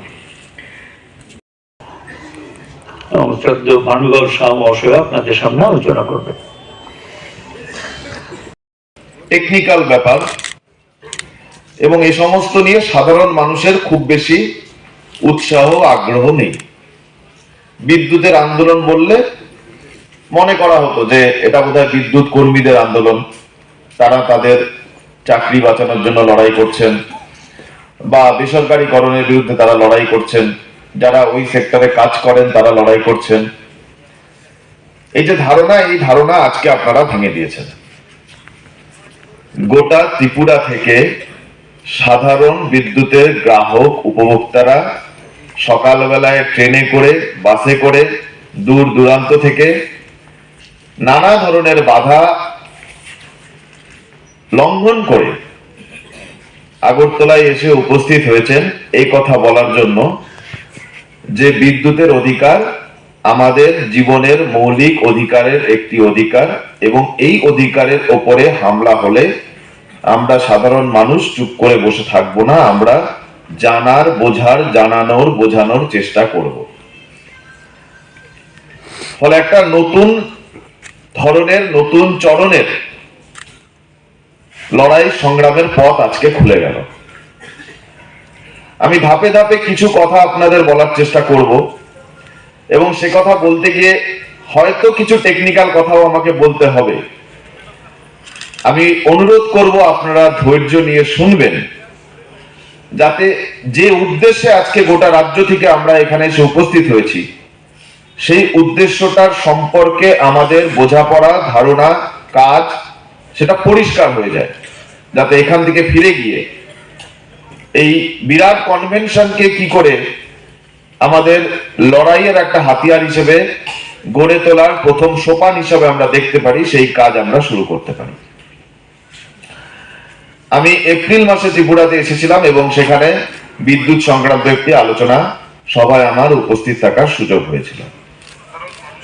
এই যে এপ্রিল মাসে আমি এসেছিলাম, আজকে এপ্রিল থেকে অক্টোবর শেষ, নভেম্বর মাসের শুরুতে আমরা ঢুকতে চলেছি। এই গত কয়েক মাসে ভারতবর্ষের বিদ্যুৎ ক্ষেত্রে, শুধু এই গত কয়েক মাসে কি বড় বড় পরিবর্তন ঘটে গেছে সেটা আপনাদের বলবো। কিন্তু তার আগে প্রথমে আপনাকে বলি যে আজকে সকালবেলার ত্রিপুরার যতগুলো সংবাদপত্র আমি হাতে পেয়েছি, প্রায় সব সংবাদপত্রেই ফ্রন্ট পেজে বা মাঝের পেজে বড় করে খবর এসছে যে সরকার ট্যারিফ বাড়াতে চলেছে। সরকার মানে যে ত্রিপুরার যে রেগুলেটরি কমিশন তারা প্রস্তাব এনেছে এবং তার বিরুদ্ধে বিভিন্ন ফোরাম থেকে, রাজনৈতিক দল থেকে, সিপিআইএম এর পক্ষ থেকে, অন্যান্য নাগরিক মঞ্চের পক্ষ থেকে তারা গিয়ে সেখানে তাদের বিরোধ জানিয়েছে। আচ্ছা বলুন তো, যে ত্রিপুরা রাজ্যে বিদ্যুৎ নিয়ে প্রত্যেকটা বড় সংবাদপত্রের ফ্রন্ট পেজে লাস্ট কবে খবর এসেছিল? গত কয়েক মাস ধরে কিন্তু লাগাতার বিদ্যুতের সমস্যা নিয়ে ত্রিপুরার নাগরিকরা রাস্তায় আছেন। ফলে সংবাদপত্র যারা চালান তারাও বুঝতে পেরেছেন যে এই ব্যাপারে মানুষের চাহিদা, আগ্রহ তৈরি হয়েছে। তার জন্য আজকে নিউজ পেপারের ফ্রন্ট পেজে ব্যানার নিউজ করা হয়েছে। তার মানে কি? তার মানে আমরা যে কটা লোকের কাছে পৌঁছতে পেরেছি তার চেয়ে বেশি লোক কিন্তু এই ব্যাপারে জানতে বুঝতে চাইছে। তাই জন্য সংবাদপত্রে এর একটা গুরুত্ব তৈরি হয়েছে। তাহলে আমরা যদি আমাদের কথা পৌঁছানোর কাজ করতে পারি, তাহলে যে কজন লোকের কাছে এখনো পৌঁছেছি তার চেয়ে বহু বহু বেশি মানুষ আমাদের কথা শুনবেন।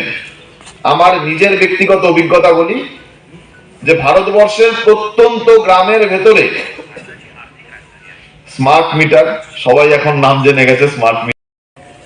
আমরা ইলেকট্রিসিটি রেগুলেটরি অথরিটি ত্রিপুরা, সেখানে আমরা গিয়েছিলাম।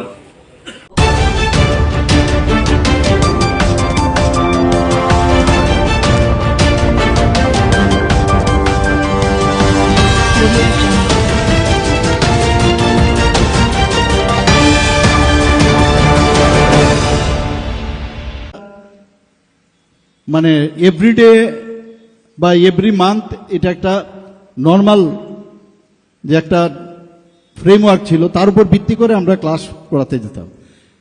কারণ আমার কাছে আপ টু ডেট যে আরও কিছু এটার মধ্যে অ্যাড করা যায়, নতুন নতুন কি কি আবিষ্কার হয়েছে, কোনো জিনিস এর মধ্যে অ্যাড করা যায় কিনা, বা নিজেরও কিন্তু পরিষ্কার অনেক সময় আইডিয়া না থাকাতে যতটুকু বুঝলাম ততটুকু আমরা গিয়ে সেখানে বলতাম। এখন 3 ডাইমেনশনাল বিষয় চলে এসছে, এত সুন্দরভাবে আপনি নিজেও বুঝতে পারবেন, আবার অপরদিকে স্টুডেন্টরাও কিন্তু সেভাবে বুঝে ক্লাসে আসে।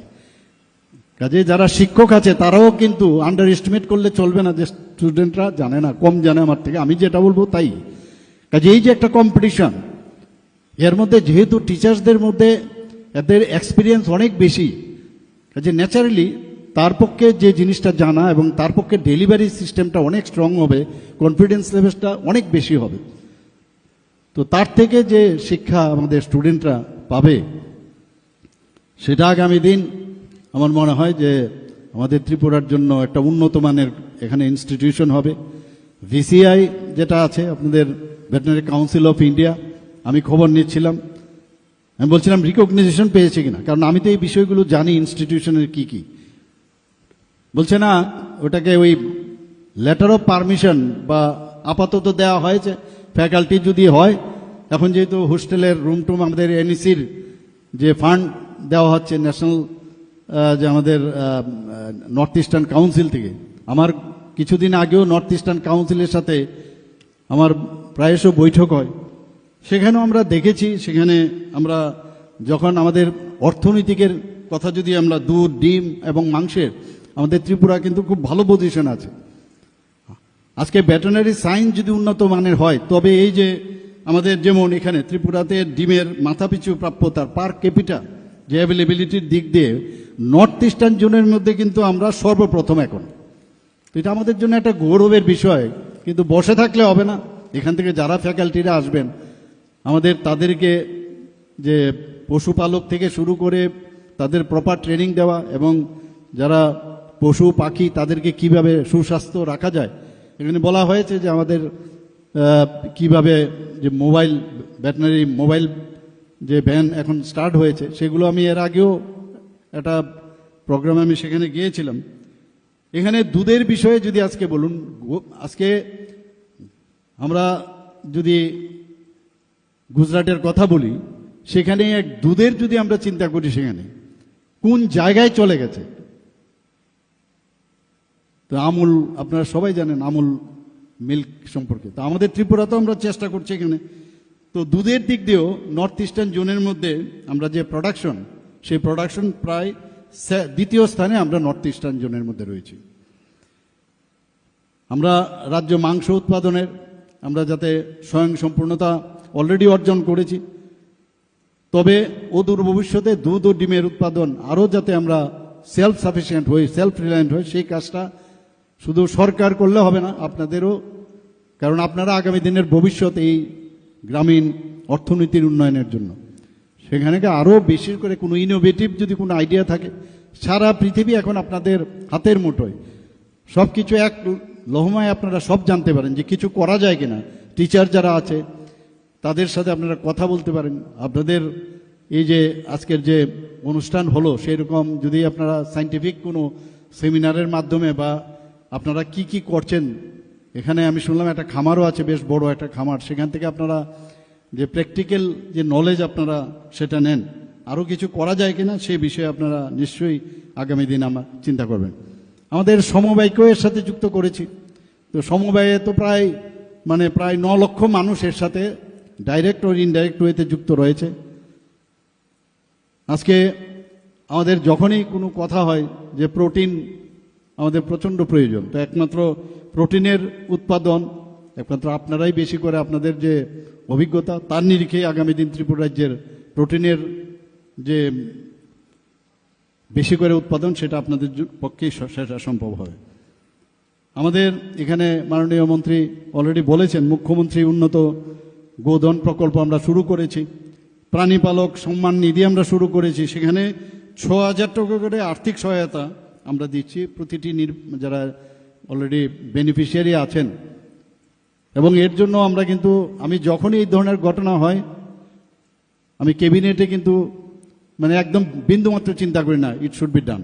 এতে করে 2023-24 এবং 2024-25 সালে প্রায় 800-এর উপরে, 8,000-এর উপরে পরিবার এতে লাভ হয়েছে, এবং তাদেরকে 6,000 টাকা করে আমরা প্রতি বছর আর্থিক সহায়তা করছি। ভ্রাম্যমাণ পশু চিকিৎসা ইউনিট উপস্থিত আছেন। তার মধ্যে একটু আগে যার মূল্যবান বক্তব্য আমরা শুনলাম, এই ARDD এবং অন্যান্য দপ্তরের মাননীয় মন্ত্রী শ্রী সুধাংশু দাস মহোদয়, এই বিধানসভার যিনি শ্রদ্ধেয় বিধায়ক তথা প্রাক্তন ত্রিপুরা সরকারের মন্ত্রী এবং প্রাক্তন স্পিকার শ্রী রতন চক্রবর্তী মহোদয়, উনিও ওনার মূল্যবান বক্তব্য আমাদের সামনে রেখেছেন। উপস্থিত ওয়েস্ট ত্রিপুরা জেলা পরিষদের সম্মানিত সভাধিপতি শ্রী বিশ্বজিৎ শীল মহোদয়, তাছাড়া সম্মানিত vice chancellor Tripura university professor Shyamal Das উপস্থিত আছেন, এবং যিনি স্বাগত ভাষণ আমাদের সামনে রেখেছেন Shrimati Dipa D Nair, secretary ARDD department. এখানে উপস্থিত director doctor Neeraj Kumar Chanchal ARDD, এবং professor doctor Purbi Barman, principal college of veterinary science and animal husbandry, RK Nagar. এখানে উপস্থিত যারা ফ্যাকাল্টি মেম্বাররা আছেন এবং যাদের জন্য বিশেষ করে আজকের এই অনুষ্ঠান, আমার প্রিয় ছাত্রছাত্রীবৃন্দ, এবং এখানে উপস্থিত নন টিচিং স্টাফ এবং যারা জনপ্রতিনিধিগণ এখানে উপস্থিত আছেন, যারা এখানে আজকে রক্তদাতাগণ এবং বিশিষ্ট যারা ব্যক্তিবৃন্দরা এখানে উপস্থিত এই এলাকার, এবং মিডিয়া বন্ধুরা, সবাইকে আজকের এই অনুষ্ঠানে উপস্থিত থাকার জন্য হার্দিক অভিনন্দন ও শুভেচ্ছা জানাচ্ছি। আমরা সবাই জানি প্রকৃতির যে নিয়ম, প্রকৃতি ভারসাম্য রক্ষার জন্য আমরা মাঝে মাঝে আমরা ভুলে যাই যে একজন আরেকজনের আমরা কাজে আসতে পারি।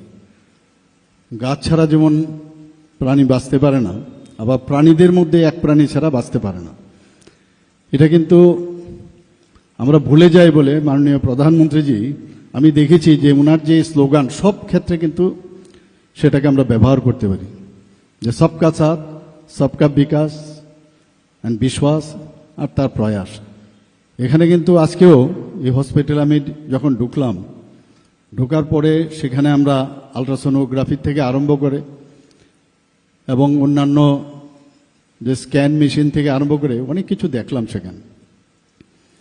কোনো অবস্থায় এটা মেডিকেল কলেজের যে কোনো হসপিটালের সাথে আমরা বলবো না যে এটা ডিফারেন্ট কিছু আছে। আমি যেহেতু মেডিকেল সায়েন্সের সাথে আমি যুক্ত আছি, আর বিশেষ করে ভেটেরিনারিদের সাথে আমার বহু পুরনো পরিচয় ছিল এবং বিভিন্ন কলেজে ওয়েস্ট বেঙ্গলের যে দত্তবাগানে যে ভেটেরিনারি কলেজ আছে সেখানে আমি প্রায়শই যেতাম। পাটনাতেও আমাদের যে এটা বেশ বড় ভেটেরিনারি কলেজ সেখানে আছে, সেখানেও আমি নিয়মিত যেতাম। তো এই যে ব্যবস্থা এবং যেটা আমাদের মাননীয় মন্ত্রী বলেছেন যে ভেটেরিনারি সায়েন্স কিন্তু হিউম্যান সায়েন্সের থেকেও একটু আমি বলবো খুবই কমপ্লিকেটেড। হিউম্যান বিইং তো একটা ওয়ান পিস, ভেটেরিনারিতে বিভিন্ন ধরনের তাদের যে সার্জিক্যাল অ্যানাটমি থেকে আরম্ভ করে বিভিন্ন অ্যানাটমি এক একজনের কিন্তু আলাদা আলাদা। তো পড়াশোনা প্রচুর পরিমাণে করতে হয়।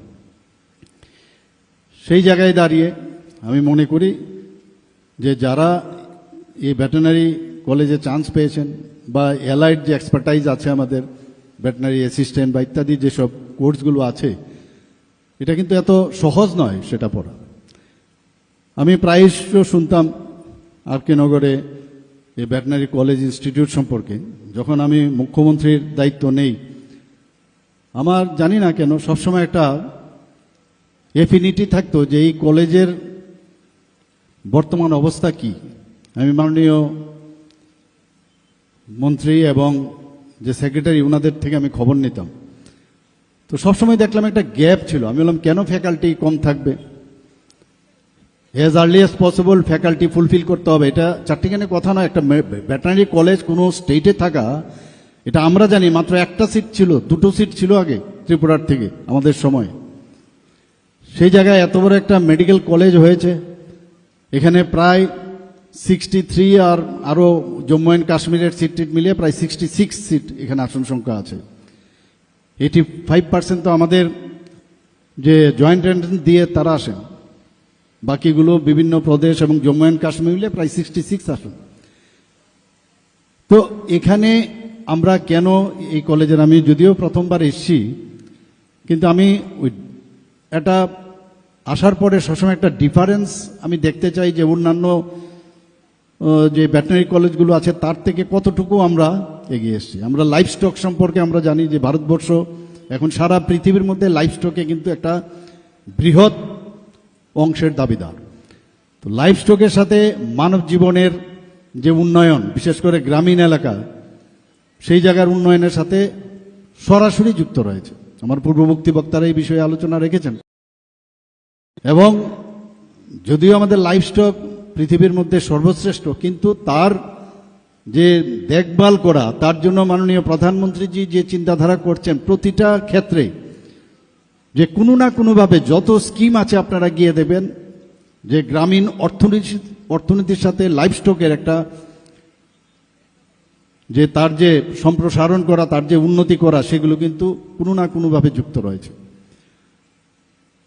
তো আজকে যারা এখানে পাঠরত রয়েছেন, যারা ফ্যাকাল্টিরা আছেন, আমি প্রায়শ মাননীয় মন্ত্রীকে আমি বলি যে কোনো অবস্থায় এই কলেজ যাতে সারা ভারতবর্ষের মধ্যে সবাই যেন বলে যে ত্রিপুরাতে একটা ভেটেরিনারি কলেজ আছে, এবং সেখানে পড়ার জন্য যখন সুযোগ পায় বাইরের থেকে,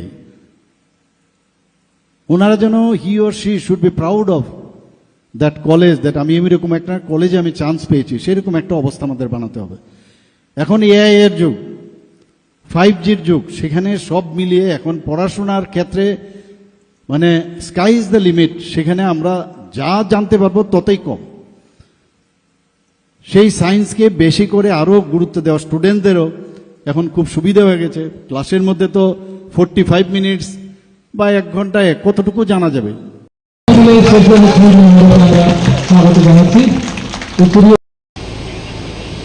Thank you very much, sir. We have Srimati Deepa D. Nair, ma'am, IFS. She is the Secretary ARDD, Government of Tripura. Ma'am, thank you very much.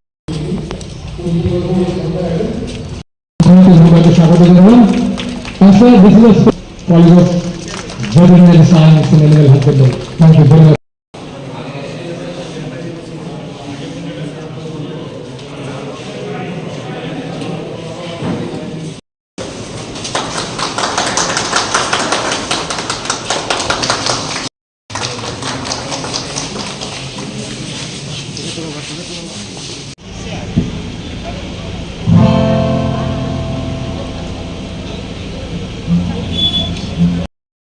माननीय सभापति पश्चिम त्रिपुरा जिला परिषद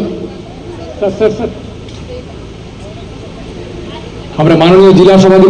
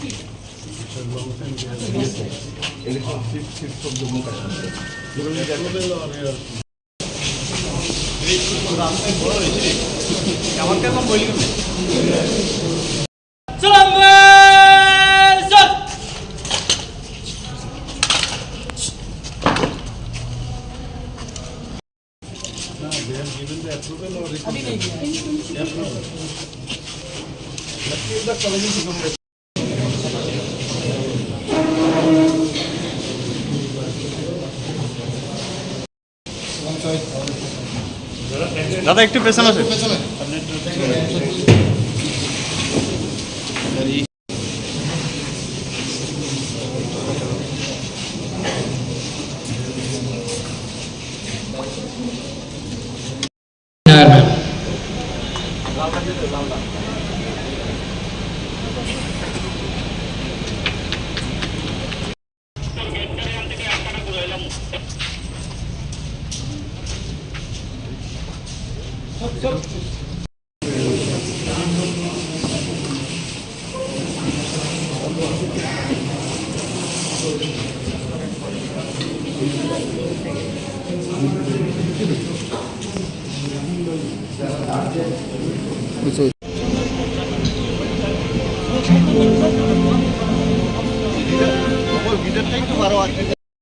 বিশেষ মুহূর্তে বিনম্র শ্রদ্ধার সঙ্গে অনুরোধ জানাই শ্রদ্ধা মুখ্যমন্ত্রী মহোদয়কে প্রদীপ প্রজ্বলনের মধ্যে দিয়ে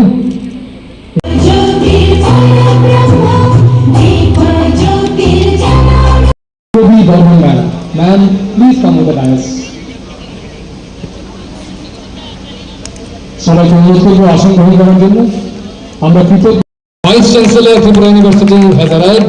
মাই humble request Honorable VC sir to come over the dais and take his seat. Thank you very much for joining us.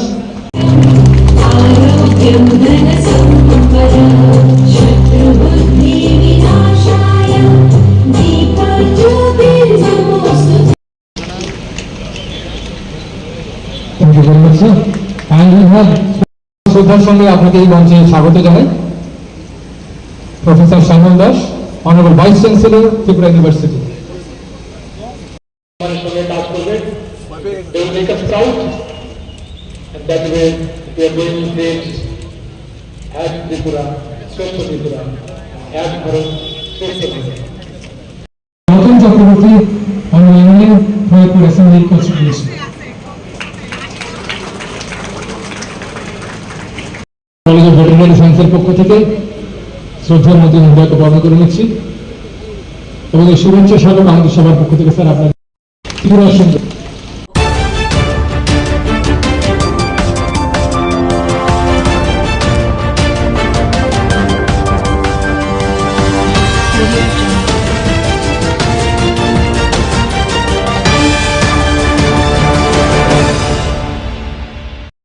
আমরা খাওয়া দাওয়া করতেছি, আচমকা এসে তারা বাড়ির মধ্যে অনেক খারাপ গালিগালাজ করতেছে।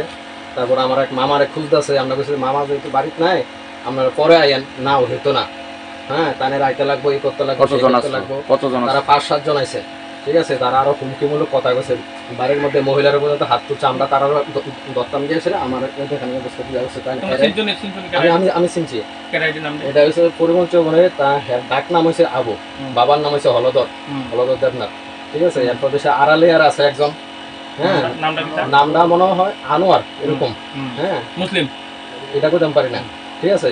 তো এরপর সেটা তারা কইতেছি সুন্দর করে, আমরা সবাই করতে আমরা মারতাছি, এরপরও কইছি যে বলে আপনারা জানগা ওখানে, আপনারা দিনের বেলা সুস্থ অবস্থা সব মদ টদ খায়া মানে যা অবস্থা, হ্যাঁ মানে অনেক খারাপ ভাবে ইয়ে করছে।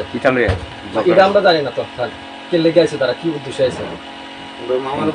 মামার বাড়ি পাশের মামার বাড়ি আমরা আইসি তারা বাঁচানোর লাগে আর কি।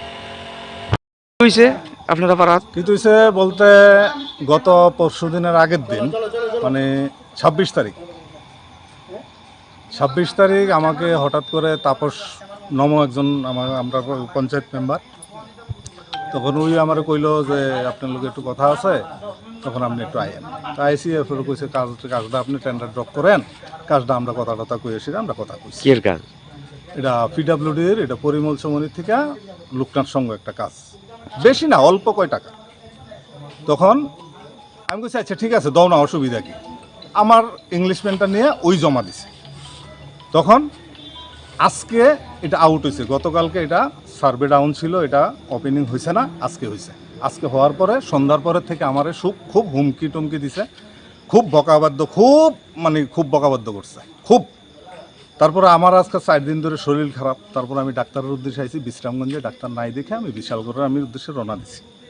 তখন এই টাইমে বাড়ির থেকে ফোন আইছে যে বাড়ির মধ্যে আচমকা গিয়েছিরা বউ বাচ্চা সবাই গিয়ে মারধর করছে, বাগিনারে মারছে, বাগিনারে ইনজুর করছে। এমন বড় বাগিনা, ওরা তো কিছু জানে না। নাম কি বাগিনা? হ্যাঁ ফারুক ইসলাম, আরেকজন শফিকুল ইসলাম, দুজন আপনার বাগিনা। দুজন আপনারে না পাইয়া তারা মারছে, আমারে না পাইয়া তারা কোনো কথা নাই। আর বাগিনার মোবাইল টোবাইলও লয়ে গেছে গা, হয়তো একটা কিছু রেকর্ডিং করতেছে, তারা উত্তেজিত হয়ে গেছে গা, উত্তেজিত হইয়া যা কিছু তারা করার আছে তারা করতেছে। মানে গেছিল আপনার উদ্দেশ্যে? আমার উদ্দেশ্যে গেছে। তাহলে আমার উদ্দেশ্যে আমি কিন্তু সন্ধ্যার সময় ফোনে কথা কইছি, ঠিক আছে যা হইব কালকে আমি কথা কমো, কালকে আমি কথা কারা মারছে সবার সামনে। হ্যাঁ আমি চিনি, আর সবাই আমার ফোন রেকর্ডিংও আছে, কে কি কইছে। আমন দেবনাথ, এরপর জাকির,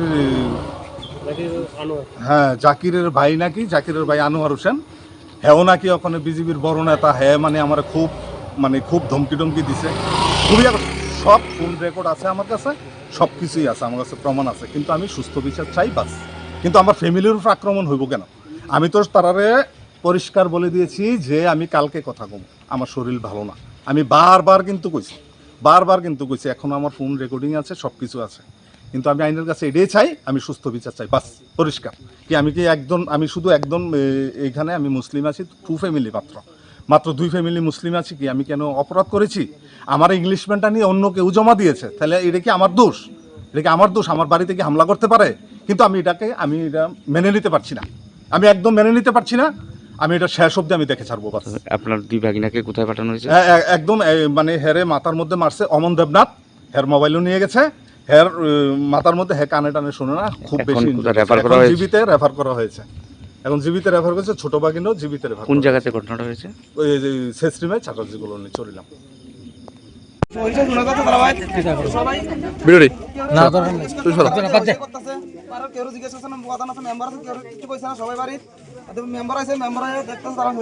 সবাই গেছে মেম্বার লগে, তারা কেউ কিছু জানাইছে না। এরপরে দিয়া তারা আমরা ভাড়া মানুষ সবাই গেছি, তারা 4 জনে বাইকে গেছে, তারা 3 জন আসলে এখানে উপস্থিত থাকার পরে ভাড়া মানুষ তারা কইছে থাকতো, তারা থাকে নাই, মানে সবাই আটকে রাখছে। তো প্রশাসন আইছে, প্রশাসন আইয়া আমার প্রভু আছে, প্রশাসনের সামনে গাড়িটা চলে গেছে। আমরা সবাই মিলে গাড়ির সামনে থেকে আটকেছিলাম যে প্রশাসন আছে, প্রশাসন কিছু করবো। তো প্রশাসন আইয়া দেখছি তারা গাড়ি সাইড দিয়েছে, আমার প্রভু আছে, তারা পুলিশের সামনে আর ওদের সব গেছে গা। আর আমরা এই দুইবার ঘটনা হয়েছে, সামনে যদি আবার ইতা করে আমরা পাড়া মানুষ সবাই হরানি আছে। কাজটা তারা কি সমস্যা করছে হয়েছিল মনে হয়েছে, কেউ কিছু কইছে না, তারাও জানাইছে না, এতটা জানাইছে না। আমরা হয়েছিল গেছি, জানার পরে কার বাড়ি? আনোয়ার হোসেন ওই তো মানে আটকে জায়গা অ্যাম্বুলেন্স ড্রাইভারটা আইতে একটু দেরি হইতেছে।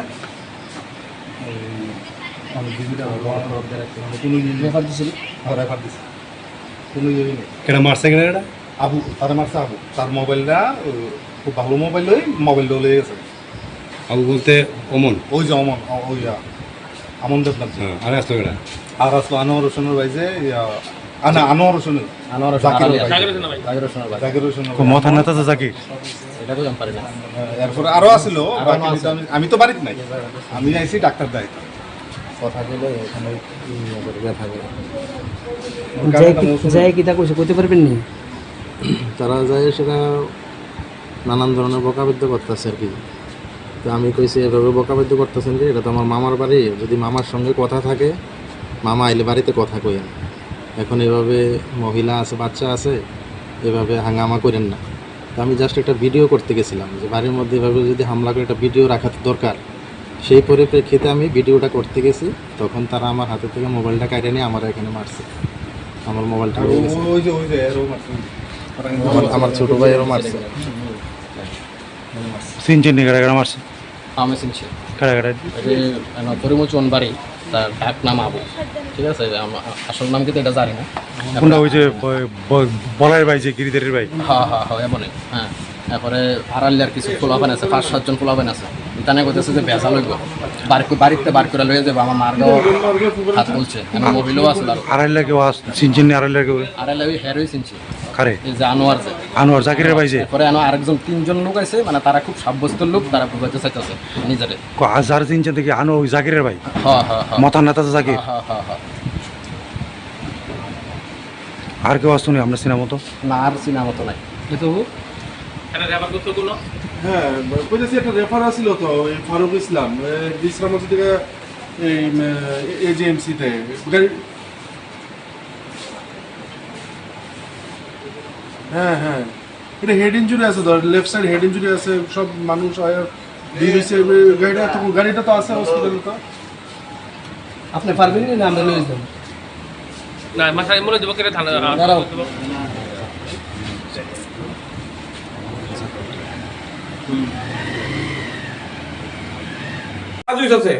আমার বাড়ি দক্ষিণ চললাম, কথা বুঝছো?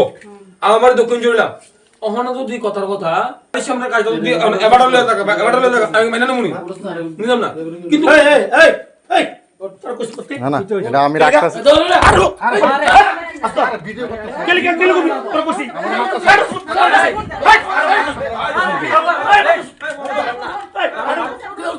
আরে ভিডিও করছি না, ভিডিও করছি না, পুরো ভিডিও করছি না।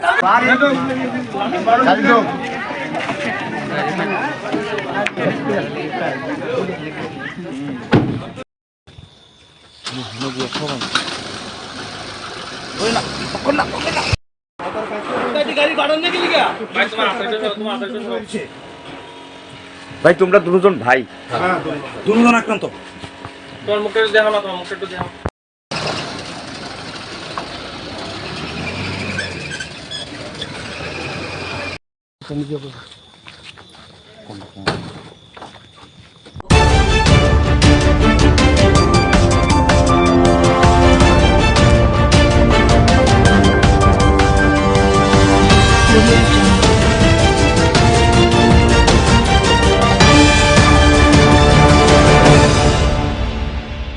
সাতটার সময় আমরা এখন লাইন পাইছি না, আমরা তো গাড়ি রিজার্ভে আছি। এরপরে ওখানে এমন হইলে কেমন হইব, মানুষ 10টা-11টার সময় হয়, তো তারা সকাল 7টার সময় দালালরা এসব করবো। তো আমরা এই গাড়ির ভাড়া দিদি আইম, গাড়ির ভাড়া দিদি আইয়ে রে আমরা কিচ্ছু পাইতাম না। তো এই আমরা এটা কি হইলো, আমরা আর কি বলার ঠিক আছে?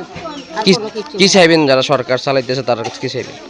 সরকার চালাইতেছে যেন এটা সুস্থভাবে হয়, দাবি রাখবেন না? আমি দাবি ডিএম অফিসে কিরে আইছে ভোর 4টার দিকে আধার কার্ড বায়োমেট্রিক করা সকাল 4টা? হ্যাঁ সকাল 4টা। ততক্ষণ কি অফিস খুলছি এত সকালে কেন আইছে? না অত লাইন পাওয়া যাচ্ছে না, এর জন্য আমি সকালে 4টার দিকে এখানে মানে আগে লাইন ধরতে হয়? হ্যাঁ আগে লাইনটা ধরতে হয়েছে। ও তো কত নম্বর লাইন পাইছেন? আমি পাইছি 1 নম্বর। ও কটা কতটা পর্যন্ত দাঁড়ায় থাকতে লাগবে লাইনে? 11টা। এত সময় লাইনে দাঁড়ায় কাজ করতে হয়? হ্যাঁ। কি বলবেন এই বিষয়টা, কি কারণে দেরি হইতেছে? এখানে স্যারে কইছে, স্যারে কইছে এখানে মেশিনটি নষ্ট, একটা মেশিনে আছে তার জন্য 18 পুরুষ 18 জন, মহিলা 18 জন করে নিতে আছে। মেশিন ঠিক হলে পরে 70 জন করে নিবে। কি চাইতেছেন আপনারা? তখন চাইতেছে আমরা যত তাড়াতাড়ি হোক মেশিনগুলো ঠিক করে, যখন মানুষের যে পয়সা নিতে আছে এটার থেকে বিরত রাখার জন্য। বোর্ড সাইডটা কত নম্বর লাইন পাইছেন? 2 নম্বরে। বোর্ড সাইডটা? তো সাইডটা কি আইছেন? কালকে আইয়া গেছি, পরশুদিন আইছি, লাইন নাই। তো আজকে আইছি, আমার বাচ্চার 5 বছর হয়েছে, আমি আধার কার্ড করতে হয়েছি, আজকে 4টার সময় আমি লাইন পেয়েছি। এখন তো অফিস তো রিজার্ভ করে আইছি। কোন জায়গা থেকে আইছেন? মতিনগর থেকে। তো অফিস তো খুলবে 11টায়। তো আমরাও বাচ্চার আধার কার্ড করা লাগবো। এত সময় কি করবেন? গাড়ি রিজার্ভ করে আউট লাগবো। তো এখানে 5 থেকে 6 ঘন্টা লাইন ধরতে থাকবে। খাওয়া লাগবো কি করন? আমরা তো সরকার আমরা দিকে চায় না, মেশিন নষ্ট হয়েছে কতদিন ধরে বলে, মেশিন ঠিক করে না।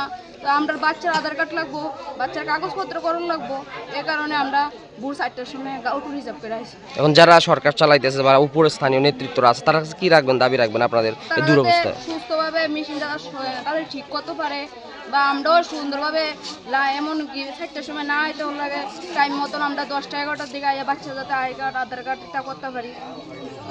কি নাম আপনার? সুপ্রিকা নন্দী।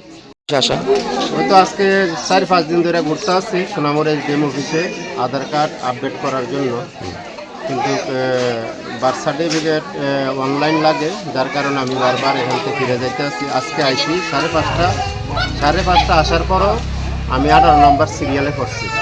এখানে মেশিন নষ্ট, একটা মেশিনে কাজ চলছে, এই জন্য 18 জন পুরুষ 18 জন মহিলা নিতে আছে। কাঠালিয়া থেকে অনেক দূর থেকে গাড়ি রিজার্ভ করে আইয়ে ভোরে আইয়া সেরও সিরিয়াল পায় না, যার কারণে মানুষের হয়রান এখান থেকে আবার ফিরে যেতে আসছে। সকাল 5:30টার সময় আপনি আইছেন? হ্যাঁ 5:30টার সময় আইও আমি 18 নম্বর সিরিয়াল পাইছি। এই পুরুষ 18 জন, মহিলা 18 জন। এই যে দূর অবস্থা, কি কইবেন? কি এখানে শুনতে আছি স্যারের মুখে বা এখানে যারা অফিসের দায়িত্বে আছে, মেশিন নষ্ট শুনছে, তো কতদিন লাগবে আরও তা শিউর নাই। মানুষের হয়রানি হইতে আছে। 4টা মেশিন যদি চলতো মিনিমাম 70 থেকে 80 জনের মানুষের কাজ সমাধান করা যেত, মাত্র 18 জনের কাজ সমাধান হইতে আছে। তো কবে নাগাদ মেশিন ঠিক করা হবে তাও সঠিকভাবে জানানো হইতে আছে না অফিস থেকে। এখনো তো সকাল 7টা বাজছে না, আপনারা 11টার পরে কর্মীরা আসবে, তখন কি করবেন?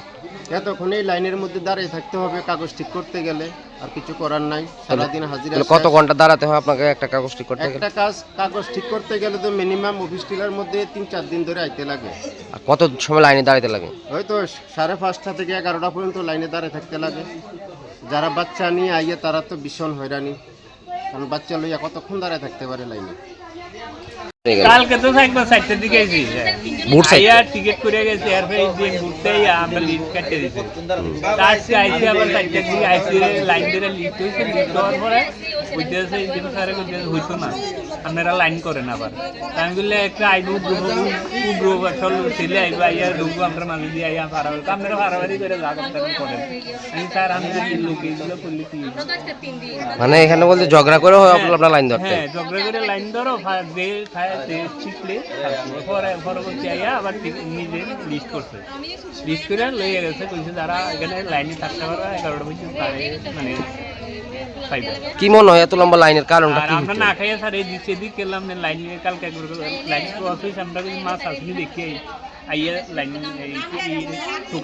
মানে কি কারণে লম্বা লাইনটা হইতে পারে? লম্বা লাইনটা আধার কার্ডের লেগে স্যার। মানে কি কারণটা কি এত লম্বা? কি অফিস স্টাফ কম না যন্ত্র? আমরা জানতে পারি না ভিতরের অবস্থা কি, কাজ করে কম তাদের ঠিকভাবে কাজ করলে যে 18 জন কাজ করে। কতদিন মানে 18 জন ধরে? আর এই অবস্থাটা কতদিন ধরে চলতেছে? এটা তো আমরা 4 দিন আইয়া দেখতেছি কোন ঝামেলা, এর আগে তো আর আমি আইছি। 5-7 দিনের মধ্যে যৌতুক দেখলাম খুব ঝামেলা। কি করবেন যারা উপরে স্থানীয় নেতৃত্ব আছে, যারা মুখ্যমন্ত্রীর কাছে কি বার্তা রাখবেন এই সমস্যাটা নিয়ে? কি বার্তা রাখবেন সরকারের কাছে? সরকারের কি বার্তা রাখবো, আমরা এই পরিশ্রম করে আই না খাই 11টা মধ্যে বইয়ে দেয়, এরপর দেখা গেল যে এগুলোর মধ্যে আবার বাচ্চার জায়গা, তো আমরা লাইন দিয়ে কী করবো? কেউ কাটালিয়ে চাইছে 300-400 টাকা রিজার্ভ করে আইয়া পাইছে না, আমরা 3টের দিকে আইয়া লাইন খাইয়া লাইনের পর আবার লাইন করে বড় করে আমরা কী করবো? কোন সমিতে কোন সময় আইছেন আপনি বাচ্চাটা লইয়া? লাইন পাইছেন নি 6টা? কত 6টার সময় লাইন পাইছেন না? পুরুমাই কি কইছে? এখানে তো ডেম আছিল, কি কইছে তারা আইয়া?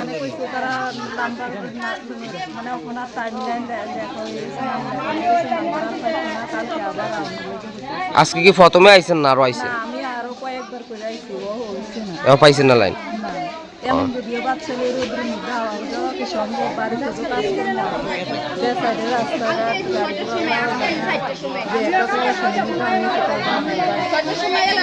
কি কইবেন যারা সরকার চালায় বা যারা উপরে রয়েছে তার কাছে কি দাবি রাখবেন আপনারা? দাবি রাখবো তারা যাতে সমাজটা সুন্দর করে চালায়, মানে তারা মানুষের যাতে নিরিবিলি না করে সুন্দর মতো তারা চালাই যায়, মানুষের উপরে তো প্রেশার না দেয়। এরকম প্রেশার দিলে কি মানুষ বাঁচানো তো সম্ভব? 5টার সময় কি কারণে আইছেন এসডিএম অফিসে? সিআরটিসি করার লেগেছে। 5টার সময় কি লাইন দিয়েছেন? 5টার সময় 18 জন 19 জন 20 জনের বেশি দিন নেই না, ওই জন্য তো পাইছেন না আজকে লাইন? কত নম্বর? আমি সিআরটিসি 3 নম্বরে আছি। তো এই যে সিস্টেমটা কি কারণে এই সমস্যাগুলো হইতেছে, মানুষ সকাল সকাল আইতে লাগতেছে, কি মনে করেন আপনি স্থানীয় নাগরিক হিসেবে? কম্পিউটারে ডিস্টার্বের লেগে এই সব হয়রানি হইতেছে। স্টাফের কোনো সংকট আছে কিনা অফিসগুলোতে কি দেখতেছে? স্টাফও কম আছে, স্টাফে একটা কম্পিউটারে যদি 2 জন থাকে তাইলে খাওয়ার যে একটা 1 ঘন্টা 2 ঘন্টা টাইম এটা যদি ধরেন না 2 জন স্টাফ থাকতো ওইলে 1 ঘন্টা 2 ঘন্টা যেই টাইমটা এইটা অন্যজন করতে পারত। সব মিলিয়ে মানে কম্পিউটারও সমস্যা এবং স্টাফেরও সমস্যার কারণে দুরবস্থা। কি নাম আপনার? দেখুন এখন সকাল প্রায় 6:45 বাজে, তারও আগের চিত্র এটা সোনামুড়া আদার সেকশন। আমরা সরাসরি আপনাদেরকে শেষ চিত্র দেখাচ্ছি।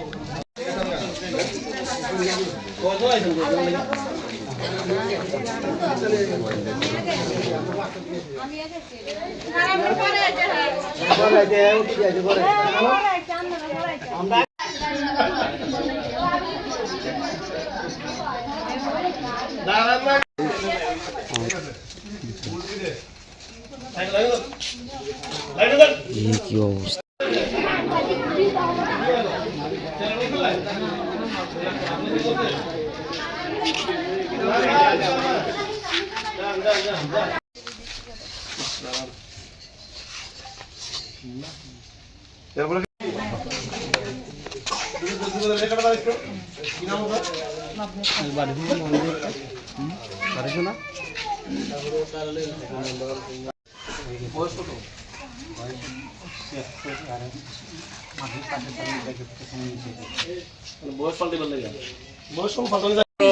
কালকাল নিচে একবার বসে কাটতে দিছে না আর কবি তুলে কি করো হরানি তো আমরা পড়তে দেয়।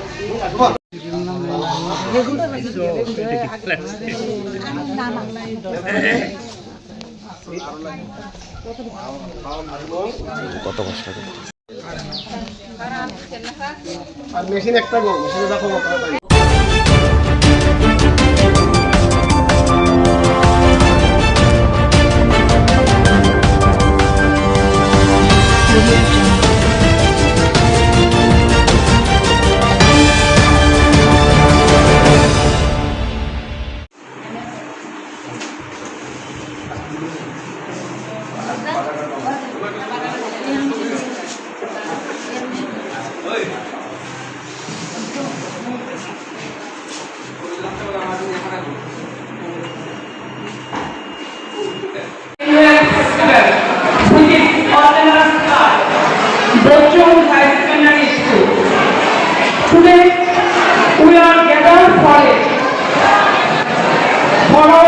বিষয়টা কি?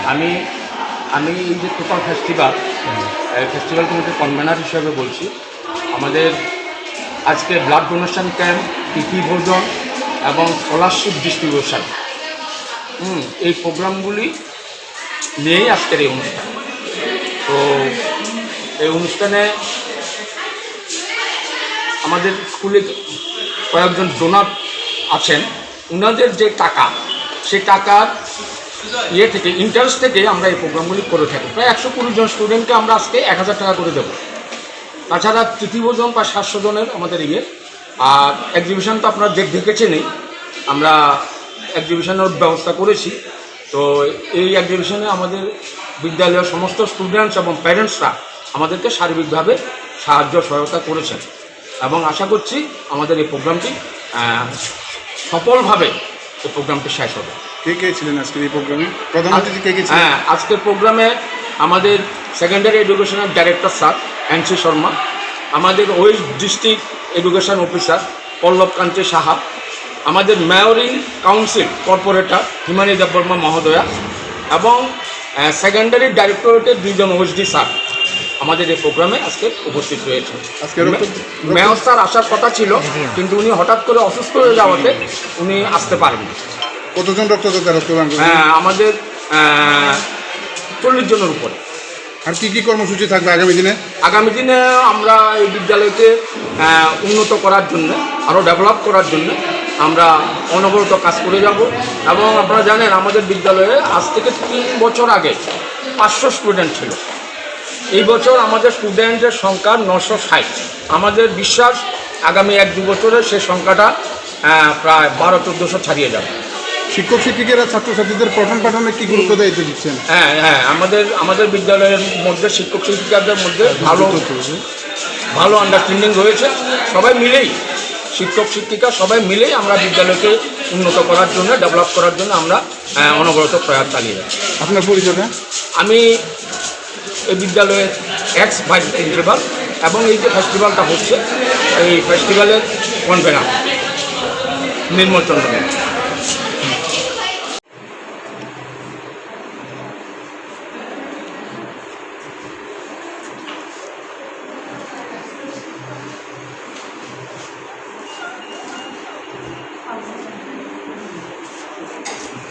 Blood donation camp, an event that gives us opportunity to perform a simple effective scholarship program.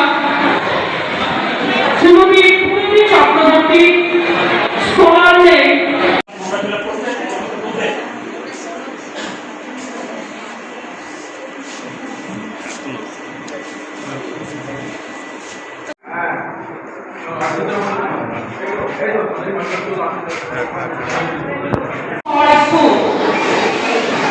We shall also celebrate the spirit of Tithi Bhojan, which will bring our community together.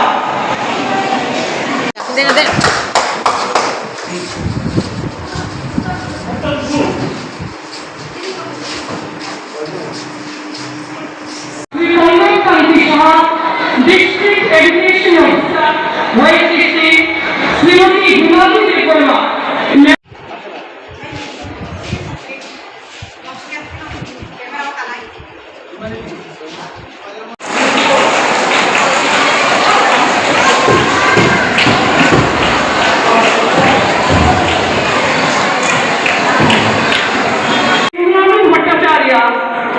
Scholarship name Venkateswarandu Bhattacharya.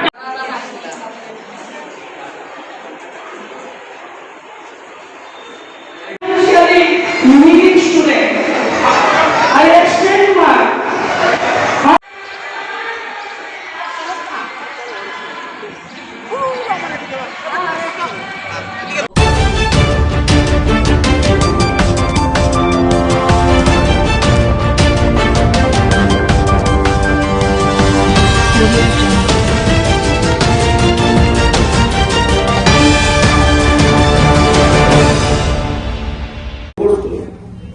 এনফোর্সমেন্টের total যে ক্রাইমগুলো হয় only 20% আমরা এনফোর্সমেন্টের মাধ্যমে এগুলা কমাতে পারি।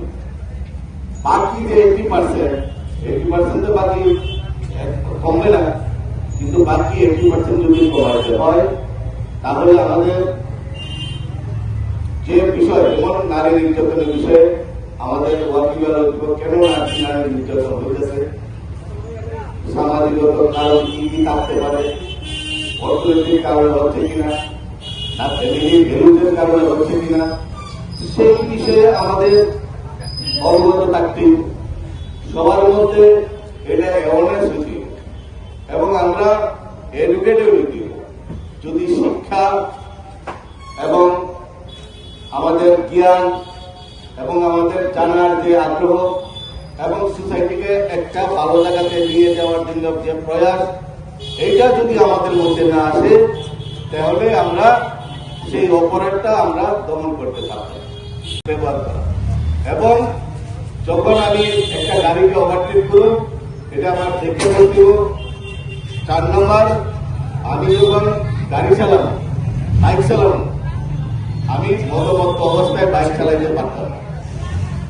Police তো আর জনে জনে ঘরে ঘরে গিয়ে বসে দেখতে পারবে না সে টার্গেট কন্ডিশনে চালাচ্ছে কিনা।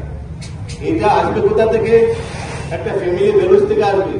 সেই সম্পর্কে জানলেই তবেই সে এটা করবে না। সবাইকে জানতে হবে হেলমেটটা কেন পড়তে হবে, কেন সিট বেল্ট ব্যবহার করতে হবে, রাস্তার কোন পাশ দিয়ে হাঁটবো আমরা কিন্তু এখনো জানি না। আমরা এখনো জানি না রাস্তার কোন পাশ দিয়ে হাঁটবো। আমরা এখন শুরু থেকে যখন আমরা শিখছি, মা বাবা আড়াই নিত, তখন জানতাম রাস্তার বাম পাশ দিয়ে হাঁটতে, ঠিক না? রাস্তার বাম পাশ যেমন আইনগত আইন সিদ্ধ, রাস্তার ডান পাশও কিন্তু আইন সিদ্ধ।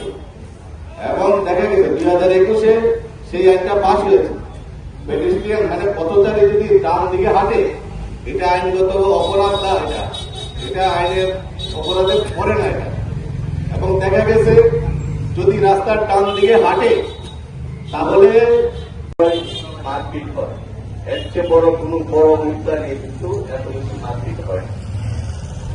আমরা যদি আমাদের মনের দিকে আমি যদি নিজেকে একটা ভালো মানুষ হিসেবে পরিচয় দিতে পারি এবং সোসাইটিতে যদি আমি দাবি করি, তাহলে আমার মধ্যে ইগো ভাবটা রাখতে পারবে। ইগো থাকলে আত্মীয়তা থাকলে আমাদের মধ্যে বিশ্বাসের সম্ভাবনাটা 95% বেড়ে। তার জন্য আমরা ইগো রাখতে পারতাম। কিন্তু আমরা লক্ষ্য করি, আপনারা জানেন স্বামী বিবেকানন্দের একটা বাণী আছে যে হিংসার থেকে ভালোবাসার শক্তি অনেক বেশি। আমরা একজনে যদি 10 জনকে একলা পিড়াইতে পারে, সে বেশি ক্ষমতা হারেই মারপিট করে। এর চেয়ে বড় কোনো বড় মুদ্রা নিয়ে কিন্তু এত বেশি মারপিট হয় না।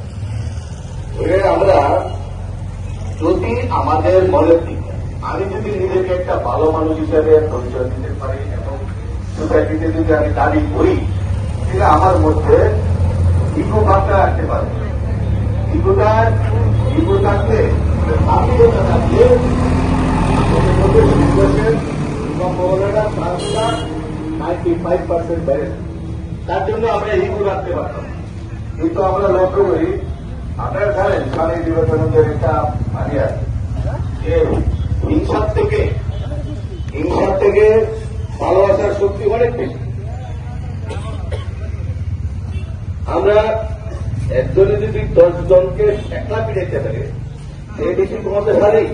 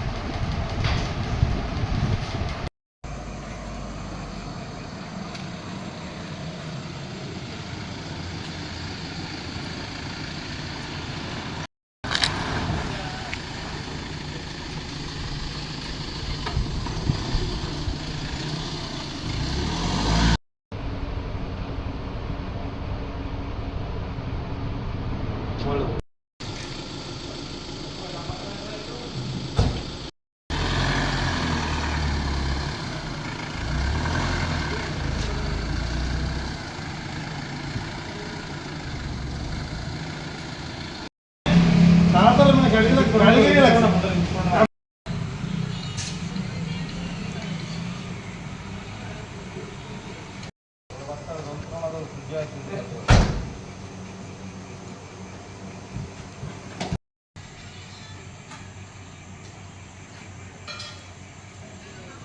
হয়েছে আমরা বিশালগড় ফায়ার স্টেশন পলাইছে যে মোড়াবাড়ি স্কুলের সামনে একটা অ্যাক্সিডেন্ট হয়েছে। আমরা তাড়াতাড়ি আই অলরেডি আমি গাড়ি নিয়ে গেলাম, গিয়ে দেখি কোনো কিছু নেই, কোনো একটা গাড়ি দাঁড়া রয়েছে ইন্দুরে,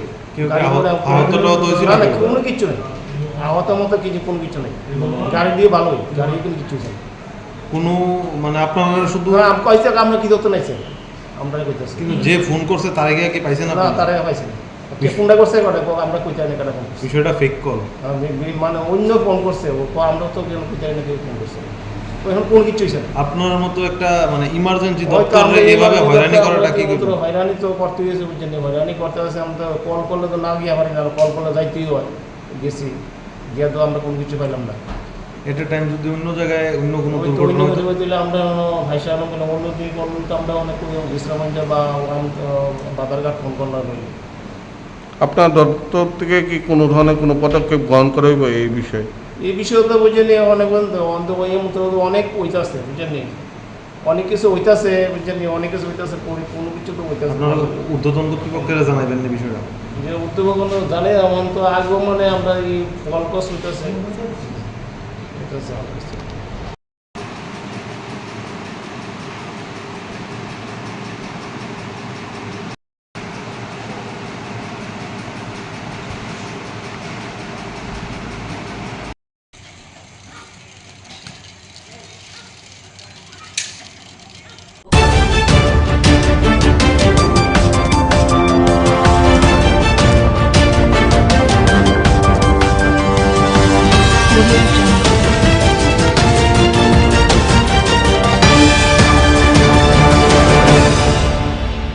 উপস্থিত আছেন, তার মধ্যে একটু আগে যার মূল্যবান বক্তব্য আমরা শুনলাম, এই এআরডিডি এবং অন্যান্য দপ্তরের মাননীয় মন্ত্রী শ্রী সুধাংশু দাস মহোদয়, এই বিধানসভার যিনি শ্রদ্ধেয় বিধায়ক তথা প্রাক্তন ত্রিপুরা সরকারের মন্ত্রী এবং প্রাক্তন স্পিকার শ্রী রতন চক্রবর্তী মহোদয়, উনিও ওনার মূল্যবান বক্তব্য আমাদের সামনে রেখেছেন। উপস্থিত ওয়েস্ট ত্রিপুরা জেলা পরিষদের সম্মানিত সভাধিপতি শ্রী বিশ্বজিৎ শীল মহোদয়, তাছাড়া সম্মানিত vice chancellor Tripura university professor Shyamal Das উপস্থিত আছেন, এবং যিনি স্বাগত ভাষণ আমাদের সামনে রেখেছেন Shrimati Dipa D Nair, secretary ARDD department.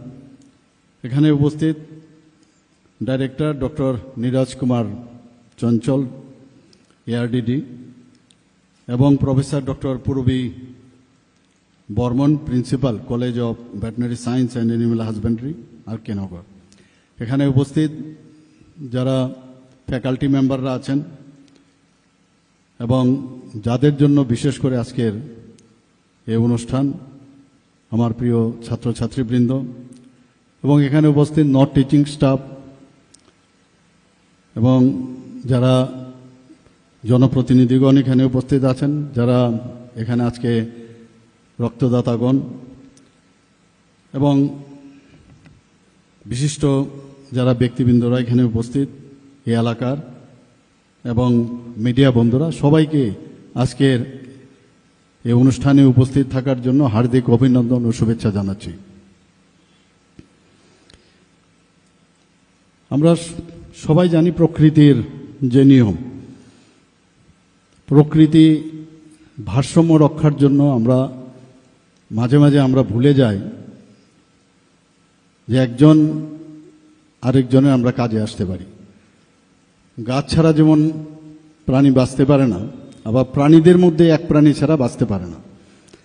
এটা কিন্তু আমরা ভুলে যাই বলে মাননীয় প্রধানমন্ত্রীজি, আমি দেখেছি যে ওনার যে স্লোগান সব ক্ষেত্রে কিন্তু সেটাকে আমরা ব্যবহার করতে পারি, যে সবকা সাথ সবকা বিকাশ অ্যান্ড বিশ্বাস আর তার প্রয়াস। এখানে কিন্তু আজকেও এই হসপিটাল আমি যখন ঢোকার পরে সেখানে আমরা আলট্রাসোনোগ্রাফি থেকে আরম্ভ করে এবং অন্যান্য যে স্ক্যান মেশিন থেকে আরম্ভ করে অনেক কিছু দেখলাম সেখানে। কোনো অবস্থায় এটা মেডিকেল কলেজের যে কোনো হসপিটালের সাথে আমরা বলবো না যে এটা ডিফারেন্ট কিছু আছে। আমি যেহেতু মেডিকেল সায়েন্সের সাথে আমি যুক্ত আছি, আর বিশেষ করে ভেটেরিনারিদের সাথে আমার বহু পুরনো পরিচয় ছিল, এবং বিভিন্ন কলেজে ওয়েস্ট বেঙ্গলের যে দত্তবাগানে যে ভেটেরিনারি কলেজ আছে সেখানে আমি প্রায়শই যেতাম। পাটনাতেও আমাদের যে একটা বেশ বড় ভেটেরিনারি কলেজ সেখানে আছে, সেখানেও আমি নিয়মিত যেতাম। তো এই যে ব্যবস্থা, এবং যেটা আমাদের মাননীয় মন্ত্রী বলেছেন যে ভেটেরিনারি সায়েন্স কিন্তু হিউম্যান সায়েন্সের থেকেও একটু আমি বলবো খুবই কমপ্লিকেটেড। হিউম্যান বিইং তো একটা ওয়ান পিস, ভেটেরিনারিতে বিভিন্ন ধরনের তাদের যে সার্জিক্যাল অ্যানাটমি থেকে আরম্ভ করে বিভিন্ন অ্যানাটমি এক একজনের কিন্তু আলাদা আলাদা। তো পড়াশোনা প্রচুর পরিমাণে করতে হয়। সেই জায়গায় দাঁড়িয়ে আমি মনে করি যে যারা এই ভেটেরিনারি কলেজে চান্স পেয়েছেন বা অ্যালাইড যে এক্সপার্টাইজ আছে আমাদের ভেটেরিনারি অ্যাসিস্ট্যান্ট বা ইত্যাদি যেসব কোর্সগুলো আছে, এটা কিন্তু এত সহজ নয় সেটা পড়া। আমি প্রায়শ শুনতাম আর.কে. নগরে এই ভেটেরিনারি কলেজ ইনস্টিটিউট সম্পর্কে। যখন আমি মুখ্যমন্ত্রীর দায়িত্ব নেই, আমার জানি না কেন সবসময় একটা এফিনিটি থাকতো যে এই কলেজের বর্তমান অবস্থা কি। আমি মাননীয় মন্ত্রী এবং যে সেক্রেটারি ওনাদের থেকে আমি খবর নিতাম। তো সবসময় দেখলাম একটা গ্যাপ ছিল। আমি বললাম কেন ফ্যাকাল্টি কম থাকবে, as early as possible faculty fulfil করতে হবে। এটা চারটিখানে কথা নয়। একটা ভেটেরিনারি কলেজ কোনো স্টেটে থাকা, এটা আমরা জানি মাত্র একটা সিট ছিল, দুটো সিট ছিল আগে ত্রিপুরার থেকে আমাদের সময়। সেই জায়গায় এত বড় একটা মেডিকেল কলেজ হয়েছে, এখানে প্রায় 63 আর আরও জম্মু অ্যান্ড কাশ্মীরের সিট মিলিয়ে প্রায় 66 সিট এখানে আসন সংখ্যা আছে। 85% তো আমাদের যে জয়েন্ট এন্ট্রান্স দিয়ে তারা আসেন, বাকিগুলো বিভিন্ন প্রদেশ এবং জম্মু অ্যান্ড কাশ্মীর মিলিয়ে প্রায় 66 আসন। তো এখানে আমরা কেন এই কলেজের, আমি যদিও প্রথমবার এসেছি, কিন্তু আমি ওই একটা আসার পরে সবসময় একটা ডিফারেন্স আমি দেখতে চাই যে অন্যান্য যে ভেটেরিনারি কলেজগুলো আছে তার থেকে কতটুকু আমরা এগিয়ে এসেছি। আমরা লাইফ স্টক সম্পর্কে আমরা জানি যে ভারতবর্ষ এখন সারা পৃথিবীর মধ্যে লাইফ স্টকে কিন্তু একটা বৃহৎ অংশের দাবিদার। তো লাইফ স্টকের সাথে মানব জীবনের যে উন্নয়ন, বিশেষ করে গ্রামীণ এলাকা, সেই জায়গার উন্নয়নের সাথে সরাসরি যুক্ত রয়েছে। আমার পূর্ববর্তী বক্তারা এই বিষয়ে আলোচনা রেখেছেন। এবং যদিও আমাদের লাইফ স্টক পৃথিবীর মধ্যে সর্বশ্রেষ্ঠ, কিন্তু তার যে দেখভাল করা, তার জন্য মাননীয় প্রধানমন্ত্রীজি যে চিন্তাধারা করছেন প্রতিটা ক্ষেত্রে, যে কোনো না কোনোভাবে যত স্কিম আছে আপনারা গিয়ে দেবেন, যে গ্রামীণ অর্থনীতির সাথে লাইফ স্টকের একটা যে তার যে সম্প্রসারণ করা, তার যে উন্নতি করা, সেগুলো কিন্তু কোনো না কোনোভাবে যুক্ত রয়েছে। তো আজকে যারা এখানে পাঠরত রয়েছেন, যারা ফ্যাকাল্টিরা আছেন, আমি প্রায়শ মাননীয় মন্ত্রীকে আমি বলি যে কোনো অবস্থায় এই কলেজ যাতে সারা ভারতবর্ষের মধ্যে সবাই যেন বলে যে ত্রিপুরাতে একটা ভেটেরিনারি কলেজ আছে, এবং সেখানে পড়ার জন্য যখন সুযোগ পায় বাইরের থেকে, ওনারা যেন he or she should be proud of that college, that আমি এরকম একটা কলেজে আমি চান্স পেয়েছি। সেরকম একটা অবস্থা আমাদের বানাতে হবে। এখন এআই এর যুগ, 5Gর যুগ, সেখানে সব মিলিয়ে এখন পড়াশোনার ক্ষেত্রে মানে স্কাই ইজ দ্য লিমিট। সেখানে আমরা যা জানতে পারবো ততই কম। সেই সায়েন্সকে বেশি করে আরও গুরুত্ব দেওয়া, স্টুডেন্টদেরও এখন খুব সুবিধা হয়ে গেছে। ক্লাসের মধ্যে তো 45 মিনিটস বা 1 ঘন্টায় কতটুকু জানা যাবে, এবং এর মধ্যে ছুটি ছাটা থাকে। কিন্তু নিজেকে তৈরি করা, আপডেট করা, সেটা টিচারই হোক স্টুডেন্টই হোক। আমরাও যখন কলেজে যেতাম তৎকালীন সময়, তখন কিন্তু মানে যে বই দেখে বই পড়ে সেটা তো একটা মানে এভরিডে বা এভরি মান্থ এটা একটা নর্মাল যে একটা ফ্রেমওয়ার্ক ছিল, তার উপর ভিত্তি করে আমরা ক্লাস করাতে যেতাম। কারণ আমার কাছে আপ টু ডেট যে আরও কিছু এটার মধ্যে অ্যাড করা যায়, নতুন নতুন কি কি আবিষ্কার হয়েছে, কোনো জিনিস এর মধ্যে অ্যাড করা যায় কিনা, বা নিজেরও কিন্তু পরিষ্কার অনেক সময় আইডিয়া না থাকাতে যতটুকু বুঝলাম ততটুকু আমরা গিয়ে সেখানে বলতাম। এখন 3 ডাইমেনশনাল বিষয় চলে এসছে, এত সুন্দরভাবে আপনি নিজেও বুঝতে পারবেন, আবার অপরদিকে স্টুডেন্টরাও কিন্তু সেভাবে বুঝে ক্লাসে আসে। কাজে যারা শিক্ষক আছে তারাও কিন্তু আন্ডার এস্টিমেট করলে চলবে না যে স্টুডেন্টরা জানে না, কম জানে আমার থেকে, আমি যেটা বলবো তাই। কাজে এই যে একটা কম্পিটিশন, এর মধ্যে এদের এক্সপিরিয়েন্স অনেক বেশি, কাজে ন্যাচারালি তার পক্ষে যে জিনিসটা জানা এবং তার পক্ষে ডেলিভারি সিস্টেমটা অনেক স্ট্রং হবে, কনফিডেন্স লেভেলটা অনেক বেশি হবে। তো তার থেকে যে শিক্ষা আমাদের স্টুডেন্টরা পাবে সেটা আগামী দিন আমার মনে হয় যে আমাদের ত্রিপুরার জন্য একটা উন্নত মানের এখানে ইনস্টিটিউশন হবে। ভিসিআই যেটা আছে আপনাদের ভেটেরিনারি কাউন্সিল অফ ইন্ডিয়া, আমি খবর নিচ্ছিলাম, আমি বলছিলাম রিকগনাইজেশন পেয়েছে কিনা, কারণ আমি তো এই বিষয়গুলো জানি ইনস্টিটিউশনের কি কি।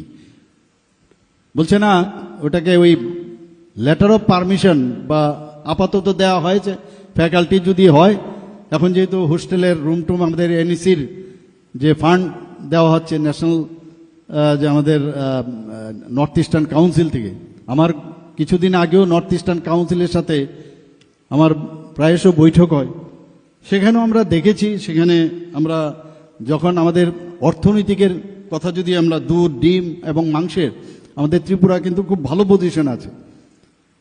আজকে ভেটেরিনারি সায়েন্স যদি উন্নত মানের হয়, তবে এই যে আমাদের যেমন এখানে ত্রিপুরাতে ডিমের মাথাপিছু প্রাপ্যতার পার ক্যাপিটা যে অ্যাভেলেবিলিটির দিক দিয়ে নর্থ ইস্টার্ন জোনের মধ্যে কিন্তু আমরা সর্বপ্রথম এখন।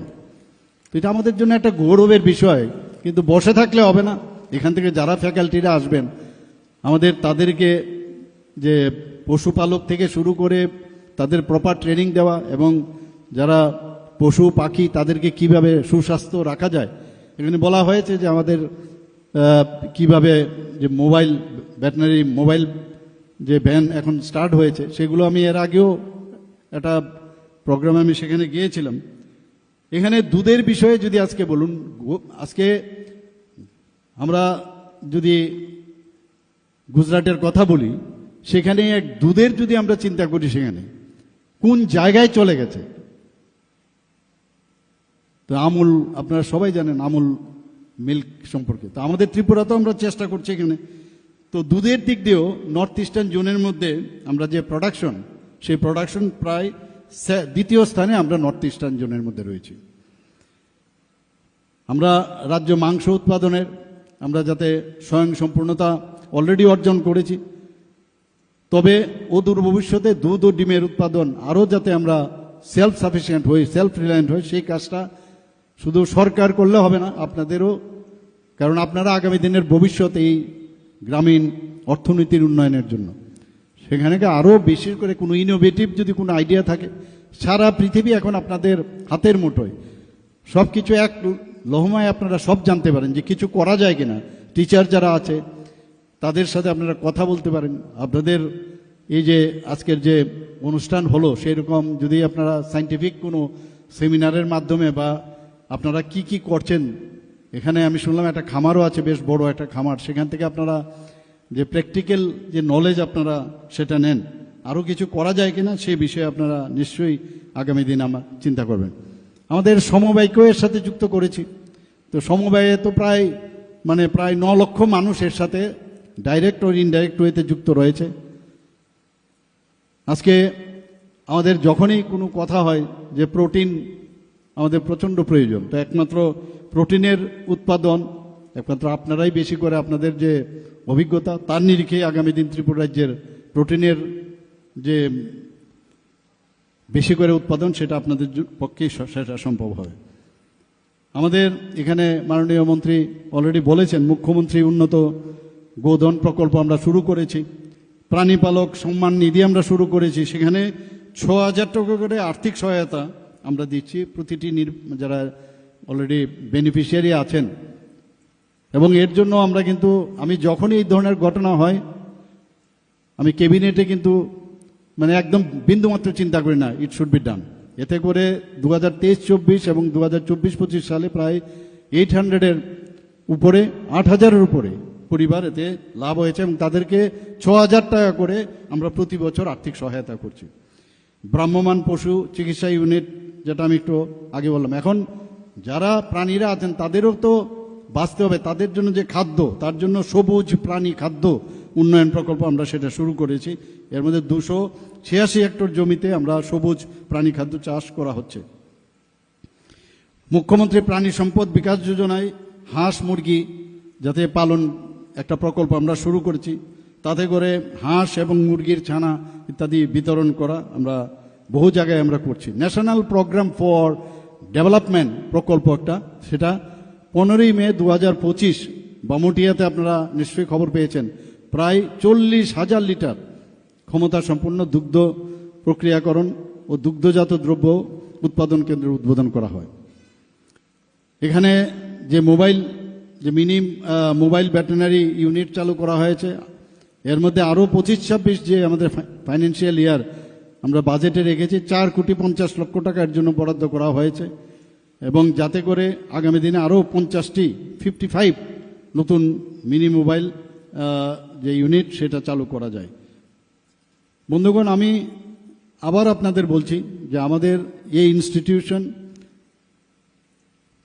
এমন একটা ইনস্টিটিউট হোক, সেটা সারা ভারতবর্ষের না সারা পৃথিবীর মধ্যে, যাতে একটা সত্যিকারের অর্থেই এখানে একটা ইনস্টিটিউশন সবাই জানে। পাশাপাশি আপনারা দেখুন, আমরা এখানে সিজা হসপিটাল, এখানে আমি আসার জন্য এখানে খুব বেশি লোক তো চলাফেরা করে না, কিন্তু এখানে সিজা হসপিটাল, এখানে আমি 5 তারিখ সম্ভব সেখানে আমি ভূমি পূজন করতে যাচ্ছি।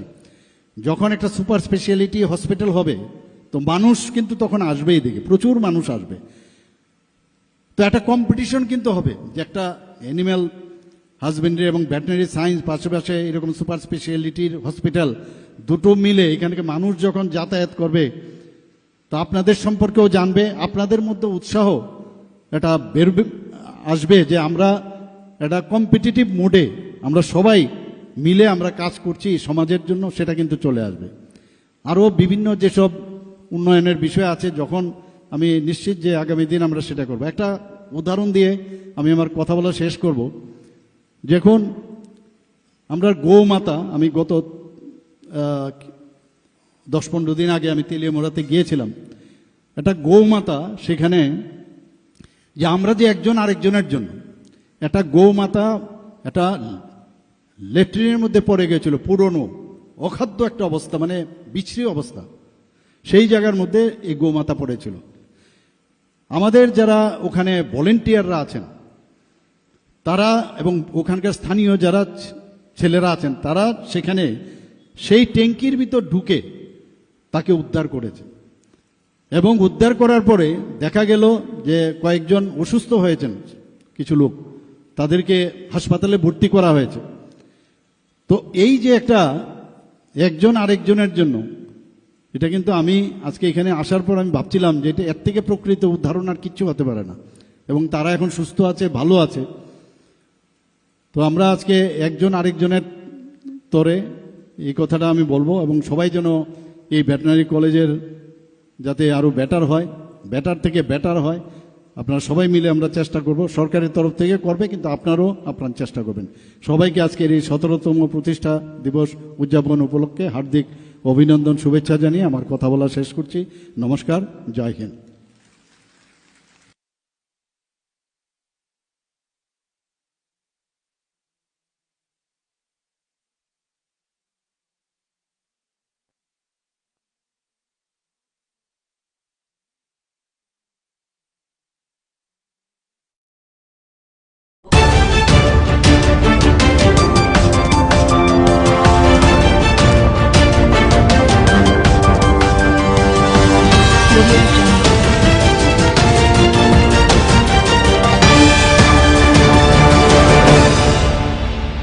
প্রোগ্রামটা কি এমন নেক্সট প্রোগ্রাম? নমস্কার, আজকে আমরা অত্যন্ত খুশি, আমাদের স্কুলে একটা কেরিয়ার কাউন্সিলিং প্রোগ্রাম মানে হচ্ছে। এরকম প্রোগ্রাম বিভিন্ন সংস্থাই আমাদের এখানে করে থাকেন আমাদের বাচ্চাদের কেরিয়ারের জন্য, ফিউচারের জন্য।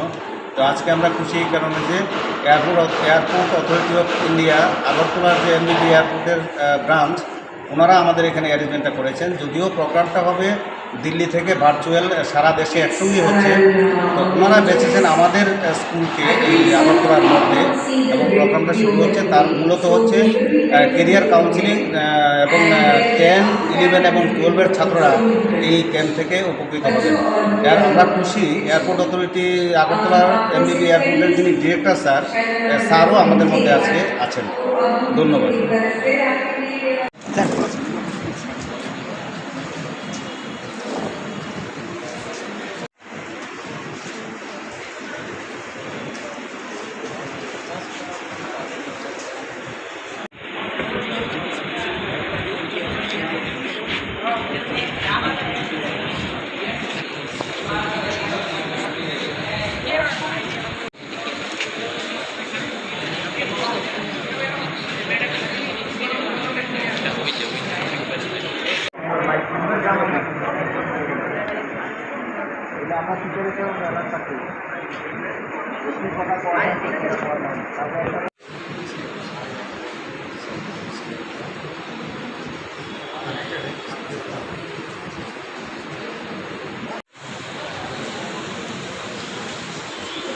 Namaste, ma'am.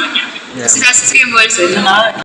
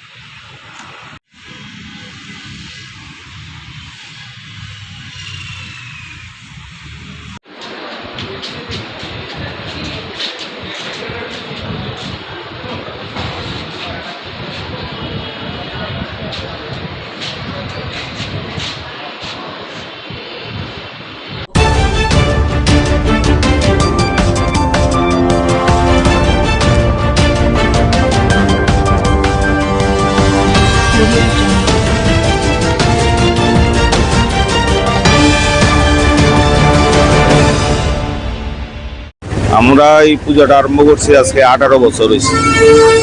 18 বছর ধরে আমরা দুর্গা পূজার পরে এই পূজাটা স্টার্ট করছি। এই পূজাটার মধ্যে আরাধনা হইলো সবাই যেন সুস্থ থাকে, এলাকার সবাইকে সুস্থ রাখার জন্য পূজাটা আমরা স্টার্ট করছি। প্রত্যেক বছরই এখানে ভিআইপিরা আসে সন্ধ্যার সময়, আর অঞ্জলি টঞ্জলি দেয়, সব কিছুরই ব্যবস্থা রাখি আমরা। সন্ধ্যায় অন্তত 10,000 লোকের মধ্যে প্রসাদ বিতরণ করা হয়, অন্নভোগ, পরের দিন মহাপ্রসাদ।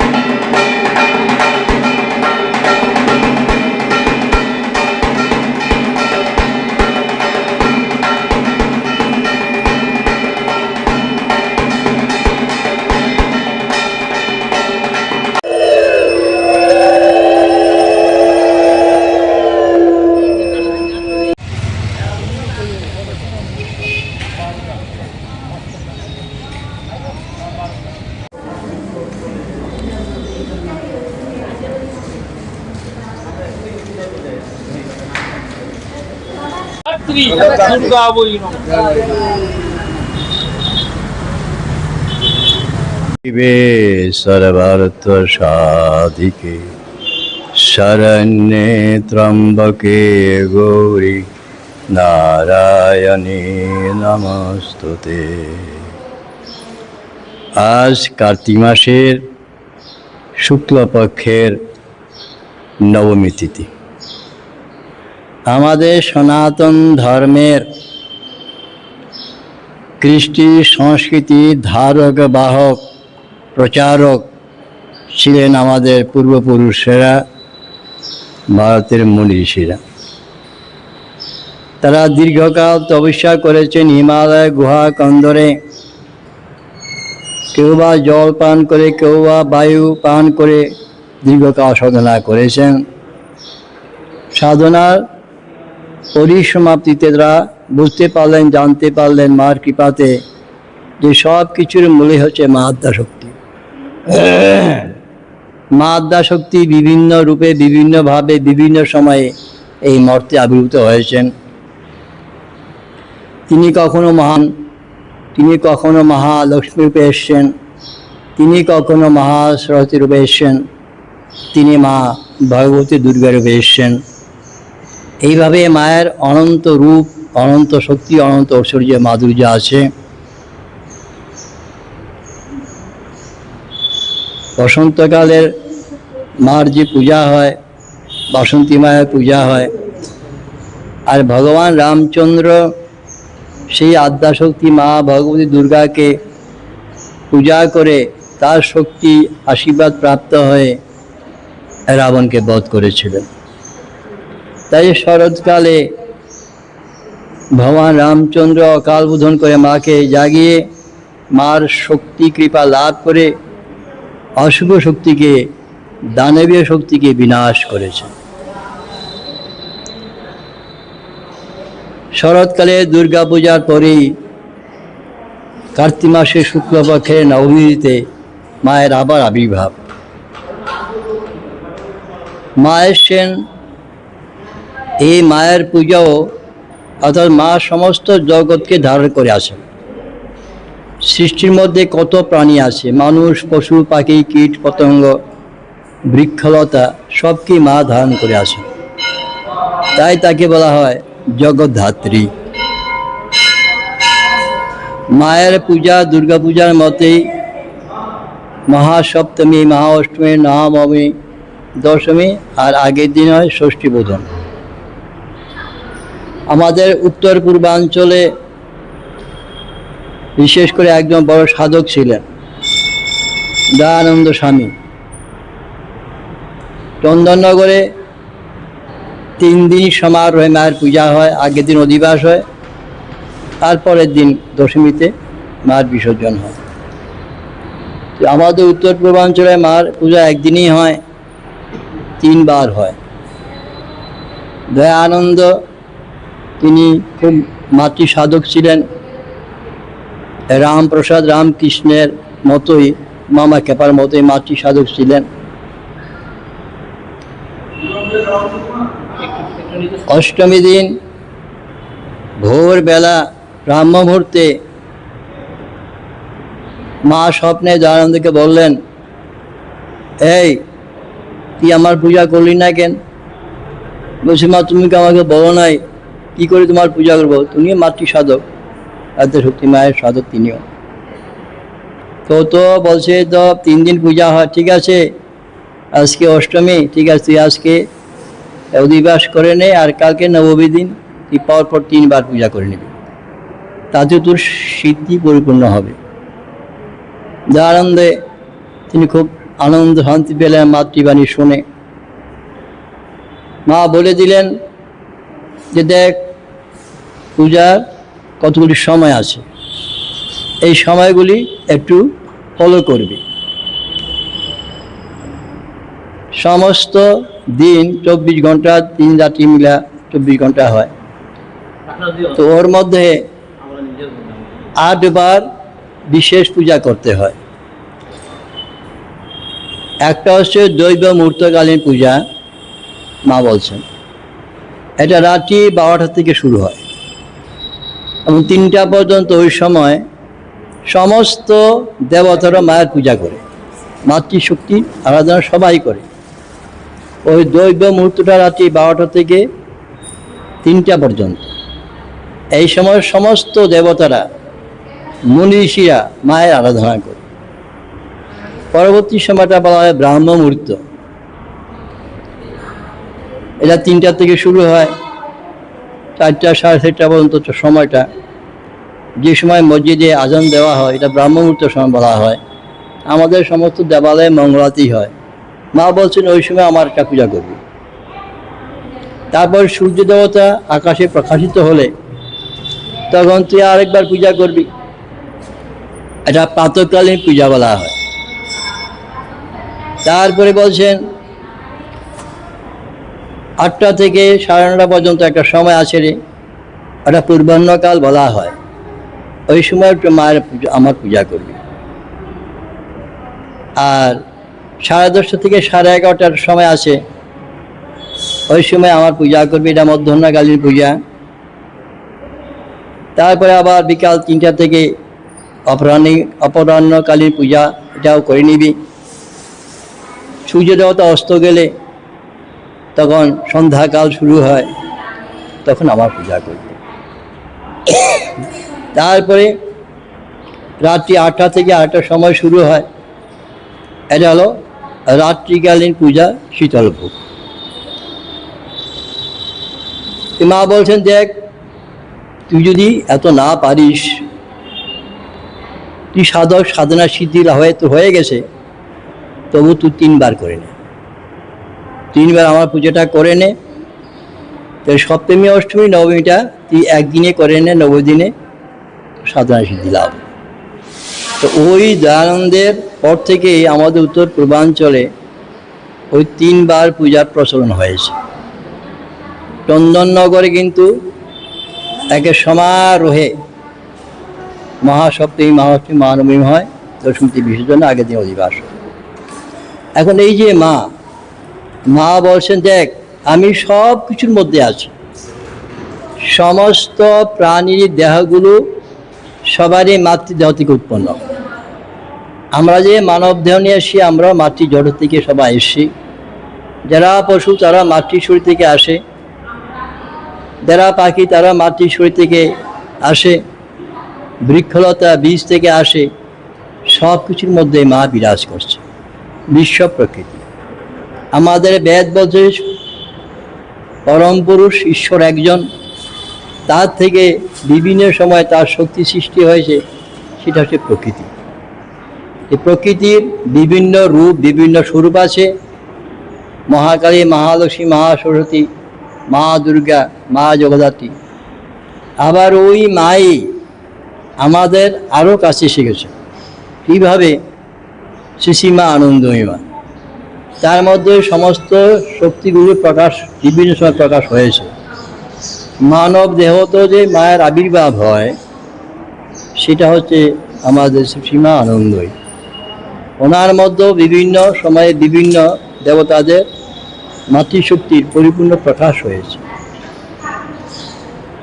বলছেন যে যা দেবী সর্বভূতেষু, মন্ত্রগুলি খুব সুন্দর আমাদের মাই ঋষিদের মধ্যে দিয়ে বলেছেন, যা দেবী সর্বভূতেষু মাতৃরূপেণ সংস্থিতা, নমস্তস্যৈ নমস্তস্যৈ নমস্তস্যৈ নমঃ। তারপর বলেছেন ইয়া দেবী সর্বভূতেষু শান্তিরূপেণ সংস্থিতা, নমস্তস্যৈ নমস্তস্যৈ নমস্তস্যৈ নমঃ নমঃ। মা সকলকেই শান্তি দেন, প্রত্যেকটা প্রাণীকে মা শান্তি প্রদান করেন। ইয়া দেবী সর্বভূতেষু নিদ্রা রূপেণ সংস্থিতা, নমস্তস্যৈ নমস্তস্যৈ নমস্তস্যৈ নমো নমঃ। আমাদের পঞ্চভৌতিক শরীর, অন্যদের পঞ্চভৌতিক শরীর আছে, তারাও নিদ্রা যায়। এই নিদ্রাটা হচ্ছে মা ভগবতী, সবাইকে নিদ্রা দিয়ে মা শান্তি দেন। ইয়া দেবী সর্বভূতেষু ক্ষুধা রূপেণ সংস্থিতা, নমস্তস্যৈ নমস্তস্যৈ নমস্তস্যৈ নমো নমঃ। আমাদের শরীর রক্ষার্থে, সমস্ত প্রাণীর শরীর রক্ষার্থে সবাই আমরা খাবার খাই। বিভিন্ন খাবার প্রকৃতি আমাদের দিয়ে থাকে, আমরা সেগুলি গ্রহণ করি। এই যে খাবারটা গ্রহণ করি, এটা একটা শারীরিক বৃত্তি আছে, না ক্ষুধা বলা হয়। সমস্ত প্রাণীর ক্ষুধা আছে, এই ক্ষুধাটাও মা। ইয়া দেবী সর্বদেষু ক্ষুধা রূপেণ সংস্থিতা, নমস্তস্যৈ নমস্তস্যৈ নমস্তস্যৈ নমঃ। ইয়া দেবী সর্বদেষু তৃষ্ণা রূপেণ সংস্থিতা, নমস্তস্যৈ নমস্তস্যৈ নমস্তস্যৈ নমঃ।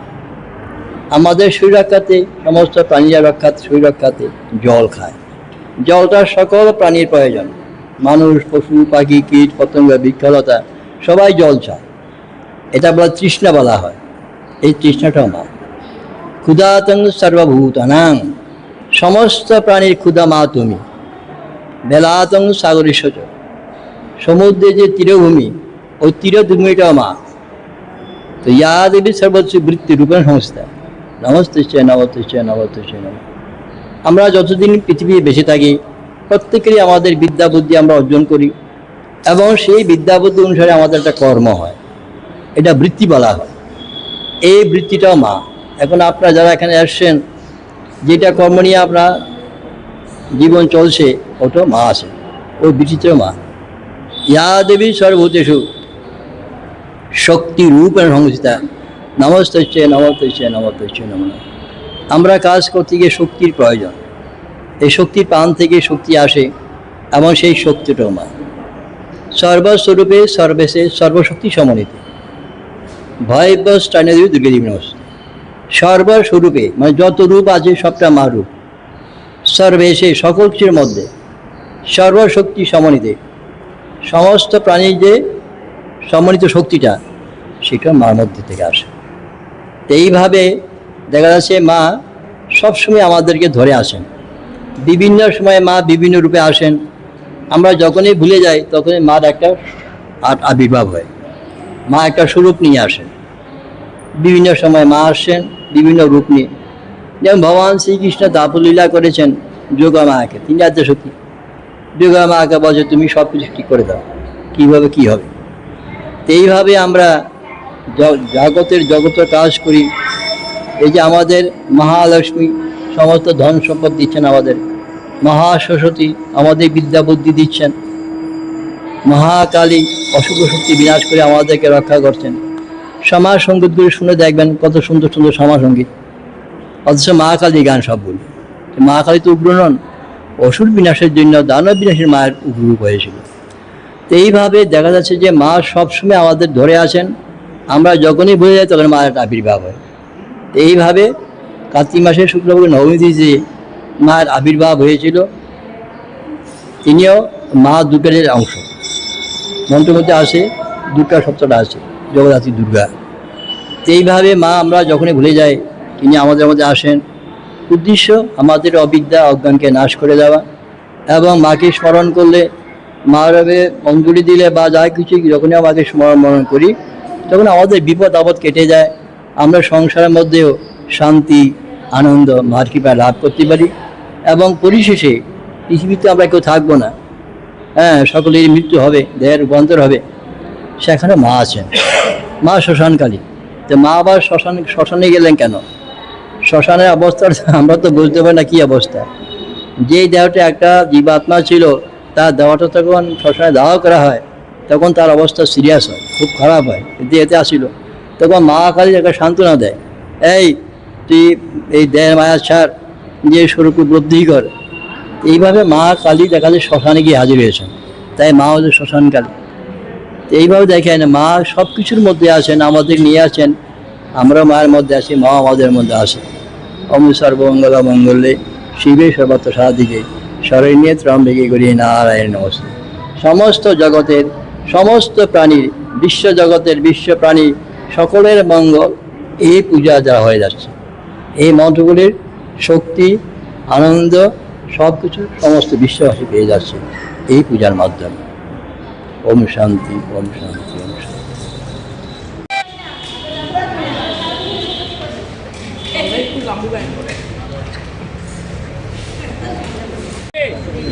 সপ্তাচার প্রিয় দেবী জগদ্ধাত্রী নমস্তুতে।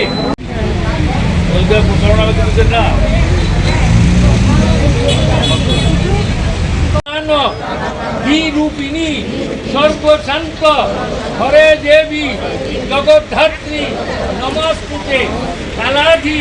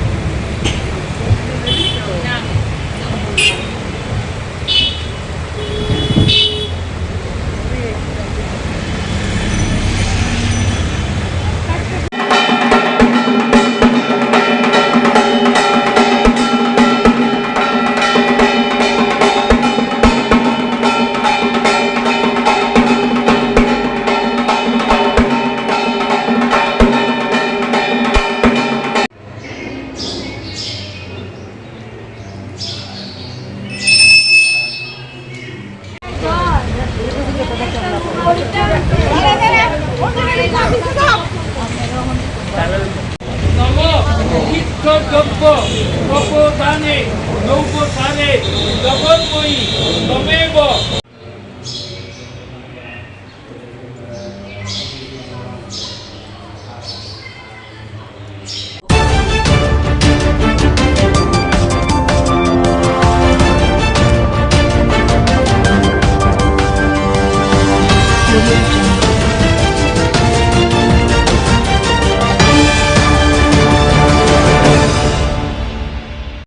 একটা টেকনোলজিক্যাল বিষয় নিয়ে যখন দাঁড়িয়ে আমরা কথা বলেছি, সাধারণ খেটে খাওয়া মানুষ, গ্রামের চাষি, ছোট দোকানে কাজ করে ছেলেরা মেয়েরা দাঁড়িয়ে থেকে আমাদের কথা শুনেছে কারণ মানুষ জানতে চায় যে কোন ধরনের নতুন হামলা তার জীবনের উপরে আসতে চলেছে।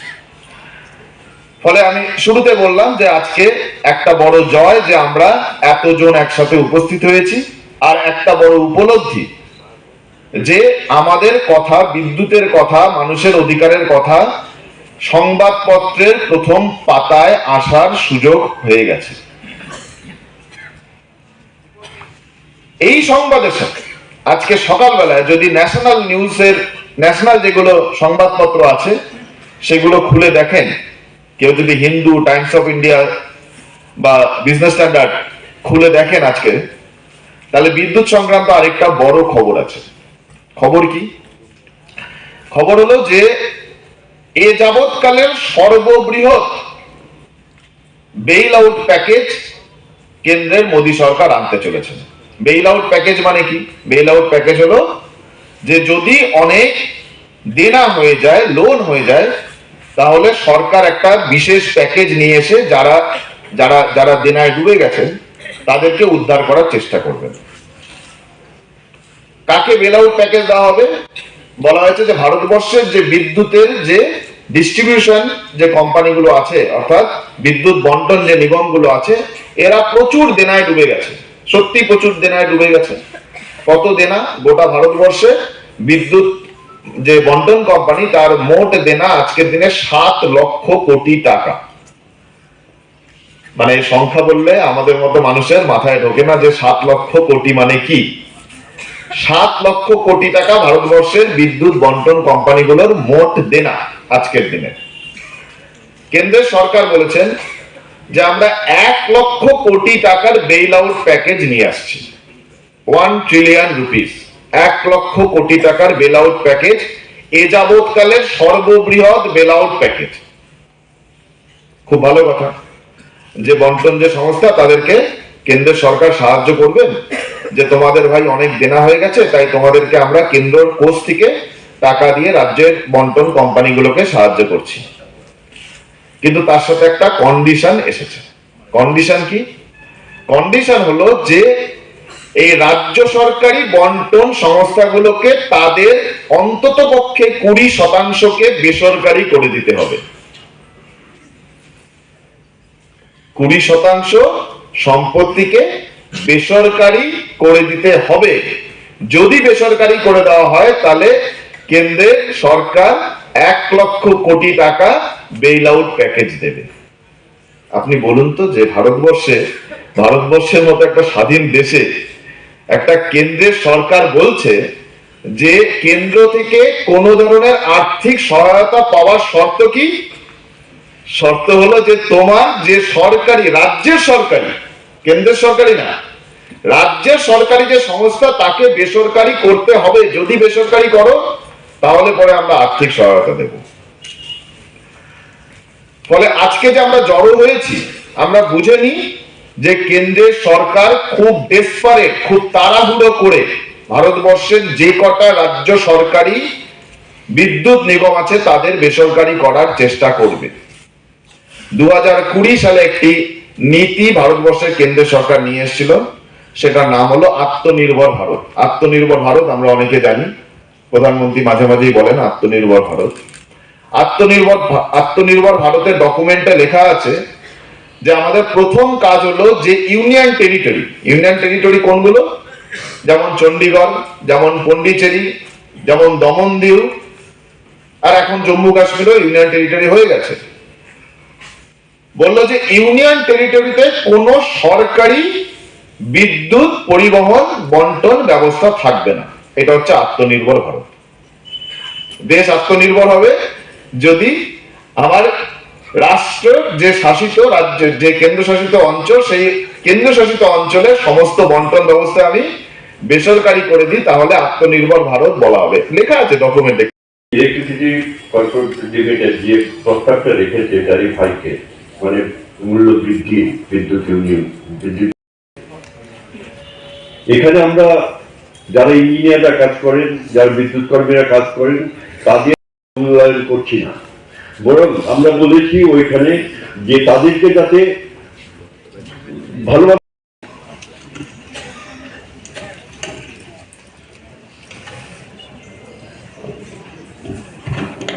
আগামী দিনে আমরা আরো আলোচনা করবো, আপনার সবাইকে সঙ্গে নিয়ে একসাথে আমরা কিভাবে কাঁপিয়ে দেওয়া সেটাকে আমরা নিন্দা করেছি এবং আমরা বলেছি ইলেকট্রিসিটি রেগুলেটরি অথরিটিকে বলেছি যে সেটা কোন অবস্থানে আমরা। সুধী সজ্জন মন্ডলী, আজকের কনভেনশনে আলাদা করে কর্পোরেটদের হাতে তুলে দেওয়ার চেষ্টা হচ্ছে। রিসিভিং এন্ডে আমরা যারা ভোক্তা, আমরা হলাম তাদের বই। আজকে যাদের ঘরে বিদ্যুৎ আছে, যদি কর্পোরেটদের সব যায়, অনেকের বিদ্যুৎ কানেকশন অফ হয়ে যায়, মানে যার ঘরে আলো ছিল সে অন্ধকারে ডুবে যাবে।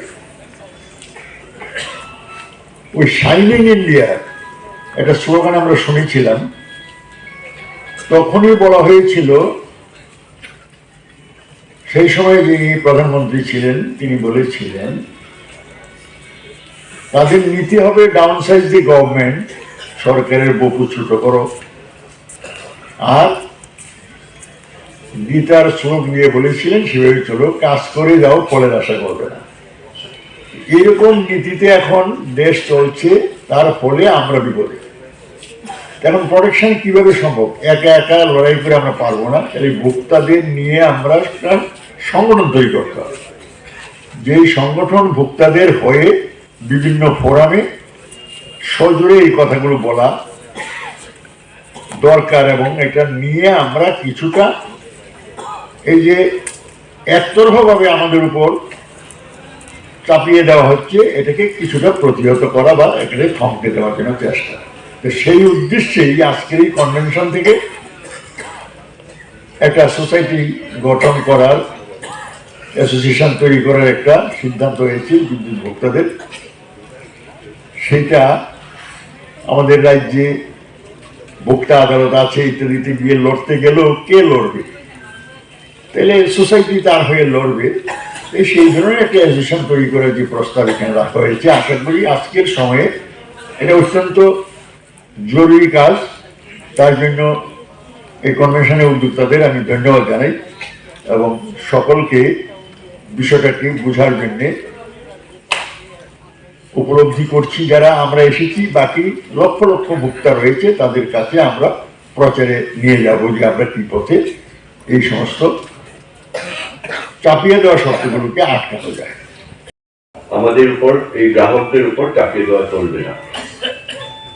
আমরা বলেছি যে বর্তমান অতীতের সমাজ রাজনীতির সঙ্গে যুক্ত বিশিষ্ট মানুষেরা, আমি সেটার পক্ষ থেকে বলছি যে আমি এটাকে সমর্থন করছি, কারণ আমাদের এই সময়ে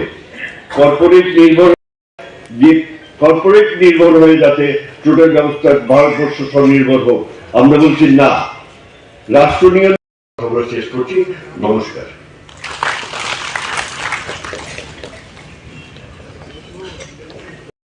নিয়ে ভোক্তা দেশের সঙ্গে আমাদের রাজ্যে যে অবস্থা, ভোক্তারা অসহায়।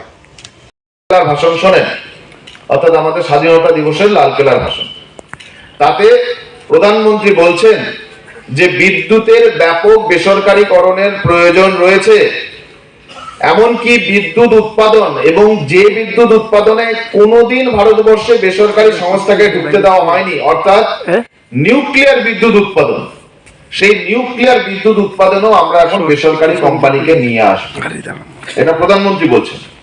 অর্থাৎ প্রধানমন্ত্রী ঠিক করে নিয়েছেন যে ভারতবর্ষে বিদ্যুতের বেসরকারীকরণ হবে।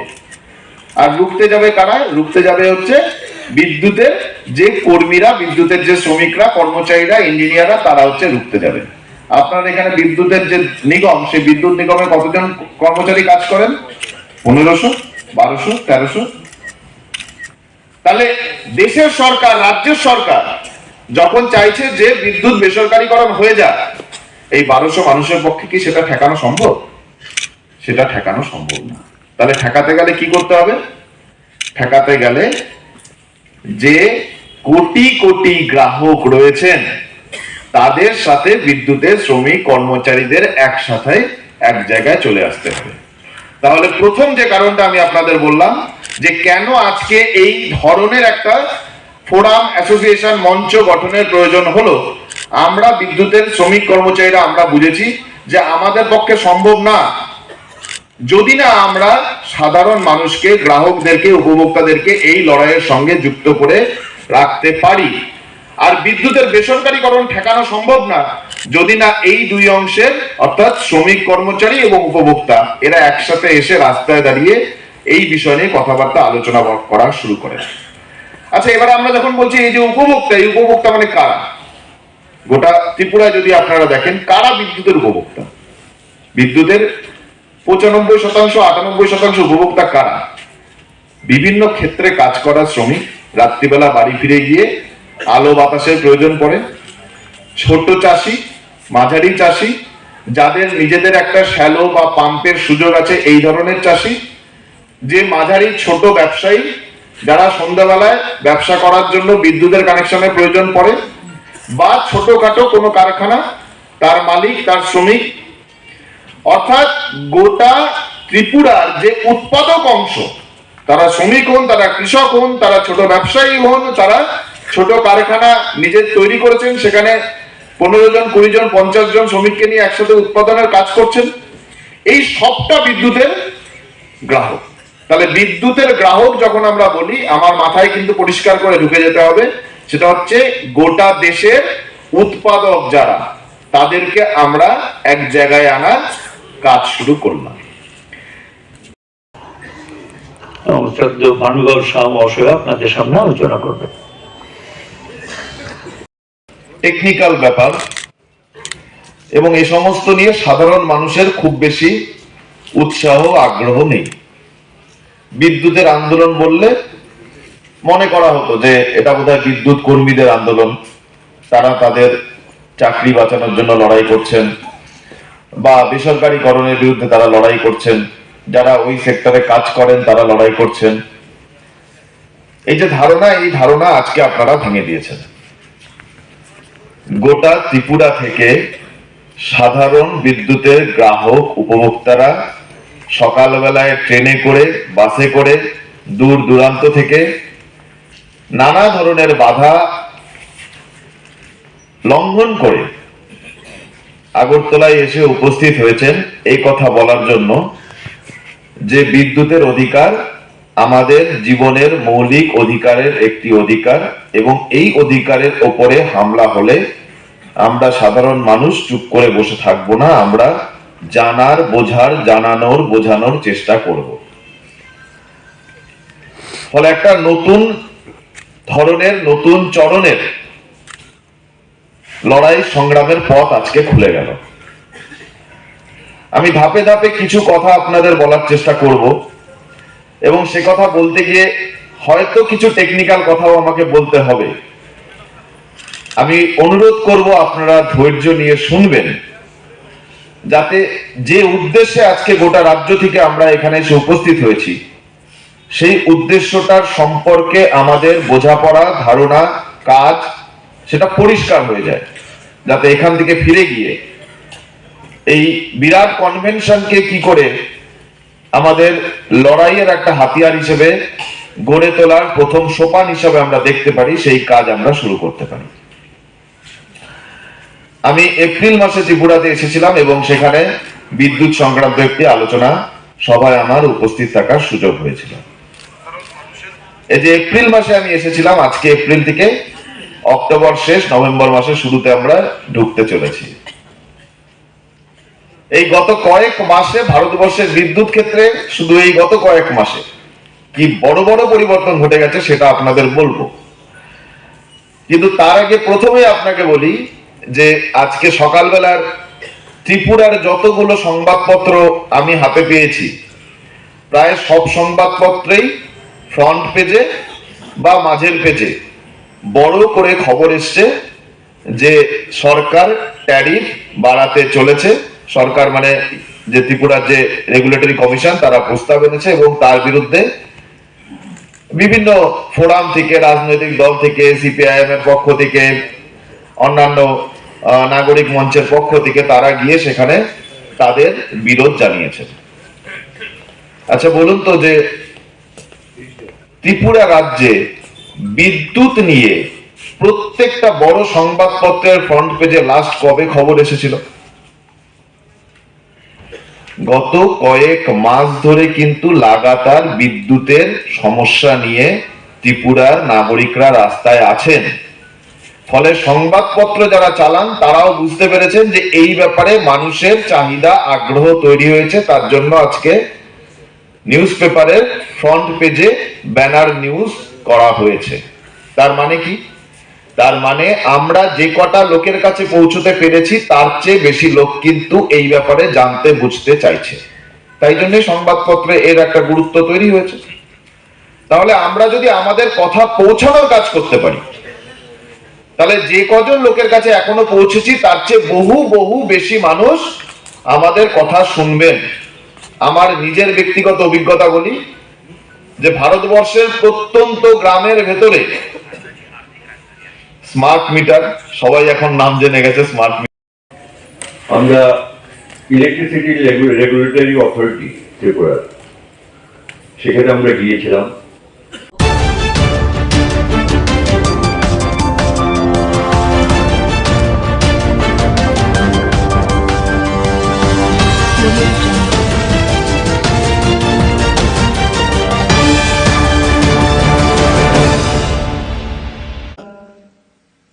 মানে এভরিডে বা এভরি মান্থ এটা একটা নর্মাল যে একটা ফ্রেমওয়ার্ক ছিল, তার উপর ভিত্তি করে আমরা ক্লাস করাতে যেতাম। কারণ আমার কাছে আপ টু ডেট যে আরও কিছু এটার মধ্যে অ্যাড করা যায়, নতুন নতুন কি কি আবিষ্কার হয়েছে, কোনো জিনিস এর মধ্যে অ্যাড করা যায় কিনা, বা নিজেরও কিন্তু পরিষ্কার অনেক সময় আইডিয়া না থাকাতে যতটুকু বুঝলাম ততটুকু আমরা গিয়ে সেখানে বলতাম। এখন 3 ডাইমেনশনাল বিষয় চলে এসছে, এত সুন্দরভাবে আপনি নিজেও বুঝতে পারবেন, আবার অপরদিকে স্টুডেন্টরাও কিন্তু সেভাবে বুঝে ক্লাসে আসে। কাজে যারা শিক্ষক আছে তারাও কিন্তু আন্ডার এস্টিমেট করলে চলবে না যে স্টুডেন্টরা জানে না, কম জানে আমার থেকে, আমি যেটা বলবো তাই। কাজে এই যে একটা কম্পিটিশন, এর মধ্যে যেহেতু টিচার্সদের মধ্যে এদের এক্সপিরিয়েন্স অনেক বেশি, কাজে ন্যাচারালি তার পক্ষে যে জিনিসটা জানা এবং তার পক্ষে ডেলিভারি সিস্টেমটা অনেক স্ট্রং হবে, কনফিডেন্স লেভেলটা অনেক বেশি হবে। তো তার থেকে যে শিক্ষা আমাদের স্টুডেন্টরা পাবে সেটা আগামী দিন আমার মনে হয় যে আমাদের ত্রিপুরার জন্য একটা উন্নত মানের এখানে ইনস্টিটিউশন হবে। ভিসিআই যেটা আছে আপনাদের ভেটেরিনারি কাউন্সিল অফ ইন্ডিয়া, আমি খবর নিচ্ছিলাম, আমি বলছিলাম রিকগনাইজেশন পেয়েছে কিনা, কারণ আমি তো এই বিষয়গুলো জানি ইনস্টিটিউশনের কি কি। বলছে না, ওটাকে ওই লেটার অফ পারমিশন বা আপাতত দেওয়া হয়েছে, ফ্যাকাল্টি যদি হয়, এখন যেহেতু হোস্টেলের রুম টুম আমাদের এনইসির যে ফান্ড দেওয়া হচ্ছে ন্যাশনাল যে আমাদের নর্থ ইস্টার্ন কাউন্সিল থেকে, আমার কিছুদিন আগেও নর্থ ইস্টার্ন কাউন্সিলের সাথে আমার প্রায়শ বৈঠক হয়, সেখানেও আমরা দেখেছি, সেখানে আমরা যখন আমাদের অর্থনৈতিকের কথা যদি আমরা দুধ, ডিম এবং মাংসের, আমাদের ত্রিপুরা কিন্তু খুব ভালো পজিশন আছে। আজকে ভেটেরিনারি সায়েন্স যদি উন্নত মানের হয়, তবে এই যে আমাদের যেমন এখানে ত্রিপুরাতে ডিমের মাথাপিছু প্রাপ্যতার পার ক্যাপিটা যে অ্যাভেলেবিলিটির দিক দিয়ে নর্থ ইস্টার্ন জোনের মধ্যে কিন্তু আমরা সর্বপ্রথম এখন। তো এটা আমাদের জন্য একটা গৌরবের বিষয়, কিন্তু বসে থাকলে হবে না। এখান থেকে যারা ফ্যাকাল্টিরা আসবেন আমাদের তাদেরকে যে পশুপালক থেকে শুরু করে তাদের প্রপার ট্রেনিং দেওয়া, এবং যারা পশু পাখি তাদেরকে কিভাবে সুস্বাস্থ্য রাখা যায়। এখানে বলা হয়েছে যে আমাদের কিভাবে যে মোবাইল ভেটেরিনারি মোবাইল যে ভ্যান এখন স্টার্ট হয়েছে, সেগুলো আমি এর আগেও একটা প্রোগ্রামে আমি সেখানে গিয়েছিলাম। এখানে দুধের বিষয়ে যদি আজকে বলুন, আজকে আমরা যদি গুজরাটের কথা বলি, সেখানে এক দুধের যদি আমরা চিন্তা করি, সেখানে কোন জায়গায় চলে গেছে। তো আমুল, আপনারা সবাই জানেন আমুল মিল্ক সম্পর্কে। তো আমাদের ত্রিপুরাতেও আমরা চেষ্টা করছি এখানে। তো দুধের দিক দিয়েও নর্থ ইস্টার্ন জোনের মধ্যে আমরা যে প্রোডাকশন, সেই প্রোডাকশন প্রায় দ্বিতীয় স্থানে আমরা নর্থ ইস্টার্ন জোনের মধ্যে রয়েছি। আমরা রাজ্য মাংস উৎপাদনের আমরা যাতে স্বয়ংসম্পূর্ণতা অলরেডি অর্জন করেছি, তবে অদূর ভবিষ্যতে দুধ ও ডিমের উৎপাদন আরও যাতে আমরা সেলফ সাফিসিয়েন্ট হই, সেলফ রিলায়েন্ট হই, সেই কাজটা শুধু সরকার করলে হবে না, আপনাদেরও। কারণ আপনারা আগামী দিনের ভবিষ্যৎ এই গ্রামীণ অর্থনীতির উন্নয়নের জন্য। সেখানে আরও বেশি করে কোনো ইনোভেটিভ যদি কোনো আইডিয়া থাকে, সারা পৃথিবী এখন আপনাদের হাতের মুঠোয়, সব কিছু এক লহমায় আপনারা সব জানতে পারেন যে কিছু করা যায় কিনা। টিচার যারা আছে তাদের সাথে আপনারা কথা বলতে পারেন। আপনাদের এই যে আজকের যে অনুষ্ঠান হলো, সেই রকম যদি আপনারা সায়েন্টিফিক কোনো সেমিনারের মাধ্যমে বা আপনারা কি কি করছেন, এখানে আমি শুনলাম একটা খামারও আছে, বেশ বড় একটা খামার, সেখান থেকে আপনারা যে প্র্যাকটিক্যাল যে নলেজ আপনারা সেটা নেন, আরও কিছু করা যায় কিনা সেই বিষয়ে আপনারা নিশ্চয়ই আগামী দিন আমার চিন্তা করবেন। আমাদের সমবায়কেও এর সাথে যুক্ত করেছি। তো সমবায়ে তো প্রায় 9 লক্ষ মানুষ এর সাথে ডাইরেক্ট ও ইনডাইরেক্ট ওয়েতে যুক্ত রয়েছে। আজকে আমাদের যখনই কোনো কথা হয় যে প্রোটিন আমাদের প্রচণ্ড প্রয়োজন, তো একমাত্র প্রোটিনের উৎপাদন একমাত্র আপনারাই বেশি করে, আপনাদের যে অভিজ্ঞতা তার নিরিখে আগামী দিন ত্রিপুরা রাজ্যের প্রোটিনের যে বেশি করে উৎপাদন, সেটা আপনাদের পক্ষেই সেটা সম্ভব হবে।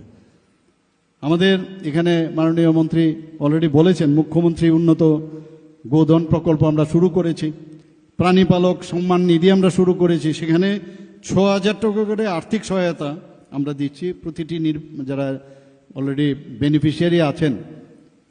এবং এর জন্য আমরা কিন্তু, আমি যখনই এই ধরনের ঘটনা হয়, আমি ক্যাবিনেটে কিন্তু একদম বিন্দুমাত্র চিন্তা করি না, ইট শুড বি ডান।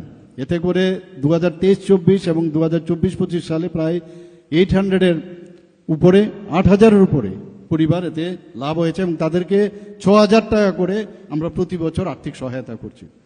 ভ্রাম্যমাণ পশু চিকিৎসা ইউনিট উপস্থিত আছেন। তার মধ্যে একটু আগে যার মূল্যবান বক্তব্য আমরা শুনলাম, এই এআরডিডি এবং অন্যান্য দপ্তরের মাননীয় মন্ত্রী শ্রী সুধাংশু দাস মহোদয়, এই বিধানসভার যিনি শ্রদ্ধেয় বিধায়ক তথা প্রাক্তন ত্রিপুরা সরকারের মন্ত্রী এবং প্রাক্তন স্পিকার শ্রী রতন চক্রবর্তী মহোদয়, উনিও ওনার মূল্যবান বক্তব্য আমাদের সামনে রেখেছেন। উপস্থিত ওয়েস্ট ত্রিপুরা জেলা পরিষদের সম্মানিত সভাধিপতি শ্রী বিশ্বজিৎ শীল মহোদয়, তাছাড়া সম্মানিত vice chancellor Tripura university professor Shyamal Das উপস্থিত আছেন, এবং যিনি স্বাগত ভাষণ আমাদের সামনে রেখেছেন Shrimati Dipa D Nair, secretary ARDD department. এখানে উপস্থিত director doctor Neeraj Kumar Chanchal ARDD, এবং professor doctor Purbi Barman, principal college of veterinary science and animal husbandry, R K. Nagar. এখানে উপস্থিত যারা ফ্যাকাল্টি মেম্বাররা আছেন এবং যাদের জন্য বিশেষ করে আজকের এই অনুষ্ঠান, আমার প্রিয় ছাত্রছাত্রীবৃন্দ, এবং এখানে উপস্থিত নন টিচিং স্টাফ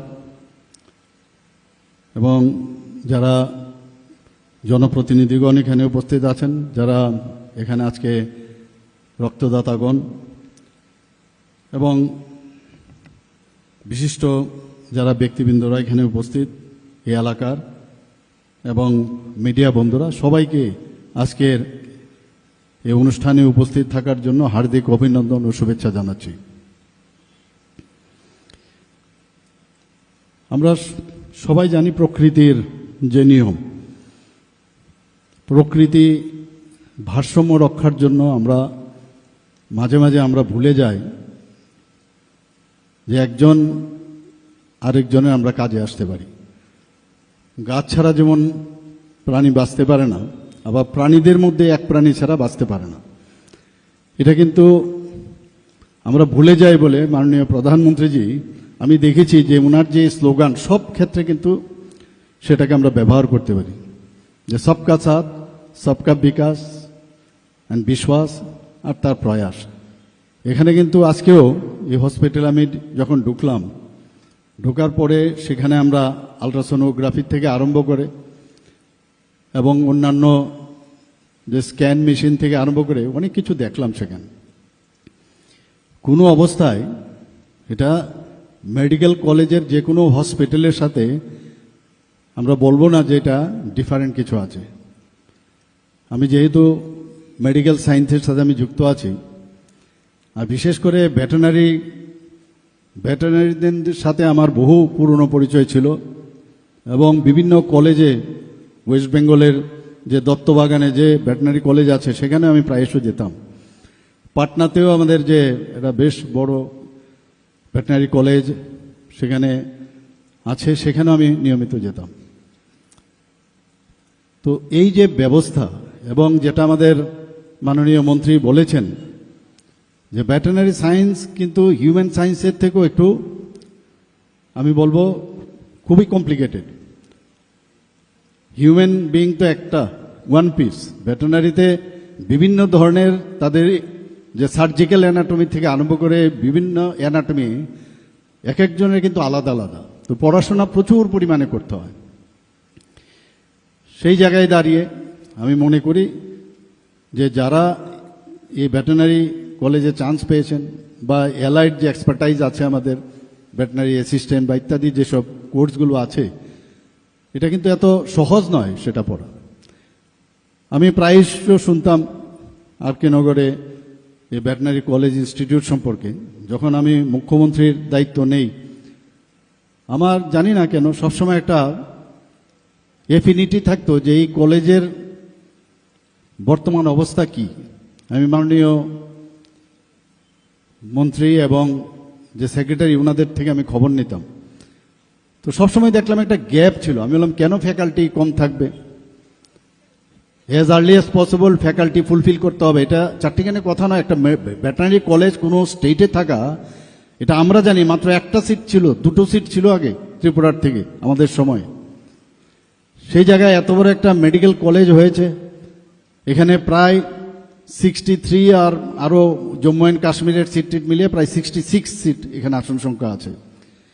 85% তো আমাদের যে জয়েন্ট এন্ট্রান্স দিয়ে তারা আসেন, বাকিগুলো বিভিন্ন প্রদেশ এবং জম্মু অ্যান্ড কাশ্মীর মিলে প্রায় 66 আসন। তো এখানে আমরা কেন এই কলেজের, আমি যদিও প্রথমবার এসেছি, কিন্তু আমি ওই এটা আসার পরে সবসময় একটা ডিফারেন্স আমি দেখতে চাই যে অন্যান্য যে ভেটেরিনারি কলেজগুলো আছে তার থেকে কতটুকু আমরা এগিয়ে এসেছি। আমরা লাইফ স্টক সম্পর্কে আমরা জানি যে ভারতবর্ষ এখন সারা পৃথিবীর মধ্যে লাইফ স্টকে কিন্তু একটা বৃহৎ অংশের দাবিদার। তো লাইফ স্টকের সাথে মানব জীবনের যে উন্নয়ন, বিশেষ করে গ্রামীণ এলাকা, সেই জায়গার উন্নয়নের সাথে সরাসরি যুক্ত রয়েছে। আমার পূর্ববর্তী বক্তারা এই বিষয়ে আলোচনা রেখেছেন। এবং যদিও আমাদের লাইফ স্টক পৃথিবীর মধ্যে সর্বশ্রেষ্ঠ, কিন্তু তার যে দেখভাল করা, তার জন্য মাননীয় প্রধানমন্ত্রীজি যে চিন্তাধারা করছেন প্রতিটা ক্ষেত্রে, যে কোনো না কোনোভাবে যত স্কিম আছে আপনারা গিয়ে দেবেন যে গ্রামীণ অর্থনীতির সাথে লাইফ স্টকের একটা যে তার যে সম্প্রসারণ করা, তার যে উন্নতি করা, সেগুলো কিন্তু কোনো না কোনোভাবে যুক্ত রয়েছে। তো আজকে যারা এখানে পাঠরত রয়েছেন, যারা ফ্যাকাল্টিরা আছেন, আমি প্রায়শ মাননীয় মন্ত্রীকে আমি বলি যে কোনো অবস্থায় এই কলেজ যাতে সারা ভারতবর্ষের মধ্যে সবাই যেন বলে যে ত্রিপুরাতে একটা ভেটেরিনারি কলেজ আছে, এবং সেখানে পড়ার জন্য যখন সুযোগ পায় বাইরের থেকে, ওনারা যেন he or she should be proud of that college, that আমি এরকম একটা কলেজে আমি চান্স পেয়েছি, সেরকম একটা অবস্থা আমাদের বানাতে হবে। এখন এআই এর যুগ, 5G'র যুগ, সেখানে সব মিলিয়ে এখন পড়াশোনার ক্ষেত্রে মানে স্কাই ইজ দ্য লিমিট। সেখানে আমরা যা জানতে পারবো ততই কম। সেই সায়েন্সকে বেশি করে আরও গুরুত্ব দেওয়া, স্টুডেন্টদেরও এখন খুব সুবিধা হয়ে গেছে। ক্লাসের মধ্যে তো 45 মিনিটস বা 1 ঘন্টায় কতটুকু জানা যাবে।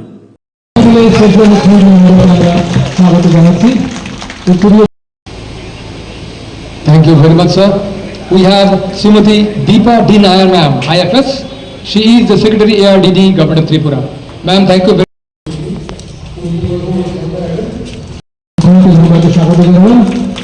Sir, this is a College of Veterinary Science and Animal Husbandry. Thank you very much.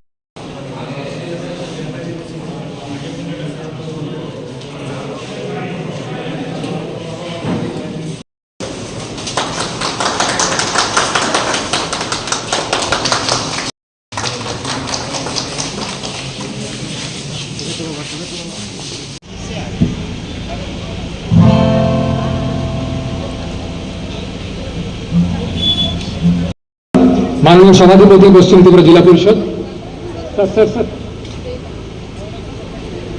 हमारे माननीय जिला सभापति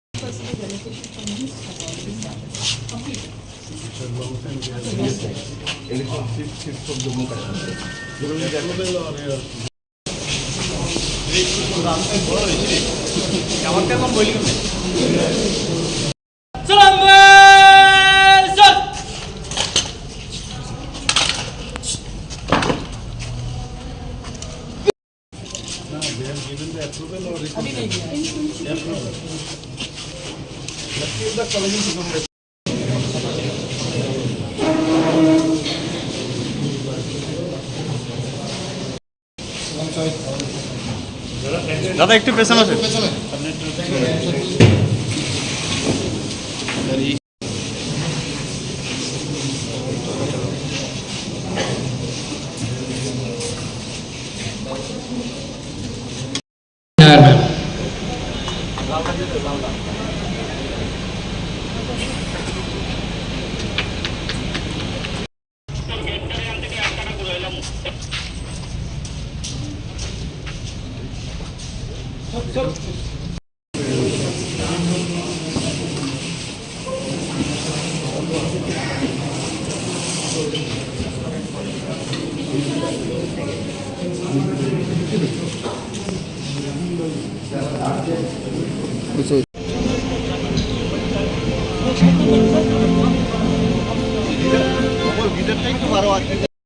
বিশেষ মুহূর্তে বিনম্র শ্রদ্ধার সঙ্গে অনুরোধ জানাই শ্রদ্ধা মুখ্যমন্ত্রী মহোদয়কে পুরী প্রজ্বলনের মধ্যে দিয়ে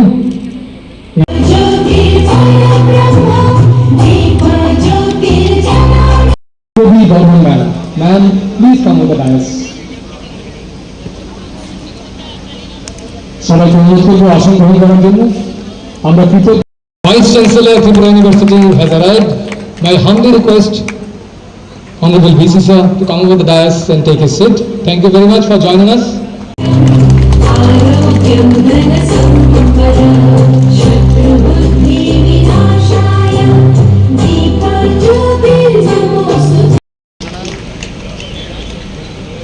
Thank you very much sir. And we have শ্রদ্ধার সঙ্গে আপনাকে এই মঞ্চে স্বাগত জানাই professor Shyamal Das, Honorable Vice Chancellor Tripura University.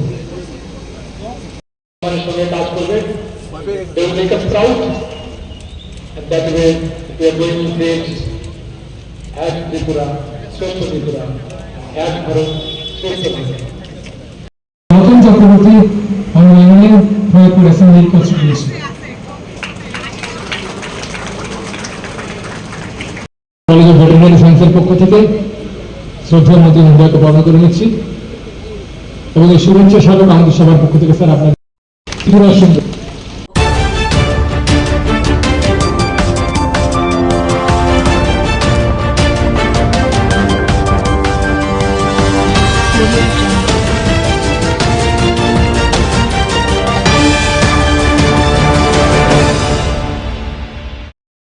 আমরা খাওয়া দাওয়া করতেছি, আচমকা এসেরা তারা বাড়ির মধ্যে অনেক খারাপ গালিগালাজ করতেছে।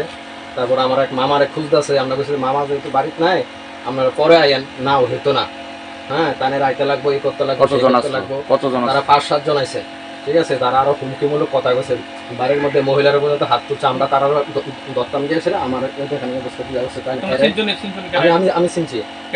এটা হচ্ছে পরিমল চৌবনে, তার ডাক নাম হয়েছে আবু, বাবার নাম হয়েছে হলদর দেবনাথ, ঠিক আছে। এরপর দেশে আড়ালে আর আছে একজন, হ্যাঁ নামটা মনে হয় আনোয়ার এরকম, হ্যাঁ মুসলিম, এটা করতাম পারি না, ঠিক আছে।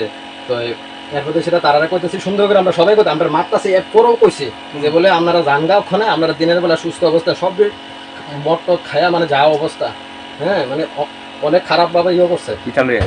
এটা আমরা জানি না তো কে লেগে আছে, তারা কি উদ্দেশ্যে আছে।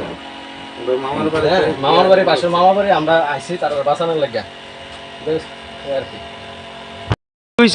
আপনারা পাড়া কিন্তু হয়েছে বলতে গত পরশু দিনের আগের দিন মানে 26 তারিখ আমাকে হঠাৎ করে তাপস নম একজন আমরা পঞ্চায়েত মেম্বার, তখন ওই আমার কইলো যে আপনার লোক একটু কথা আছে, তখন আপনি একটু আইয়েন। তো আইসি এরপরে কইছে কাজটা আপনি টেন্ডার ড্রপ করেন, কাজটা আমরা কথা কই এসে আমরা কথা কইছি। কির কাজ এটা পিডাব্লিউডির, এটা পরিমল চৌমনির থেকে লোকনাথ সঙ্গ একটা কাজ, বেশি না অল্প কয় টাকা। তখন আমি বলছি আচ্ছা ঠিক আছে দাও না, অসুবিধা কি। আমার ইংলিশ পেনটা নিয়ে ওই জমা দিছে। তখন আজকে এটা আউট হয়েছে, গতকালকে এটা সার্ভে ডাউন ছিল, এটা ওপেনিং হয়েছে না, আজকে হয়েছে। আজকে হওয়ার পরে সন্ধ্যার পরের থেকে আমার খুব হুমকি টুমকি দিছে, খুব বকাবাদ্য, খুব বকাবাদ্য করছে খুব। তারপরে আমার আজকে 4 দিন ধরে শরীর খারাপ, তারপর আমি ডাক্তারের উদ্দেশ্যে আইছি বিশ্রামগঞ্জে, ডাক্তার নাই দেখে আমি বিশালগড়ের আমি উদ্দেশ্যে রওনা দিছি। তখন এই টাইমে বাড়ির থেকে ফোন আইছে যে বাড়ির মধ্যে আচমকা গিয়েছিরা বউ বাচ্চা সবাই গিয়ে মারধর করছে, বাগিনারে মারছে, বাগিনারে ইনজুর করছে। বড় বাগিনা, ওরা তো কিছু জানে না। নাম কি বাগিনা? হ্যাঁ ফারুক ইসলাম, আরেকজন শফিকুল ইসলাম, দুজন আপনার বাগিনা। আপনারে না পাইয়া তারা মারছে, আমারে না পাইয়া তারা কোনো কথা নাই। আর বাগিনার মোবাইল টোবাইলও লয়ে গেছে গা, হয়তো একটা কিছু রেকর্ডিং করতেছে, তারা উত্তেজিত হয়ে গেছে গা, উত্তেজিত হইয়া যা কিছু তারা করার আছে তারা করতেছে। মানে গেছিল আপনার উদ্দেশ্যে? আমার উদ্দেশ্যে গেছে। তাহলে আমার উদ্দেশ্যে আমি কিন্তু সন্ধ্যার সময় ফোনে কথা কইছি, ঠিক আছে যা হইব কালকে আমি কথা কম, কালকে আমি কথা কারা মারছে সবার সামনে। হ্যাঁ আমি চিনি, আর সবাই আমার ফোন রেকর্ডিংও আছে, কে কি কইছে। আমন দেবনাথ, এরপর জাকির,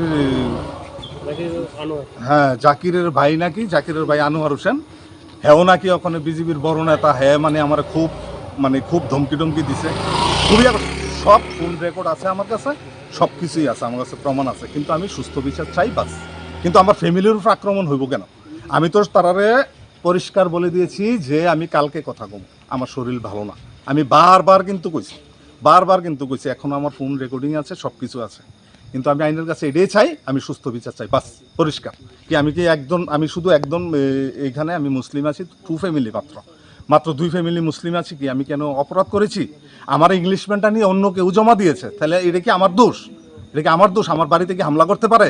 কিন্তু আমি এটা মেনে নিতে পারছি না, আমি একদম মেনে নিতে পারছি না। আমি এটা শেষ অব্দি আমি দেখে ছাড়বো বাস। আপনার 2 ভাগিনাকে কোথায় পাঠানো হয়েছে?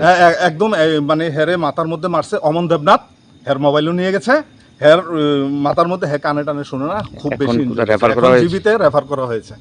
এখন জীবিতে রেফার করেছে, ছোট বাগিনও জীবিতে রেফার। কোন জায়গাতে ঘটনাটা হয়েছে? ওই শেষরিমায় চাটার্জিগুলো নিয়ে চলিলাম।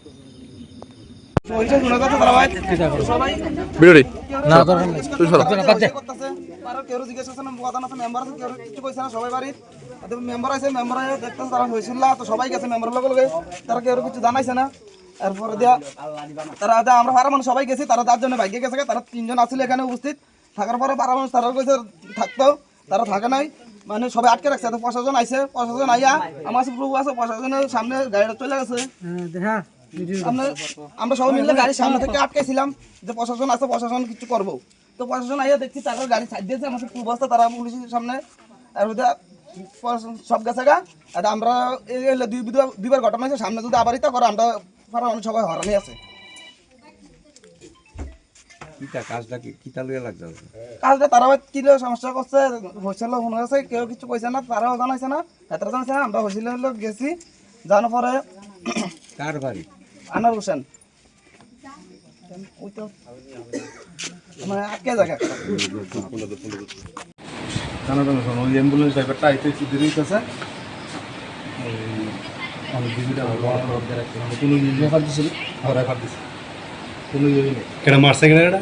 আবু তারা মারছে, আবু তার মোবাইলটা খুব ভালো মোবাইল, ওই মোবাইলটা লয়ে গেছে। আবু বলতে অমন? ওই যে অমন, ওই আমন দেবনাথ। আর আসলো এটা? আর আসলো আনোয়ার হোসেনের ভাই যে আনোয়ার হোসেনের, জাকির হোসেনের মাথা নেতা জাকির, এরপরে আরো আসছিল। আমি তো বাড়িতে নাই, আমি আইছি ডাক্তার দায়িত্ব কথা বলে ওখানে করতে পারবেন নি? তারা যায় সেটা নানান ধরনের বকাবাদ্য করতেছে আর কি। তো আমি কইছি এভাবে বকাবাদ্য করতেছেন যে এটা তো আমার মামার বাড়ি, যদি মামার সঙ্গে কথা থাকে মামা আইলে বাড়িতে কথা কইেন, এখন এভাবে মহিলা আছে বাচ্চা আছে এভাবে হাঙ্গামা করেন না। তো আমি জাস্ট একটা ভিডিও করতে গেছিলাম যে বাড়ির মধ্যে এভাবে যদি হামলা করে একটা ভিডিও রাখা তো দরকার, সেই পরিপ্রেক্ষিতে আমি ভিডিওটা করতে গেছি। তখন তারা আমার হাতে থেকে মোবাইলটা কেটে নিয়ে আমার এখানে মারছে, আমার মোবাইলটা আমার ছোট ভাইয়েরও মারছে। সিনচেন নি কারা মারছে? আমি চিনছি কারা কারা? পরিমোচন বাড়ি, তার ডাক নাম আবু, ঠিক আছে? আসল নাম কিন্তু এটা জানি না। কোনটা ওই যে বলার ভাই যে গিরিদারের ভাই? হ্যাঁ হ্যাঁ হ্যাঁ এমনই। হ্যাঁ, তারপরে আড়ালিয়ার কিছু পোলাবেন আছে, 5-7 পোলাবেন আছে। তানে করতেছে যে বেজা লইব, বাড়িতে বার করে লইয়া যাবো, আমার মার গাও হাত বলছে, আমার মহিলাও আসলে। আড়াইলা কেউ চিনছেন নি? আড়াইলা কেউ? আড়াইলা ওই হেরোই চিনছি। কারে? এই যে আনোয়ার, যে আনোয়ার জাকিরের ভাই যে। পরে আরেকজন 3জন লোক আছে, মানে তারা খুব সাব্যস্ত লোক, তারা বুঝাইতে চাইতেছে নিজেরে। যার চিনছেন দেখি আনো ওই জাকিরের ভাই? হ্যাঁ হ্যাঁ হ্যাঁ, মাথা নেতা জাকির। হ্যাঁ হ্যাঁ হ্যাঁ। আর কেউ আসতো নি আপনার সিনেমা মতো? না, আর সিনেমা তো নাই। হ্যাঁ, কইতেছি একটা রেফার আসছিল তো এই ফারুক ইসলাম বিশ্রাম মসজিদ থেকে এই এজিএমসিতে গাড়ি। হ্যাঁ হ্যাঁ, এটা হেড ইঞ্জুরি আছে, ধর লেফট সাইড হেড ইঞ্জুরি আছে, সব মানুষ গাড়িটা তো আছে হসপিটালে। তো আপনি পারবেন না? আমরা লয়ে যাব না, মাথায় মরে দেব করে থানা দাঁড়াও।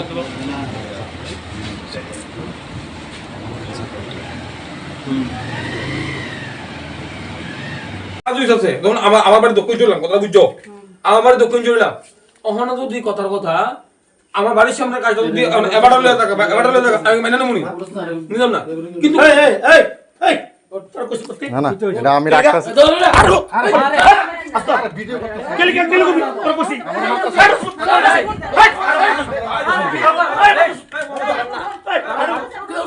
আরে ভিডিও করছি না, ভিডিও করছি না, পুরো ভিডিও করছি না।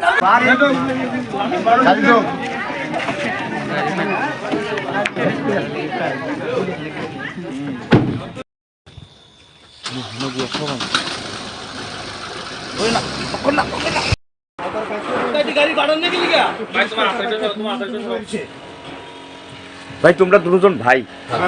দুজন আক্রান্ত। তোর মুখে দেখা না, তোমার মুখে একটু দেখা।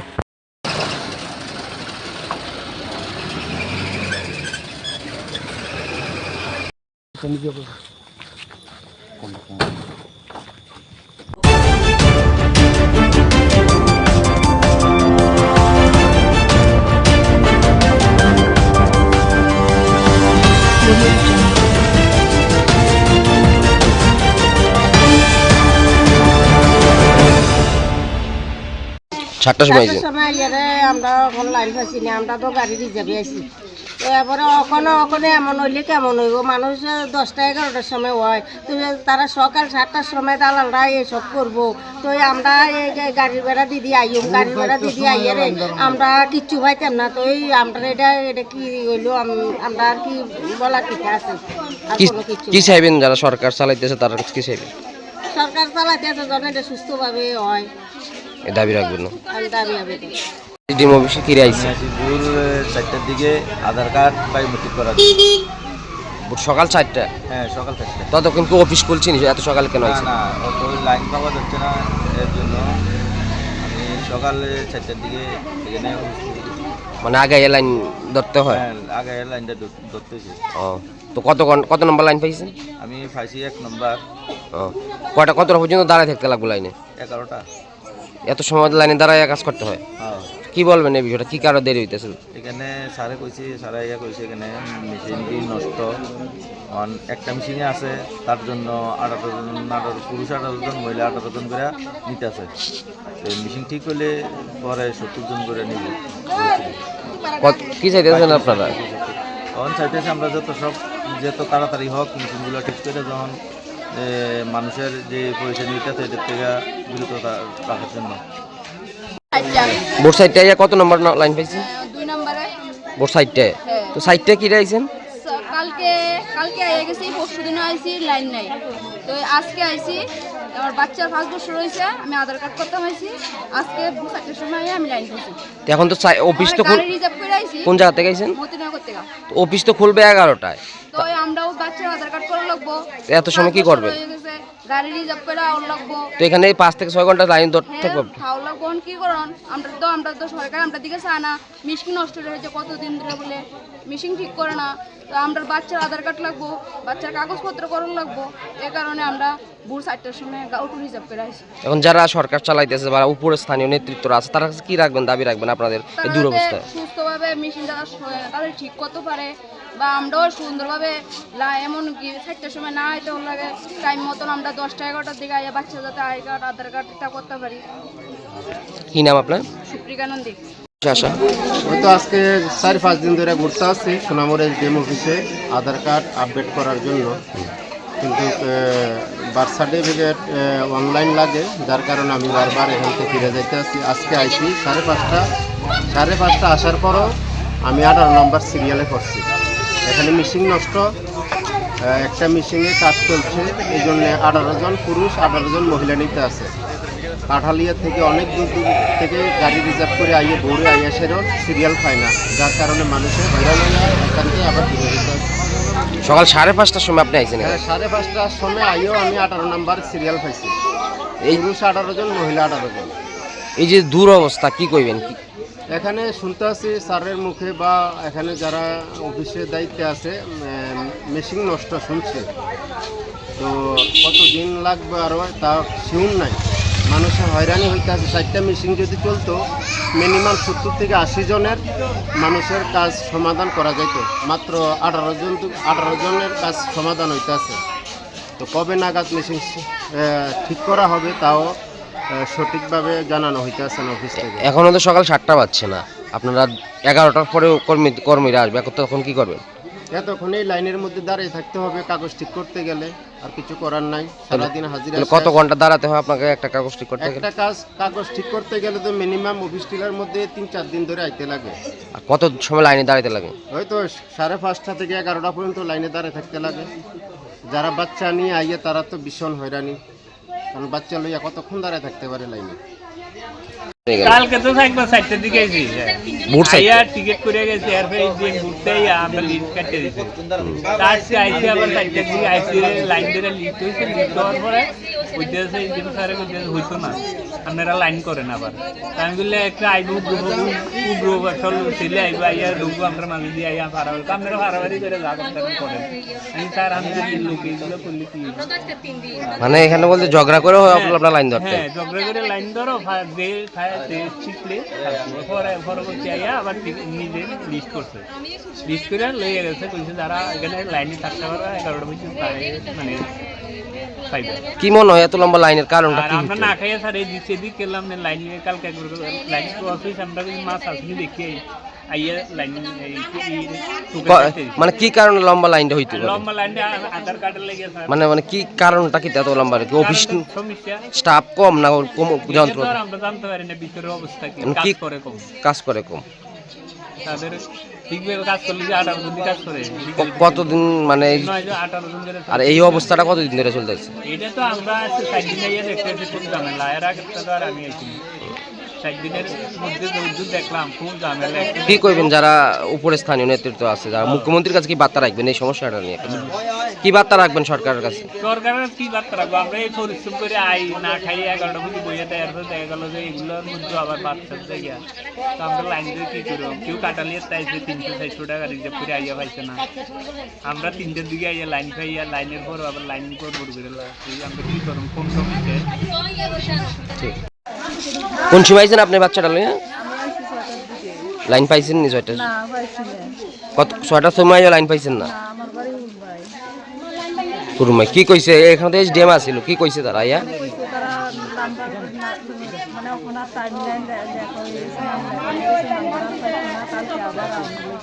আজকে কি প্রথমে আইছেন না আরো আইছেন?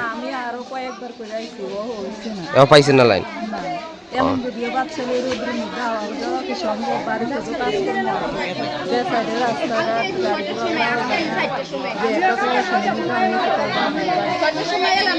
কি কইবেন যারা সরকার চালায় বা যারা উপরে রয়েছে তার কাছে কি দাবি রাখবেন আপনারা? দাবি রাখবো তারা যাতে সমাজটা সুন্দর করে চালায়, মানে তারা মানুষের যাতে নিরিবিলি মানে না করে সুন্দর মতো তারা চালাই যায়, মানুষের উপরে তো প্রেশার না দেয়। এরকম প্রেশার দিলে কি মানুষ বাঁচানো তো সম্ভব? 5টার সময় কি কারণে আইছেন এসডিএম অফিসে? সিআরটিসি করার লেগেছে। 5টার সময় কি লাইন কি লাইন দিছেন? 5টার সময় 18 জন 19 জন 20 জনের বেশি তো নেই না, এই জন্য তো পাইছেন না আজকে লাইন? কত নম্বর? আমি সিআরটিসি 3 নম্বরে আছি। তো এই যে সিস্টেমটা কি কারণে এই সমস্যাগুলো হইতেছে, মানুষ সকাল সকাল আইতে লাগতেছে, কি মনে করেন আপনি একজন স্থানীয় নাগরিক হিসেবে? কম্পিউটারে ডিস্টার্বের লেগে এই সব হয়রানি হইতেছে। স্টাফের কোনো সংকট আছে কিনা অফিসগুলোতে কি দেখতেছে? স্টাফও কম আছে, স্টাফে একটা কম্পিউটারে যদি 2 জন থাকে তইলে খাওয়ার যে একটা 1 ঘন্টা 2 ঘন্টা টাইম এটা যদি ধরেন না 2 জন স্টাফ থাকতো ওইলে 1 ঘন্টা 2 ঘন্টা যেই টাইমটা এইটা অন্যজন করতে পারত। সব মিলিয়ে মানে কম্পিউটারও সমস্যা এবং স্টাফেরও সমস্যার কারণে দুরবস্থা।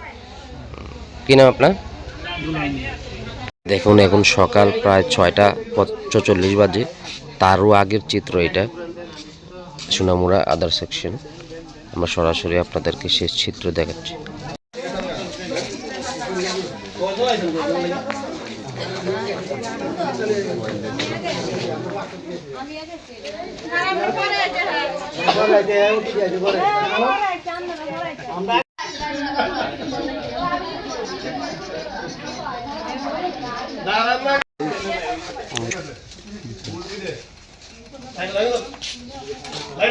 এই কি অবস্থা!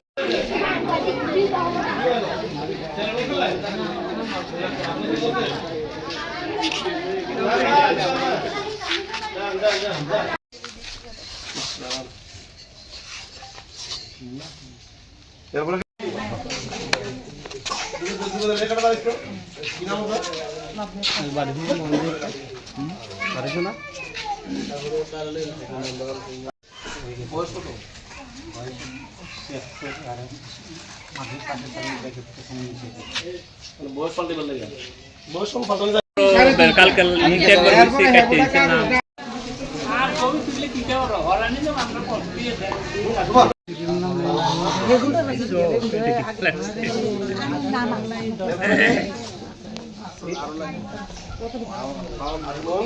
কত কষ্ট করে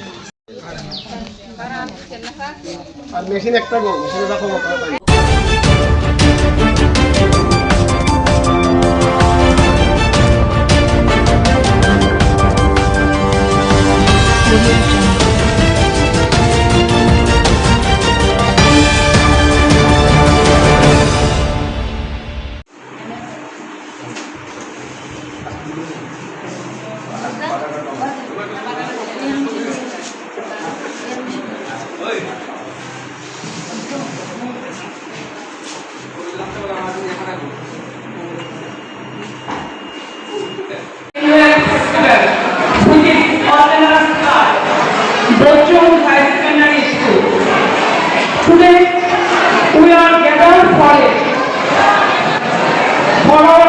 বিষয়টা কি? আমি এই যে টোটাল ফেস্টিভ্যাল কমিটির কনভেনার হিসেবে বলছি।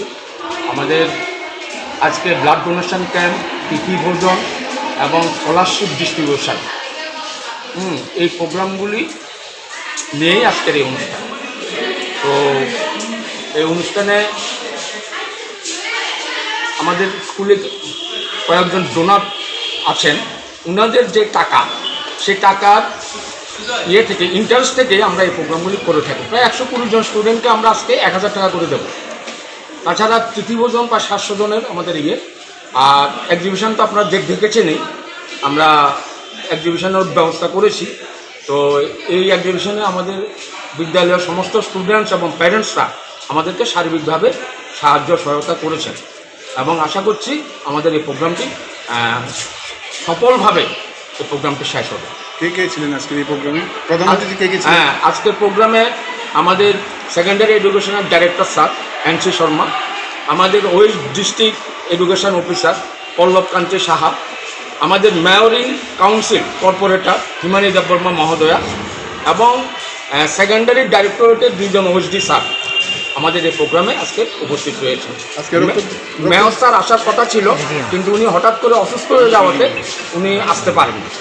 কতজন রক্তদান করবেন? আমাদের 40 জনের উপরে। আর কি কর্মসূচি থাকবে আগামী দিনে? আগামী দিনে আমরা এই বিদ্যালয়কে উন্নত করার জন্য, আরও ডেভেলপ করার জন্য আমরা অনবরত কাজ করে যাব। এবং আপনারা জানেন আমাদের বিদ্যালয়ে আজ থেকে 3 বছর আগে 500 স্টুডেন্ট ছিল। এই বছর আমাদের স্টুডেন্টের সংখ্যা 960। আমাদের বিশ্বাস আগামী 1-2 বছরে সেই সংখ্যাটা প্রায় 1200-1400 ছাড়িয়ে যাবে। শিক্ষক শিক্ষিকারা ছাত্রছাত্রীদের পঠন পাঠনে কি গুরুত্ব দিচ্ছেন? হ্যাঁ, আমাদের বিদ্যালয়ের মধ্যে শিক্ষক শিক্ষিকাদের মধ্যে ভালো আন্ডারস্ট্যান্ডিং রয়েছে। সবাই মিলেই, শিক্ষক শিক্ষিকা সবাই মিলেই আমরা বিদ্যালয়কে উন্নত করার জন্য, ডেভেলপ করার জন্য আমরা অনবরত প্রয়াস চালিয়ে যাচ্ছি। আপনার পরিচয়টা? আমি এই বিদ্যালয়ের এক্স ভাইস প্রিন্সিপাল এবং এই যে ফেস্টিভ্যালটা হচ্ছে এই ফেস্টিভ্যালের convener Nirmal Chandra.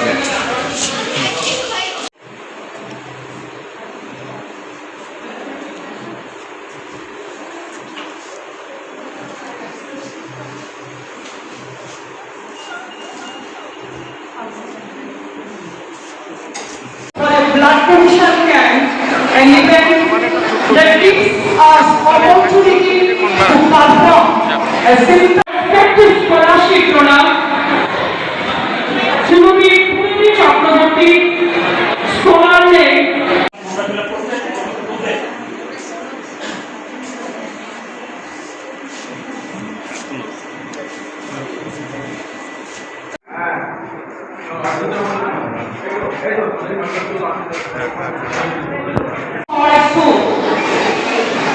We should also celebrate the spirit of Tithi Bhojan, which will bring the community together.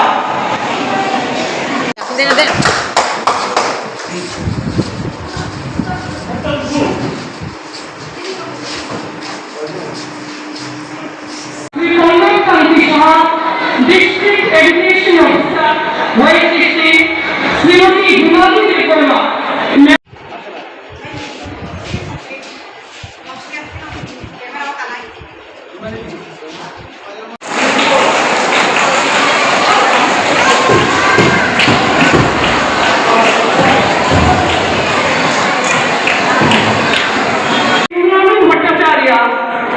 Scholarship name Venkateswarandu Bhattacharya.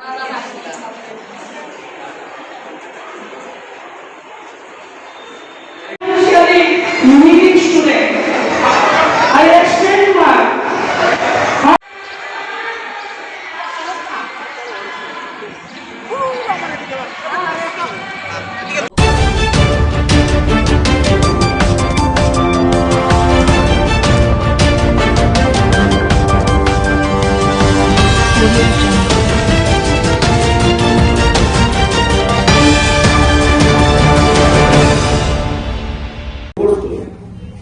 এনফোর্সমেন্টের total যে ক্রাইমগুলো হয় অনলি 20% আমরা এনফোর্সমেন্টের মাধ্যমে এগুলা কমাতে পারি।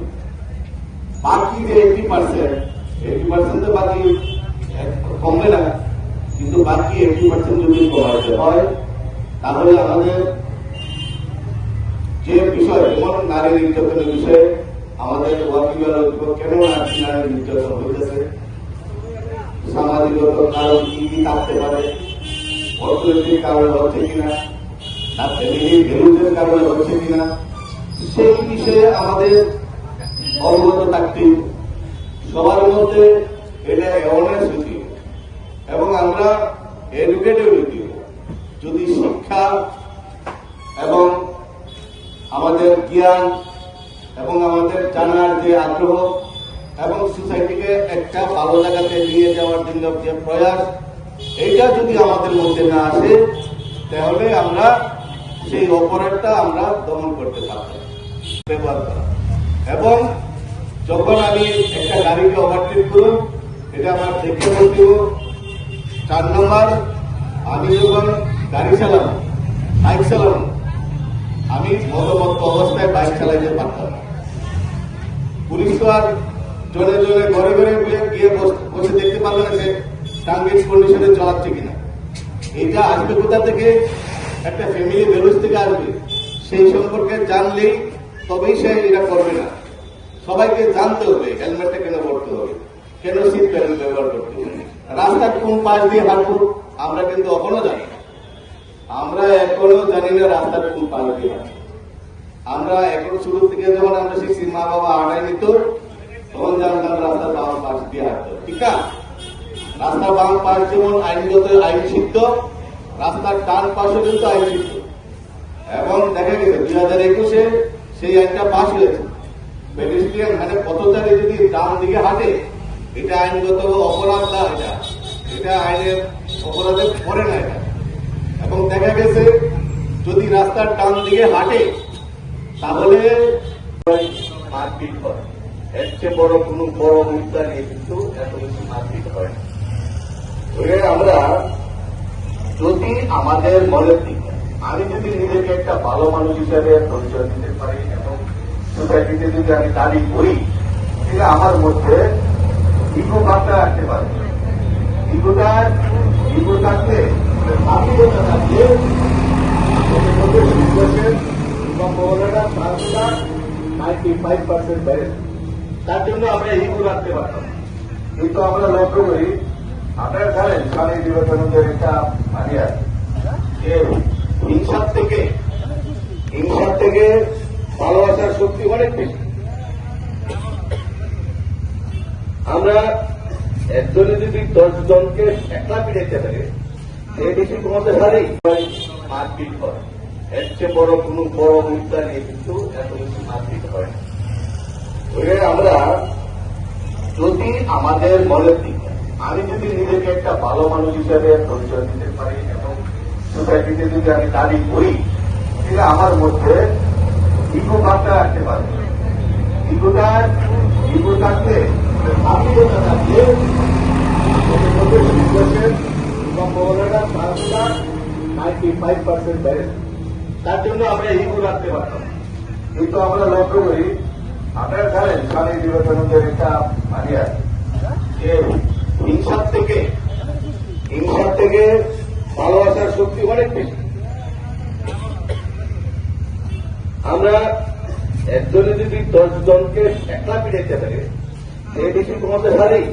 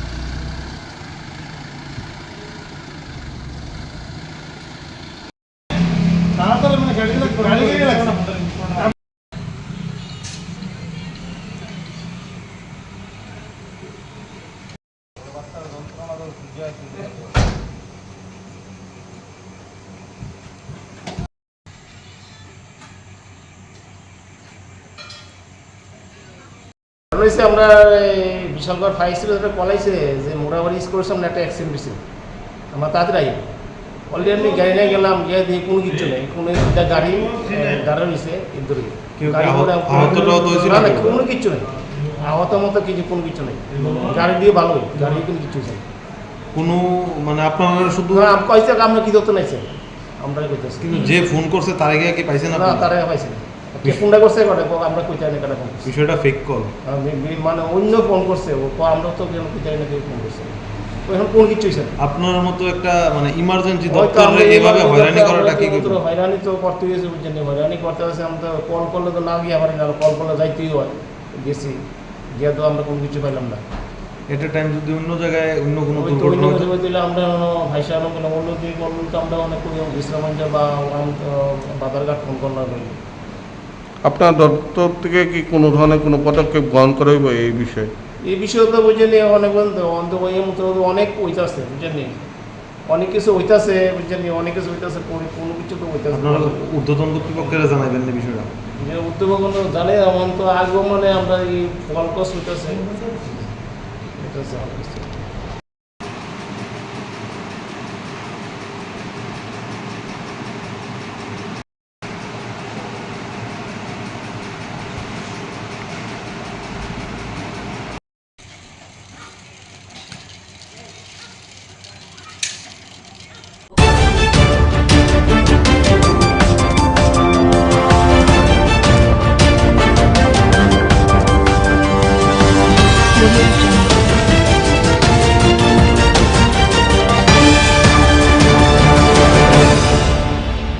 উপস্থিত আছেন,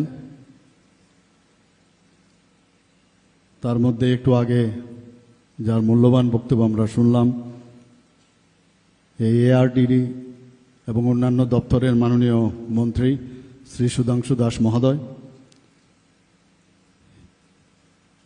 এই বিধানসভার যিনি শ্রদ্ধেয় বিধায়ক তথা প্রাক্তন ত্রিপুরা সরকারের মন্ত্রী এবং প্রাক্তন স্পিকার শ্রী রতন চক্রবর্তী মহোদয়, উনিও ওনার মূল্যবান বক্তব্য আমাদের সামনে রেখেছেন।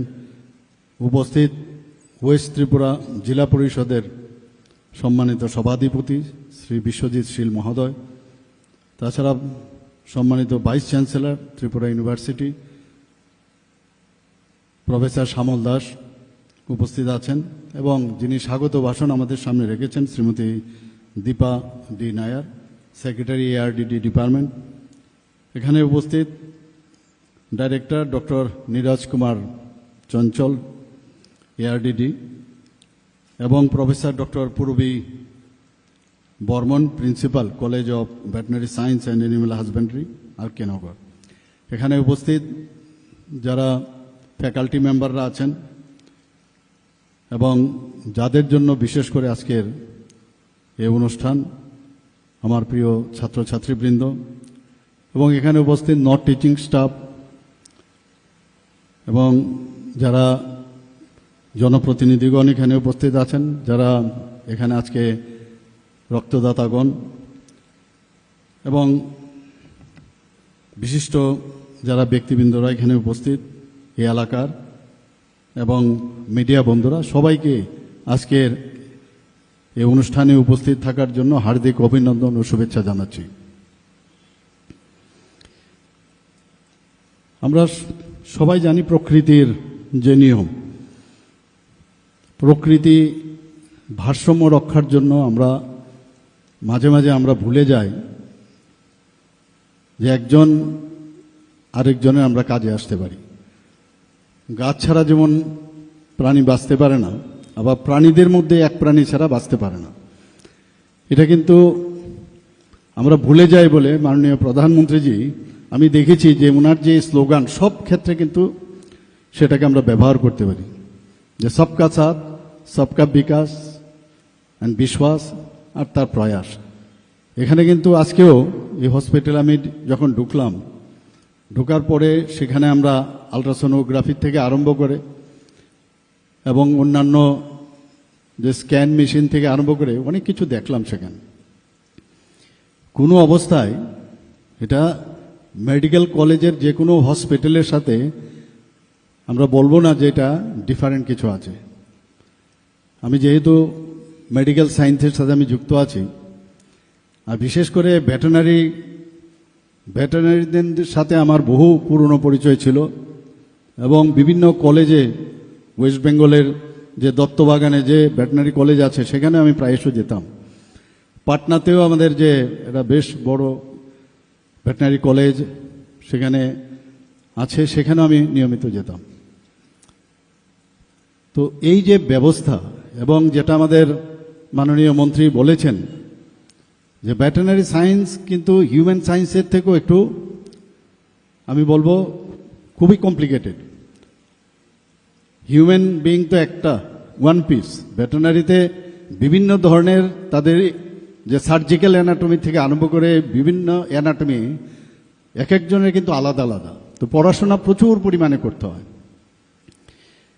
সেই জায়গায় দাঁড়িয়ে আমি মনে করি যে যারা এই ভেটেরিনারি কলেজে চান্স পেয়েছেন বা অ্যালাইড যে এক্সপার্টাইজ আছে আমাদের ভেটেরিনারি অ্যাসিস্ট্যান্ট বা ইত্যাদি যেসব কোর্সগুলো আছে, এটা কিন্তু এত সহজ নয় সেটা পড়া।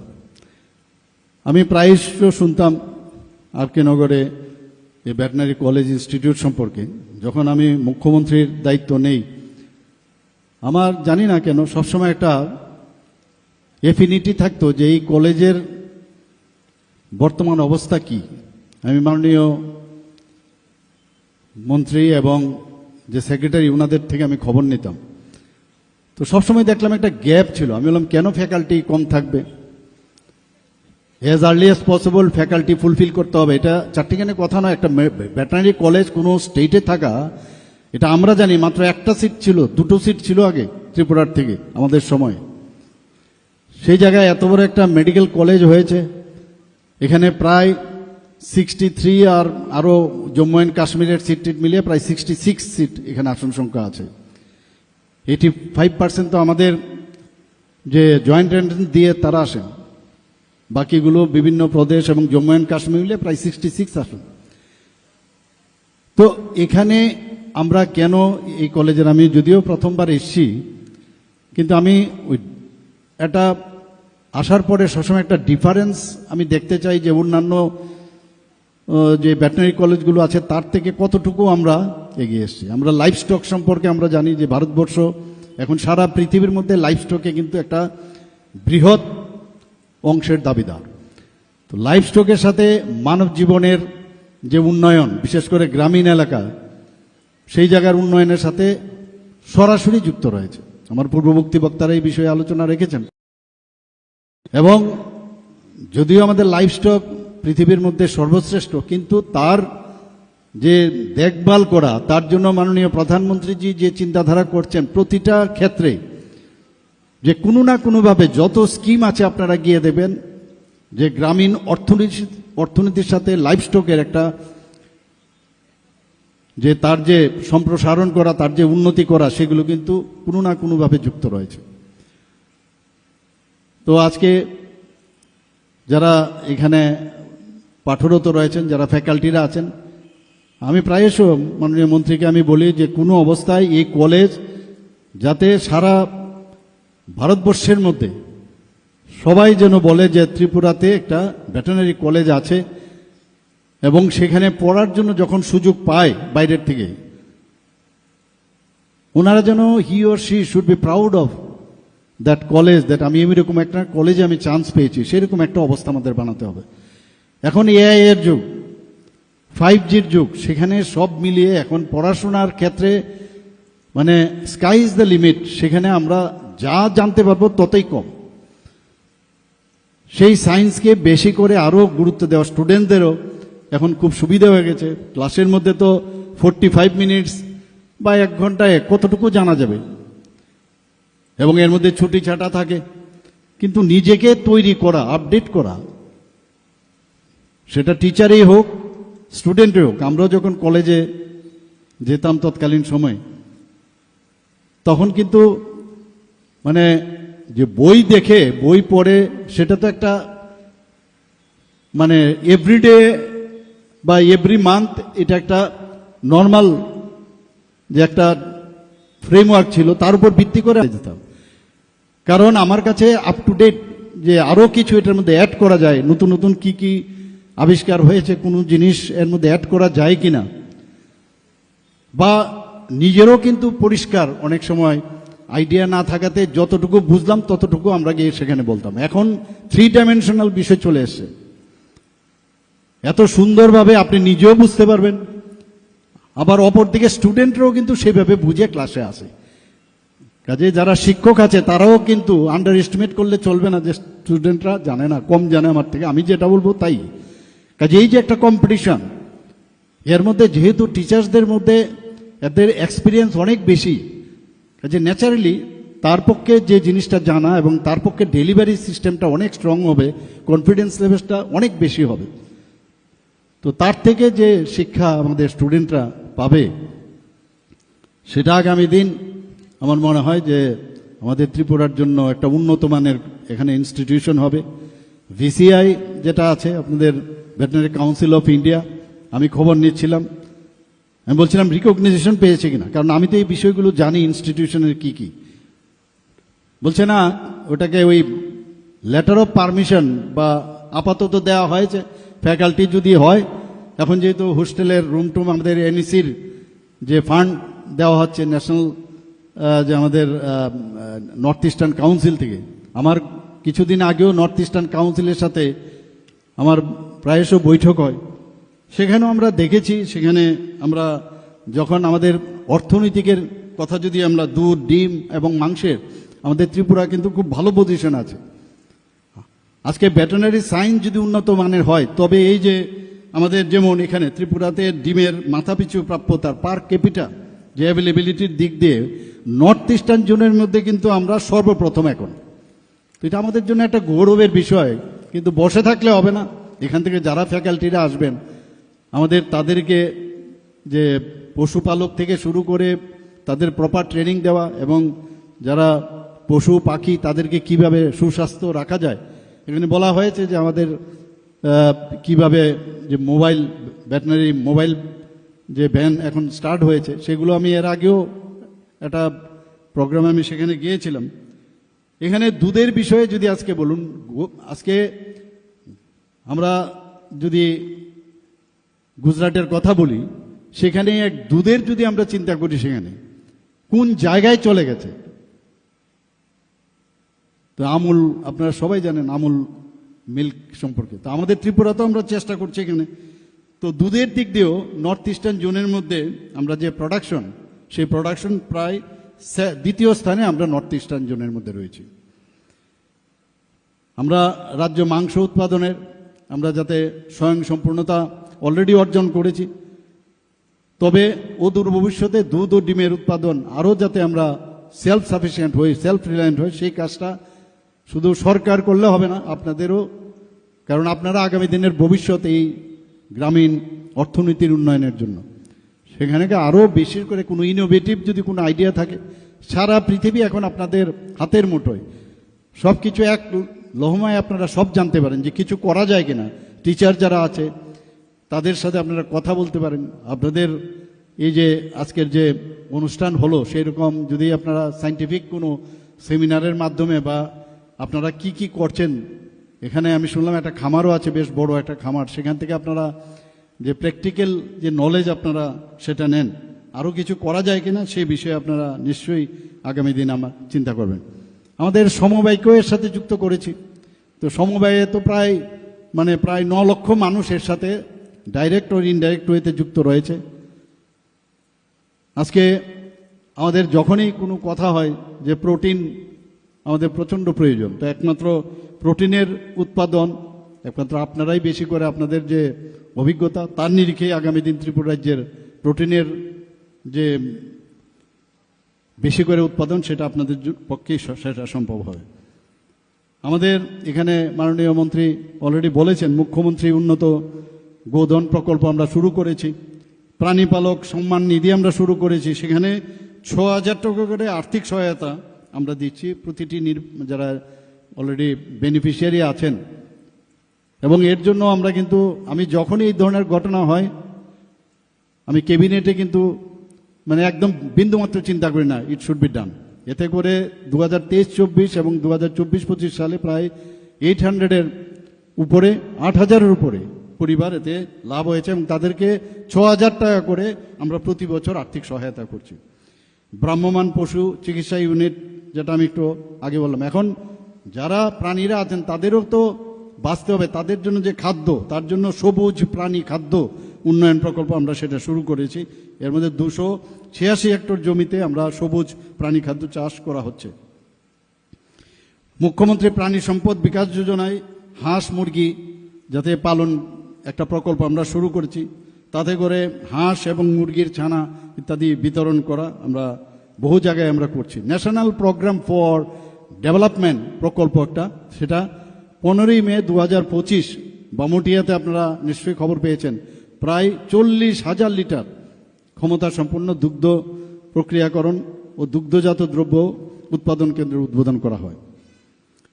এখানে যে মিনি মোবাইল ভেটেরিনারি ইউনিট চালু করা হয়েছে, এর মধ্যে আরও 25-26 যে আমাদের ফাইন্যান্সিয়াল ইয়ার আমরা বাজেটে রেখেছি 4,50 লক্ষ টাকা এর জন্য বরাদ্দ করা হয়েছে এবং যাতে করে আগামী দিনে আরও 55 নতুন মিনি মোবাইল যে ইউনিট সেটা চালু করা যায়। বন্ধুগণ, আমি আবার আপনাদের বলছি যে আমাদের এই ইনস্টিটিউশন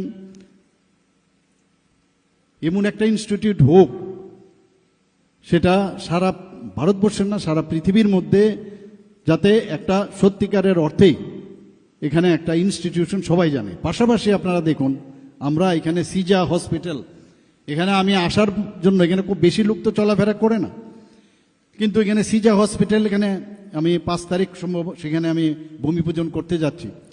যখন একটা সুপার স্পেশালিটি হসপিটাল হবে তো মানুষ কিন্তু তখন আসবেই, দেখে প্রচুর মানুষ আসবে। তো একটা কম্পিটিশন কিন্তু হবে যে একটা অ্যানিম্যাল হাজবেন্ডারি এবং ভেটেরিনারি সায়েন্স পাশাপাশি এরকম সুপার স্পেশালিটির হসপিটাল দুটো মিলে এখানে মানুষ যখন যাতায়াত করবে তো আপনাদের সম্পর্কেও জানবে, আপনাদের মধ্যে উৎসাহ এটা আসবে যে আমরা একটা কম্পিটিটিভ মোডে আমরা সবাই মিলে আমরা কাজ করছি সমাজের জন্য, সেটা কিন্তু চলে আসবে। আরও বিভিন্ন যেসব উন্নয়নের বিষয় আছে, যখন আমি নিশ্চিত যে আগামী দিন আমরা সেটা করব। একটা উদাহরণ দিয়ে আমি আমার কথা বলা শেষ করব। যখন আমরা গৌমাতা, আমি গত 10-15 দিন আগে আমি তেলিয়ামোড়াতে গিয়েছিলাম, একটা গৌমাতা, সেখানে যে আমরা যে একজন আরেকজনের জন্য একটা গৌমাতা একটা ল্যাট্রিনের মধ্যে পড়ে গেছিল, পুরনো অখাদ্য একটা অবস্থা, মানে বিশ্রী অবস্থা, সেই জায়গার মধ্যে এই গোমাতা পড়েছিল। আমাদের যারা ওখানে ভলেন্টিয়াররা আছেন তারা এবং ওখানকার স্থানীয় যারা ছেলেরা আছেন তারা সেখানে সেই ট্যাঙ্কির ভিতর ঢুকে তাকে উদ্ধার করেছে এবং উদ্ধার করার পরে দেখা গেল যে কয়েকজন অসুস্থ হয়েছেন, কিছু লোক, তাদেরকে হাসপাতালে ভর্তি করা হয়েছে। তো এই যে একটা একজন আরেকজনের জন্য, এটা কিন্তু আমি আজকে এখানে আসার পর আমি ভাবছিলাম যে এটা এর থেকে প্রকৃত উদাহরণ আর কিচ্ছু হতে পারে না, এবং তারা এখন সুস্থ আছে, ভালো আছে। তো আমরা আজকে একজন আরেকজনের তরে এই কথাটা আমি বলবো, এবং সবাই যেন এই ভেটেরিনারি কলেজের যাতে আরও বেটার হয়, বেটার থেকে বেটার হয়, আপনারা সবাই মিলে আমরা চেষ্টা করব। সরকারের তরফ থেকে করবে, কিন্তু আপনারাও আপনার চেষ্টা করবেন। সবাইকে আজকের এই 17তম প্রতিষ্ঠা দিবস উদযাপন উপলক্ষে হার্দিক অভিনন্দন, শুভেচ্ছা জানিয়ে আমার কথা বলা শেষ করছি। নমস্কার, জয় Hind.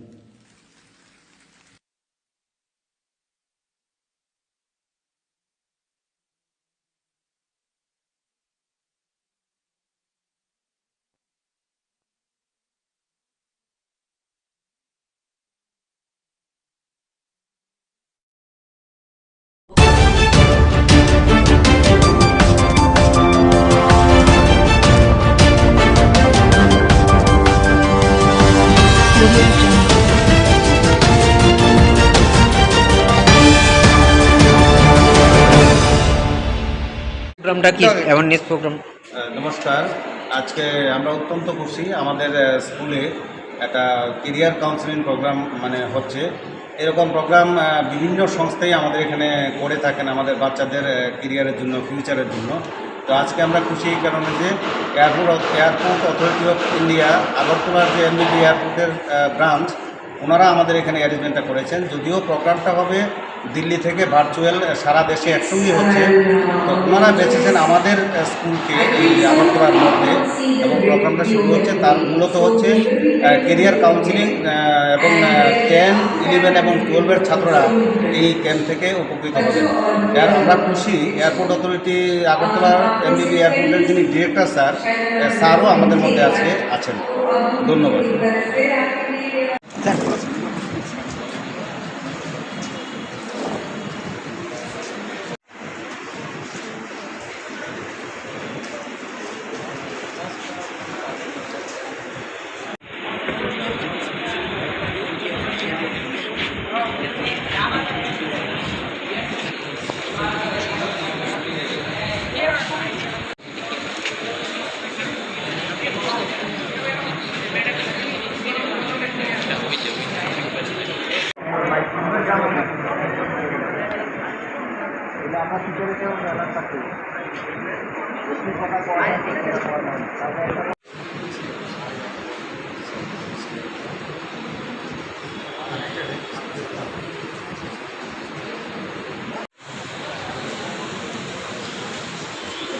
Namaste, ma'am. This is SSKM World Center.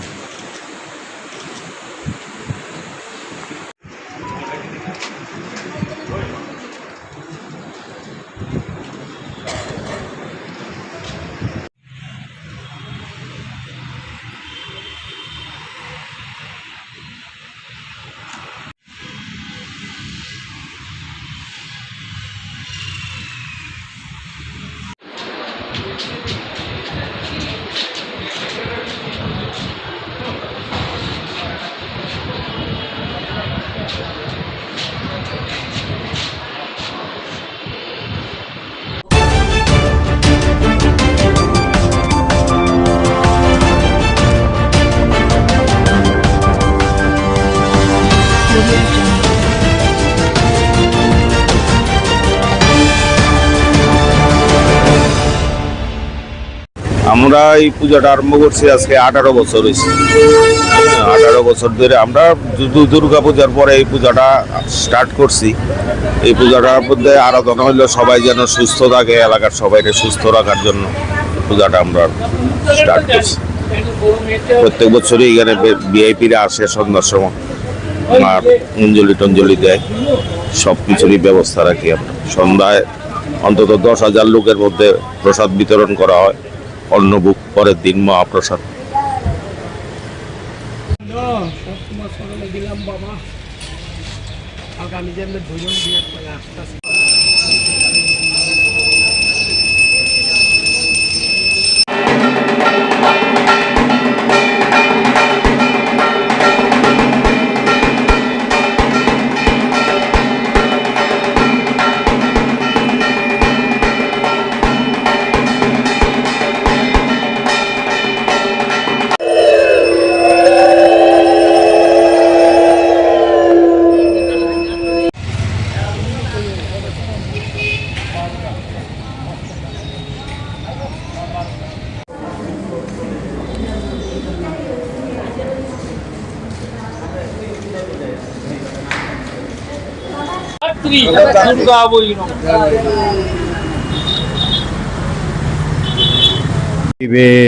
सर्वार्थ साधिके शरण्ये त्र्यंबके गौरी नारायणे नमस्तुते। आज कार्तिक मासेर शुक्लपक्षेर नवमी तिथि।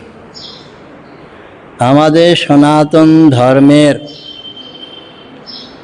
कृष्टि संस्कृति धारक बाहक प्रचारक ছিলেন আমাদের পূর্বপুরুষেরা, ভারতের মুনি ঋষিরা। তারা দীর্ঘকাল তপস্যা করেছেন হিমালয় গুহা কন্দরে, কেউ বা জল পান করে, কেউ বা বায়ু পান করে দীর্ঘকাল সাধনা করেছেন। সাধনার পরিসমাপ্তিতে তারা বুঝতে পারলেন, জানতে পারলেন মার কৃপাতে যে সব কিছুর মূলে হচ্ছে মা আদ্যাশক্তি। মা আদ্যাশক্তি বিভিন্ন রূপে, বিভিন্নভাবে, বিভিন্ন সময়ে এই মর্তে আবির্ভূত হয়েছেন। তিনি কখনো মহাকালী রূপে এসছেন, তিনি কখনো মহালক্ষ্মী রূপে এসছেন, তিনি কখনো মহাসরস্বতী রূপে এসছেন, তিনি মা ভগবতী দুর্গা রূপে এসছেন। এইভাবে মায়ের অনন্ত রূপ, অনন্ত শক্তি, অনন্ত ঐশ্বর্য, মাধুর্য আছে। বসন্তকালের মার যে পূজা হয়, বাসন্তী মায়ের পূজা হয়। আর ভগবান রামচন্দ্র সেই আদ্যাশক্তি মা ভগবতী দুর্গাকে পূজা করে তার শক্তি আশীর্বাদ প্রাপ্ত হয়ে রাবণকে বধ করেছিলেন।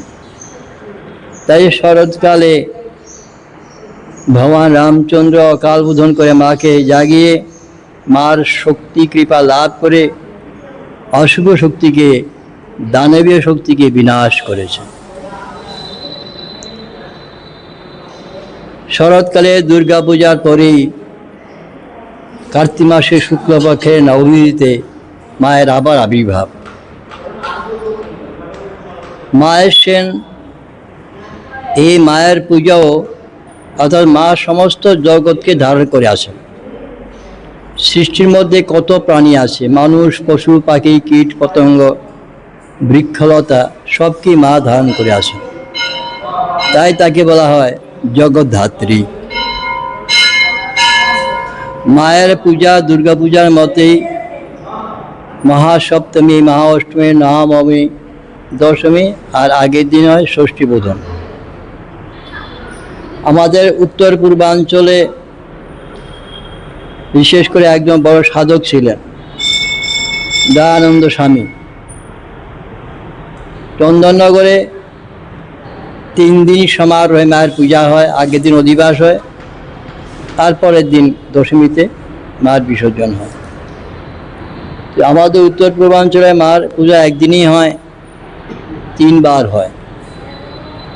দয়ানন্দ তিনি খুব মাতৃ সাধক ছিলেন। রামপ্রসাদ রামকৃষ্ণের মতোই, মামা খেপার মতোই মাতৃ সাধক ছিলেন। অষ্টমী দিন ভোরবেলা ব্রাহ্ম মুহূর্তে মা স্বপ্নে দয়ানন্দকে বললেন, এই তুই আমার পূজা করলি না কেন? বলছি, মা তুমি কি আমাকে বলো নাই কি করে তোমার পূজা করবো? তুমি মাতৃ সাধক, আদ্যাশক্তি মায়ের সাধক তিনিও। তো বলছে তো 3 দিন পূজা হয়, ঠিক আছে আজকে অষ্টমী, ঠিক আছে তুই আজকে অধিবাস করে নে, আর কালকে নবমী দিন তুই পরপর 3 বার পূজা করে নিবি, তাতে তোর সিদ্ধি পরিপূর্ণ হবে। দয়ানন্দে তিনি খুব আনন্দ শান্তি পেলেন মাতৃবাণী শুনে। মা বলে দিলেন যে দেখ, পূজার কতগুলি সময় আছে, এই সময়গুলি একটু ফলো করবি। সমস্ত দিন 24 ঘন্টা, 3 রাত্রি মিলা 24 ঘন্টা হয়। তো ওর মধ্যে 8 বার বিশেষ পূজা করতে হয়। একটা হচ্ছে দৈব মুহূর্তকালীন পূজা, মা বলছেন এটা রাত্রি 12টা থেকে শুরু হয় এবং 3টা পর্যন্ত। ওই সময় সমস্ত দেবতারা মায়ের পূজা করে, মাতৃশক্তি আরাধনা সবাই করে। ওই দৈব মুহূর্তটা রাত্রি 12টা থেকে 3টা পর্যন্ত। এই সময় সমস্ত দেবতারা, মনীষীরা মায়ের আরাধনা করে। পরবর্তী সময়টা বলা হয় ব্রাহ্ম মুহূর্ত। এটা 3টা থেকে শুরু হয়, 4টা, 4:30 পর্যন্ত সময়টা। যে সময় মসজিদে আজান দেওয়া হয় এটা ব্রাহ্ম মুহূর্ত সময় বলা হয়। আমাদের সমস্ত দেবালয়ে মঙ্গলাতেই হয়। মা বলছেন ওই সময় আমার একটা পূজা করবি। তারপর সূর্য দেবতা আকাশে প্রকাশিত হলে তখন তুই আরেকবার পূজা করবি। এটা প্রাতঃকালীন পূজা বলা হয়। তারপরে বলছেন 8টা থেকে 9:30 পর্যন্ত একটা সময় আছে রে, ওটা পূর্বাহ্নকাল বলা হয়। ওই সময় একটু মায়ের আমার পূজা করবি। আর 10:30 থেকে 11:30টার সময় আছে, ওই সময় আমার পূজা করবি, এটা মধ্যাহ্নকালীন পূজা। তারপরে আবার বিকাল 3টা থেকে অপরাহ্নকালীন পূজা, এটাও করে নিবি। সূর্য দেবতা অস্ত গেলে তখন সন্ধ্যাকাল শুরু হয়, তখন আমার পূজা করবে। তারপরে রাত্রি 8টা থেকে 8টার সময় শুরু হয়, এটা হলো রাত্রিকালীন পূজা, শীতল ভোগ। মা বলছেন, দেখ তুই যদি এত না পারিস, তুই সাধনা সিদ্ধি হয়ে গেছে, তবু তুই 3বার করে নে, 3বার আমার পুজোটা করে নে। তো সপ্তমী, অষ্টমী, নবমীটা তুই একদিনে করে নে, 9 দিনে সাধনা সিদ্ধি লাভ।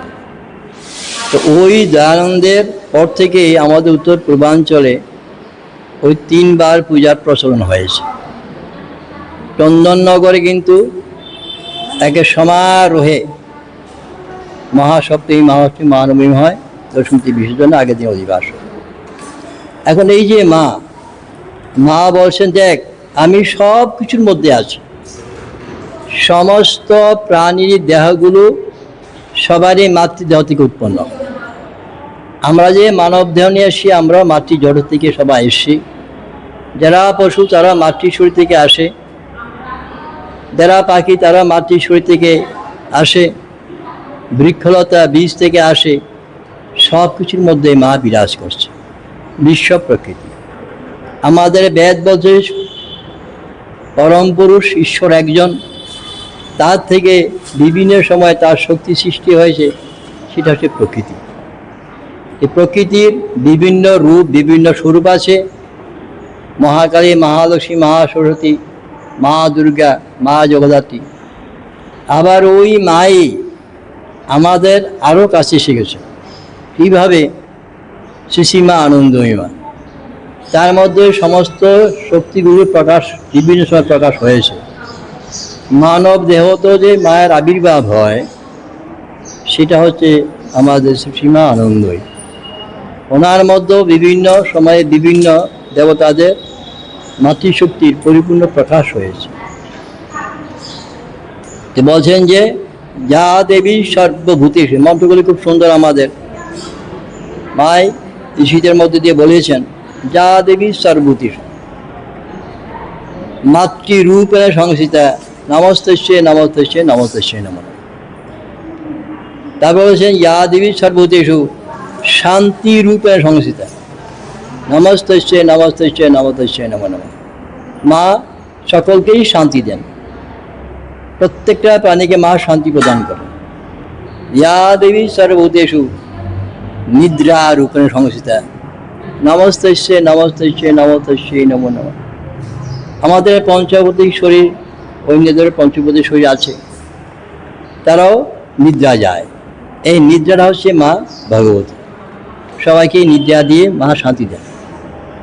ইয়া দেবী সর্বভূতেষু ক্ষুধা রূপেণ সংস্থিতা, নমস্তস্যৈ নমস্তস্যৈ নমস্তস্যৈ নমো নমঃ। আমাদের শরীর রক্ষার্থে, সমস্ত প্রাণীর শরীর রক্ষার্থে সবাই আমরা খাবার খাই। বিভিন্ন খাবার প্রকৃতি আমাদের দিয়ে থাকে, আমরা সেগুলি গ্রহণ করি। এই যে খাবারটা গ্রহণ করি, এটা একটা শারীরিক বৃত্তি আছে, ওটা ক্ষুধা বলা হয়। সমস্ত প্রাণীর ক্ষুধা আছে, এই ক্ষুধাটাও মা। ইয়া দেবী সর্বদেষু ক্ষুধা রূপেণ সংস্থিতা, নমস্তস্যৈ নমস্তস্যৈ নমস্তস্যৈ নমঃ। ইয়া দেবী সর্বদেষু তৃষ্ণা রূপেণ সংস্থিতা, নমস্তস্যৈ নমস্তস্যৈ নমস্তস্যৈ নমঃ। আমাদের শরীর রক্ষাতে, সমস্ত প্রাণীরা রক্ষাতে, শরীর রক্ষাতে জল খায়। জলটা সকল প্রাণীর প্রয়োজন। মানুষ, পশু, পাখি, কীট, পতঙ্গ, বৃক্ষলতা সবাই জল চায়। এটা বলা তৃষ্ণা বলা হয়। এই তৃষ্ণাটাও মা। ক্ষুধাতং সর্বভূতানাং, সমস্ত প্রাণীর ক্ষুধা মা তুমি। বেলাতং সাগরীশ্বর, সমুদ্রে যে তীরভূমি, ওই তীরভূমিটাও মা। তো ইয়া দেবী সর্বোচ্চ বৃত্তি রূপেণ সংস্থা, নমস্তে নমস্তে নমস্তে নম। আমরা যতদিন পৃথিবী বেঁচে থাকি প্রত্যেকেরই আমাদের বিদ্যা বুদ্ধি আমরা অর্জন করি, এবং সেই বিদ্যা বুদ্ধি অনুসারে আমাদের একটা কর্ম হয়, এটা বৃত্তি বলা হয়। এই বৃত্তিটাও মা। এখন আপনারা যারা এখানে আসছেন, যেটা কর্ম নিয়ে আপনার জীবন চলছে, ওটাও মা আছে, ওই বৃত্তিটাও মা। ইয়া দেবী সর্বভূতেষু শক্তি রূপেণ সংস্থিতা, নমস্তে নমস্তে নমস্তে নম। আমরা কাজ করতে গিয়ে শক্তির প্রয়োজন, এই শক্তির প্রাণ থেকে শক্তি আসে, এবং সেই শক্তিটাও মা। সর্বস্বরূপে সর্বেশে সর্বশক্তি সমন্বিত, ভয়বস্টানেদেবী দুর্গাদেবী নমস্তে। সর্বস্বরূপে মানে যত রূপ আছে সবটা মা রূপ, সর্বেশে সকল কিছুর মধ্যে, সর্বশক্তি সমন্বিতে সমস্ত প্রাণীর যে সমন্বিত শক্তিটা, সেটা মার মধ্যে থেকে আসে। এইভাবে দেখা যাচ্ছে মা সবসময় আমাদেরকে ধরে আসেন, বিভিন্ন সময়ে মা বিভিন্ন রূপে আসেন। আমরা যখনই ভুলে যাই তখনই মার একটা আবির্ভাব হয়, মা একটা স্বরূপ নিয়ে আসেন। বিভিন্ন সময় মা আসছেন বিভিন্ন রূপ নিয়ে, যেমন ভগবান শ্রীকৃষ্ণ দাপলীলা করেছেন যোগা মাকে, তিনি আদ্যশক্তি। যোগা মাকে বলছে তুমি সব কিছু ঠিক করে দাও, কীভাবে কী হবে।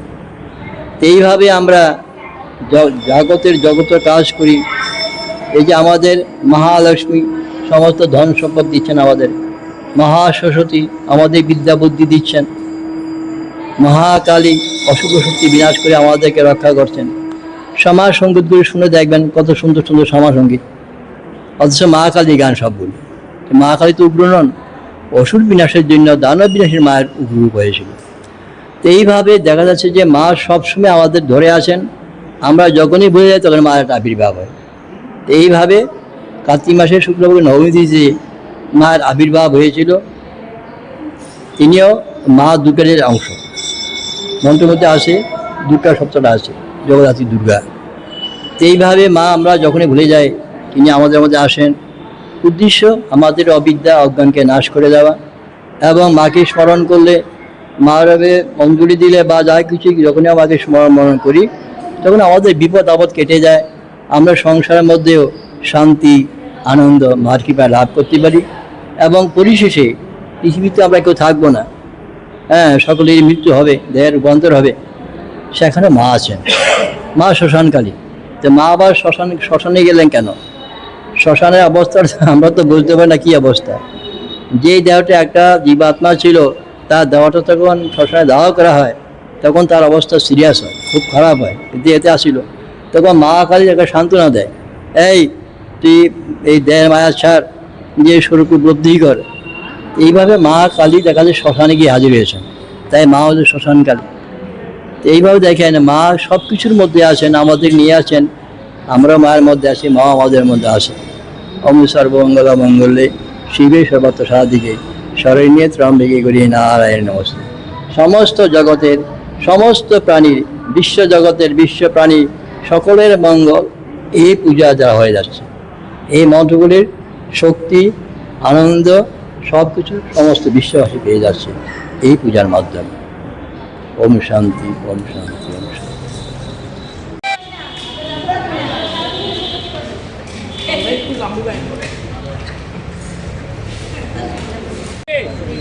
সপ্তাচার প্রিয় দেবী জগদ্ধাত্রী নমস্তুতে।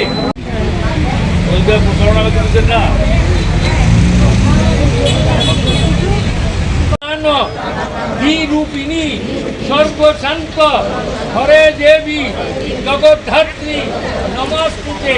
কালাধি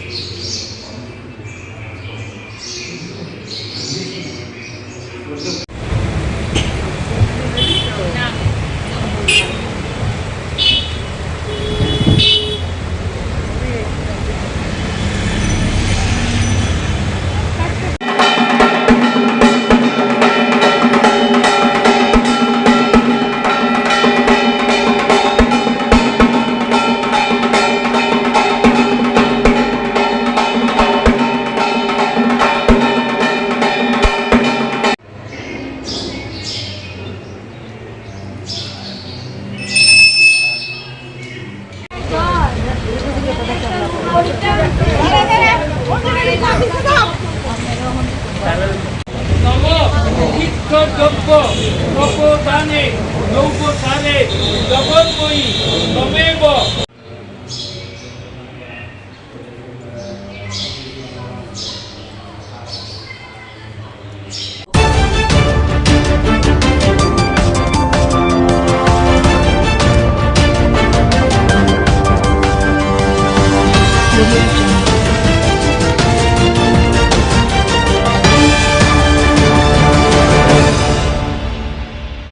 একটা টেকনোলজিক্যাল বিষয় নিয়ে যখন দাঁড়িয়ে আমরা কথা বলেছি, সাধারণ খেটে খাওয়া মানুষ, গ্রামের চাষি, ছোট দোকানে কাজ করে ছেলেরা মেয়েরা দাঁড়িয়ে থেকে আমাদের কথা শুনেছে কারণ মানুষ জানতে চায় যে কোন ধরনের নতুন হামলা তার জীবনের উপরে আসতে চলেছে। ফলে আমি শুরুতে বললাম যে আজকে একটা বড় জয় যে আমরা এতজন একসাথে উপস্থিত হয়েছি, আর একটা বড় উপলব্ধি যে আমাদের কথা, বিদ্যুতের কথা, মানুষের অধিকারের কথা সংবাদপত্রের প্রথম পাতায় আসার সুযোগ হয়ে গেছে। এই সংবাদের সাথে আজকে সকালবেলায় যদি ন্যাশনাল নিউজের, ন্যাশনাল যেগুলো সংবাদপত্র আছে সেগুলো খুলে দেখেন, কেউ যদি হিন্দু, টাইমস অফ ইন্ডিয়া বা বিজনেস স্ট্যান্ডার্ড খুলে দেখেন আজকে, তাহলে বিদ্যুৎ সংক্রান্ত আরেকটা বড় খবর আছে। খবর কি?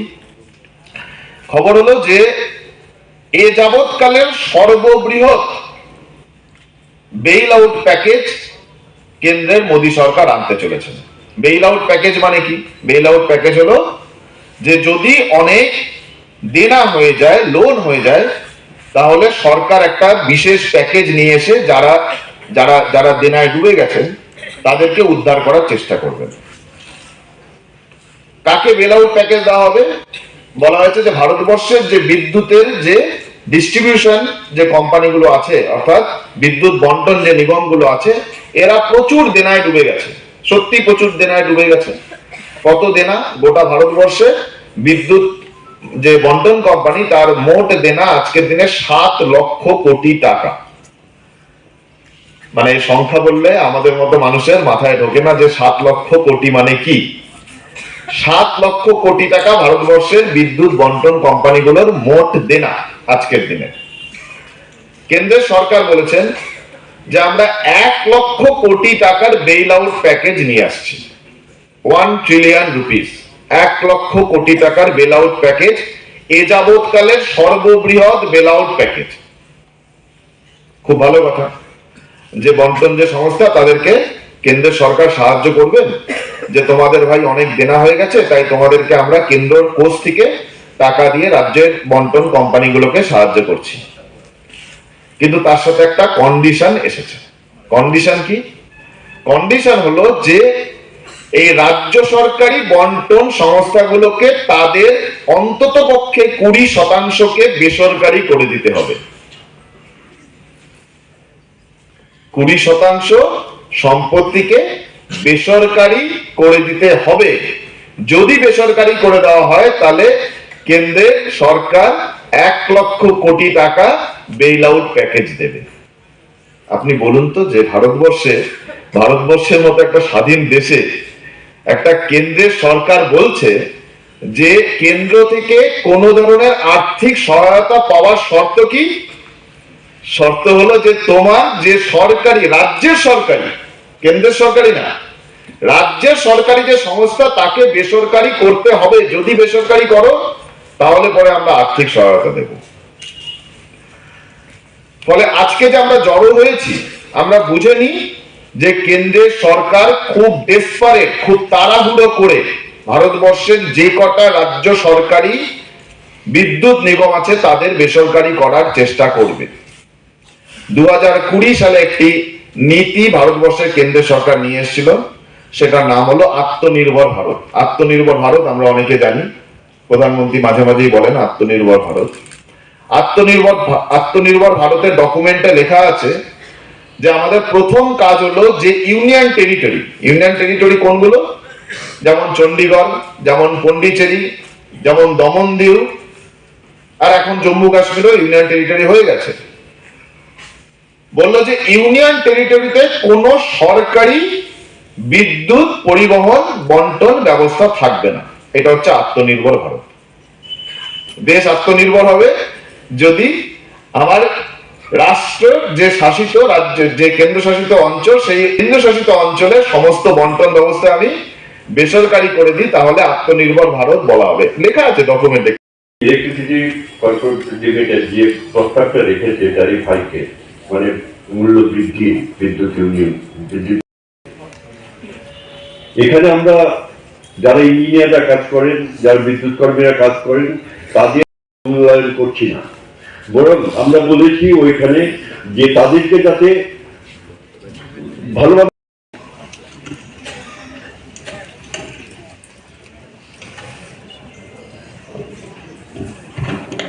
আগামী দিনে আমরা আরো আলোচনা করব, আপনারা সবাইকে সঙ্গে নিয়ে একসাথে আমরা কিভাবে কাঁপিয়ে দেওয়া সেটাকে আমরা নিন্দা করেছি এবং আমরা বলেছি ইলেকট্রিসিটি রেগুলেটরি অথরিটিকে বলেছি যে সেটা কোনো অবস্থাতে আমরা। সুধী সজ্জন মন্ডলী,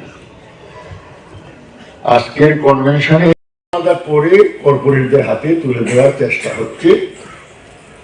রিসিভিং এন্ডে আমরা যারা ভোক্তা, আমরা হলাম তাদের বই।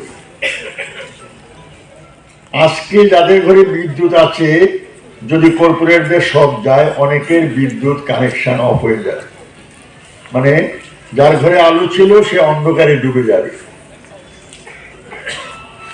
ওই শাইনিং ইন্ডিয়া একটা স্লোগান আমরা শুনেছিলাম, তখনই বলা হয়েছিল, সেই সময় যিনি প্রধানমন্ত্রী ছিলেন তিনি বলেছিলেন তাদের নীতি হবে ডাউন সাইজ দি গভর্নমেন্ট, সরকারের বকু ছোট করো। আর গীতার শ্লোক নিয়ে বলেছিলেন সেভাবে চলো, কাজ করে যাও, ফলের আশা করবে না। এরকম নীতিতে এখন দেশ চলছে, তার ফলে আমরা বিপদে। এখন প্রোটেকশন কিভাবে সম্ভব? একা একা লড়াই করে আমরা পারবো না, তাহলে ভোক্তাদের নিয়ে আমরা একটা সংগঠন তৈরি করতে হবে। যেই সংগঠন ভোক্তাদের হয়ে বিভিন্ন ফোরামে সজোরে এই কথাগুলো বলা দরকার, এবং এটা নিয়ে আমরা কিছুটা এই যে একতরফাভাবে আমাদের উপর চাপিয়ে দেওয়া হচ্ছে, এটাকে কিছুটা প্রতিহত করা বা এটাকে থমকে দেওয়ার জন্য চেষ্টা। সেই উদ্দেশ্যেই আজকের এই কনভেনশন থেকে একটা সোসাইটি গঠন করার, অ্যাসোসিয়েশন তৈরি করার একটা সিদ্ধান্ত হয়েছে বিদ্যুৎ ভোক্তাদের। সেটা আমাদের রাজ্যে ভোক্তা আদালত আছে, ইত্যাদিতে গিয়ে লড়তে গেলেও কে লড়বে? তাহলে সোসাইটি তার হয়ে লড়বে। সেই ধরনের একটা অ্যাসোসিয়েশন তৈরি করার যে প্রস্তাব এখানে রাখা হয়েছে, আশা করি আজকের সময়ে এটা অত্যন্ত জরুরি কাজ। তার জন্য এই কনভেনশনের উদ্যোক্তাদের আমি ধন্যবাদ জানাই এবং সকলকে বিষয়টাকে বোঝার জন্যে উপলব্ধি করছি। যারা আমরা এসেছি, বাকি লক্ষ লক্ষ ভোক্তা রয়েছে, তাদের কাছে আমরা প্রচারে নিয়ে যাব যে আমরা কি পথে এই সমস্ত চাপিয়ে দেওয়া শর্তগুলোকে আটকানো যায়। আমাদের উপর, এই গ্রাহকদের উপর চাপিয়ে দেওয়া চলবে না। আমরা বলেছি যে বর্তমান অতীতের সমাজ রাজনীতির সঙ্গে যুক্ত বিশিষ্ট মানুষেরা, আমি সেটার পক্ষ থেকে বলছি যে আমি এটাকে সমর্থন করছি, কারণ আমাদের এই সময়ে কর্পোরেট নির্ভর হয়ে যাতে টোটাল ব্যবস্থা ভারতবর্ষ স্বনির্ভর হোক, আমরা বলছি না, রাষ্ট্র নিয়ে আমরা শেষ করছি। নমস্কার।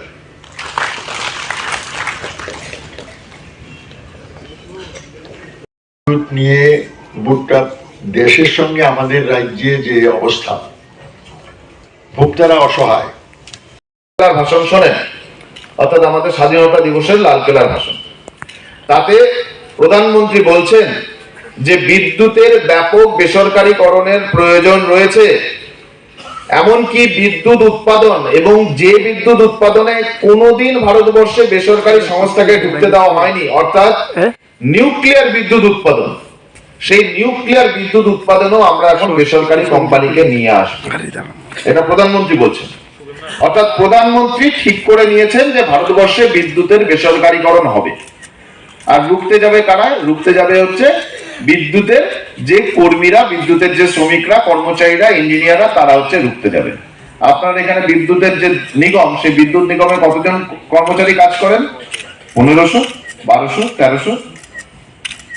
তাহলে দেশের সরকার, রাজ্যের সরকার যখন চাইছে যে বিদ্যুৎ বেসরকারীকরণ হয়ে যায়, এই 1200 মানুষের পক্ষে কি সেটা ঠেকানো সম্ভব? সেটা ঠেকানো সম্ভব না। তাহলে ঠেকাতে গেলে কি করতে হবে?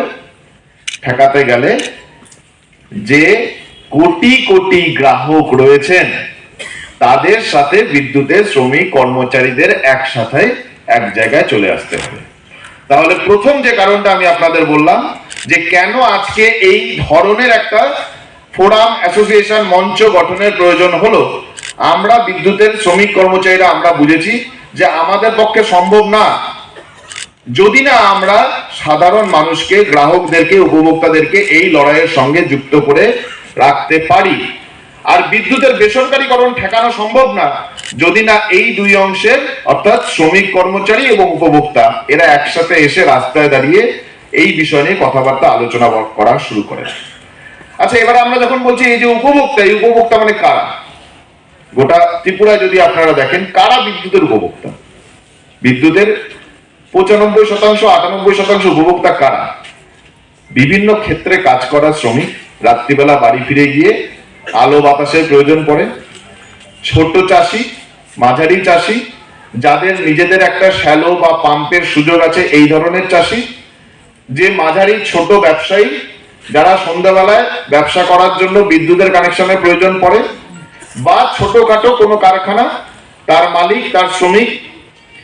অর্থাৎ গোটা ত্রিপুরার যে উৎপাদক অংশ, তারা শ্রমিক হন, তারা কৃষক হন, তারা ছোট ব্যবসায়ী হন, তারা ছোট কারখানা নিজের তৈরি করেছেন, সেখানে 15 জন, 20 জন, 50 জন শ্রমিককে নিয়ে একসাথে উৎপাদনের কাজ করছেন, এই সবটা বিদ্যুতের গ্রাহক।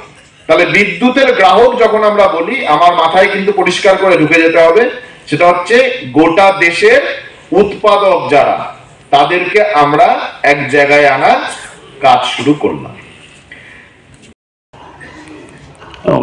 ভানুগর শাহ মহাশয় আপনাদের সামনে আলোচনা করবেন। টেকনিক্যাল ব্যাপার এবং এই সমস্ত নিয়ে সাধারণ মানুষের খুব বেশি উৎসাহ, আগ্রহ নেই। বিদ্যুতের আন্দোলন বললে মনে করা হতো যে এটা বোধহয় বিদ্যুৎ কর্মীদের আন্দোলন, তারা তাদের চাকরি বাঁচানোর জন্য লড়াই করছেন, বা বেসরকারীকরণের বিরুদ্ধে তারা লড়াই করছেন, যারা ওই সেক্টরে কাজ করেন তারা লড়াই করছেন।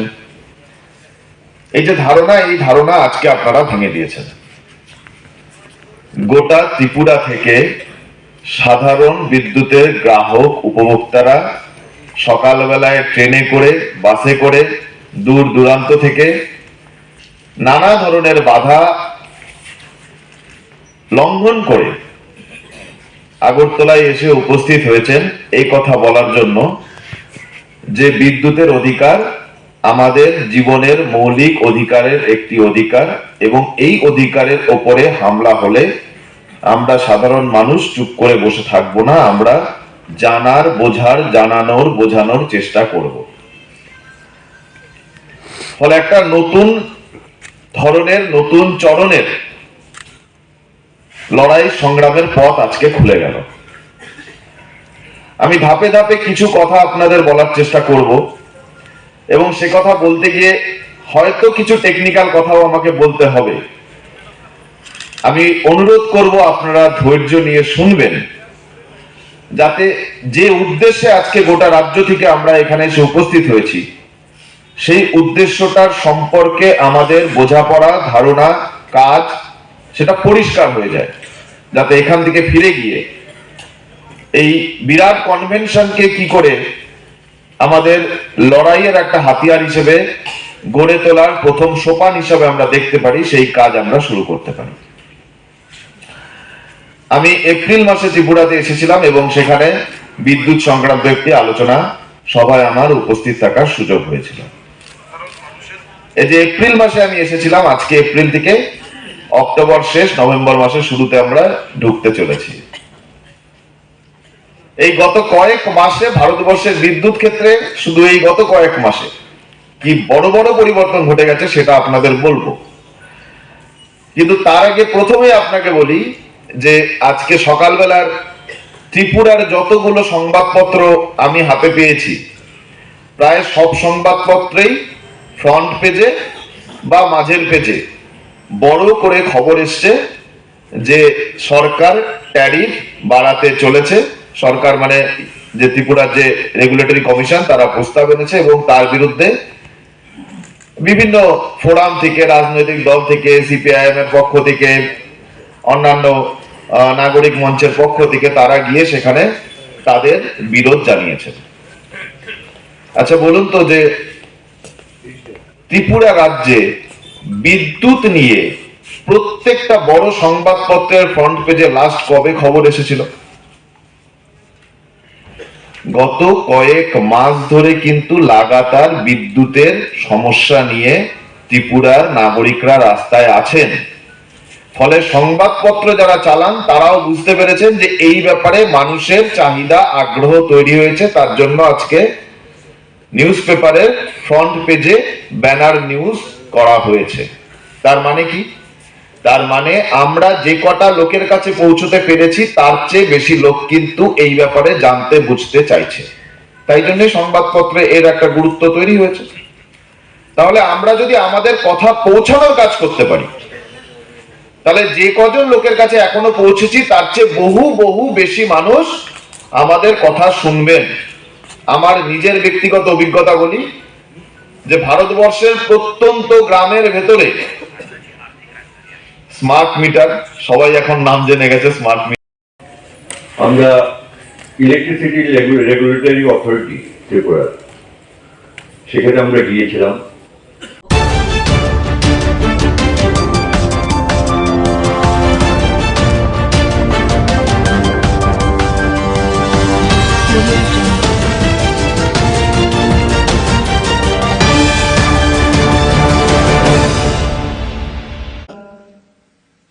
মানে এভরিডে বা এভরি মান্থ এটা একটা নর্মাল যে একটা ফ্রেমওয়ার্ক ছিল, তার উপর ভিত্তি করে আমরা ক্লাস করাতে যেতাম।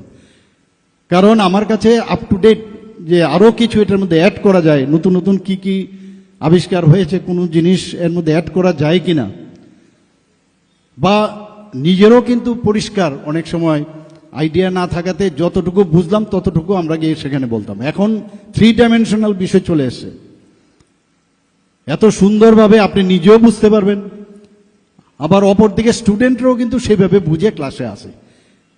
কাজে যারা শিক্ষক আছে তারাও কিন্তু আন্ডার এস্টিমেট করলে চলবে না যে স্টুডেন্টরা জানে না, কম জানে আমার থেকে, আমি যেটা বলবো তাই। কাজে এই যে একটা কম্পিটিশন, এর মধ্যে যেহেতু টিচার্সদের মধ্যে এদের এক্সপিরিয়েন্স অনেক বেশি, কাজে ন্যাচারালি তার পক্ষে যে জিনিসটা জানা এবং তার পক্ষে ডেলিভারি সিস্টেমটা অনেক স্ট্রং হবে, কনফিডেন্স লেভেলটা অনেক বেশি হবে। তো তার থেকে যে শিক্ষা আমাদের স্টুডেন্টরা পাবে সেটা আগামী দিন আমার মনে হয় যে আমাদের ত্রিপুরার জন্য একটা উন্নত মানের এখানে ইনস্টিটিউশন হবে। ভিসিআই যেটা আছে আপনাদের ভেটেরিনারি কাউন্সিল অফ ইন্ডিয়া, আমি খবর নিচ্ছিলাম, আমি বলছিলাম রিকগনাইজেশন পেয়েছে কিনা, কারণ আমি তো এই বিষয়গুলো জানি ইনস্টিটিউশনের কি কি। বলছে না, ওটাকে ওই লেটার অফ পারমিশন বা আপাতত দেওয়া হয়েছে, ফ্যাকাল্টি যদি হয়, এখন যেহেতু হোস্টেলের রুম টুম আমাদের এনইসির যে ফান্ড দেওয়া হচ্ছে ন্যাশনাল যে আমাদের নর্থ ইস্টার্ন কাউন্সিল থেকে, আমার কিছুদিন আগেও নর্থ ইস্টার্ন কাউন্সিলের সাথে আমার প্রায়শ বৈঠক হয়, সেখানেও আমরা দেখেছি, সেখানে আমরা যখন আমাদের অর্থনৈতিকের কথা যদি আমরা দুধ, ডিম এবং মাংসের, আমাদের ত্রিপুরা কিন্তু খুব ভালো পজিশন আছে। আজকে ভেটেরিনারি সায়েন্স যদি উন্নত মানের হয়, তবে এই যে আমাদের যেমন এখানে ত্রিপুরাতে ডিমের মাথাপিছু প্রাপ্যতা পার ক্যাপিটা যে অ্যাভেলেবিলিটির দিক দিয়ে নর্থ ইস্টার্ন জোনের মধ্যে কিন্তু আমরা সর্বপ্রথম এখন। তো এটা আমাদের জন্য একটা গৌরবের বিষয়, কিন্তু বসে থাকলে হবে না। এখান থেকে যারা ফ্যাকাল্টিরা আসবেন আমাদের তাদেরকে যে পশুপালক থেকে শুরু করে তাদের প্রপার ট্রেনিং দেওয়া, এবং যারা পশু পাখি তাদেরকে কিভাবে সুস্বাস্থ্য রাখা যায়। এখানে বলা হয়েছে যে আমাদের কিভাবে যে মোবাইল ভেটেরিনারি মোবাইল যে ভ্যান এখন স্টার্ট হয়েছে, সেগুলো আমি এর আগেও একটা প্রোগ্রামে আমি সেখানে গিয়েছিলাম। এখানে দুধের বিষয়ে যদি আজকে বলুন, আজকে আমরা যদি গুজরাটের কথা বলি, সেখানে এক দুধের যদি আমরা চিন্তা করি, সেখানে কোন জায়গায় চলে গেছে। তো আমুল, আপনারা সবাই জানেন আমুল মিল্ক সম্পর্কে। তো আমাদের ত্রিপুরাতেও আমরা চেষ্টা করছি এখানে। তো দুধের দিক দিয়েও নর্থ ইস্টার্ন জোনের মধ্যে আমরা যে প্রোডাকশন, সেই প্রোডাকশন প্রায় দ্বিতীয় স্থানে আমরা নর্থ ইস্টার্ন জোনের মধ্যে রয়েছি। আমরা রাজ্য মাংস উৎপাদনের আমরা যাতে স্বয়ং সম্পূর্ণতা অলরেডি অর্জন করেছি, তবে অদূর ভবিষ্যতে দুধ ও ডিমের উৎপাদন আরও যাতে আমরা সেলফ সাফিসিয়েন্ট হই, সেলফ রিলায়েন্ট হই, সেই কাজটা শুধু সরকার করলে হবে না, আপনাদেরও। কারণ আপনারা আগামী দিনের ভবিষ্যৎ এই গ্রামীণ অর্থনীতির উন্নয়নের জন্য। সেখানে আরও বেশি করে কোনো ইনোভেটিভ যদি কোনো আইডিয়া থাকে, সারা পৃথিবী এখন আপনাদের হাতের মুঠোয়, সব কিছু এক লহমায় আপনারা সব জানতে পারেন যে কিছু করা যায় কিনা। টিচার যারা আছে তাদের সাথে আপনারা কথা বলতে পারেন। আপনাদের এই যে আজকের যে অনুষ্ঠান হলো, সেই রকম যদি আপনারা সায়েন্টিফিক কোনো সেমিনারের মাধ্যমে বা আপনারা কি কি করছেন, এখানে আমি শুনলাম একটা খামারও আছে, বেশ বড় একটা খামার, সেখান থেকে আপনারা যে প্র্যাকটিক্যাল যে নলেজ আপনারা সেটা নেন, আরও কিছু করা যায় কিনা সেই বিষয়ে আপনারা নিশ্চয়ই আগামী দিন আমার চিন্তা করবেন। আমাদের সমবায়কেও এর সাথে যুক্ত করেছি। তো সমবায়ে তো প্রায় 9 লক্ষ মানুষ এর সাথে ডাইরেক্ট ও ইনডাইরেক্ট ওয়েতে যুক্ত রয়েছে। আজকে আমাদের যখনই কোনো কথা হয় যে প্রোটিন আমাদের প্রচণ্ড প্রয়োজন, তো একমাত্র প্রোটিনের উৎপাদন একমাত্র আপনারাই বেশি করে, আপনাদের যে অভিজ্ঞতা তার নিরিখে আগামী দিন ত্রিপুরা রাজ্যের প্রোটিনের যে বেশি করে উৎপাদন, সেটা আপনাদের পক্ষেই সেটা সম্ভব হবে। আমাদের এখানে মাননীয় মন্ত্রী অলরেডি বলেছেন, মুখ্যমন্ত্রী উন্নত গোধন প্রকল্প আমরা শুরু করেছি, প্রাণীপালক সম্মান নিধি আমরা শুরু করেছি, সেখানে 6,000 টাকা করে আর্থিক সহায়তা আমরা দিচ্ছি প্রতিটি যারা অলরেডি বেনিফিশিয়ারি আছেন। এবং এর জন্য আমরা কিন্তু, আমি যখনই এই ধরনের ঘটনা হয়, আমি ক্যাবিনেটে কিন্তু একদম বিন্দুমাত্র চিন্তা করি না, ইট শুড বি ডান। এতে করে 2023-24 এবং 2024-25 সালে প্রায় 800-এর উপরে, 8,000-এর উপরে পরিবার এতে লাভ হয়েছে এবং তাদেরকে 6,000 টাকা করে আমরা প্রতি বছর আর্থিক সহায়তা করছি। ভ্রাম্যমাণ পশু চিকিৎসা ইউনিট উপস্থিত আছেন। তার মধ্যে একটু আগে যার মূল্যবান বক্তব্য আমরা শুনলাম, এই ARDD এবং অন্যান্য দপ্তরের মাননীয় মন্ত্রী শ্রী সুধাংশু দাস মহোদয়,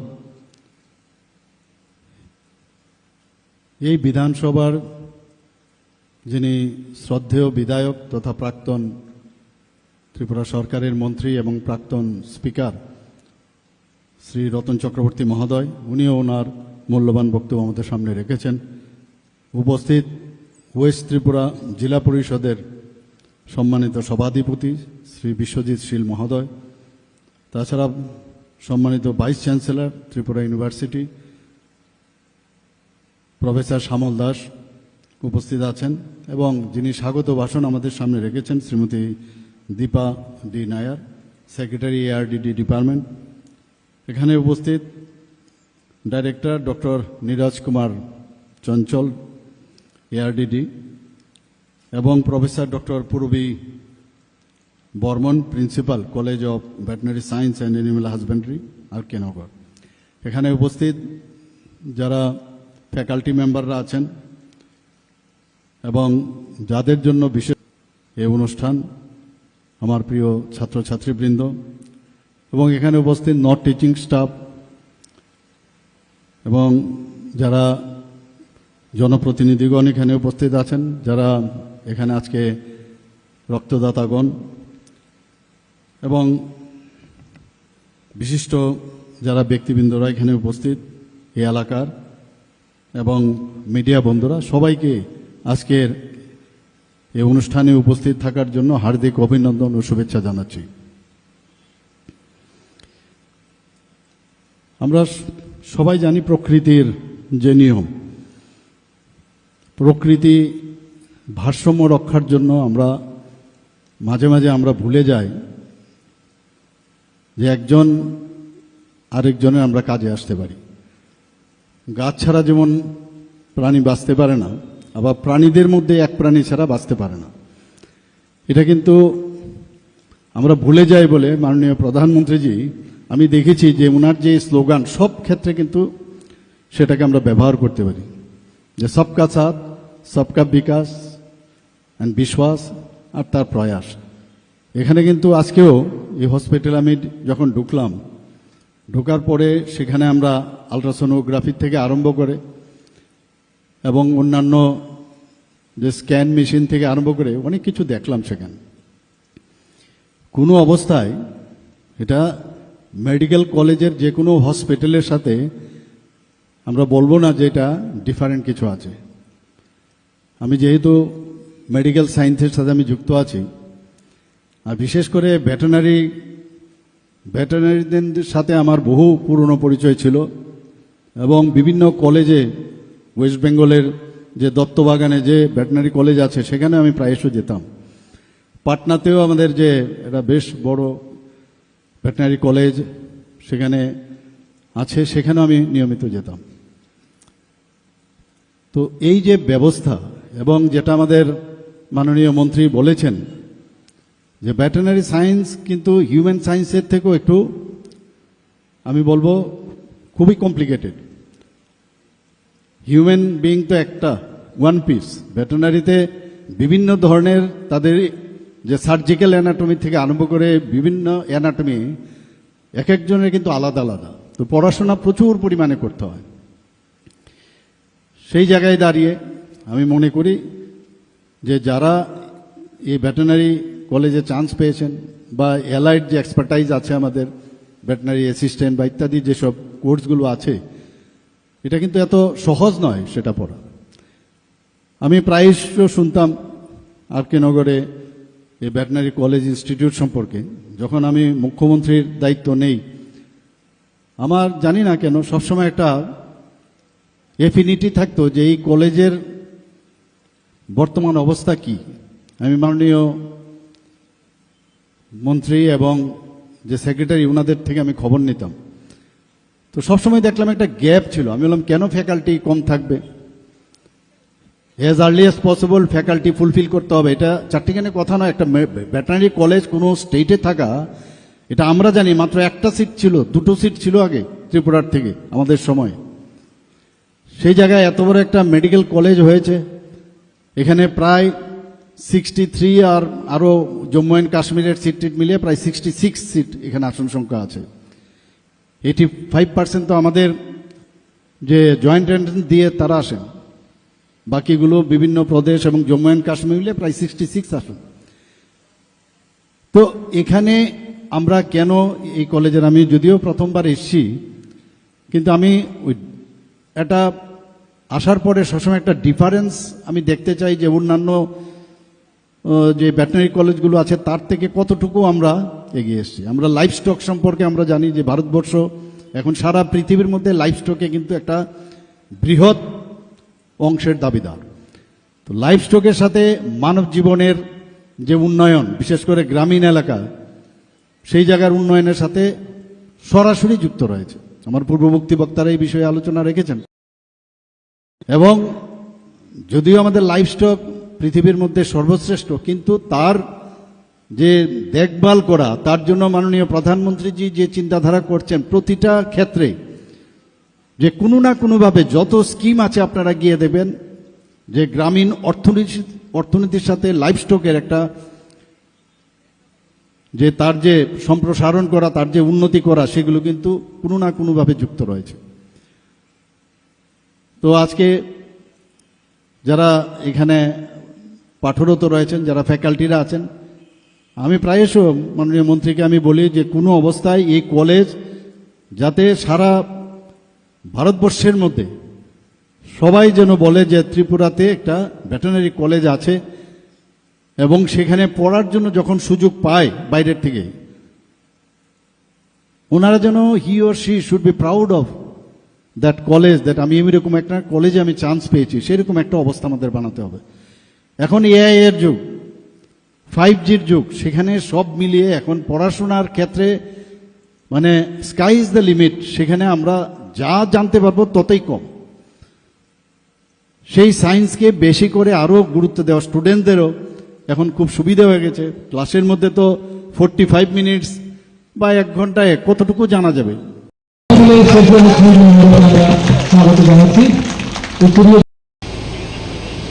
Thank you very much, sir. We have Srimati Deepa D. Nair, ma'am, IFS.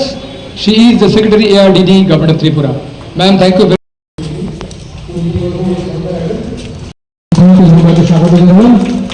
Sir, this is a College of Veterinary Science and Animal Husbandry. Thank you very much.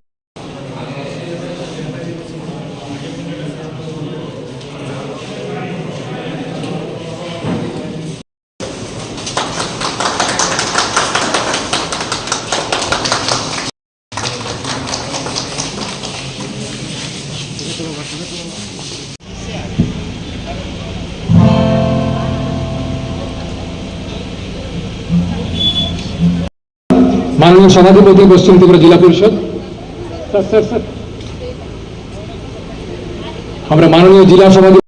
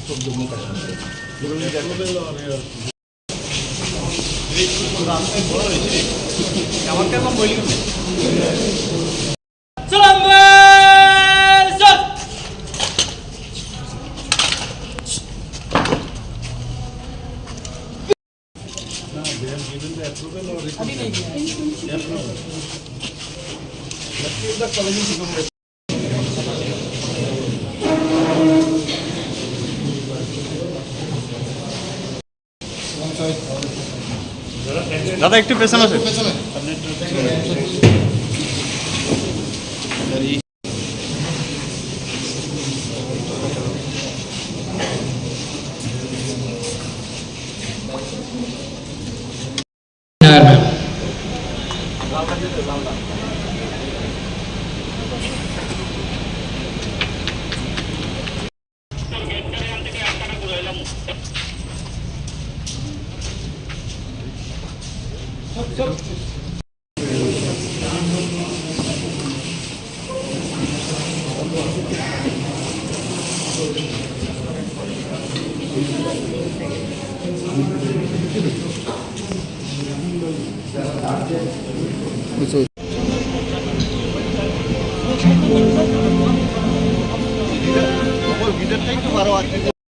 বিশেষ মুহূর্তে বিনম্র শ্রদ্ধার সঙ্গে অনুরোধ জানাই শ্রদ্ধা মুখ্যমন্ত্রী মহোদয়কে পবিত্র জলের মধ্যে দিয়ে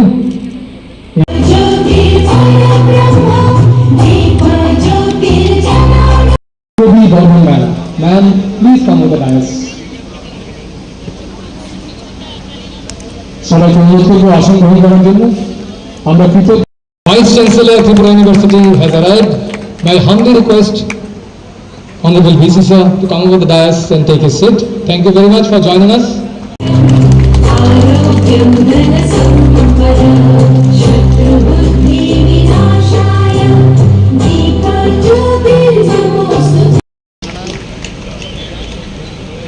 Thank you very much sir. And we have শ্রদ্ধার সঙ্গে আপনাকে এই মঞ্চে স্বাগত জানাই professor Shyamal Das, Honorable Vice Chancellor, Tripura University. They will make us proud, and that way we are going to create as Tripura, Swasth Tripura, as Bharat, Swasth Tripura. Welcome, Chakraborty, Honorable only for assembly constituency. College of veterinary সায়েন্সের পক্ষ থেকে শ্রদ্ধার মধ্যে মুম্বাইকে বর্ণনা করে নিচ্ছি এবং এই শুভেচ্ছা স্বাগত আমাদের সবার পক্ষ থেকে স্যার আপনার ত্রিপুরা সুন্দর।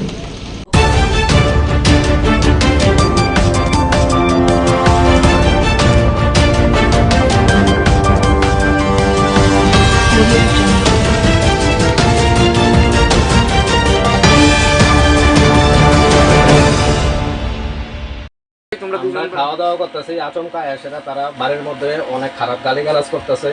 তারপর আমার এক মামারে খুঁজতেছে, আমরা বলছি মামা যেহেতু বাড়িতে নাই আপনারা পরে আইয়েন, না হইতো না, হ্যাঁ তাদের আইতে লাগবো, এই করতে লাগবো, তারা 5-7 জন আছে, ঠিক আছে। তারা আরো হুমকিমূলক কথা কইছে, বাড়ির মধ্যে মহিলার পর্যন্ত হাত তুলছে, আমরা তারা দত্তাম দিয়েছিল আমার এখানে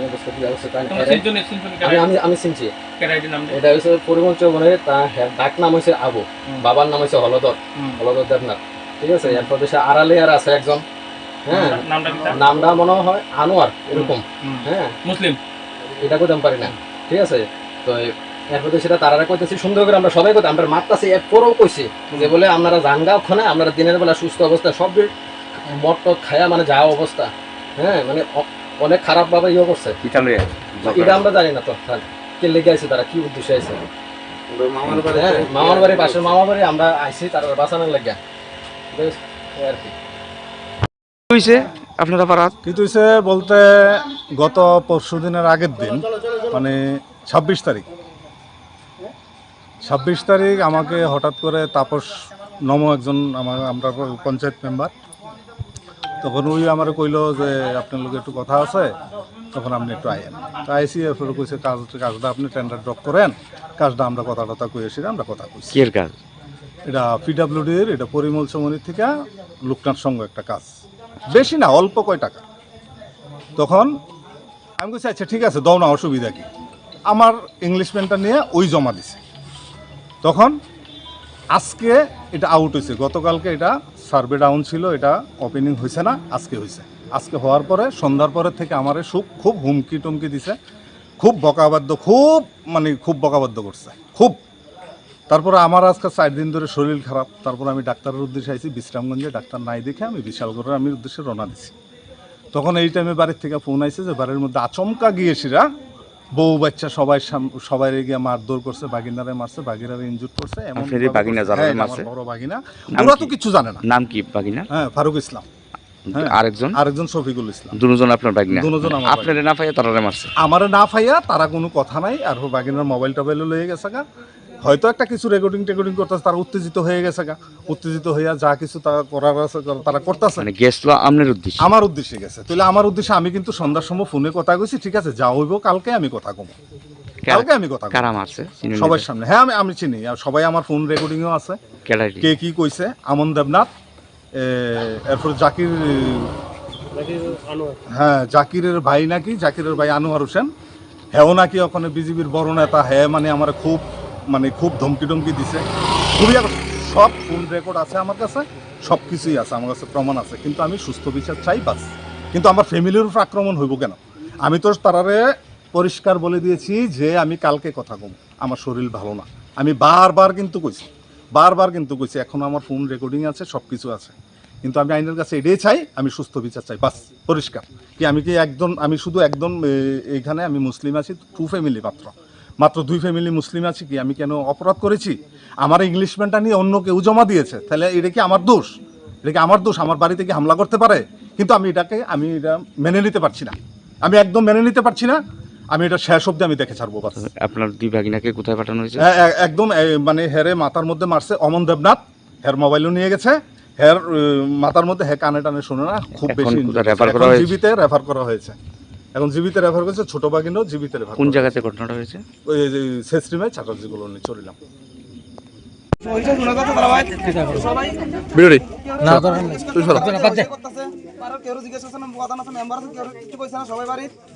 মেম্বার আছে, মেম্বার দেখতেছে তারা হয়েছিল, তো সবাই গেছে মেম্বারের লগে, তারা কেউ কিছু জানাইছে না। এরপরে তারা আমরা পাড়া মানুষ সবাই গেছি, তারা 4 জনে বাইকে গেছে, তারা 3 জন আসলে এখানে উপস্থিত থাকার পরে পাড়া মানুষ তারা কইছে থাকতো, তারা থাকে নাই। মানে সবাই আটকে রাখছে। তো প্রশাসন আইছে, প্রশাসন আইয়া আমার প্রভু আছে, প্রশাসনের সামনে গাড়িটা চলে গেছে। আমরা সবাই মিলে গাড়ির সামনে থেকে আটকেছিলাম যে প্রশাসন আছে, প্রশাসন কিছু করবো। তো প্রশাসন আইয়া দেখছি তারা গাড়ি সাইড দিয়েছে, আমার প্রভু আছে, তারা পুলিশের সামনে আর সব গেছে গা। আর আমরা দুইবার ঘটনা হয়েছে, সামনে যদি আবার ইতা করে আমরা পাড়ার মানুষ সবাই হরানি আছে।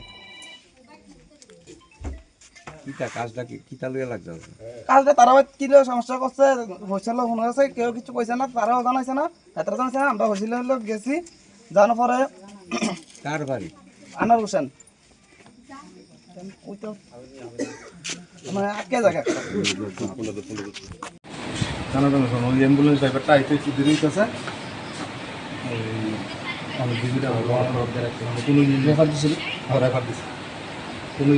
কেটা মারছে কিনা এটা? আবু তারা মারছে, আবু তার মোবাইলটা খুব ভালো মোবাইল, ওই মোবাইলটা লেগে গেছে। আবু বলতে অমন? ওই যে অমন, ওই আমন দেবনাথ। আর আসলো এটা? আর আসলো আনোয়ার হোসেনের ভাই যে আনোয়ার হোসেনের, জাকির হোসেনের মাথা নেতা যে জাকির, এরপরে আরো আসলো। আমি তো বাড়িতে নাই, আমি আইছি ডাক্তার দায়িত্ব। কথা বলে ওখানে করতে পারবেন নি? তারা যায় সেটা নানান ধরনের বকাবদ্ধ করতেছে আর কি। তো আমি কইছি এভাবে বকাবদ্ধ করতেছেন যে এটা তো আমার মামার বাড়ি, যদি মামার সঙ্গে কথা থাকে মামা আইলে বাড়িতে কথা কইেন, এখন এভাবে মহিলা আছে, বাচ্চা আছে, এভাবে হাঙ্গামা করেন না। তো আমি জাস্ট একটা ভিডিও করতে গেছিলাম যে বাড়ির মধ্যে এভাবে যদি হামলা করে একটা ভিডিও রাখা দরকার, সেই পরিপ্রেক্ষিতে আমি ভিডিওটা করতে গেছি। তখন তারা আমার হাতে থেকে মোবাইলটা কেটে নিয়ে আমার এখানে মারছে, আমার মোবাইলটা আমার ছোট ভাইয়েরও মারছে। চিনছেন নি কারা কারা মারছে? আমি চিনছি কারা কারা? পরিমোচন বাড়ি, তার ডাক নাম আবু, ঠিক আছে? আসল নাম কিন্তু এটা জানি না। কোনটা ওই যে বলার ভাই, যে গিরিধারের ভাই? হ্যাঁ হ্যাঁ হ্যাঁ এমনই। হ্যাঁ, তারপরে আড়ালিয়ার কিছু পোলাপান আছে, 5-7 জন পোলাপান আছে। তানে কইতেছে যে বেচা লইব, বাড়িতে বার করে লইয়া যাবো, আমার মার গাও হাত বলছে। আমার মোবাইলও আসলে আড়াইলা কেউ চিনছেন নি? আড়াইলা কেউ? আড়াইলা ওই হেরোই চিনছি। কারে? এই যে আনোয়ার, যে আনোয়ার জাকিরের ভাই। যে পরে আরেকজন 3জন লোক আছে, মানে তারা খুব সাব্যস্ত লোক, তারা বুঝাইতে চাইতেছে নিজেরে। যার চিনছেন দেখি আনো ওই জাকিরের ভাই? হ্যাঁ হ্যাঁ হ্যাঁ, মাথা নেতা জাকির। হ্যাঁ হ্যাঁ হ্যাঁ। আর কেউ আসতো নি আপনার সিনেমা মতো? না, আর সিনেমা মতো নাই। হ্যাঁ, কইতেছি একটা রেফার আছিল তো, ফারুক ইসলাম বিশ্রাম থেকে এজিএমসিতে গাড়ি। হ্যাঁ হ্যাঁ, এটা হেড ইঞ্জুরি আছে, ধর লেফট সাইড হেড ইঞ্জুরি আছে, সব মানুষ গাড়িটা তো, গাড়িটা তো আছে হসপিটালে। তো আপনি পারবেন না? আমরা নিয়ে যাবো না, মাথায় মরে যাব করে থানা দাঁড়াও।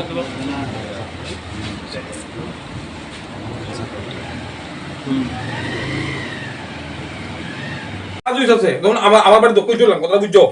আমার বাড়ি দক্ষিণ চললাম, ওখানে যদি কথার কথা আমার বাড়ির সামনে কাজটা যদি আমি মেনে নেবো নিলাম না, কিন্তু না না, এটা আমি রাখতেছি।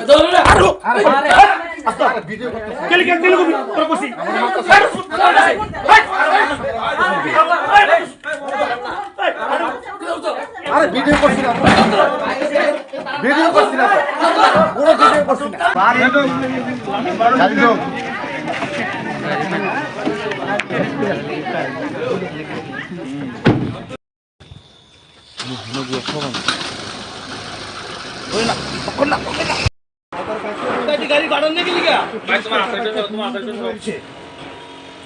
ভাই তোমরা দুজন ভাই?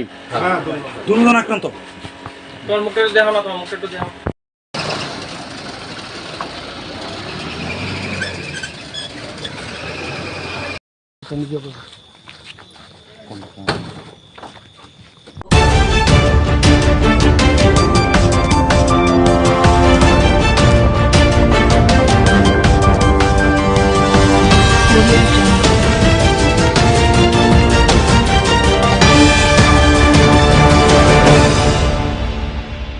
সাতটার সময় আমরা এখন লাইন পাচ্ছি না, আমরা তো গাড়ি রিজার্ভে আছি। তো এরপরে ওখানে এমন হইলে কেমন হইব, মানুষ 10টা 11টার সময় হয়, তো তারা সকাল 7টার সময় দালালরা এসব করবো, তো আমরা গাড়ির ভাড়া দিদি আইম, গাড়ির ভাড়া দিদি আইয়ে রে আমরা কিচ্ছু পাইতাম না। তো এই আমরা এটা কি হইলো, আমরা আর কি বলা ঠিক আছে, আর কোনো কিছু কি চাইবেন যারা সরকার চালাইতেছে তারা কি চাইবেন? সরকার চালাইতে আছে যেন এটা সুস্থভাবে হয়, এই দাবি রাখবেন না? আমি দাবি আবেদন ডিম অফিসে কি আইছে? ভোর 4টার দিকে আধার কার্ড বায়োমেট্রিক করা সকাল 4টা? হ্যাঁ সকাল 4টা। ততক্ষণ কি অফিস খুলছি নি? এত সকালে কেন হয়েছে? না অত লাইন পাওয়া যাচ্ছে না, এর জন্য আমি সকালে 4টার দিকে এখানে মানে আগে এই লাইন ধরতে হয়? হ্যাঁ আগে লাইনটা ধরতেছি। ও তো কত নম্বর লাইন পাইছেন? আমি পাইছি 1 নম্বর। ও কতটা পর্যন্ত দাঁড়ায় থাকতে লাগবে লাইনে? 11টা। এত সময় লাইনে দাঁড়ায় কাজ করতে হয়? হ্যাঁ। কি বলবেন এই বিষয়টা, কি কারণে দেরি হইতেছে? এখানে স্যারে কইছে, স্যারে কইছে এখানে মেশিনটি নষ্ট, একটা মেশিনে আছে তার জন্য 18 পুরুষ 18 জন, মহিলা 18 জন করে নিতে আছে। মেশিন ঠিক হলে পরে 70 জন করে নিব। কি চাইতেছেন আপনারা? তখন চাইতেছি আমরা যত তাড়াতাড়ি হোক মেশিনগুলো ঠিক করে, যখন মানুষের যে পরিচালনাটা আছে এটার থেকে বিরত রাখার জন্য। বোর্ড সাইডটা কত নম্বর লাইন পাইছেন? 2 নম্বরে। বোর্ড সাইডটা? তো সাইডটা কি রাইছেন? কালকে আইয়া গেছি, পরশুদিনও আইছি, লাইন নাই। তো আজকে আইছি, আমার বাচ্চার 5 বছর হয়েছে, আমি আধার কার্ড করতাম আইছি, আজকে 4টার সময় আমি লাইন করছি। এখন তো অফিস তো রিজার্ভ করে আইছি। কোন জায়গা থেকে আইছেন? মতিনগর থেকে। তো অফিস তো খুলবে 11টায়, তো আমরাও বাচ্চার আধার কার্ড করা লাগবো। এত সময় কি করবেন? গাড়ি রিজার্ভ করে আওয়ার লাগবো। তো এখানে 5 থেকে 6 ঘন্টা লাইন ধরতে থাকবে। খাওয়া লাগবো কি করন, আমরা তো সরকার আমরা দিকে চায় না, মেশিন নষ্ট হয়েছে কতদিন ধরে বলে, মেশিন ঠিক করে না। তো আমরা বাচ্চার আধার কার্ড লাগবো, বাচ্চার কাগজপত্র করার লাগবো, এ কারণে আমরা ভোর 4টার সময় অটো রিজার্ভ করে আসি। এখন যারা সরকার চালাইতেছে বা উপরে স্থানীয় নেতৃত্বরা আছে তারা কি রাখবেন, দাবি রাখবেন আপনাদের এই দুরবস্থায়? সুস্থভাবে মেশিন যারা তাদের ঠিক করতে পারে, বা আমরাও সুন্দরভাবে এমন কি 4টার সময় না আইতে লাগে, টাইম মতন আমরা 10টা 11টার দিকে আইয়া বাচ্চা যাতে আই কার্ড আধার কার্ড এটা করতে পারি। কি নাম আপনার? সুপ্রিকা নন্দী।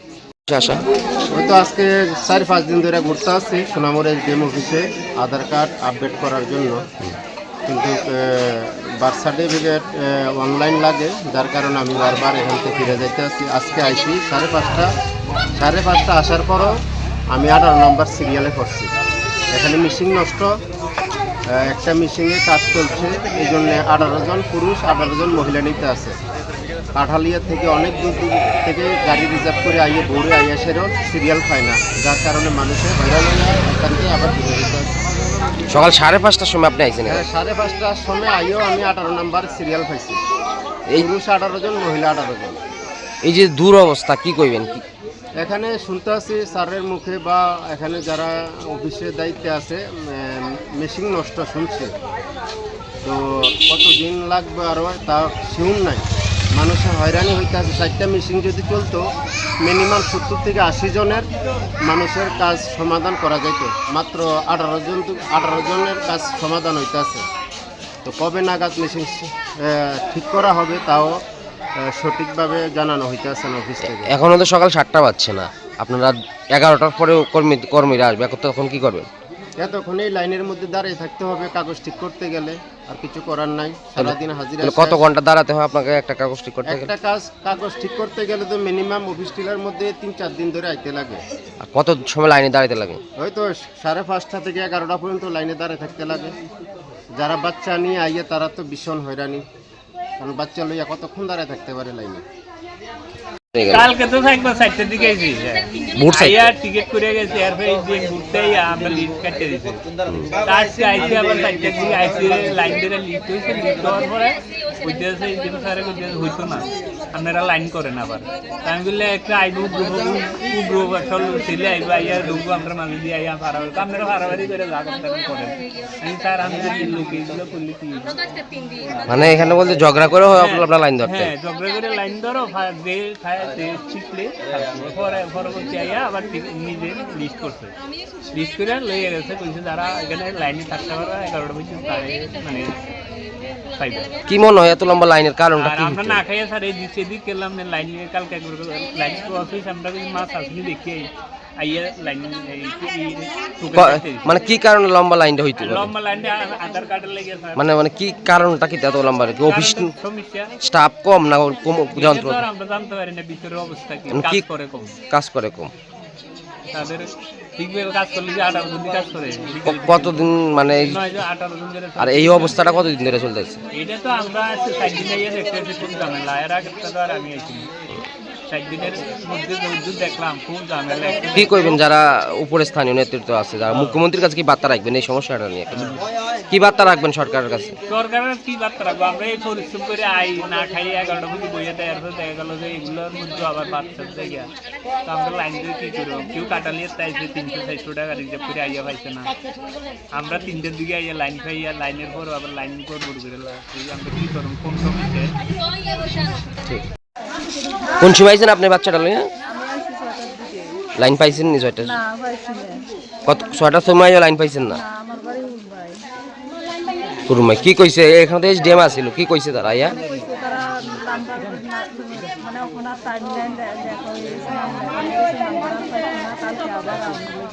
আজকে কি প্রথমে আইছেন না আরো আইছেন? পাইছেন না লাইন?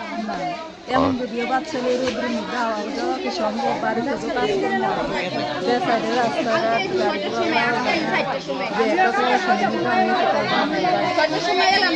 কি কইবেন যারা সরকার চালায় বা যারা উপরে রয়েছে তার কাছে কি দাবি রাখবেন আপনারা? দাবি রাখবো তারা যাতে সমাজটা সুন্দর করে চালায়, মানে তারা মানুষের যাতে নিরিবিলি মানে না করে সুন্দর মতো তারা চালাই যায়, মানুষের উপরে তো প্রেশার না দেয়। এরকম প্রেশার দিলে কি মানুষের বাঁচানো তো সম্ভব? 5টার সময় কি কারণে আইছেন এসডিএম অফিসে? আমি সিআরটিসি করার লেগেছি। 5টার সময় কি লাইন দিছেন? 5টার সময় 18 জন 19 জন 20 জনের বেশি দিন নেই না, এই জন্য তো পাইছেন না আজকে লাইন? কত নম্বর? আমি সিআরটিসি 3 নম্বরে আছি। তো এই যে সিস্টেমটা কি কারণে এই সমস্যাগুলো হইতেছে? মানুষ সকাল সকাল আইতে লাগতেছে, কি মনে করেন আপনি একজন স্থানীয় নাগরিক হিসেবে? কম্পিউটারে ডিস্টার্বের লেগে এই সব হয়রানি হইতেছে। স্টাফের কোনো সংকট আছে কিনা অফিসগুলোতে কি দেখতেছে? স্টাফও কম আছে। স্টাফে একটা কম্পিউটারে যদি 2 জন থাকে তাইলে খাওয়ার যে একটা 1 ঘন্টা 2 ঘন্টা টাইম এটা যদি ধরেন না 2 জন স্টাফ থাকতো ওইলে 1 ঘন্টা 2 ঘন্টা যে টাইমটা এইটা অন্যজন করতে পারত। সব মিলিয়ে মানে কম্পিউটারও সমস্যা এবং স্টাফেরও সমস্যার কারণে দুরবস্থা। কি নাম আপনার? দেখুন এখন সকাল প্রায় 6:45 বাজে, তারও আগের চিত্র এটা সোনামুড়া আদার সেকশন। আমরা সরাসরি আপনাদেরকে শেষ চিত্র দেখাচ্ছি।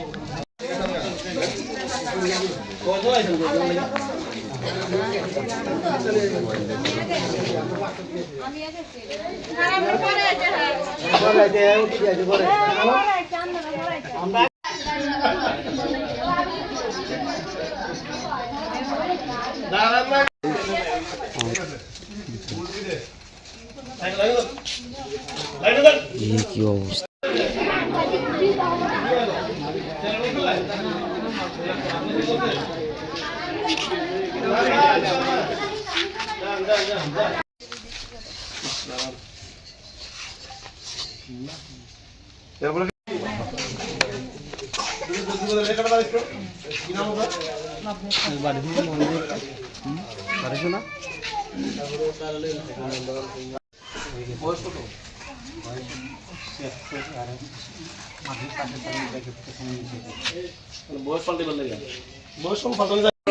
কালকে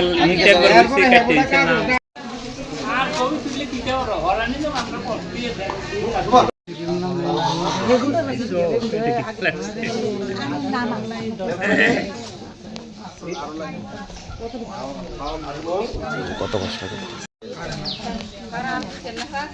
আর মেশিন একটা গো, মেশিনে দেখো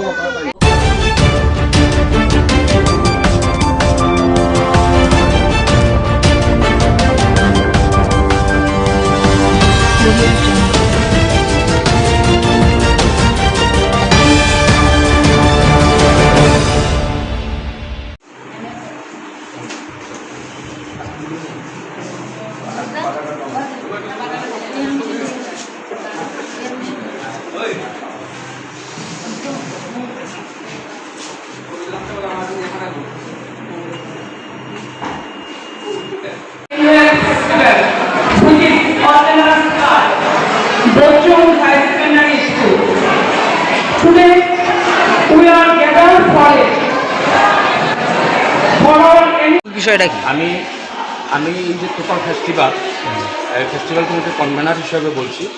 আমাদের আজকে ব্লাড ডোনেশন ক্যাম্প, তিথি ভোজন এবং স্কলারশিপ ডিস্ট্রিবিউশন, এই প্রোগ্রামগুলি নিয়েই আজকের এই অনুষ্ঠান। তো এই অনুষ্ঠানে আমাদের স্কুলে কয়েকজন ডোনার আছেন, ওনাদের যে টাকা, সেই টাকার থেকে ইন্টারেস্ট থেকে আমরা এই প্রোগ্রামগুলি করে থাকি। প্রায় 120 জন স্টুডেন্টকে আমরা আজকে 1000 টাকা করে দেবো। তাছাড়া তৃতীয়জন প্রায় 700 জনের আমাদের আর এক্সিবিশন তো আপনারা দেখেছেনই, আমরা এক্সিবিশনের ব্যবস্থা করেছি। তো এই এক্সিবিশনে আমাদের বিদ্যালয়ের সমস্ত স্টুডেন্টস এবং প্যারেন্টসরা আমাদেরকে সার্বিকভাবে সহায়তা করেছেন এবং আশা করছি আমাদের এই প্রোগ্রামটি সফলভাবে এই প্রোগ্রামটি শেষ হবে। কে কে ছিলেন আজকের এই প্রোগ্রামে? প্রধানমন্ত্রী কে কে ছিলেন? হ্যাঁ, আজকের প্রোগ্রামে আমাদের সেকেন্ডারি এডুকেশনের ডাইরেক্টর স্যার এনসি শর্মা, আমাদের ওয়েস্ট ডিস্ট্রিক্ট এডুকেশন অফিসার পল্লব কান্তি সাহা, আমাদের মেয়রিং কাউন্সিল কর্পোরেটর হিমানী দেববর্মা মহোদয়া এবং সেকেন্ডারি ডাইরেক্টরেটের 2 জন ওএসডি স্যার আমাদের এই প্রোগ্রামে আজকে উপস্থিত রয়েছে। মেয়র স্যার আসার কথা ছিল, কিন্তু উনি হঠাৎ করে অসুস্থ হয়ে যাওয়াতে উনি আসতে পারেননি। কতজন রক্তদান? হ্যাঁ, আমাদের 40 জনের উপরে। আর কি কি কর্মসূচি থাকবে আগামী দিনে? আগামী দিনে আমরা এই বিদ্যালয়কে উন্নত করার জন্য, আরও ডেভেলপ করার জন্য আমরা অনবরত কাজ করে যাব। এবং আপনারা জানেন আমাদের বিদ্যালয়ে আজ থেকে 3 বছর আগে 500 স্টুডেন্ট ছিল। এই বছর আমাদের স্টুডেন্টের সংখ্যা 960। আমাদের বিশ্বাস আগামী 1-2 বছরে সেই সংখ্যাটা প্রায় 1200-1400 ছাড়িয়ে যাবে। শিক্ষক শিক্ষিকারা ছাত্রছাত্রীদের পঠন পাঠনে কি গুরুত্ব দায়িত্ব দিচ্ছেন? হ্যাঁ, আমাদের বিদ্যালয়ের মধ্যে শিক্ষক শিক্ষিকাদের মধ্যে ভালো আন্ডারস্ট্যান্ডিং রয়েছে। সবাই মিলেই, শিক্ষক শিক্ষিকা সবাই মিলেই আমরা বিদ্যালয়কে উন্নত করার জন্য, ডেভেলপ করার জন্য আমরা অনবরত প্রয়াস চালিয়ে যাচ্ছি। আপনার পরিচয়টা? আমি এই বিদ্যালয়ের এক্স ভাইস প্রিন্সিপাল এবং এই যে ফেস্টিভ্যালটা হচ্ছে এই ফেস্টিভ্যালের convener Nirmal Chandra.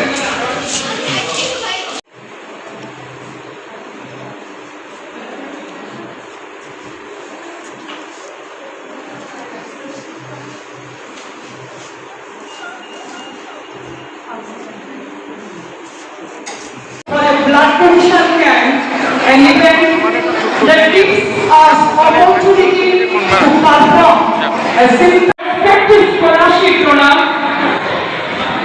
Shrimati Purni Chakraborty, scholar name.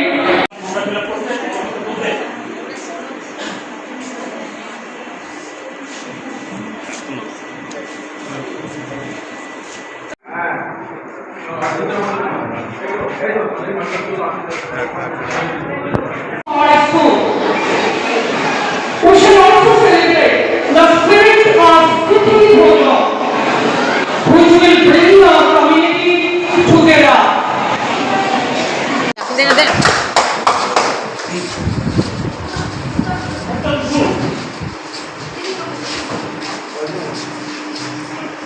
We conduct competition, District Education Officer, West District, Srimati Himani Devarma.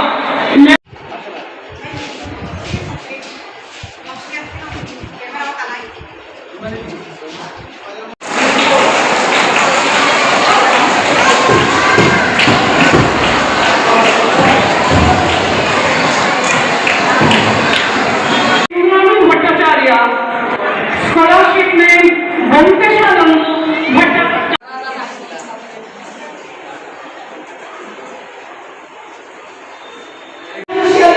Needing student, I extend my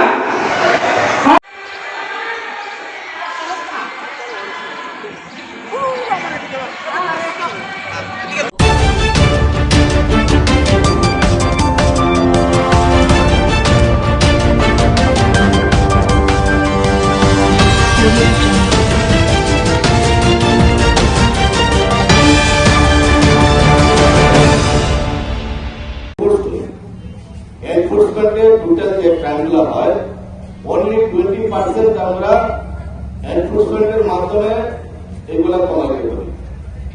বাকি যে 80% 80% বাকি কমবে না, কিন্তু বাকি 80% যদি কমাতে হয় তাহলে আমাদের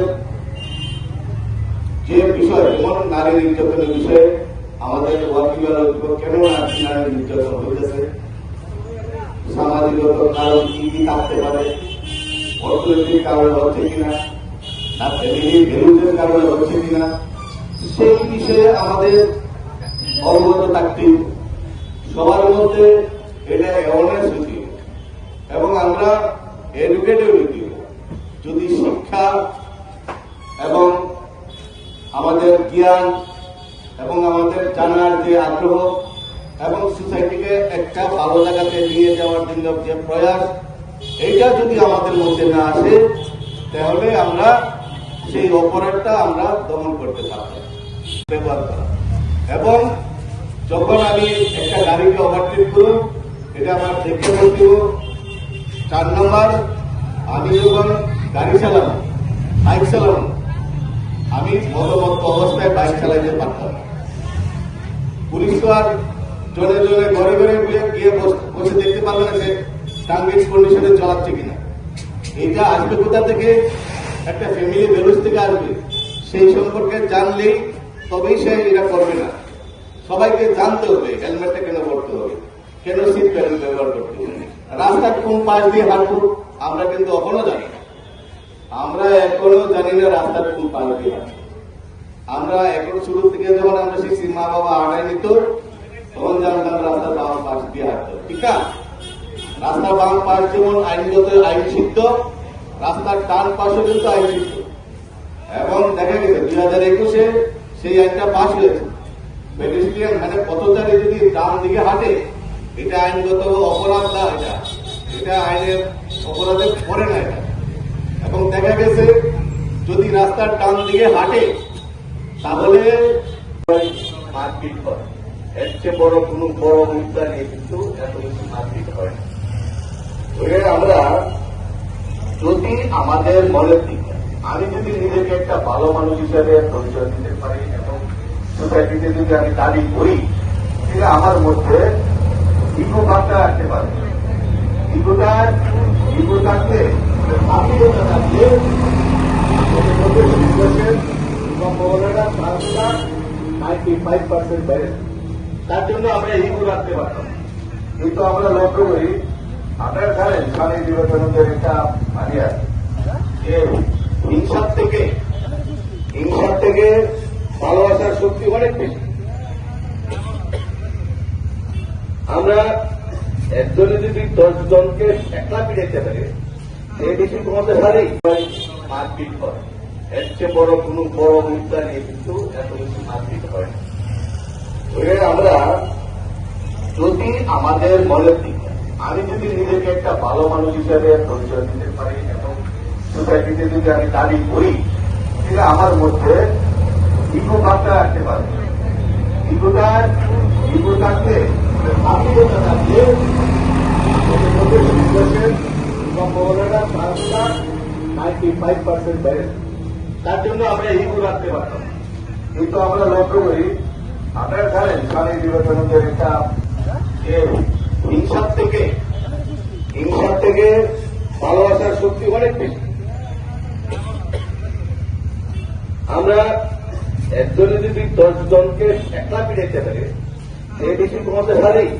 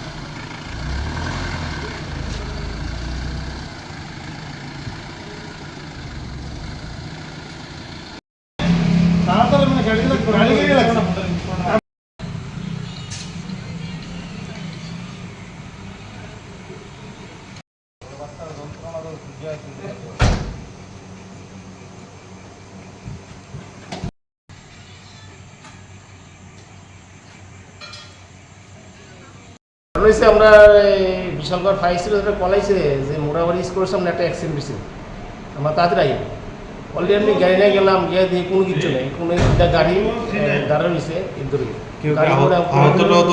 কোনো কিছু নেই, আহত মতো কিছু কোনো কিছু নেই, গাড়ি দিয়ে ভালোই, গাড়ি কোনো কিছু নেই কোনো মানে আপনারা শুধু কইছে আমরা কি ধরতে নাইছে আমরা কইতেছি, কিন্তু যে ফোন করছে তার আগে কি পাইছেন না? আপনারা তার আগে পাইছেন কে ফোনটা করছে কটা আমরা কইতে না কেন ফোন বিষয়টা ফেক কল মানে অন্য ফোন করছে ও আমরা তো কেন কইতে না কে ফোন করছে এখন কোন কিছু হইছে না। আপনার মতো একটা মানে ইমার্জেন্সি দপ্তরে এভাবে হয়রানি করাটা কি করতে হয়রানি তো করতে হয়েছে বুঝছেন, হয়রানি করতে হয়েছে। আমরা তো কল করলে তো না গিয়ে পারি না, কল করলে যাইতেই হয়, গেছি গিয়ে তো আমরা কোনো কিছু পাইলাম না।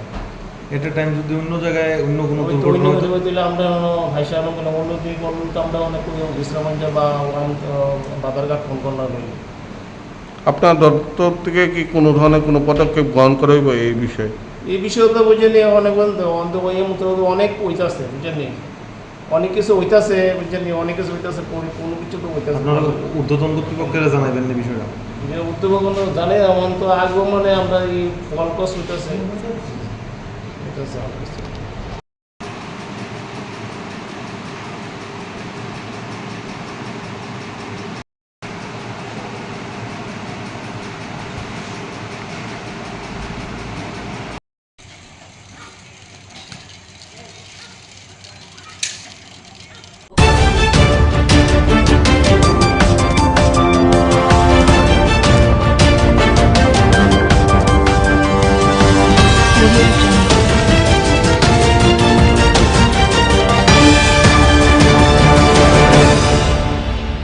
উপস্থিত আছেন,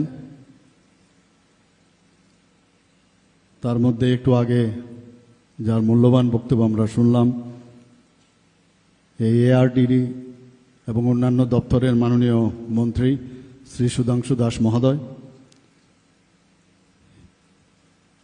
এই বিধানসভার যিনি শ্রদ্ধেয় বিধায়ক তথা প্রাক্তন ত্রিপুরা সরকারের মন্ত্রী এবং প্রাক্তন স্পিকার শ্রী রতন চক্রবর্তী মহোদয়, উনিও ওনার মূল্যবান বক্তব্য আমাদের সামনে রেখেছেন।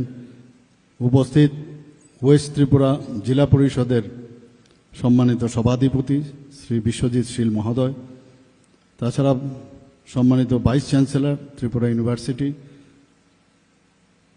প্রফেসর শ্যামল দাস উপস্থিত আছেন, এবং যিনি স্বাগত ভাষণ আমাদের সামনে রেখেছেন Shrimati Dipa D Nair, secretary ARDD department. এখানে উপস্থিত director doctor Neeraj Kumar Chanchal ARDD এবং professor doctor Purbi Barman, principal college of veterinary science and animal husbandry R K. Nagar. এখানে উপস্থিত যারা ফ্যাকাল্টি মেম্বাররা আছেন এবং যাদের জন্য বিশেষ করে আজকের এই অনুষ্ঠান, আমার প্রিয় ছাত্রছাত্রীবৃন্দ এবং এখানে উপস্থিত নন টিচিং স্টাফ এবং যারা জনপ্রতিনিধিগণ এখানে উপস্থিত আছেন, যারা এখানে আজকে রক্তদাতাগণ এবং বিশিষ্ট যারা ব্যক্তিবৃন্দরা এখানে উপস্থিত এই এলাকার এবং মিডিয়া বন্ধুরা, সবাইকে আজকের এই অনুষ্ঠানে উপস্থিত থাকার জন্য হার্দিক অভিনন্দন ও শুভেচ্ছা জানাচ্ছি। আমরা সবাই জানি প্রকৃতির যে নিয়ম, প্রকৃতি ভারসাম্য রক্ষার জন্য আমরা মাঝে মাঝে আমরা ভুলে যাই যে একজন আরেকজনের আমরা কাজে আসতে পারি। গাছ ছাড়া যেমন প্রাণী বাঁচতে পারে না, আবার প্রাণীদের মধ্যে এক প্রাণী ছাড়া বাঁচতে পারে না। এটা কিন্তু আমরা ভুলে যাই বলে মাননীয় প্রধানমন্ত্রীজি, আমি দেখেছি যে ওনার যে স্লোগান সব ক্ষেত্রে কিন্তু সেটাকে আমরা ব্যবহার করতে পারি, যে সবকা সাথ সবকা বিকাশ অ্যান্ড বিশ্বাস আর তার প্রয়াস। এখানে কিন্তু আজকেও এই হসপিটাল আমি যখন ঢোকার পরে সেখানে আমরা আলট্রাসোনোগ্রাফি থেকে আরম্ভ করে এবং অন্যান্য যে স্ক্যান মেশিন থেকে আরম্ভ করে অনেক কিছু দেখলাম সেখানে। কোনো অবস্থায় এটা মেডিকেল কলেজের যে কোনো হসপিটালের সাথে আমরা বলবো না যে এটা ডিফারেন্ট কিছু আছে। আমি যেহেতু মেডিকেল সায়েন্সের সাথে আমি যুক্ত আছি, আর বিশেষ করে ভেটেরিনারিদের সাথে আমার বহু পুরনো পরিচয় ছিল, এবং বিভিন্ন কলেজে ওয়েস্ট বেঙ্গলের যে দত্তবাগানে যে ভেটেরিনারি কলেজ আছে সেখানে আমি প্রায়শ যেতাম। পাটনাতেও আমাদের যে এটা বেশ বড় ভেটেরিনারি কলেজ সেখানে আছে, সেখানেও আমি নিয়মিত যেতাম। তো এই যে ব্যবস্থা, এবং যেটা আমাদের মাননীয় মন্ত্রী বলেছেন যে ভেটেরিনারি সায়েন্স কিন্তু হিউম্যান সায়েন্সের থেকেও একটু আমি বলবো খুবই কমপ্লিকেটেড। হিউম্যান বিইং তো একটা ওয়ান পিস, ভেটেরিনারিতে বিভিন্ন ধরনের তাদের যে সার্জিক্যাল অ্যানাটমি থেকে আরম্ভ করে বিভিন্ন অ্যানাটমি এক একজনের কিন্তু আলাদা আলাদা। তো পড়াশোনা প্রচুর পরিমাণে করতে হয়। সেই জায়গায় দাঁড়িয়ে আমি মনে করি যে যারা এই ভেটেরিনারি কলেজে চান্স পেয়েছেন বা অ্যালাইড যে এক্সপার্টাইজ আছে আমাদের ভেটেরিনারি অ্যাসিস্ট্যান্ট বা ইত্যাদি যেসব কোর্সগুলো আছে, এটা কিন্তু এত সহজ নয় সেটা পড়া। আমি প্রায়শ শুনতাম আর.কে. নগরে এই ভেটেরিনারি কলেজ ইনস্টিটিউট সম্পর্কে। যখন আমি মুখ্যমন্ত্রীর দায়িত্ব নেই, আমার জানি না কেন সবসময় একটা এফিনিটি থাকতো যে এই কলেজের বর্তমান অবস্থা কি। আমি মাননীয়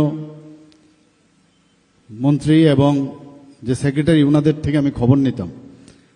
তো সবসময় দেখলাম একটা গ্যাপ ছিল। আমি বললাম কেন ফ্যাকাল্টি কম থাকবে, as early as possible faculty fulfil করতে হবে। এটা চারটিখানে কথা নয়। একটা ভেটেরিনারি কলেজ কোনো স্টেটে থাকা, এটা আমরা জানি মাত্র একটা সিট ছিল, দুটো সিট ছিল আগে ত্রিপুরার থেকে আমাদের সময়। সেই জায়গায় এত বড় একটা মেডিকেল কলেজ হয়েছে, এখানে প্রায় 63 আর আরও জম্মু অ্যান্ড কাশ্মীরের সিট মিলিয়ে প্রায় 66 সিট এখানে আসন সংখ্যা আছে। 85% তো আমাদের যে জয়েন্ট এন্ট্রান্স দিয়ে তারা আসেন, বাকিগুলো বিভিন্ন প্রদেশ এবং জম্মু অ্যান্ড কাশ্মীর মিলে প্রায় 66 আসন। তো এখানে আমরা কেন এই কলেজের, আমি যদিও প্রথমবার এসেছি, কিন্তু আমি ওই এটা আসার পরে সবসময় একটা ডিফারেন্স আমি দেখতে চাই যে অন্যান্য যে ভেটেরিনারি কলেজগুলো আছে তার থেকে কতটুকু আমরা এগিয়ে এসেছি। আমরা লাইফ স্টক সম্পর্কে আমরা জানি যে ভারতবর্ষ এখন সারা পৃথিবীর মধ্যে লাইফ স্টকে কিন্তু একটা বৃহৎ অংশের দাবিদার। তো লাইফ স্টকের সাথে মানব জীবনের যে উন্নয়ন, বিশেষ করে গ্রামীণ এলাকা, সেই জায়গার উন্নয়নের সাথে সরাসরি যুক্ত রয়েছে। আমার পূর্ববর্তী বক্তারা এই বিষয়ে আলোচনা রেখেছেন। এবং যদিও আমাদের লাইফ স্টক পৃথিবীর মধ্যে সর্বশ্রেষ্ঠ, কিন্তু তার যে দেখভাল করা, তার জন্য মাননীয় প্রধানমন্ত্রীজি যে চিন্তাধারা করছেন প্রতিটা ক্ষেত্রে, যে কোনো না কোনোভাবে যত স্কিম আছে আপনারা গিয়ে দেবেন, যে গ্রামীণ অর্থনীতির সাথে লাইফ স্টকের একটা যে তার যে সম্প্রসারণ করা, তার যে উন্নতি করা, সেগুলো কিন্তু কোনো না কোনোভাবে যুক্ত রয়েছে। তো আজকে যারা এখানে পাঠরত রয়েছেন, যারা ফ্যাকাল্টিরা আছেন, আমি প্রায়শ মাননীয় মন্ত্রীকে আমি বলি যে কোনো অবস্থায় এই কলেজ যাতে সারা ভারতবর্ষের মধ্যে সবাই যেন বলে যে ত্রিপুরাতে একটা ভেটেরিনারি কলেজ আছে, এবং সেখানে পড়ার জন্য যখন সুযোগ পায় বাইরের থেকে, ওনারা যেন he or she should be proud of that college, that আমি এরকম একটা কলেজে আমি চান্স পেয়েছি। সেরকম একটা অবস্থা আমাদের বানাতে হবে। এখন এআই এর যুগ, 5Gর যুগ, সেখানে সব মিলিয়ে এখন পড়াশোনার ক্ষেত্রে মানে স্কাই ইজ দ্য লিমিট। সেখানে আমরা যা জানতে পারবো ততই কম। সেই সায়েন্সকে বেশি করে আরও গুরুত্ব দেওয়া, স্টুডেন্টদেরও এখন খুব সুবিধা হয়ে গেছে। ক্লাসের মধ্যে তো 45 মিনিটস বা 1 ঘন্টায় কতটুকু জানা যাবে, এবং এর মধ্যে ছুটি ছাটা থাকে। কিন্তু নিজেকে তৈরি করা, আপডেট করা, সেটা টিচারই হোক স্টুডেন্টই হোক। আমরাও যখন কলেজে যেতাম তৎকালীন সময়, তখন কিন্তু মানে যে বই দেখে বই পড়ে সেটা তো একটা মানে এভরিডে বা এভরি মান্থ এটা একটা নর্মাল যে একটা ফ্রেমওয়ার্ক ছিল, তার উপর ভিত্তি করে আমরা ক্লাস করাতে যেতাম। কারণ আমার কাছে আপ টু ডেট যে আরও কিছু এটার মধ্যে অ্যাড করা যায়, নতুন নতুন কি কি আবিষ্কার হয়েছে, কোনো জিনিস এর মধ্যে অ্যাড করা যায় কিনা, বা নিজেরও কিন্তু পরিষ্কার অনেক সময় আইডিয়া না থাকাতে যতটুকু বুঝলাম ততটুকু আমরা গিয়ে সেখানে বলতাম। এখন 3 ডাইমেনশনাল বিষয় চলে এসছে, এত সুন্দরভাবে আপনি নিজেও বুঝতে পারবেন, আবার অপরদিকে স্টুডেন্টরাও কিন্তু সেভাবে বুঝে ক্লাসে আসে। কাজে যারা শিক্ষক আছে তারাও কিন্তু আন্ডার এস্টিমেট করলে চলবে না যে স্টুডেন্টরা জানে না, কম জানে আমার থেকে, আমি যেটা বলবো তাই। কাজে এই যে একটা কম্পিটিশন, এর মধ্যে যেহেতু টিচার্সদের মধ্যে এদের এক্সপিরিয়েন্স অনেক বেশি, কাজে ন্যাচারালি তার পক্ষে যে জিনিসটা জানা এবং তার পক্ষে ডেলিভারি সিস্টেমটা অনেক স্ট্রং হবে, কনফিডেন্স লেভেলটা অনেক বেশি হবে। তো তার থেকে যে শিক্ষা আমাদের স্টুডেন্টরা পাবে সেটা আগামী দিন আমার মনে হয় যে আমাদের ত্রিপুরার জন্য একটা উন্নত মানের এখানে ইনস্টিটিউশন হবে। ভিসিআই যেটা আছে আপনাদের ভেটেরিনারি কাউন্সিল অফ ইন্ডিয়া, আমি খবর নিচ্ছিলাম, আমি বলছিলাম রিকগনাইজেশন পেয়েছে কিনা, কারণ আমি তো এই বিষয়গুলো জানি ইনস্টিটিউশনের কি কি। বলছে না, ওটাকে ওই লেটার অফ পারমিশন বা আপাতত দেওয়া হয়েছে, ফ্যাকাল্টি যদি হয়, এখন যেহেতু হোস্টেলের রুম টুম আমাদের এনইসির যে ফান্ড দেওয়া হচ্ছে ন্যাশনাল যে আমাদের নর্থ ইস্টার্ন কাউন্সিল থেকে, আমার কিছুদিন আগেও নর্থ ইস্টার্ন কাউন্সিলের সাথে আমার প্রায়শ বৈঠক হয়, সেখানেও আমরা দেখেছি, সেখানে আমরা যখন আমাদের অর্থনৈতিকের কথা যদি আমরা দুধ, ডিম এবং মাংসের, আমাদের ত্রিপুরা কিন্তু খুব ভালো পজিশন আছে। আজকে ভেটেরিনারি সায়েন্স যদি উন্নত মানের হয়, তবে এই যে আমাদের যেমন এখানে ত্রিপুরাতে ডিমের মাথাপিছু প্রাপ্যতার পার ক্যাপিটা যে অ্যাভেলেবিলিটির দিক দিয়ে নর্থ ইস্টার্ন জোনের মধ্যে কিন্তু আমরা সর্বপ্রথম এখন। তো এটা আমাদের জন্য একটা গৌরবের বিষয়, কিন্তু বসে থাকলে হবে না। এখান থেকে যারা ফ্যাকাল্টিরা আসবেন আমাদের তাদেরকে যে পশুপালক থেকে শুরু করে তাদের প্রপার ট্রেনিং দেওয়া, এবং যারা পশু পাখি তাদেরকে কিভাবে সুস্বাস্থ্য রাখা যায়। এখানে বলা হয়েছে যে আমাদের কিভাবে যে মোবাইল ভেটেরিনারি মোবাইল যে ভ্যান এখন স্টার্ট হয়েছে, সেগুলো আমি এর আগেও একটা প্রোগ্রামে আমি সেখানে গিয়েছিলাম। এখানে দুধের বিষয়ে যদি আজকে বলুন, আজকে আমরা যদি গুজরাটের কথা বলি, সেখানে এক দুধের যদি আমরা চিন্তা করি, সেখানে কোন জায়গায় চলে গেছে। তো আমুল, আপনারা সবাই জানেন আমুল মিল্ক সম্পর্কে, তো আমাদের ত্রিপুরাতেও আমরা চেষ্টা করছি এখানে। তো দুধের দিক দিয়েও নর্থ ইস্টার্ন জোনের মধ্যে আমরা যে প্রোডাকশন, সেই প্রোডাকশন প্রায় দ্বিতীয় স্থানে আমরা নর্থ ইস্টার্ন জোনের মধ্যে রয়েছি। আমরা রাজ্য মাংস উৎপাদনের আমরা যাতে স্বয়ং সম্পূর্ণতা অলরেডি অর্জন করেছি, তবে অদূর ভবিষ্যতে দুধ ও ডিমের উৎপাদন আরও যাতে আমরা সেলফ সাফিসিয়েন্ট হই, সেলফ রিলায়েন্ট হই, সেই কাজটা শুধু সরকার করলে হবে না, আপনাদেরও, কারণ আপনারা আগামী দিনের ভবিষ্যৎ এই গ্রামীণ অর্থনীতির উন্নয়নের জন্য। সেখানে আরও বেশি করে কোনো ইনোভেটিভ যদি কোনো আইডিয়া থাকে, সারা পৃথিবী এখন আপনাদের হাতের মুঠোয়, সব কিছু এক লহমায় আপনারা সব জানতে পারেন যে কিছু করা যায় কিনা। টিচার যারা আছে তাদের সাথে আপনারা কথা বলতে পারেন। আপনাদের এই যে আজকের যে অনুষ্ঠান হলো, সেই রকম যদি আপনারা সায়েন্টিফিক কোনো সেমিনারের মাধ্যমে বা আপনারা কি কি করছেন, এখানে আমি শুনলাম একটা খামারও আছে, বেশ বড় একটা খামার, সেখান থেকে আপনারা যে প্র্যাকটিক্যাল যে নলেজ আপনারা সেটা নেন, আরও কিছু করা যায় কিনা সেই বিষয়ে আপনারা নিশ্চয়ই আগামী দিন আমরা চিন্তা করবেন। আমাদের সমবায়কেও এর সাথে যুক্ত করেছি।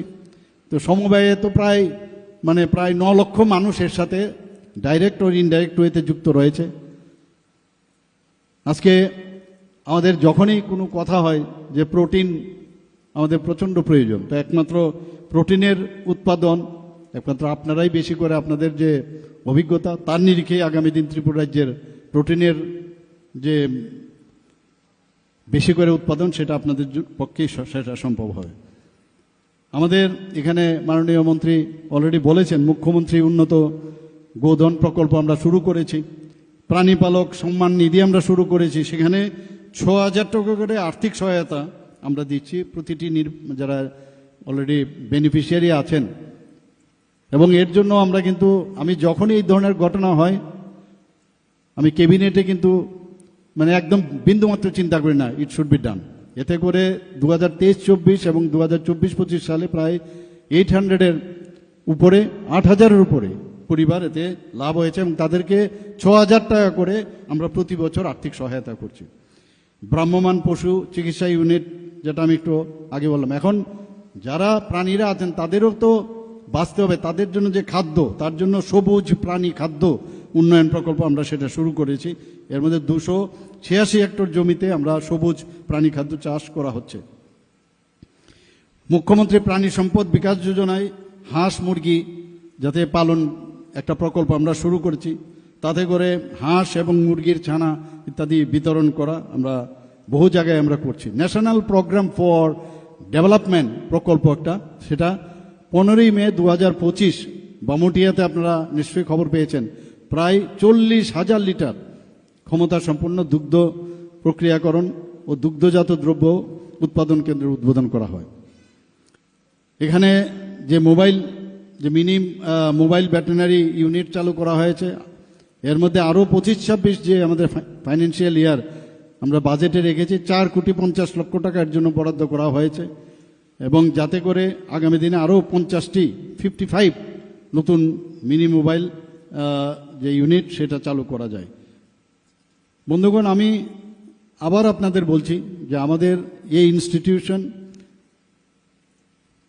এমন একটা ইনস্টিটিউট হোক, সেটা সারা ভারতবর্ষের না সারা পৃথিবীর মধ্যে, যাতে একটা সত্যিকারের অর্থেই এখানে একটা ইনস্টিটিউশন সবাই জানে। পাশাপাশি আপনারা দেখুন, আমরা এখানে সিজা হসপিটাল, এখানে আমি আসার জন্য এখানে খুব বেশি লোক তো চলাফেরা করে না, কিন্তু এখানে সিজা হসপিটাল, এখানে আমি 5 তারিখ সম্ভব সেখানে আমি ভূমি পূজন করতে যাচ্ছি। যখন একটা সুপার স্পেশালিটি হসপিটাল হবে তো মানুষ কিন্তু তখন আসবেই, দেখে প্রচুর মানুষ আসবে। তো একটা কম্পিটিশন কিন্তু হবে যে একটা অ্যানিম্যাল হাজবেন্ডারি এবং ভেটেরিনারি সায়েন্স পাশাপাশি এরকম সুপার স্পেশালিটির হসপিটাল দুটো মিলে এখানকে মানুষ যখন যাতায়াত করবে তো আপনাদের সম্পর্কেও জানবে, আপনাদের মধ্যে উৎসাহ এটা বেরোবে, আসবে যে আমরা একটা কম্পিটিটিভ মোডে আমরা সবাই মিলে আমরা কাজ করছি সমাজের জন্য, সেটা কিন্তু চলে আসবে। আরও বিভিন্ন যেসব উন্নয়নের বিষয় আছে, যখন আমি নিশ্চিত যে আগামী দিন আমরা সেটা করব। একটা উদাহরণ দিয়ে আমি আমার কথা বলা শেষ করব। দেখুন, আমরা গৌমাতা, আমি গত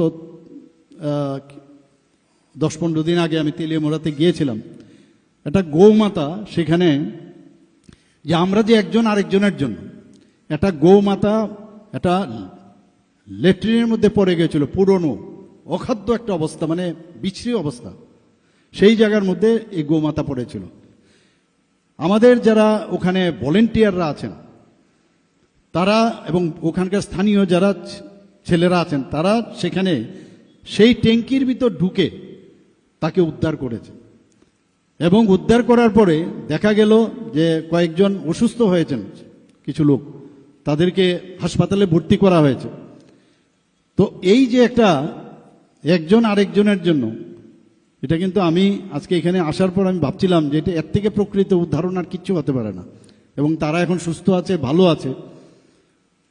তো আমরা আজকে একজন আরেকজনের তরে এই কথাটা আমি বলবো, এবং সবাই যেন এই ভেটেরিনারি কলেজের যাতে আরও বেটার হয়, বেটার থেকে বেটার হয়, আপনারা সবাই মিলে আমরা চেষ্টা করব। সরকারের তরফ থেকে করবে, কিন্তু আপনারাও আপনার চেষ্টা করবেন। সবাইকে আজকের এই 17তম প্রতিষ্ঠা দিবস উদযাপন উপলক্ষে হার্দিক অভিনন্দন, শুভেচ্ছা জানিয়ে আমার কথা বলা শেষ করছি। নমস্কার, জয় Hind.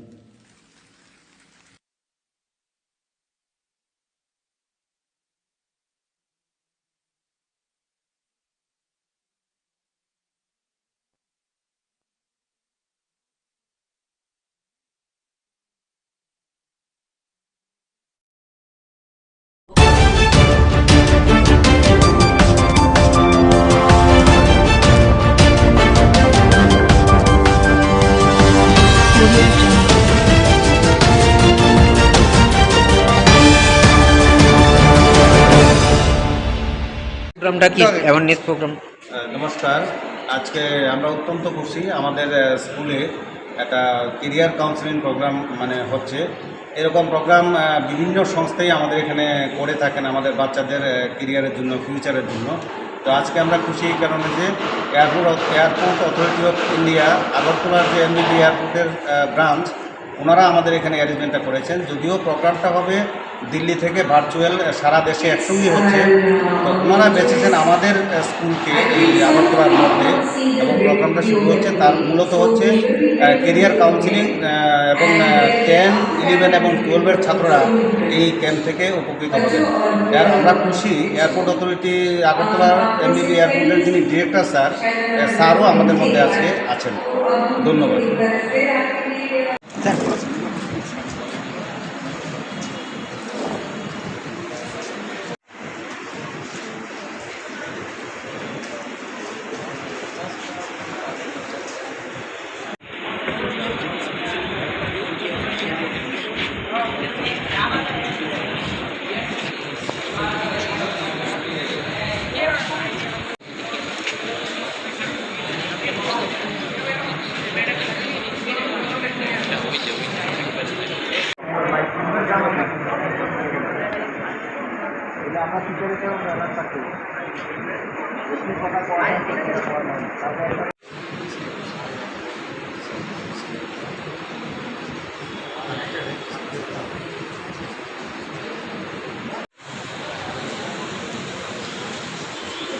Namaste, ma'am. This is SSVM World Center.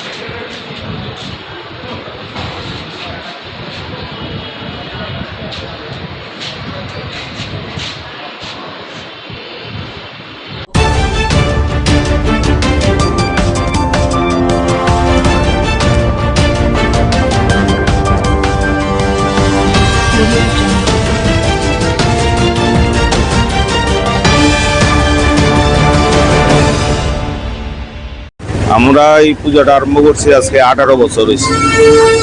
18 বছর ধরে আমরা দুর্গা পূজার পরে এই পূজাটা স্টার্ট করছি। এই পূজাটার মধ্যে আরাধনা হইলো সবাই যেন সুস্থ থাকে, এলাকার সবাইকে সুস্থ রাখার জন্য পূজাটা আমরা স্টার্ট করছি। প্রত্যেক বছরই এখানে ভিআইপিরা আসে সন্ধ্যার সময়, আর অঞ্জলি টঞ্জলি দেয়, সব কিছুরই ব্যবস্থা রাখি আমরা। সন্ধ্যায় অন্তত 10,000 লোকের মধ্যে প্রসাদ বিতরণ করা হয়, অন্নভোগ, পরের দিন মহাপ্রসাদ।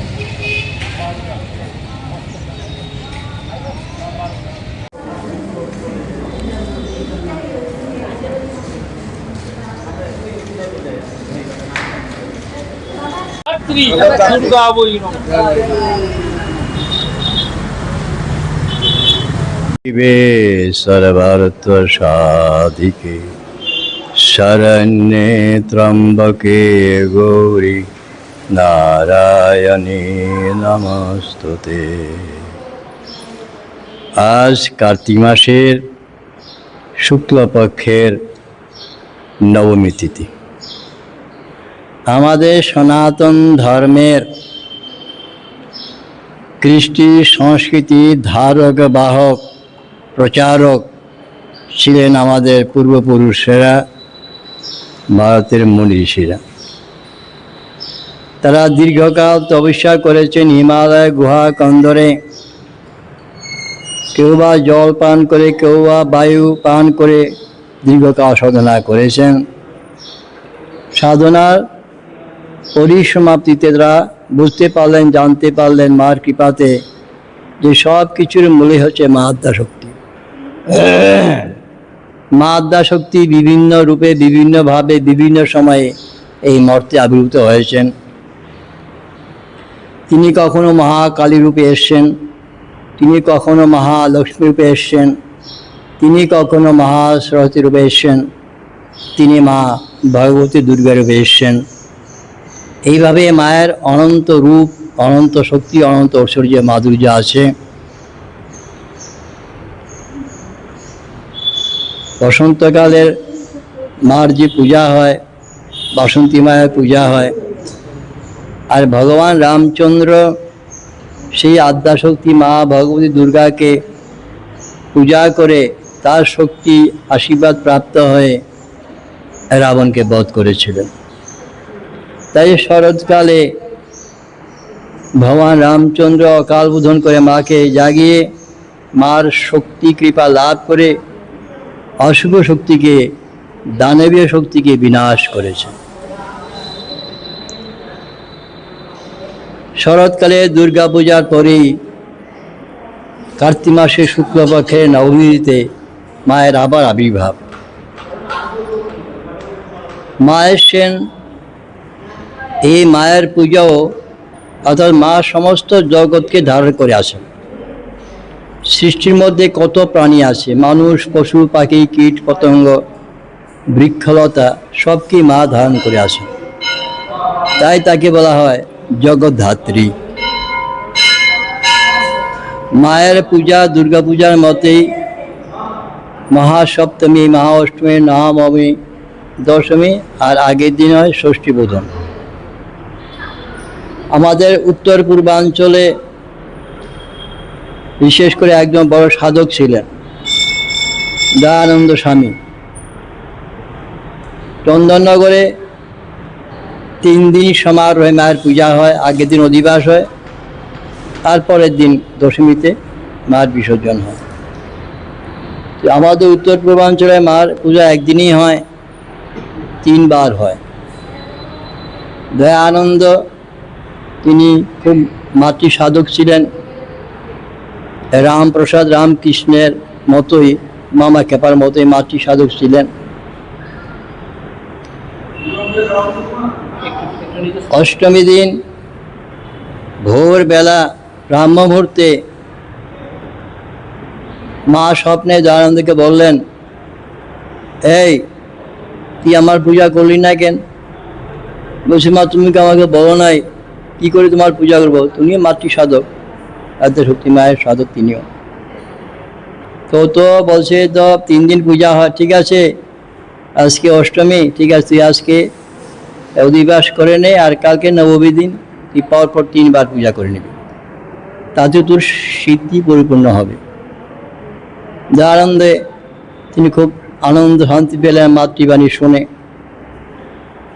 মা বলে দিলেন যে দেখ, পূজার কতগুলি সময় আছে, এই সময়গুলি একটু ফলো করবি। সমস্ত দিন 24 ঘন্টা, 3 রাত্রি মিলা 24 ঘন্টা হয়। তো ওর মধ্যে 8 বার বিশেষ পূজা করতে হয়। একটা হচ্ছে দৈব মুহূর্তকালীন পূজা, মা বলছেন এটা রাত্রি 12টা থেকে শুরু হয় এবং 3টা পর্যন্ত। ওই সময় সমস্ত দেবতারা মায়ের পূজা করে, মাতৃশক্তির আরাধনা সবাই করে। ওই দৈব মুহূর্তটা রাত্রি 12টা থেকে 3টা পর্যন্ত। এই সময় সমস্ত দেবতারা, মুনি ঋষিরা মায়ের আরাধনা করে। পরবর্তী সময়টা বলা হয় ব্রাহ্ম মুহূর্ত। এটা 3টা থেকে শুরু হয়, 4টা, 4:30 পর্যন্ত সময়টা। যে সময় মসজিদে আজান দেওয়া হয় এটা ব্রাহ্ম মুহূর্ত সময় বলা হয়। আমাদের সমস্ত দেবালয়ে মঙ্গলাতেই হয়। মা বলছেন ওই সময় আমার একটা পূজা করবি। তারপর সূর্য দেবতা আকাশে প্রকাশিত হলে তখন তুই আরেকবার পূজা করবি। এটা প্রাতঃকালীন পূজা বলা হয়। তারপরে বলছেন 8টা থেকে 9:30 পর্যন্ত একটা সময় আছে রে, ওটা পূর্বাহ্নকাল বলা হয়। ওই সময় একটু মায়ের আমার পূজা করবি। আর 10:30 থেকে 11:30 সময় আছে, ওই সময় আমার পূজা করবি, এটা মধ্যাহ্নকালীন পূজা। তারপরে আবার বিকাল 3টা থেকে অপরাহ্নকালীন পূজা, এটাও করে নিবি। সূর্য দেবতা অস্ত গেলে তখন সন্ধ্যাকাল শুরু হয়, তখন আমার পূজা করবে। তারপরে রাত্রি 8টা থেকে 8টার সময় শুরু হয়, এটা হলো রাত্রিকালীন পূজা, শীতল ভোগ। মা বলছেন, দেখ তুই যদি এত না পারিস, তুই সাধনা সিদ্ধি হয়ে গেছে, তবু তুই 3বার করে নে, 3বার আমার পুজোটা করে নে। তো সপ্তমী অষ্টমী নবমীটা তুই একদিনে করে নে, 9 দিনে সাধনা সিদ্ধি লাভ। তো ওই দয়ানন্দের পর থেকে আমাদের উত্তর পূর্বাঞ্চলে ওই 3বার পূজার প্রচলন হয়েছে। চন্দননগরে কিন্তু একে সমারোহে মহাসপ্তমী, মহাষ্টমী, মহানবমী হয়, দশমীতে বিসর্জন, আগের দিন অধিবাস। এখন এই যে মা বলছেন, দেখ আমি সব কিছুর মধ্যে আছি, সমস্ত প্রাণীর দেহগুলো সবারই মাতৃদেহ থেকে উৎপন্ন। আমরা যে মানব দেহ নিয়ে আসি, আমরা মাতৃ জড় থেকে সবাই এসছি। যারা পশু তারা মাতৃ শরীর থেকে আসে, যারা পাখি তারা মাতৃ শরীর থেকে আসে, বৃক্ষলতা বীজ থেকে আসে। সব কিছুর মধ্যে মা বিরাজ করছে, বিশ্ব প্রকৃতি। আমাদের বেদ বলছে পরম পুরুষ ঈশ্বর একজন, তার থেকে বিভিন্ন সময় তার শক্তি সৃষ্টি হয়েছে, সেটা হচ্ছে প্রকৃতি। এই প্রকৃতির বিভিন্ন রূপ, বিভিন্ন স্বরূপ আছে। মহাকালী, মহালক্ষ্মী, মহাসরস্বতী, মা দুর্গা, মা জগদ্ধাত্রী। আবার ওই মাই আমাদের আরও কাছে শিখেছে। কীভাবে? শ্রীমা আনন্দময়ী মা, তার মধ্যে সমস্ত শক্তিগুলোর প্রকাশ বিভিন্ন সময় প্রকাশ হয়েছে। মানব দেহ তো যে মায়ের আবির্ভাব হয়, সেটা হচ্ছে আমাদের শ্রীমা আনন্দময়ী। ওনার মধ্যেও বিভিন্ন সময়ে বিভিন্ন দেবতাদের মাতৃশক্তির পরিপূর্ণ প্রকাশ হয়েছে। বলছেন যে যা দেবী সর্বভূতেষু, মন্ত্রগুলি খুব সুন্দর। আমাদের মাই ঋষিদের মধ্যে দিয়ে বলেছেন, যা দেবী সর্বভূতেষু মাতৃরূপেণ সংস্থিতা, নমস্তস্যৈ নমস্তস্যৈ নমস্তস্যৈ নমঃ। তারপর বলছেন, ইয়া দেবী সর্বভূতেষু শান্তিরূপেণ সংস্থিতা, নমস্তস্যৈ নমস্তস্যৈ নমস্তস্যৈ নমঃ নমঃ। মা সকলকেই শান্তি দেন, প্রত্যেকটা প্রাণীকে মা শান্তি প্রদান করেন। ইয়া দেবী সর্বভূতেষু নিদ্রা রূপেণ সংস্থিতা, নমস্তস্যৈ নমস্তস্যৈ নমস্তস্যৈ নমো নমঃ। আমাদের পঞ্চভৌতিক শরীর, অন্যদের পঞ্চভৌতিক শরীর আছে, তারাও নিদ্রা যায়। এই নিদ্রাটা হচ্ছে মা ভগবতী, সবাইকে নিদ্রা দিয়ে মা শান্তি দেন। ইয়া দেবী সর্বভূতেষু ক্ষুধা রূপেণ সংস্থিতা, নমস্তস্যৈ নমস্তস্যৈ নমস্তস্যৈ নমো নমঃ। আমাদের শরীর রক্ষার্থে, সমস্ত প্রাণীর শরীর রক্ষার্থে সবাই আমরা খাবার খাই। বিভিন্ন খাবার প্রকৃতি আমাদের দিয়ে থাকে, আমরা সেগুলি গ্রহণ করি। এই যে খাবারটা গ্রহণ করি, এটা হচ্ছে একটা শারীরিক বৃত্তি আছে, ক্ষুধা বলা হয়। সমস্ত প্রাণীর ক্ষুধা আছে, এই ক্ষুধাটাও মা। ইয়া দেবী সর্বদেষু ক্ষুধা রূপেণ সংস্থিতা, নমস্তস্যৈ নমস্তস্যৈ নমস্তস্যৈ নমঃ। ইয়া দেবী সর্বদেষু তৃষ্ণা রূপেণ সংস্থিতা, নমস্তস্যৈ নমস্তস্যৈ নমস্তস্যৈ নমঃ। আমাদের শরীর রক্ষাতে, সমস্ত প্রাণীরা রক্ষাতে, শরীর রক্ষাতে জল খায়। জলটা সকল প্রাণীর প্রয়োজন। মানুষ, পশু, পাখি, কীট, পতঙ্গ, বৃক্ষলতা সবাই জল চায়। এটা বলা তৃষ্ণা বলা হয়। এই তৃষ্ণাটাও মা। ক্ষুধাতং সর্বভূতানাং, সমস্ত প্রাণীর ক্ষুধা মা তুমি। বেলাতং সাগরেশ্বর, সমুদ্রে যে তীরভূমি, ওই তীরভূমিটাও মা। তো ইয়া দেবী সর্বোচ্চ বৃত্তি রূপেণ সংস্থা নমস্তে নমস্তে নমস্তে নম। আমরা যতদিন পৃথিবী বেঁচে থাকি প্রত্যেকেরই আমাদের বিদ্যা বুদ্ধি আমরা অর্জন করি এবং সেই বিদ্যা বুদ্ধি অনুসারে আমাদের একটা কর্ম হয়, এটা বৃত্তি বলা হয়। এই বৃত্তিটাও মা। এখন আপনারা যারা এখানে আসছেন, যেটা কর্ম নিয়ে আপনার জীবন চলছে ওটাও মা আছে, ওই বৃত্তিতেও মা। ইয়া দেবী সর্বভূতেষু শক্তি রূপেণ সংস্থিতা নমস্তে নমস্তে নম। আমরা কাজ করতে গিয়ে শক্তির প্রয়োজন, এই শক্তির প্রাণ থেকে শক্তি আসে এবং সেই শক্তিটাও মা। সর্বস্বরূপে সর্বেশে সর্বশক্তি সমন্বিত ভয়স্থানীয় দুর্গেদেবী নমস্তে। সর্বস্বরূপে মানে যত রূপ আছে সবটা মা রূপ। সর্বেশে সকল কিছুর মধ্যে, সর্বশক্তি সমন্বিতে সমস্ত প্রাণীর যে সমন্বিত শক্তিটা সেটা মার মধ্যে থেকে আসে। এইভাবে দেখা যাচ্ছে মা সবসময় আমাদেরকে ধরে আসেন। বিভিন্ন সময় মা বিভিন্ন রূপে আসেন।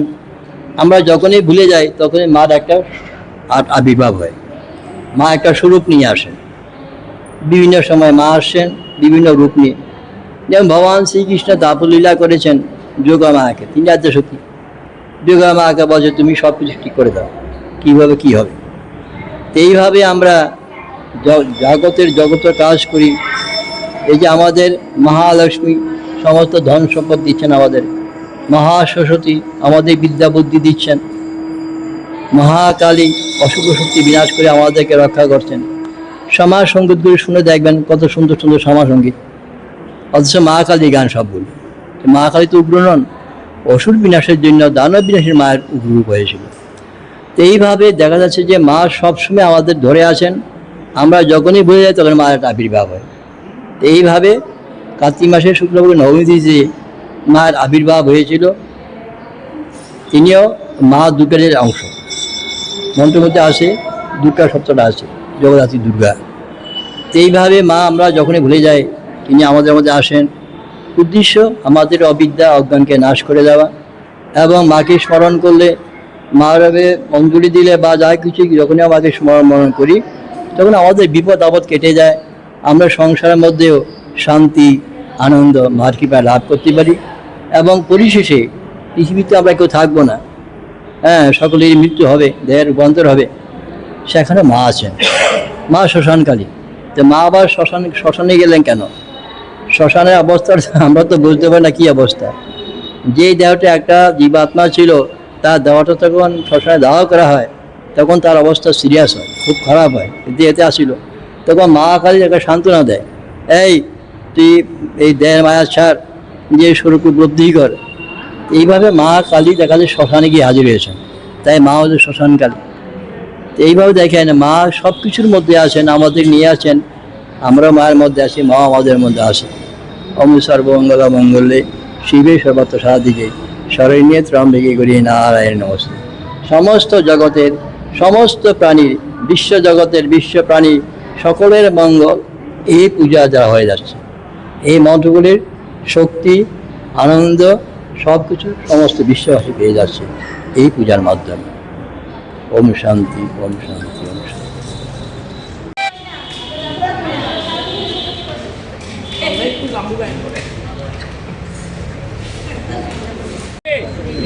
সপ্তাচার প্রিয় দেবী জগদ্ধাত্রী নমস্তুতে।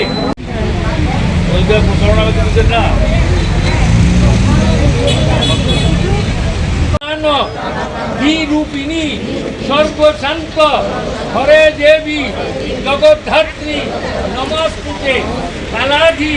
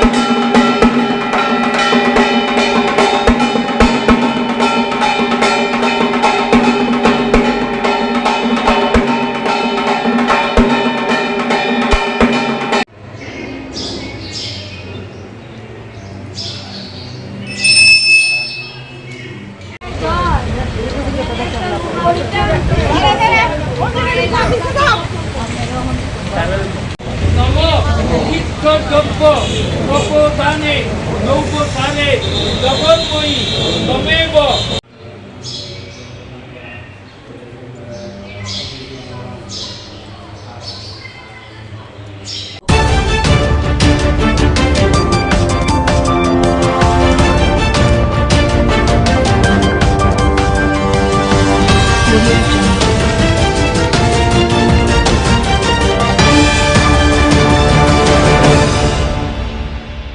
একটা টেকনোলজিক্যাল বিষয় নিয়ে যখন দাঁড়িয়ে আমরা কথা বলেছি, সাধারণ খেটে খাওয়া মানুষ, গ্রামের চাষি, ছোট দোকানে কাজ করে ছেলেরা মেয়েরা দাঁড়িয়ে থেকে আমাদের কথা শুনেছে কারণ মানুষ জানতে চায় যে কোন ধরনের নতুন হামলা তার জীবনের উপরে আসতে চলেছে।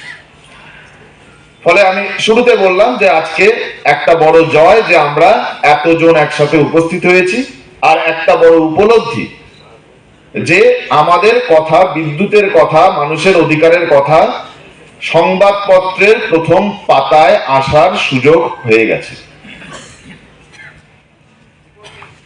এই সংবাদের সাথে আজকে সকালবেলায় যদি ন্যাশনাল নিউজের, ন্যাশনাল যেগুলো সংবাদপত্র আছে সেগুলো খুলে দেখেন, কেউ যদি হিন্দু, টাইমস অফ ইন্ডিয়া বা বিজনেস স্ট্যান্ডার্ড খুলে দেখেন আজকে, তাহলে বিদ্যুৎ সংক্রান্ত আরেকটা বড় খবর আছে। খবর কি? খবর হলো যে এ যাবৎকালের সর্ববৃহৎ বেইল আউট প্যাকেজ কেন্দ্রের মোদী সরকার আনতে চলেছে। বেইল আউট প্যাকেজ মানে কি? বেইল আউট প্যাকেজ হলো যে যদি অনেক দেনা হয়ে যায়, লোন হয়ে যায়, তাহলে সরকার একটা বিশেষ প্যাকেজ নিয়ে এসে যারা যারা যারা দেনায় ডুবে গেছেন তাদেরকে উদ্ধার করার চেষ্টা করবেন। কাকে বেল আউট প্যাকেজ দেওয়া হবে? বলা হয়েছে যে ভারতবর্ষের যে বিদ্যুতের যে ডিস্ট্রিবিউশন যে কোম্পানিগুলো আছে, অর্থাৎ বিদ্যুৎ বন্টন যে নিগমগুলো আছে, এরা প্রচুর দেনায় ডুবে গেছে। সত্যি প্রচুর দেনায় ডুবে গেছে। কত দেনা? গোটা ভারতবর্ষে বিদ্যুৎ যে বন্টন কোম্পানি তার মোট দেনা আজকের দিনে 7 লক্ষ কোটি টাকা। মানে সংখ্যা বললে আমাদের মতো মানুষের মাথায় ঢোকে না যে 7 লক্ষ কোটি মানে কি। 7 লক্ষ কোটি টাকা ভারতবর্ষের বিদ্যুৎ বন্টন কোম্পানিগুলোর মোট দেনা আজকের দিনে। কেন্দ্রের সরকার বলেছেন যে আমরা 1 লক্ষ কোটি টাকার বেইল আউট প্যাকেজ নিয়ে আসছি। 1 ট্রিলিয়ন রুপিস, 1 লক্ষ কোটি টাকার বেল আউট প্যাকেজ, এ যাবৎকালের সর্ববৃহৎ বেল আউট প্যাকেজ। খুব ভালো কথা যে বন্টন যে সংস্থা তাদেরকে কেন্দ্রের সরকার সাহায্য করবেন, যে তোমাদের ভাই অনেক দেনা হয়ে গেছে, তাই তোমাদেরকে আমরা কেন্দ্র কোষ থেকে টাকা দিয়ে রাজ্যের বন্টন কোম্পানিগুলোকে সাহায্য করছি। কিন্তু তার সাথে একটা কন্ডিশন এসেছে। কন্ডিশন কি? কন্ডিশন হলো যে এই রাজ্য সরকারি বন্টন সংস্থাগুলোকে তাদের অন্তত পক্ষে 20% বেসরকারি করে দিতে হবে। 20% সম্পত্তিকে বেসরকারি করে দিতে হবে। যদি বেসরকারি করে দেওয়া হয় তাহলে কেন্দ্রের সরকার 1 লক্ষ কোটি টাকা বেইল আউট প্যাকেজ দেবে। আপনি বলুন তো যে ভারতবর্ষের মতো একটা স্বাধীন দেশে একটা কেন্দ্রের সরকার বলছে যে কেন্দ্র থেকে কোন ধরনের আর্থিক সহায়তা পাওয়ার শর্ত কি? শর্ত হলো যে তোমার যে সরকারি, রাজ্যের সরকারি, কেন্দ্রের সরকারি না, রাজ্যের সরকারি যে সংস্থা তাকে বেসরকারি করতে হবে। যদি বেসরকারি করো তাহলে পরে আমরা আর্থিক সহায়তা দেব। ফলে আজকে যে আমরা জড়ো হয়েছি, আমরা বুঝে নিই যে কেন্দ্রের সরকার খুব ডেসপারেট, খুব তাড়াহুড়ো করে ভারতবর্ষের যে কটা রাজ্য সরকারি বিদ্যুৎ নিগম আছে তাদের বেসরকারি করার চেষ্টা করবে। 2020 সালে একটি নীতি ভারতবর্ষের কেন্দ্রের সরকার নিয়ে এসেছিল, সেটার নাম হলো আত্মনির্ভর ভারত। আত্মনির্ভর ভারত আমরা অনেকে জানি, প্রধানমন্ত্রী মাঝে মাঝেই বলেন আত্মনির্ভর ভারত। আত্মনির্ভর ভারতের ডকুমেন্টে লেখা আছে যে আমাদের প্রথম কাজ হলো যে ইউনিয়ন টেরিটরি কোনগুলো? যেমন চণ্ডীগড়, যেমন পন্ডিচেরি, যেমন দমন-দিউ, আর এখন জম্মু কাশ্মীরও ইউনিয়ন টেরিটরি হয়ে গেছে। বললো যে ইউনিয়ন টেরিটরিতে কোন সরকারি বিদ্যুৎ পরিবহন বন্টন ব্যবস্থা থাকবে না। এটা হচ্ছে আত্মনির্ভর ভারত। দেশ আত্মনির্ভর হবে যদি আমার রাষ্ট্র যে শাসিত রাজ্য, যে কেন্দ্রশাসিত অঞ্চল, সেই কেন্দ্রশাসিত অঞ্চলের সমস্ত বন্টন ব্যবস্থা আমি বেসরকারি করে দিই, তাহলে আত্মনির্ভর ভারত বলা হবে। লেখা আছে ডকুমেন্টে। ইলেকট্রিসিটি কর্পোরেশন লিমিটেড যে প্রস্তাবটা রেখেছে ট্যারিফ হাইকে, মানে মূল্য বৃদ্ধি বিদ্যুৎ ইউনিয়ন, এখানে আমরা যারা ইঞ্জিনিয়াররা কাজ করেন, যারা বিদ্যুৎ কর্মীরা কাজ করেন, তাদের মূল্যায়ন করছি না, বরং আমরা বলেছি ওইখানে যে তাদেরকে যাতে ভালোভাবে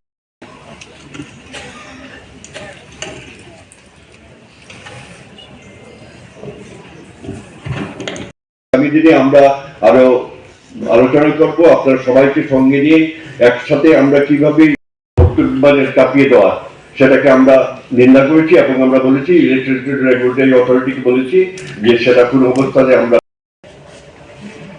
সুধী সজ্জন মন্ডলী, আজকের কনভেনশনে আলাদা করে কর্পোরেটদের হাতে তুলে দেওয়ার চেষ্টা হচ্ছে। রিসিভিং এন্ডে আমরা যারা ভোক্তা, আমরা হলাম তাদের বই। আজকে যাদের ঘরে বিদ্যুৎ আছে, যদি কর্পোরেটদের সব যায়, অনেকের বিদ্যুৎ কানেকশন অফ হয়ে যায়, মানে যার ঘরে আলো ছিল সে অন্ধকারে ডুবে যাবে।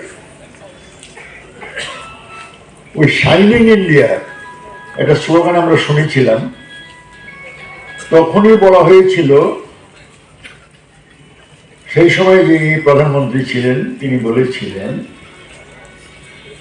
তাদের নীতি হবে ডাউন সাইজ দি গভর্নমেন্ট, সরকারের বপু ছোট করো। আর গীতার শ্লোক দিয়ে বলেছিলেন সেভাবে চলো, কাজ করে যাও, ফলের আশা করবে না। এরকম নীতিতে এখন দেশ চলছে, তার ফলে আমরা বিপদে।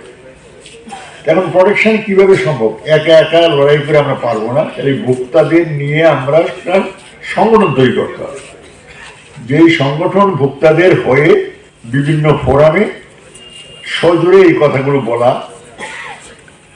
দরকার, এবং এটা নিয়ে আমরা কিছুটা এই যে একতরফাভাবে আমাদের উপর চাপিয়ে দেওয়া হচ্ছে, এটাকে কিছুটা প্রতিহত করা বা এটাকে থমকে দেওয়ার জন্য চেষ্টা।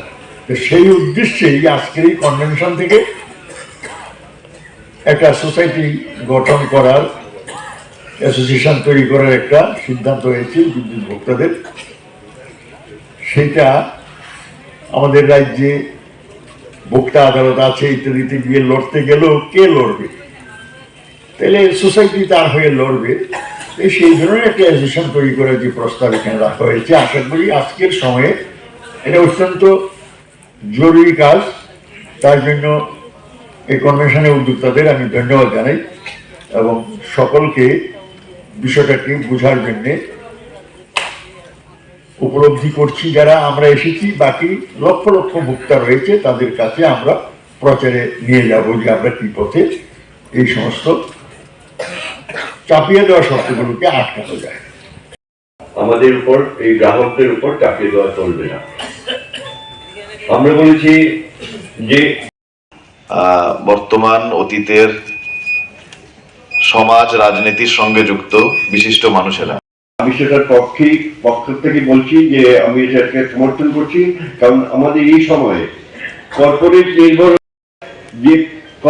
নির্ভর হয়ে যাতে টোটাল ব্যবস্থা ভারতবর্ষ স্বনির্ভর হোক, আমরা বলছি না, রাষ্ট্র নিয়ে আমরা শেষ করছি। নমস্কার।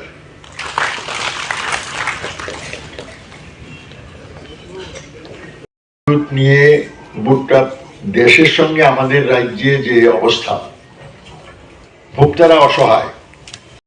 ভাষণ শোনেন, অর্থাৎ আমাদের স্বাধীনতা দিবসের লালকেল্লার ভাষণ, তাতে প্রধানমন্ত্রী বলছেন যে বিদ্যুতের ব্যাপক বেসরকারীকরণের প্রয়োজন রয়েছে, এমনকি বিদ্যুৎ উৎপাদন, এবং যে বিদ্যুৎ উৎপাদনে কোনোদিন ভারতবর্ষে বেসরকারি সংস্থাকে ঢুকতে দেওয়া হয়নি, অর্থাৎ নিউক্লিয়ার বিদ্যুৎ উৎপাদন, সেই নিউক্লিয়ার বিদ্যুৎ উৎপাদনও আমরা এখন বেসরকারি কোম্পানিকে নিয়ে আসবো, এটা প্রধানমন্ত্রী বলছেন। অর্থাৎ প্রধানমন্ত্রী ঠিক করে নিয়েছেন যে ভারতবর্ষে বিদ্যুতের বেসরকারীকরণ হবে। আর রুখতে যাবে কারা? রুখতে যাবে হচ্ছে বিদ্যুতের যে কর্মীরা, বিদ্যুতের যে শ্রমিকরা, কর্মচারীরা, ইঞ্জিনিয়াররা, তারা হচ্ছে রুখতে যাবে। আপনার এখানে বিদ্যুতের যে নিগম, সেই বিদ্যুৎ নিগমে কতজন কর্মচারী কাজ করেন? 1500, 1200, 1300। তাহলে দেশের সরকার, রাজ্যের সরকার যখন চাইছে যে বিদ্যুৎ বেসরকারীকরণ হয়ে যায়, এই 1200 মানুষের পক্ষে কি সেটা ঠেকানো সম্ভব? সেটা ঠেকানো সম্ভব না। তাহলে ঠেকাতে গেলে কি করতে হবে? ঠেকাতে গেলে যে কোটি কোটি গ্রাহক রয়েছেন তাদের সাথে বিদ্যুতের শ্রমিক কর্মচারীদের একসাথে এক জায়গায় চলে আসতে হবে। তাহলে প্রথম যে কারণটা আমি আপনাদের বললাম যে কেন আজকে এই ধরনের একটা ফোরাম, অ্যাসোসিয়েশন, মঞ্চ গঠনের প্রয়োজন হলো, আমরা বিদ্যুতের শ্রমিক কর্মচারীরা আমরা বুঝেছি যে আমাদের পক্ষে সম্ভব না যদি না আমরা সাধারণ মানুষকে, গ্রাহকদেরকে, উপভোক্তাদেরকে এই লড়াইয়ের সঙ্গে যুক্ত করে রাখতে পারি। আর বিদ্যুতের বেসরকারীকরণ ঠেকানো সম্ভব না যদি না এই দুই অংশের, অর্থাৎ শ্রমিক কর্মচারী এবং উপভোক্তা, এরা একসাথে এসে রাস্তায় দাঁড়িয়ে এই বিষয় নিয়ে কথাবার্তা আলোচনা করা শুরু করে। আচ্ছা, এবারে আমরা যখন বলছি এই যে উপভোক্তা, এই উপভোক্তা মানে কারা? গোটা ত্রিপুরায় যদি আপনারা দেখেন কারা বিদ্যুতের উপভোক্তা, বিদ্যুতের 95%, 98% উপভোক্তা কারা? বিভিন্ন ক্ষেত্রে কাজ করা শ্রমিক, রাত্রিবেলা বাড়ি ফিরে গিয়ে আলো বাতাসের প্রয়োজন পড়ে, ছোট চাষি, মাঝারি চাষি, যাদের নিজেদের একটা শ্যালো বা পাম্পের সুযোগ আছে, এই ধরনের চাষি, যে মাঝারি ছোট ব্যবসায়ী যারা সন্ধ্যাবেলায় ব্যবসা করার জন্য বিদ্যুতের কানেকশনের প্রয়োজন পড়ে, বা ছোটখাটো কোনো কারখানা, তার মালিক, তার শ্রমিক, অর্থাৎ গোটা ত্রিপুরার যে উৎপাদক অংশ, তারা শ্রমিক হন, তারা কৃষক হন, তারা ছোট ব্যবসায়ী হন, তারা ছোট কারখানা নিজের তৈরি করেছেন, সেখানে 15 জন, 20 জন, 50 জন শ্রমিককে নিয়ে একসাথে উৎপাদনের কাজ করছেন, এই সবটা বিদ্যুতের গ্রাহক।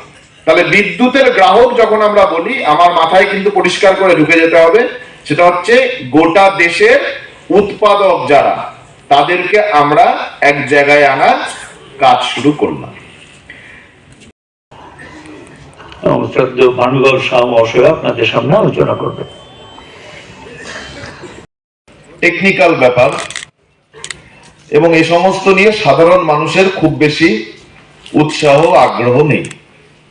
বিদ্যুতের আন্দোলন বললে মনে করা হতো যে এটা বোধহয় বিদ্যুৎ কর্মীদের আন্দোলন, তারা তাদের চাকরি বাঁচানোর জন্য লড়াই করছেন, বা বেসরকারীকরণের বিরুদ্ধে তারা লড়াই করছেন, যারা ওই সেক্টরে কাজ করেন তারা লড়াই করছেন। এই যে ধারণা, এই ধারণা আজকে আপনারা ভেঙে দিয়েছেন। গোটা ত্রিপুরা থেকে সাধারণ বিদ্যুতের গ্রাহক, উপভোক্তারা সকালবেলায় ট্রেনে করে, বাসে করে, দূর দূরান্ত থেকে নানা ধরনের বাধা লঙ্ঘন করে আগরতলায় এসে উপস্থিত হয়েছেন এই কথা বলার জন্য যে বিদ্যুতের অধিকার আমাদের জীবনের মৌলিক অধিকারের একটি অধিকার, এবং এই অধিকারের ওপরে হামলা হলে আমরা সাধারণ মানুষ চুপ করে বসে থাকবো না, আমরা জানার, বোঝার, জানানোর, বোঝানোর চেষ্টা করব। ফলে একটা নতুন ধরনের, নতুন চরণের লড়াই সংগ্রামের পথ আজকে খুলে গেল। আমি ধাপে ধাপে কিছু কথা আপনাদের বলার চেষ্টা করব, এবং সে কথা বলতে গিয়ে হয়তো কিছু টেকনিক্যাল কথাও আমাকে বলতে হবে। আমি অনুরোধ করব আপনারা ধৈর্য নিয়ে শুনবেন, যাতে যে উদ্দেশ্যে আজকে গোটা রাজ্য থেকে আমরা এখানে এসে উপস্থিত হয়েছি, সেই উদ্দেশ্যটার সম্পর্কে আমাদের বোঝাপড়া, ধারণা, কাজ সেটা পরিষ্কার হয়ে যায়, যাতে এখান থেকে ফিরে গিয়ে এই বিরাট কনভেনশনকে কি করে আমাদের লড়াইয়ের একটা হাতিয়ার হিসেবে গড়ে তোলার প্রথম সোপান হিসেবে আমরা দেখতে পারি, সেই কাজ আমরা শুরু করতে পারি। আমি এপ্রিল মাসে ত্রিপুরাতে এসেছিলাম এবং সেখানে বিদ্যুৎ সংক্রান্ত একটি আলোচনা সভায় আমার উপস্থিত থাকার সুযোগ হয়েছিল। এই যে এপ্রিল মাসে আমি এসেছিলাম, আজকে এপ্রিল থেকে অক্টোবর শেষ, নভেম্বর মাসের শুরুতে আমরা ঢুকতে চলেছি। এই গত কয়েক মাসে ভারতবর্ষের বিদ্যুৎ ক্ষেত্রে, শুধু এই গত কয়েক মাসে কি বড় বড় পরিবর্তন ঘটে গেছে সেটা আপনাদের বলবো।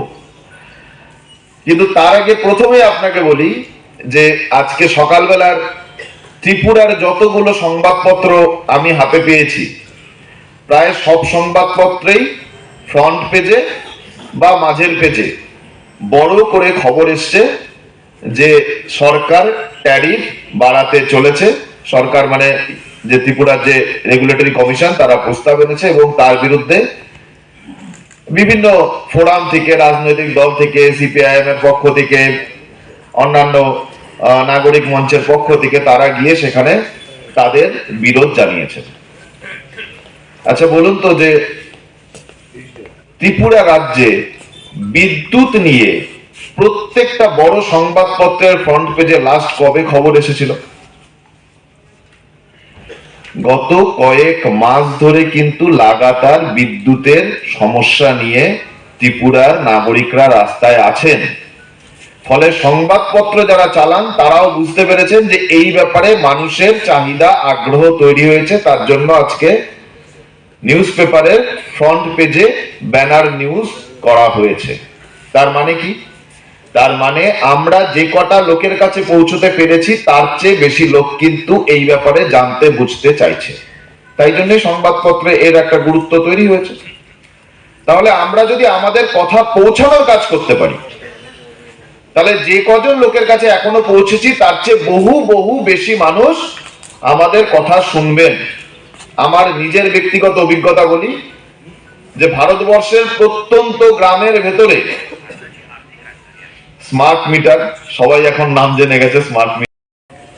আমরা ইলেকট্রিসিটি রেগুলেটরি অথরিটি ত্রিপুরা, সেখানে আমরা গিয়েছিলাম।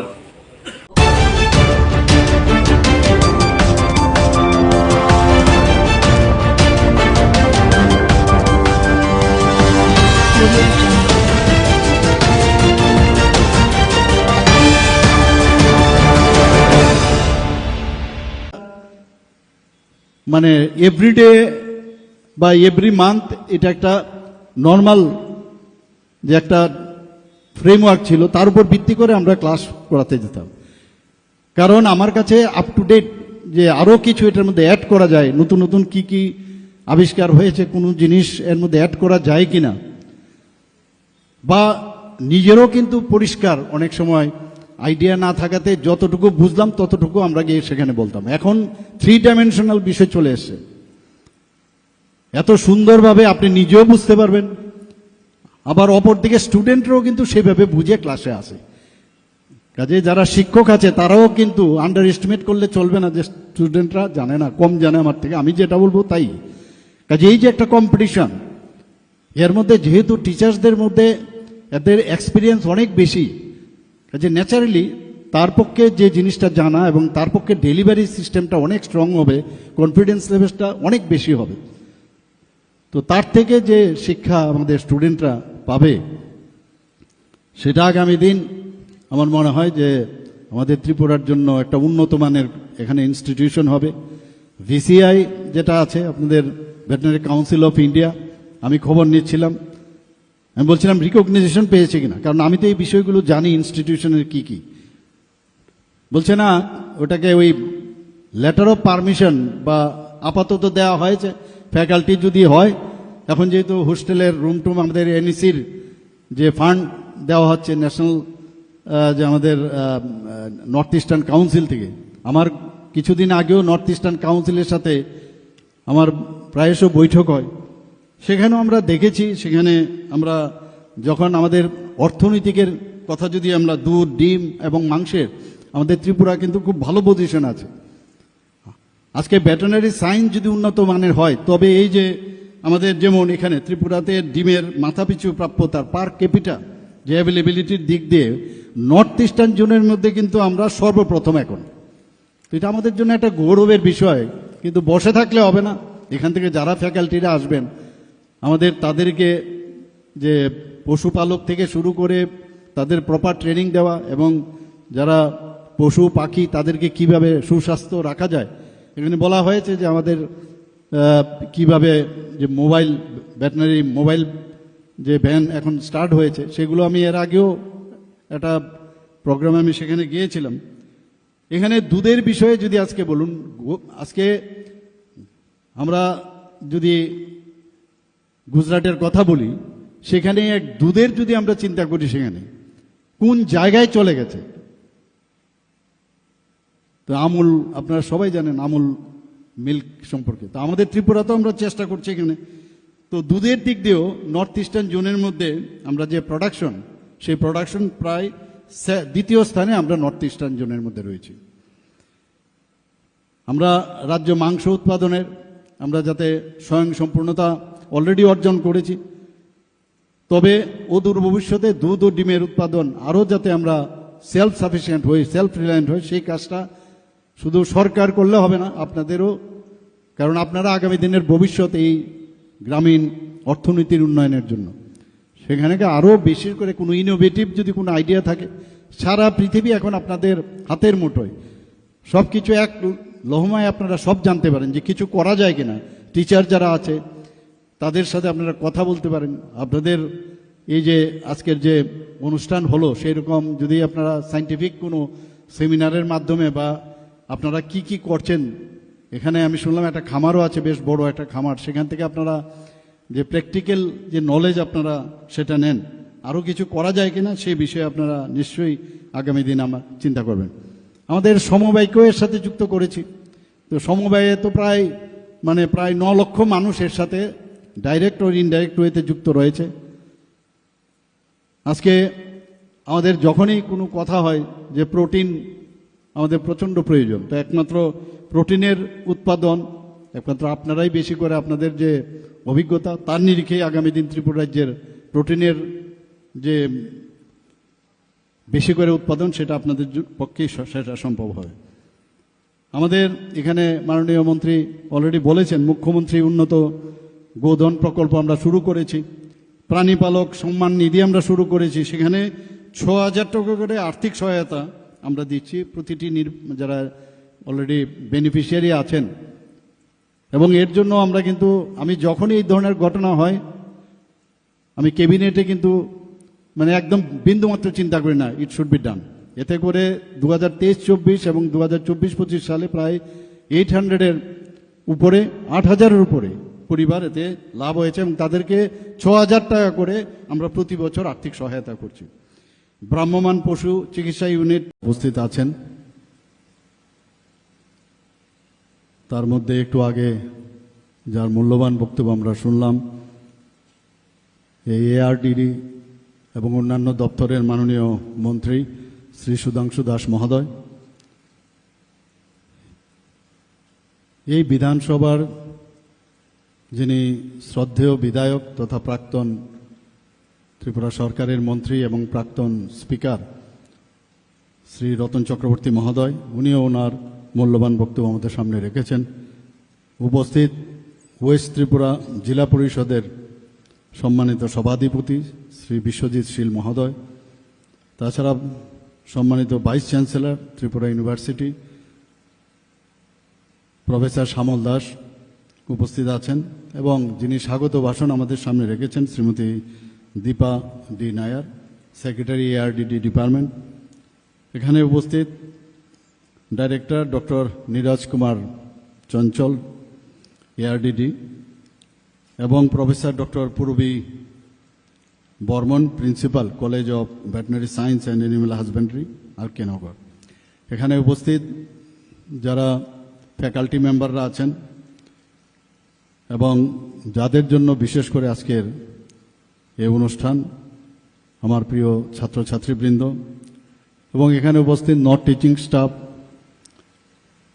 এবং যারা জনপ্রতিনিধিগণ এখানে উপস্থিত আছেন, যারা এখানে আজকে রক্তদাতাগণ এবং বিশিষ্ট যারা ব্যক্তিবৃন্দরা এখানে উপস্থিত এই এলাকার এবং মিডিয়া বন্ধুরা, সবাইকে আজকের এই অনুষ্ঠানে উপস্থিত থাকার জন্য হার্দিক অভিনন্দন ও শুভেচ্ছা জানাচ্ছি। আমরা সবাই জানি প্রকৃতির যে নিয়ম, প্রকৃতি ভারসাম্য রক্ষার জন্য আমরা মাঝে মাঝে আমরা ভুলে যাই যে একজন আরেকজনের আমরা কাজে আসতে পারি। গাছ ছাড়া যেমন প্রাণী বাঁচতে পারে না, আবার প্রাণীদের মধ্যে এক প্রাণী ছাড়া বাঁচতে পারে না। এটা কিন্তু আমরা ভুলে যাই বলে মাননীয় প্রধানমন্ত্রীজি, আমি দেখেছি যে ওনার যে স্লোগান সব ক্ষেত্রে কিন্তু সেটাকে আমরা ব্যবহার করতে পারি, যে সবকা সাথ সবকা বিকাশ অ্যান্ড বিশ্বাস আর তার প্রয়াস। এখানে কিন্তু আজকেও এই হসপিটালে আমি যখন ঢোকার পরে সেখানে আমরা আলট্রাসোনোগ্রাফি থেকে আরম্ভ করে এবং অন্যান্য যে স্ক্যান মেশিন থেকে আরম্ভ করে অনেক কিছু দেখলাম সেখানে। কোনো অবস্থায় এটা মেডিকেল কলেজের যে কোনো হসপিটালের সাথে আমরা বলবো না যে এটা ডিফারেন্ট কিছু আছে। আমি যেহেতু মেডিকেল সায়েন্সের সাথে আমি যুক্ত আছি, আর বিশেষ করে ভেটেরিনারিদের সাথে আমার বহু পুরনো পরিচয় ছিল এবং বিভিন্ন কলেজে ওয়েস্ট বেঙ্গলের যে দত্তবাগানে যে ভেটেরিনারি কলেজ আছে সেখানে আমি প্রায়শ যেতাম। পাটনাতেও আমাদের যে এটা বেশ বড় ভেটেরিনারি কলেজ সেখানে আছে, সেখানে আমি নিয়মিত যেতাম। তো এই যে ব্যবস্থা এবং যেটা আমাদের মাননীয় মন্ত্রী বলেছেন যে ভেটেরিনারি সায়েন্স কিন্তু হিউম্যান সায়েন্সের থেকেও একটু আমি বলবো খুবই কমপ্লিকেটেড। হিউম্যান বিইং তো একটা ওয়ান পিস, ভেটেরিনারিতে বিভিন্ন ধরনের তাদের যে সার্জিক্যাল অ্যানাটমি থেকে আরম্ভ করে বিভিন্ন অ্যানাটমি এক একজনের কিন্তু আলাদা আলাদা। তো পড়াশোনা প্রচুর পরিমাণে করতে হয়। সেই জায়গায় দাঁড়িয়ে আমি মনে করি যে যারা এই ভেটেরিনারি কলেজে চান্স পেয়েছেন বা অ্যালাইড যে এক্সপার্টাইজ আছে আমাদের ভেটেরিনারি অ্যাসিস্ট্যান্ট বা ইত্যাদি যেসব কোর্সগুলো আছে, এটা কিন্তু এত সহজ নয় সেটা পড়া। আমি প্রায়শ শুনতাম আর.কে. নগরে এই ভেটেরিনারি কলেজ ইনস্টিটিউট সম্পর্কে। যখন আমি মুখ্যমন্ত্রীর দায়িত্ব নেই, আমার জানি না কেন সবসময় একটা এফিনিটি থাকতো যে এই কলেজের বর্তমান অবস্থা কি। আমি মাননীয়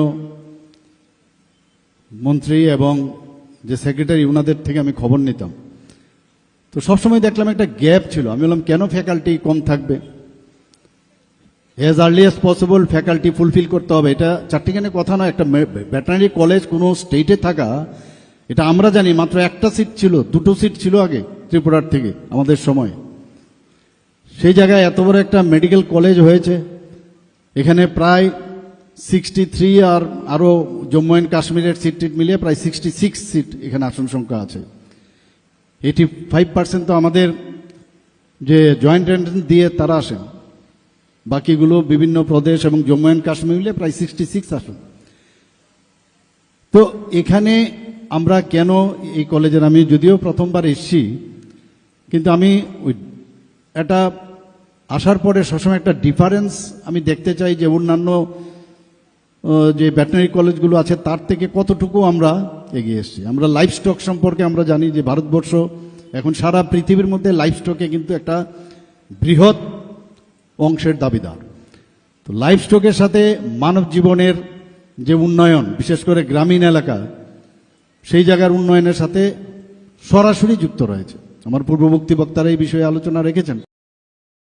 এবং যদিও আমাদের লাইফ স্টক পৃথিবীর মধ্যে সর্বশ্রেষ্ঠ, কিন্তু তার যে দেখভাল করা, তার জন্য মাননীয় প্রধানমন্ত্রীজি যে চিন্তাধারা করছেন প্রতিটা ক্ষেত্রে, যে কোনো না কোনোভাবে যত স্কিম আছে আপনারা গিয়ে দেবেন, যে গ্রামীণ অর্থনীতির সাথে লাইফ স্টকের একটা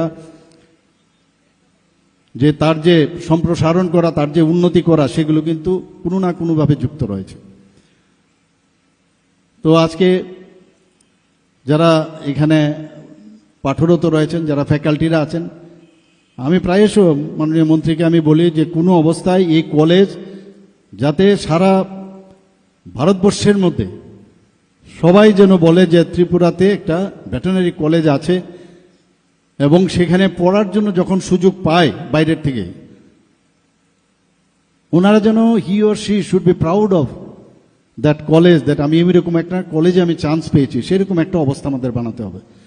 এখন এআই এর যুগ, 5Gর যুগ, সেখানে সব মিলিয়ে এখন পড়াশোনার ক্ষেত্রে মানে স্কাই ইজ দ্য লিমিট, সেখানে আমরা যা জানতে পারবো ততই কম। সেই সায়েন্সকে বেশি করে আরও গুরুত্ব দেওয়া, স্টুডেন্টদেরও এখন খুব সুবিধা হয়ে গেছে। ক্লাসের মধ্যে তো 45 মিনিটস বা 1 ঘন্টায় কতটুকু জানা যাবে।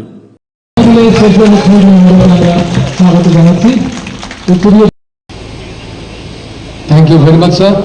We have Srimati Deepa D. Nair, ma'am, IFS. She is the Secretary ARDD, Government of Tripura. Ma'am, thank you very much.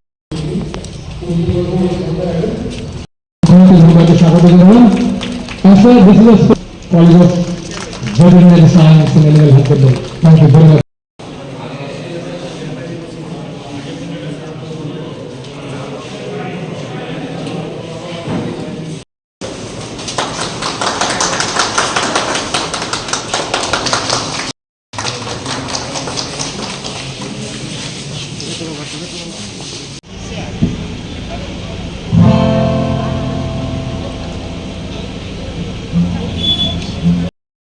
মাননীয় সভাধিপতি পশ্চিম ত্রিপুরা জেলা পরিষদ, আমরা মাননীয় জেলা সভাধিপতি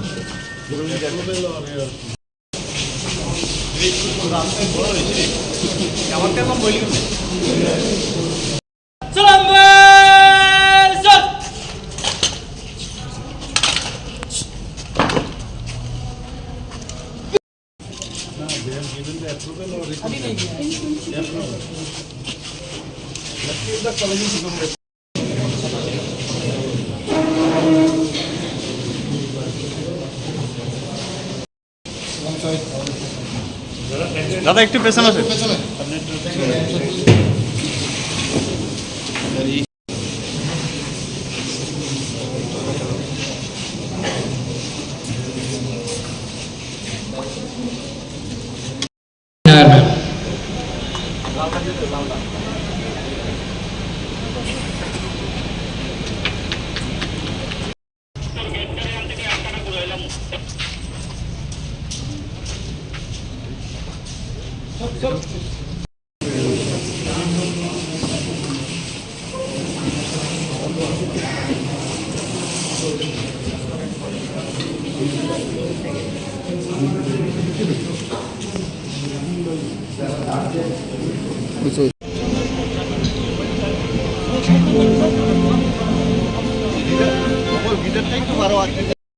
বিশেষ মুহূর্তে বিনম্র শ্রদ্ধার সঙ্গে অনুরোধ জানাই শ্রদ্ধা মুখ্যমন্ত্রী মহোদয়কে পুরী প্রজ্বলনের মাধ্যমে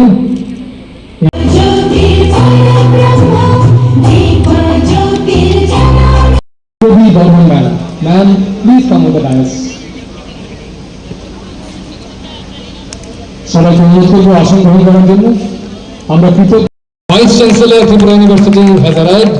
My humble request Honorable VC sir to come over the dais and take a seat. Thank you very much for joining us.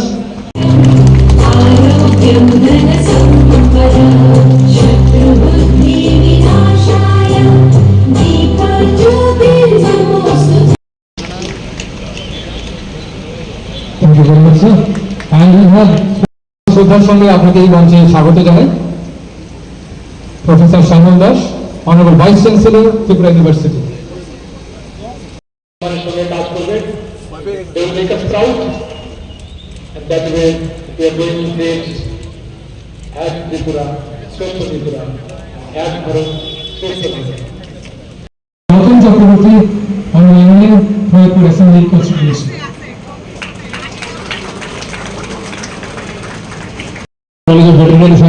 থেকে শ্রদ্ধার মধ্যে হৃদয়কে বর্ণনা করে নিচ্ছি এবং এই শুভেচ্ছা স্বাগত আমাদের সবার পক্ষ থেকে স্যার আপনার ত্রিপুরার সঙ্গে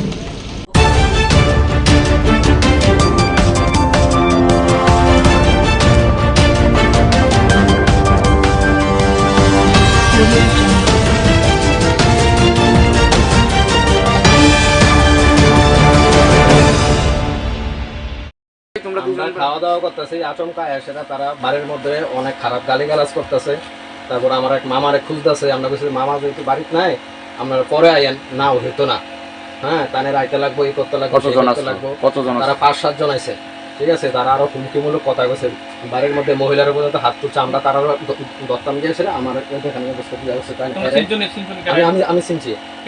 এটা হচ্ছে পরিমল চৌবনে, তার ডাক নাম হয়েছে আবু, বাবার নাম হয়েছে হলদর দেবনাথ, ঠিক আছে। এরপর দেশে আড়ালে আর আছে একজন, হ্যাঁ নামটা মনে হয় আনোয়ার এরকম, হ্যাঁ মুসলিম, এটা করতে পারি না, ঠিক আছে।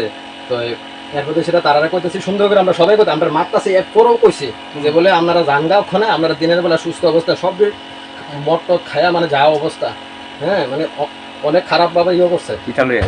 এটা আমরা জানি না তো কে লেগে আছে, তারা কি উদ্দেশ্যে আছে। মামার বাড়ি পাশের মামার বাড়ি আমরা আইসি তারা বাঁচানোর লাগে আর কি। আপনারা পাড়াত কিন্তু হয়েছে বলতে গত পরশু দিনের আগের দিন মানে 26 তারিখ আমাকে হঠাৎ করে তাপস নম একজন আমরা পঞ্চায়েত মেম্বার, তখন ওই আমার কইল যে আপনার লোক একটু কথা আছে, তখন আপনি একটু আইয়েন। তা আইসি এরপরে কইছে কাজটা আপনি টেন্ডার ড্রপ করেন, কাজটা আমরা কথা কই এসে আমরা কথা কইছি। কি কাজ এটা পিডাব্লিউডির, এটা পরিমল চৌমনির থেকে লোকনাথ সঙ্গ একটা কাজ, বেশি না অল্প কয় টাকা। তখন আমি বলছি আচ্ছা ঠিক আছে দাও না, অসুবিধা কি। আমার ইংলিশম্যানটা নিয়ে ওই জমা দিছে।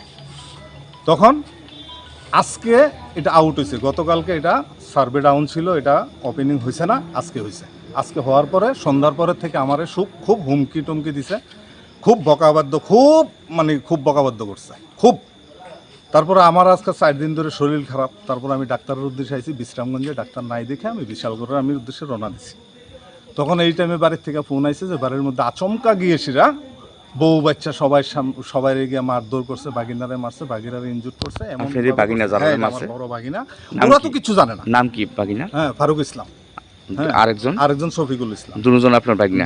আপনারে না পাইয়া তারা মারছে, আমারে না পাইয়া তারা কোনো কথা নাই। আর বাগিনার মোবাইল টোবাইলও লয়ে গেছে গা, হয়তো একটা কিছু রেকর্ডিং করতেছে, তারা উত্তেজিত হয়ে গেছে গা, উত্তেজিত হইয়া যা কিছু তারা করার আছে তারা করতেছে।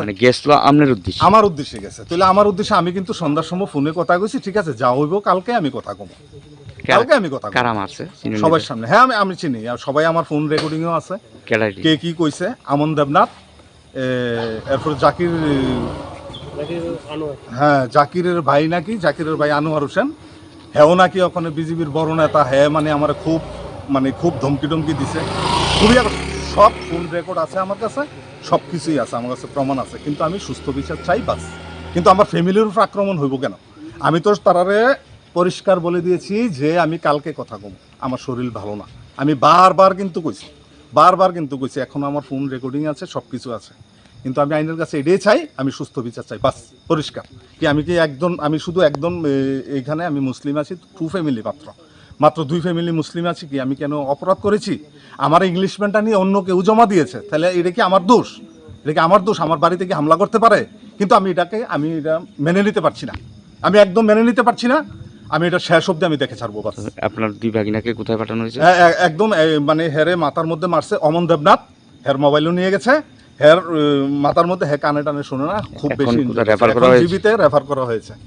এখন জীবিতে রেফার করেছে, ছোট বাগিনও জীবিতে রেফার। কোন জায়গাতে ঘটনাটা হয়েছে? ওই শেষরিমায় ছাত্রাজি কলোনি চলিলাম।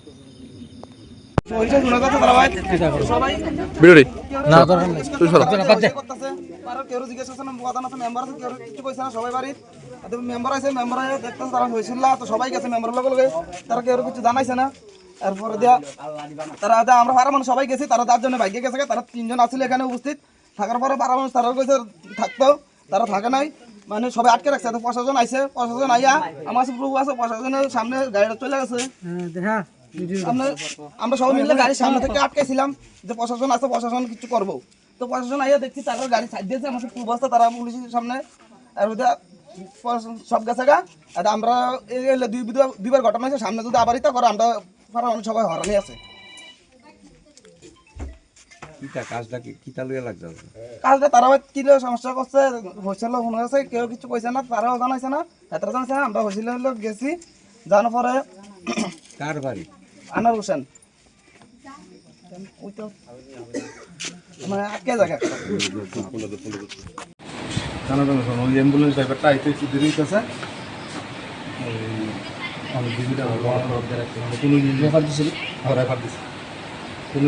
কেটা মারছে কেন এটা আবু তার মারছে আবু তার মোবাইলটা খুব ভালো মোবাইল ওই মোবাইলটা লয়ে গেছে আবু বলতে অমন ওই যে অমন ওই আমন দেবনাথ আর আসলো কেটা আর আসলো আনোয়ার হোসেনের ভাই যে আনোয়ার হোসেনের জাকির হোসেনের মাথা নেতা তো জাকির এরপরে আরো আসছিল আমি তো বাড়িতে নাই আমি আইছি ডাক্তার দায়িত্ব কথা বলে ওখানে যাই কিতা কইছে কইতে পারবেন নি তারা যায় সেটা নানান ধরনের বকাবদ্ধ করতেছে আর কি তো আমি কইছি এভাবে বকাবদ্ধ করতেছেন কি এটা তো আমার মামার বাড়ি যদি মামার সঙ্গে কথা থাকে মামা আইলে বাড়িতে কথা কইেন এখন এভাবে মহিলা আছে বাচ্চা আছে এভাবে হাঙ্গামা করেন না তো আমি জাস্ট একটা ভিডিও করতে গেছিলাম যে বাড়ির মধ্যে এভাবে যদি হামলা করে একটা ভিডিও রাখা দরকার সেই পরিপ্রেক্ষিতে আমি ভিডিওটা করতে গেছি তখন তারা আমার হাতে থেকে মোবাইলটা কেটে নিয়ে আমার এখানে মারছে আমার মোবাইলটা আমার ছোট ভাইয়েরও মারছে সিনচেন কারা মারছে আমি চিনছি কারা কারা পরিমোচন বাড়ি তার ডাক নাম আবু ঠিক আছে আসল নাম কিন্তু এটা জানি না কোনটা ওই যে বলাইয়ের ভাই যে গিরিধারের ভাই হ্যাঁ এমনই হ্যাঁ তারপরে আড়ালিয়ার কিছু পোলাপান আছে 5-7 জন পোলাপান আছে